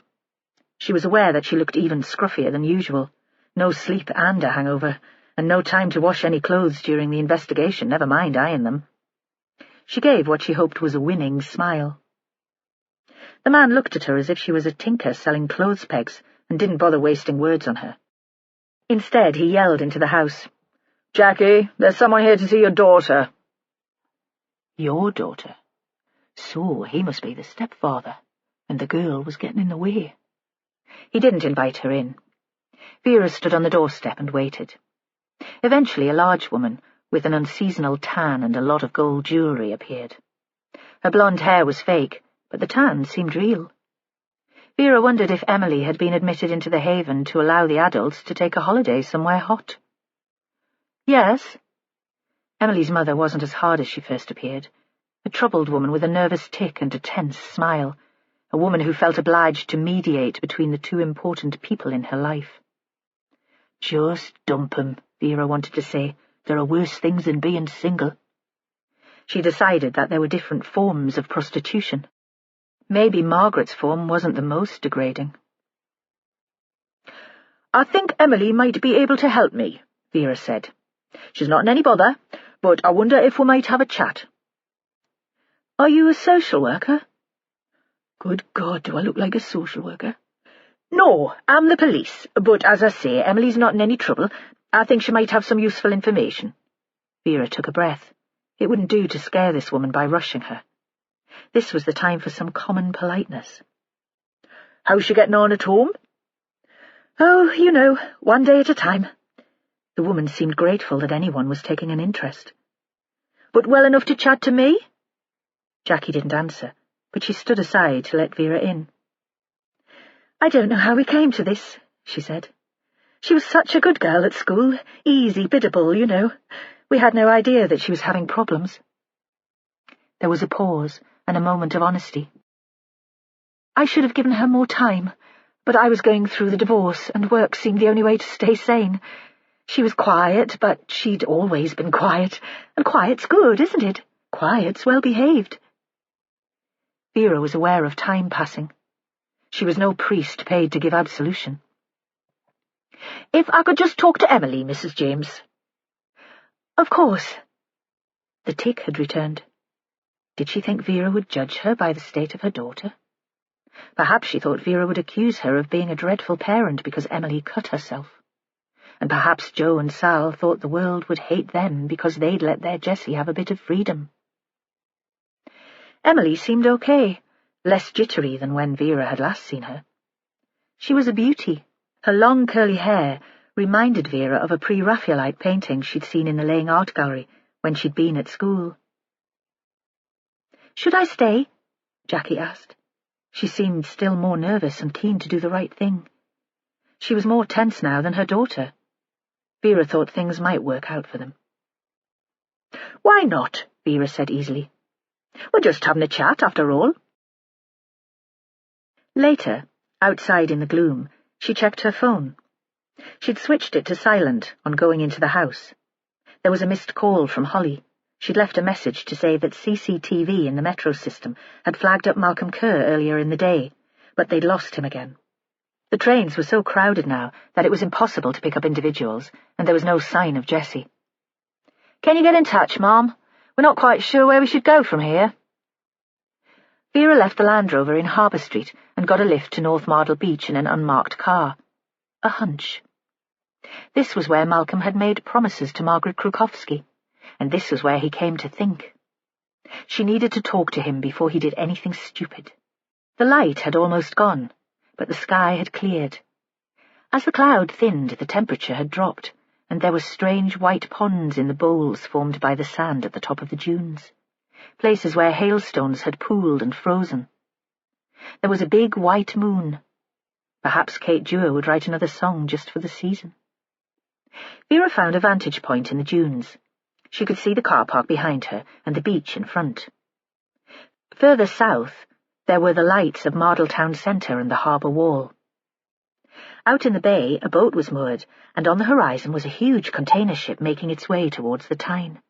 No sound, not even the surf on the beach, because there was no wind and the tide slid in like oil. Tomorrow was Christmas Eve, and it seemed that everything was breathless, waiting. Vera's phone pinged. A text from Holly. Kerr has collected his car from Parsington. 1 passenger. A name. Which meant, Vera thought, that Malcolm wasn't thinking straight if he hoped to avoid being picked up. More likely, he no longer cared what happened to him. She sent a text in return. In place. Keep your distance. She supposed that she was taking a risk. Perhaps they should pick him up immediately, go in mob-handed, blues and twos. The press and her boss would like that. But she still sensed that Malcolm felt trapped and desperate and had no concern for his own safety. Again, like a mantra or a popular song, the chorus flashed into her head. No more killing. She waited. Nothing. The sound of a car in the distance, and surely they should be here by now if Malcolm had come straight from Partington. It was only a couple of miles away. Occasionally she believed she heard something, footsteps in the frozen sand or the rumble of an engine, but it was all in her imagination. She was chilled despite her thick coat and her gloves and boots. If Malcolm should appear now, she wasn't sure that she'd be able to move. The headlights appeared first, sweeping like searchlights over the flat coastal plain behind the dunes, across the reclaimed subsidence ponds where once there had been pits. Vera crouched, because her silhouette might be seen on the horizon against the full moon. The car parked below her. She heard the doors open and shut, both doors, so there were 2 people, just as Holly had said. But even in the moonlight it was impossible to make out individual forms. They were just dark shapes. And it was impossible to tell if they were both there voluntarily or if one was the prisoner of the other. There was no activity on the narrow road leading to the coast. She'd given orders that the officers following should wait on the main road and make their way in carefully on foot. She didn't want to frighten these people. No more killing. And she hoped it would all be over before they arrived. She couldn't see the figures now. They'd started to climb the dunes to the beach, and all the shadows had blurred. She strained to listen. Out in the bay, she saw the light buoy marking Coquet Island, and again her mind went back to Hector and his raids to collect terns' eggs. He'd trained her well. What better training could there be for this kind of work? Then she heard the sand shifting and slipping so close to her that she almost felt that she could reach out and touch the walkers. Grunting and heavy breathing. Malcolm, out of condition and out of breath, and the frozen air making him wheeze. His companion seemed fitter. Vera waited. Sometimes it seemed she'd spent her childhood waiting, heart thumping. Waiting for Hector or for the police, startled by the noise of sudden wing beats or heavy footsteps. Now there was an expected sound, her quarry sliding the last few feet onto the flat beach. And at last she could see them, 2 dark figures walking towards the water, shadows in the moonlight. Vera shifted her stiff and frozen limbs and began to move. For such a heavy woman she walked quietly. She'd been a heavy child, and Hector's jeers had made her conscious of every footstep. For Christ's sake, girl, do you want us both to end up in prison? At the bottom of the dunes she paused. Now she could hear voices. One voice. It was Malcolm, and it seemed that he would never stop or even pause for breath. This was a slow, relentless stream of bitter accusation, a rasping whisper, the voice almost of a lover betrayed. Vera thought he would only stop speaking when the object of his hatred was dead.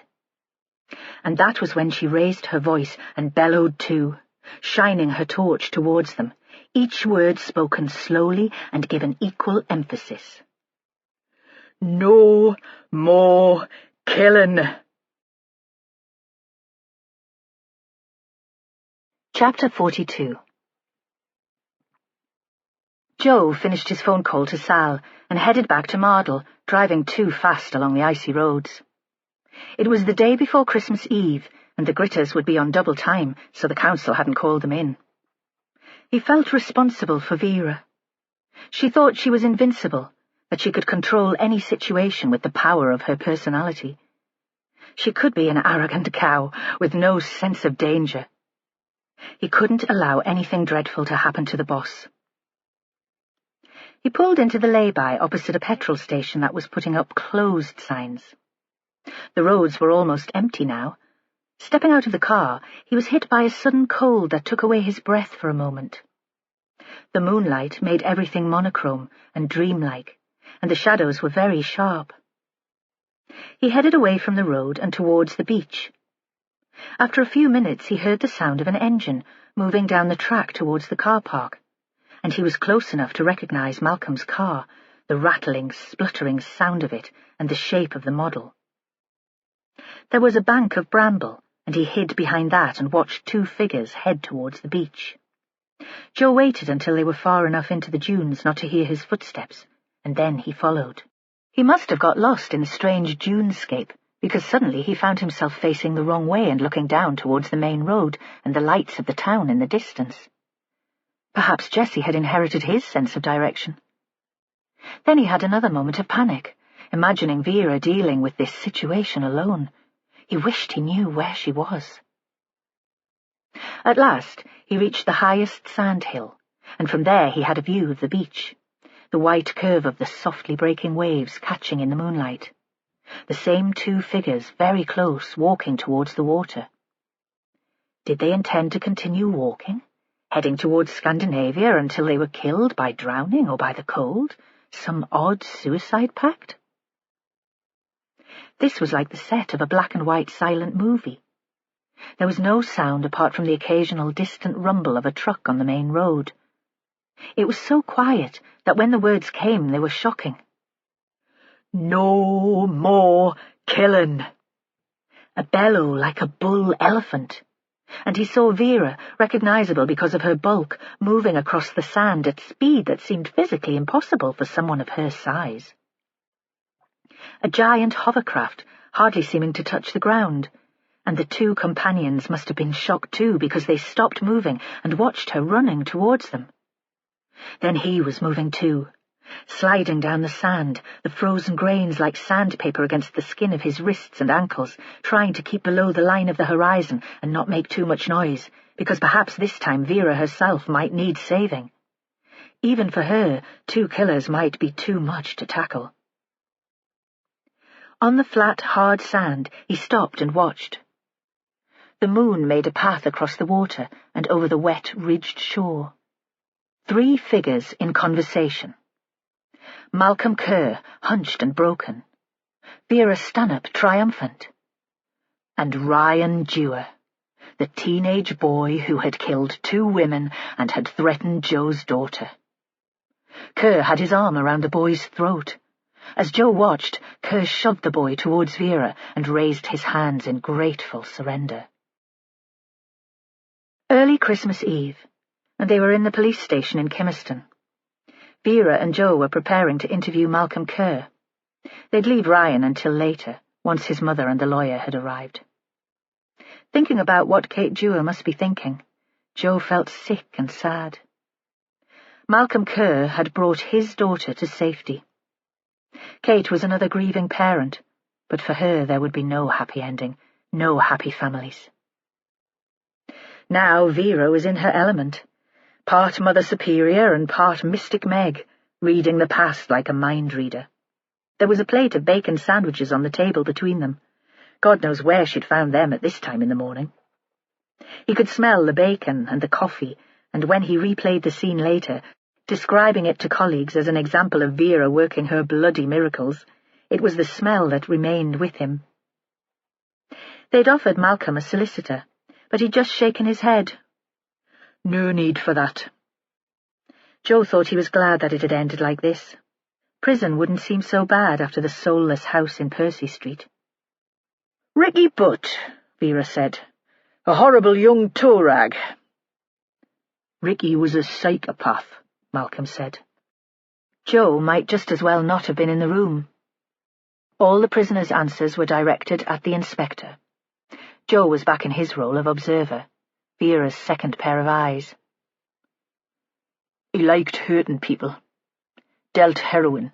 Dealt women. We weren't angels in Harbour Street, but we weren't used to that. Not his mother's fault. Val was a bit rough, but her heart was in the right place. And he was making life difficult for Margaret. He'd only been in Mardle for a few months, and he was throwing his weight about. He had this attitude, cocky, but cruel with it. Always carried a knife to show he meant business. He said he couldn't have Margaret working freelance on his patch. She should work for him or leave, or he'd change her looks so that she'd never work again. You could imagine him, his knife on her face. He'd have loved the excuse. Malcolm's voice was flat and hard. Joe believed every word he said. So, you decided to sort him out? Vera wasn't asking a question now, just acting as straight woman, moving the story along. I decided to have a word, Malcolm said. The night of your father's 50th birthday party, the night that photo was taken. Vera leaned forward across the table, and her eyes were bright. You wouldn't have thought that she'd had no sleep for 48 hours. I asked him to meet me in the yard, Malcolm said. Told him I thought we might do some business together. That was the only language he understood, business. Coughing out the last word like an oath. He paused for a moment, and then he continued. It was hot. During the day, so hot that the tar on the road had melted. The heat made everyone crazy, made me crazy. Butt was just a boy, but he had no respect, no sense of how things worked in Harbour Street. Your dad had a certain position, Vera said. Cox of the lifeboat. It had run in the family, and you had a certain position too. Malcolm nodded briefly to show that she'd got that bit right. Ricky Butt offered me a cut, he said. He sat swinging back and forth on his chair in the office in the yard, smirking, talking about Margaret as if she was shit. She's got class worth a fortune, a bit of class, bring her on side and you'll get your cut. But Margaret wasn't that sort of woman. It was still dark outside, but Malcolm was staring out of the window. So, you lost your temper.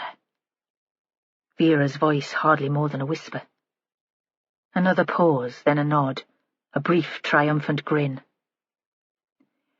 I hit him. He wasn't expecting it. Not time to get out the knife. He tilted back in his chair and hit his head on the floor. I think that might have killed him. It was a hell of a crash, and there was blood and brain everywhere. Joe thought Malcolm might have meant to continue, to confess to another blow, just to make sure the man was dead or because he was crazy with the heat and the temper. But Vera interrupted. She raised her hand to stop him in mid-flow. Not murder, then, she said. Manslaughter, if you didn't mean to kill him. Malcolm gave a little shrug to show that he no longer cared. Then you fetched your dad, and he organised things for you, dealt with a mess, because that's what parents do. He wrapped the body in a bit of tarpaulin and hid it in a rusting old trawler we had in the yard. Malcolm was obviously still proud of his father, and still a little bit in his shadow. Then he set fire to the office. The next day, when the cop and the fire officer turned up, they were only interested in the office. Nobody looked in an old boat waiting to be cut up for scrap. Vera nodded. And later you were able to bury the body, and you concreted over the grave and built the shed over it. Every day you sat in there, you must have remembered Ricky Butt. Malcolm thought about that for a minute, and then he shook his head. Nah, he said. That night felt like a dream. I couldn't believe what had happened. Did you tell Margaret that you'd killed the boy? This time the denial was immediate. No, I told her we'd frightened him off. But she guessed. Vera pushed the question. Malcolm nodded. You couldn't get much past Margaret. I told her it wasn't her fault, but she felt responsible, blamed herself. Of course she did, Joe thought. And it was guilt that had made Margaret Krukowski who she was. It wasn't the prostitution that had turned her to the church and to helping other women. She hadn't been ashamed of her profession, of the service she provided. It was the knowledge that she'd led to a man being killed.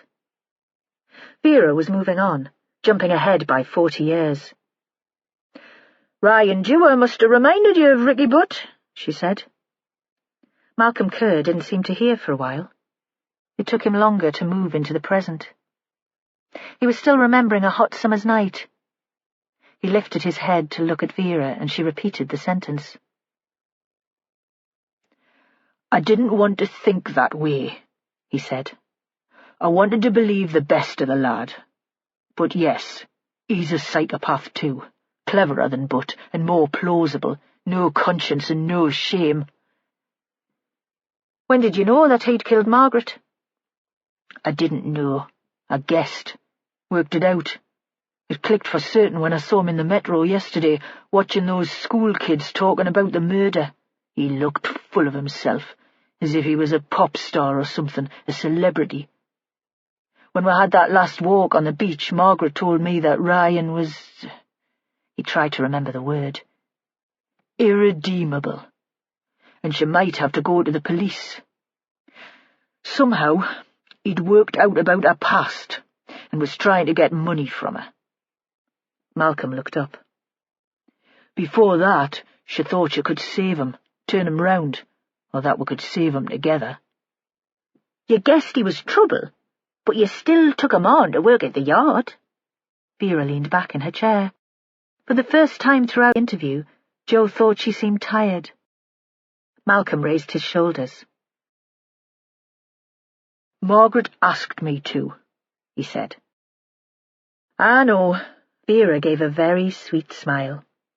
"And if she'd asked you, you'd have swum 3 times round Coquet Island." He nodded and returned the smile. "Naked," he said. "Oh, pet, I do hope that she was worth it." On the way out of the interview room, Joe paused and turned back. "You saved my girl," he said. "Thanks. Can you tell me what happened? She was a bit confused when they got her home to her mum." Malcolm looked up. "That was your lass? A polite little thing. She was in the Metro chatting to her friends, talking about finding Margaret's body. But Ryan Dewar was there too. I saw him as soon as I got on the train. Fate, I thought. Or Margaret sending me a message. Out of the Metro, your lass got separated from her friends and he was following her. Maybe he thought she'd be able to identify him." The man paused. He was staring out of the window, replaying the scene in his head. "Ryan was chatting to her when I found them, putting on the charm, offering to get her home safely. But she'd recognised him and was starting to get scared. There was a community support officer walking past, and I asked her to help get your lass home. I got hold of Ryan. He wasn't going to make a fuss there in the street with the law looking on, and took him back with me. He thinks he's a hard man, but he's a kid, no match for me." "Would you have killed him on the beach if the inspector hadn't turned up?" Malcolm looked up sharply, but didn't answer. Chapter 43. Kate Dewar was on her own in the house when she heard a knock at the door, familiar, like the personalised ringtone of a phone. Chloe had said she was out with a friend. Kate suspected a boy, but she hadn't asked.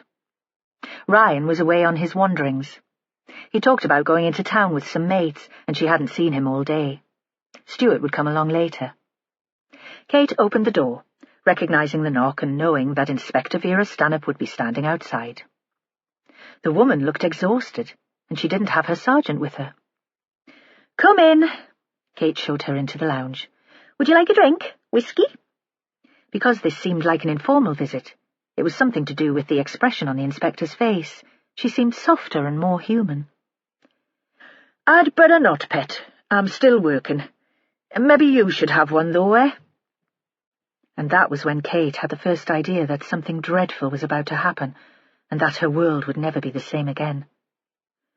"What's wrong? Is somebody dead?" because the policeman who'd come to tell her about Robbie's accident had looked at her in exactly the same way. Vera shook her head. "We've got your Ryan in custody. He's been charged with murder." "No," Kate cried. "He wouldn't. Not Margaret. He loved her." But even as she spoke the words, Kate wondered if they'd ever been true, if her son was capable of loving anyone. Vera said nothing for a while. She just looked. Then she shook her head again. "He wanted to make money out of her. He's a great one for money, your Ryan.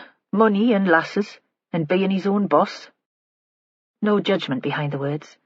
It was just as if she was listing the facts of the case, and Kate knew that Vera was telling the truth. Perhaps she'd been frightened of hearing this knock on the door since Margaret had been killed, frightened of hearing that her strange, prowling, angry son was a murderer. "What happened?" Kate was staring into the other woman's face. Vera had poured her a drink, and Kate held it with both hands. The detective sat down opposite to her. "Ryan had been thieving," she said. "Stealing when he was out on his nighttime wanderings.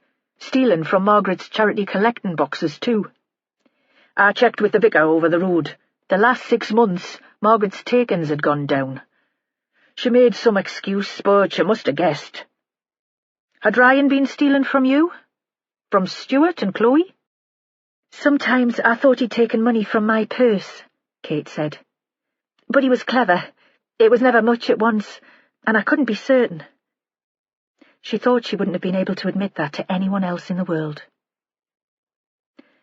"He stole from your Stuart," Vera said. "Maybe not money, but he took a photograph, a compromising photograph. He used it to try and blackmail Margaret." "I don't understand." Kate drank the whiskey and felt it hit the back of her throat. "What would Stuart have to do with Margaret?" One sip and she felt that she was drunk, that the room was spinning out of control around her. "No need for you to know the details now," Vera said briskly. "Time for that later. Ryan stole from the Haven, too. That winter fair they organised for the kiddies.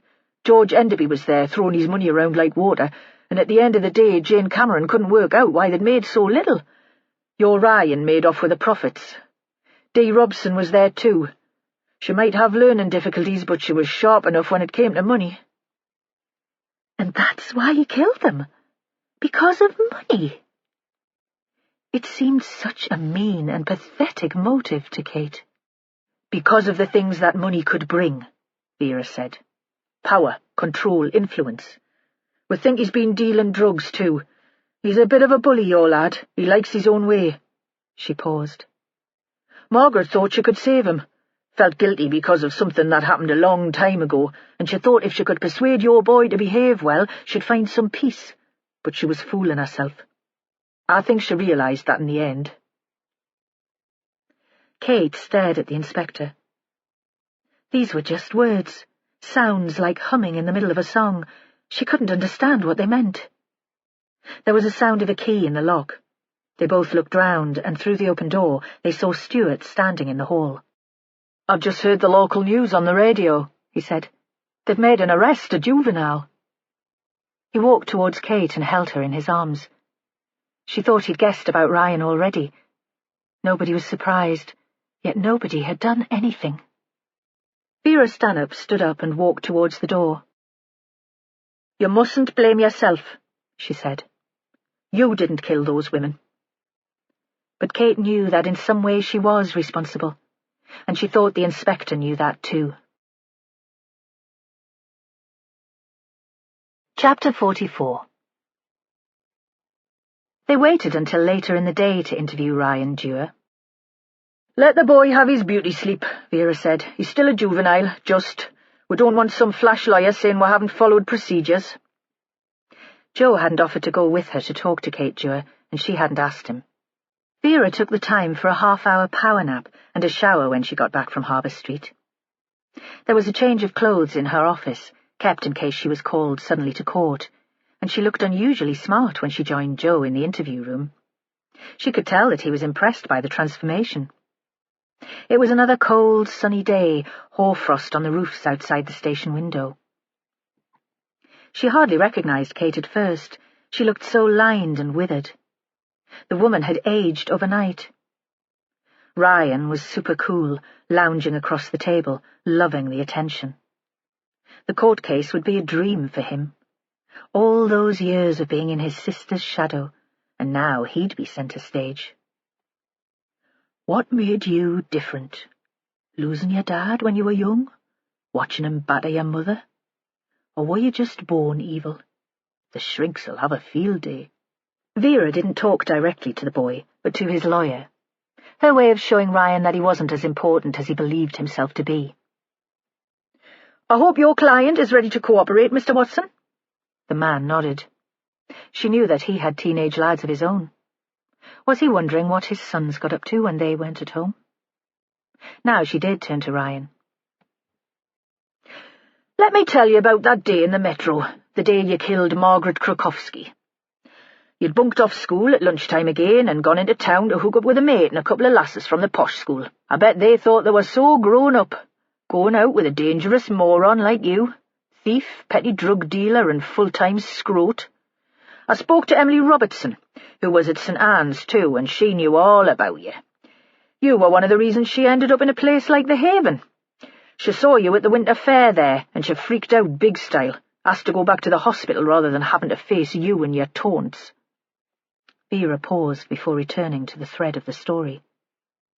So there you were, playing the lad about town, and who should catch on but Margaret Krukowski? Vera took another breath, watched the sun edge over the roof of the building opposite, and found that her mind was wandering. She'd be glad to get home. She'd asked her neighbours in for a drink, a big drink. They'd stay up and see Christmas Day in together. She didn't fancy being alone tonight, dreaming of vulnerable women and violent men. Or perhaps Joe Ashworth would be let off the leash for an hour to come back with her. She turned her attention back to the boy, whom she thought of as Ricky Butt reincarnated.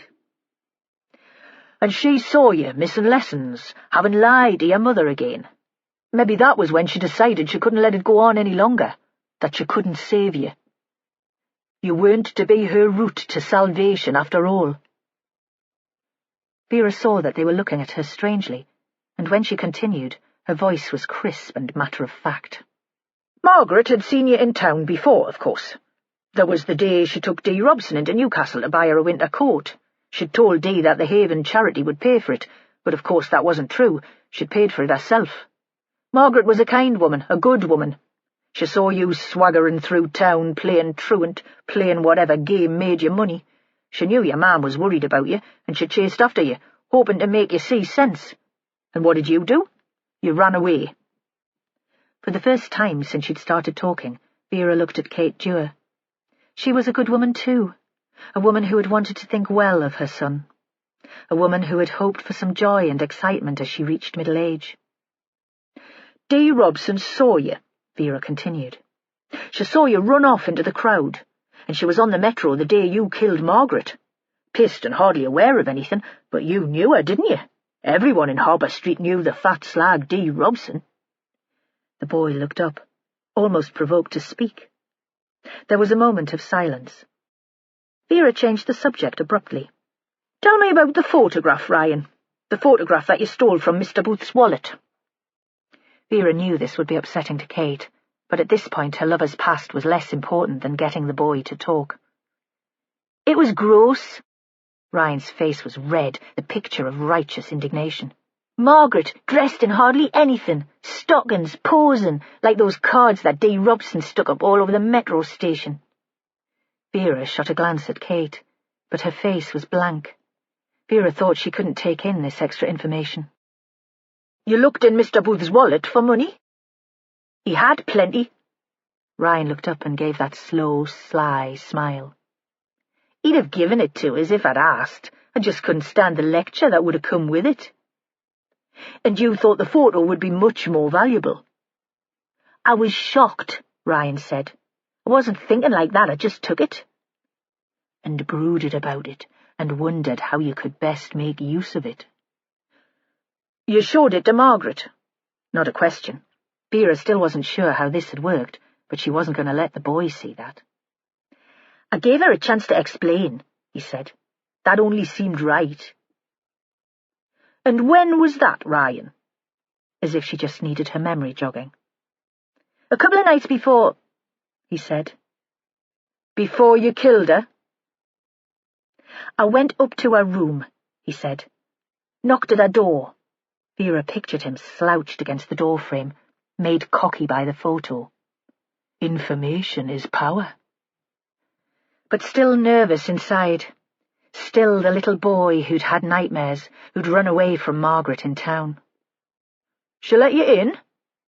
Vera allowed a little surprise into her voice. "She liked her privacy." She said that she wanted to talk. He was less certain now. "She made his tea." "And you showed her the photograph?" "I put it on the table." He paused and looked away. "And she was angry," Vera said. "I'd guess she was very angry." "She had no right." His face turned red again. "She was the one dressed up like a slut. She was the one whose photo was in Stuart's wallet." "What did she say exactly, Ryan? This is very important. We need it word for word, if you can." "She said that if I expected her to pay for the return of the picture, I was very much mistaken."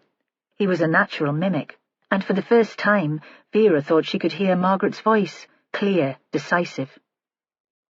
"She said she'd made allowances for my behaviour. I'd had a tough time. She asked Malcolm to give us work, and she'd been pleased with me progress there.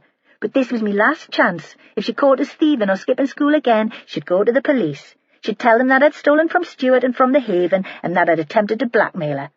He broke off, and his natural voice returned. "As if I was bothered. She was a snooty cow and a tot."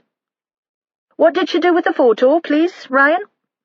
Because they hadn't found it in her room. But she'd have taken it off the boy. "She took it from us and burnt it." He sounded like a sulky toddler. "She held it over a flame of a candle." "So, let's move on to the afternoon of her murder, shall we, Ryan? Your friends got off the Metro and Margaret Krukowski got on. The woman who could land you in the shite big time. She'd given you one last chance, but here you were, bunking off school again. What did she say to you? Whatever she said, it must have been pretty strong, because you followed her to her seat and took out a knife you always carry." "Just like Ricky Butt." "And when she turned away from you, when she dared to turn her back on you, you stabbed her." Vera had allowed disgust to colour her voice. Kate Dewar was sobbing. She'd probably been sobbing all night. "Well, Ryan?" Vera insisted. Looking, she saw that he was sitting upright now, very tense, reliving the humiliation of being put in his place by an elderly woman, white with anger. "She didn't say anything. She didn't have to say anything. She looked at us, kind as if I was a naughty kid. She'd been a prostitute. She had no right to look at me like that." "So you killed her?" "Yes," temper constricting his throat so that his voice was hoarse. He half rose to his feet, and when he spoke again he sent a spray of spit across the table. "I killed her." There was a moment of silence in the room, broken only by Kate's muffled cries. Vera nodded at Joe Ashworth to continue the story. "I was in the Metro," Joe said. "I saw you with the girls, and I hated the way you treated them. It never occurred to me that you were a killer, though. Just a little jumped-up yob, I thought. And that's what you were, a jumped-up yob who thought it was clever to sell drugs to vulnerable kids and stab an old lady to death." "You left the Metro at Partington, with all the other passengers," Vera said, "hidden by the snow. The Metro bus was waiting and drove you back to Mardle. You got home late." Vera paused. "But your mother didn't realise. She thought you'd come in from school with Chloe." Kate looked up. "I heard him come in," she said, appalled, as if this tiny example of ignorance made her complicit in his guilt. "I heard the door, and I thought it was just the wind rattling the letterbox. It always rattles when the wind's northerly." "Did Chloe know?" Vera thought this might be an even worse sin than murder, to involve his brainy sister, to make her choose between sibling loyalty and justice for Margaret. because she'd feel guilty anyway, the favoured child, the apple of her mother's eye. She had a brief flash of memory. Her and the neighbours, and herself in a rare moment of honesty after too much drink, talking about a case when she'd failed, and Jack, wise and gentle, saying, "Hey, Vera, just dump the guilt." Ryan looked up, suddenly defensive. The anger was spent, but he was still tense. "I didn't tell Chloe." "But she guessed." He turned away and said nothing. Vera nodded to Joe Ashworth. The next part of the story was his. "When I first walked into the kitchen at Harbour Street, something was familiar," he said. "There was that sense of déjà vu. You were there, sprawled on the sofa, just a school kid in your uniform. I didn't connect you with the lads I'd seen on the train. Then I recognised your mother. I'd been a fan when I was young, and I thought that explained the sensation of familiarity. If I'd remembered properly, would have had you in for questioning, and the thing would have been over. D. Robson would still be alive." Vera thought that Joe would have to live with that for the rest of his life, thinking he'd been swayed by the soppy words of a popular song. "Just dump the guilt, pet." In the end, it was Val Butt talking about her violent son that had set them on the right trail. Besides, if they'd arrested Ryan on the first day, they'd never have found the body of Ricky Butt under the shed in Kerr's yard. She still wasn't sure what she thought about that, and the consequences for Malcolm. Sometimes, perhaps, it was better to let sleeping bodies lie. Then she decided that it would be an evil sort of world where a man could kill and get away with it, even if the victim was a tow-rag like Butt. Besides, this might give Malcolm a bit of peace in his last years. She could imagine him as an orderly in the prison library, catching up on the reading that he'd missed out on as a bairn. Vera thought she might even go and visit him there. In the interview room, the clear winter sunlight was pouring in through the narrow barred window, and Joe was continuing the interrogation. "Why did Dee have to die?" There was no response from Ryan. He continued to stare at the scarred table in front of him. "Because she saw you in the Metro that night. She connected you with the lad who'd run away from Margaret in town, and she'd seen you at the winter fair at the Haven. Might even have worked out that you were stealing from them." Vera pitched her voice a little louder, demanding a response from him. "She was on the bus that took us from Partington to Mardle.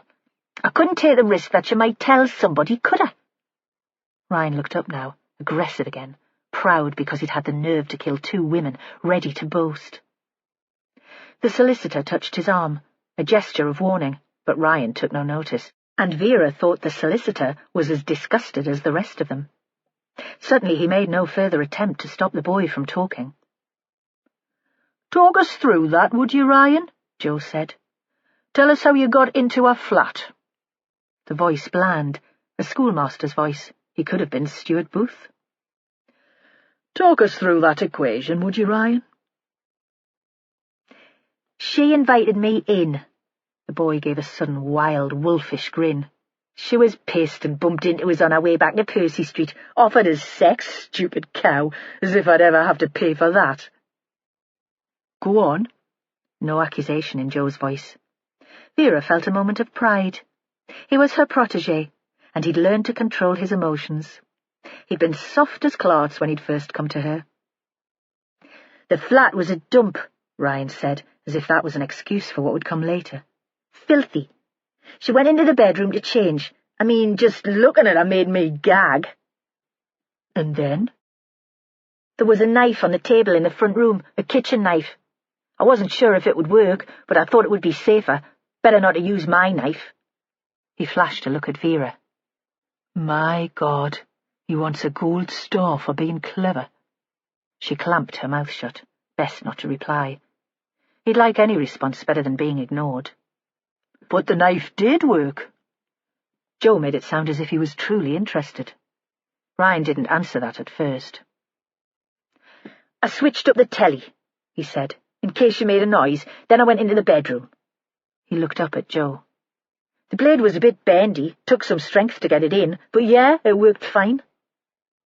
"What did you do then, Ryan?"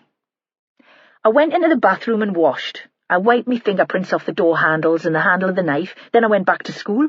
I had music and I didn't want Stuart telling me mother that I was bunking off again. Chapter 45.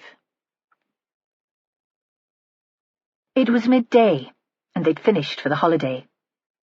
Stuart Booth had come to collect Kate Dewar. Vera wondered what sort of Christmas there'd be in that house, and if the relationship would survive beyond Boxing Day. Stuart had colluded with Kate to tell her what she wanted to hear, that Ryan wasn't such a bad lad. The boy was misguided and had got caught up with the wrong crowd, but he was sound, really. Had anyone in school seen the bullying and the drug-dealing, the petty cruelties? But perhaps nobody had wanted to see. Ryan came from a respectable family. His mam was Katie Guthrie, who had once been famous and would be guaranteed to pull in crowds at the summer fair. Only Margaret Krukowski was anxious, reminded of another cocky young man who'd thought himself above the law. And finally, it was the parallel with Ricky Butt that had helped Vera and Joe to find the murderer too. They stood in the car park outside the station, Vera, Joe and Holly.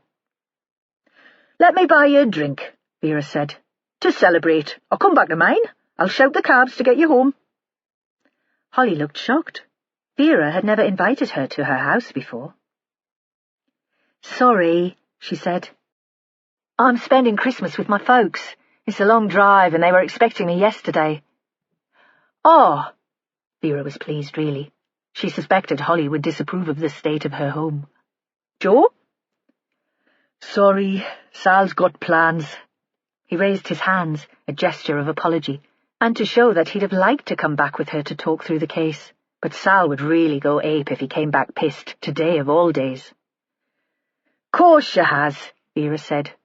"Wish the family happy Christmas from me." It was only as Holly got into her car that Vera remembered something. She chased after her, waving. Holly pressed a button, and the driver's window opened. "Shit, Hol, we never did that Secret Santa thing?" "Nah," Holly said. "Never mind. It was never going to work, was it?"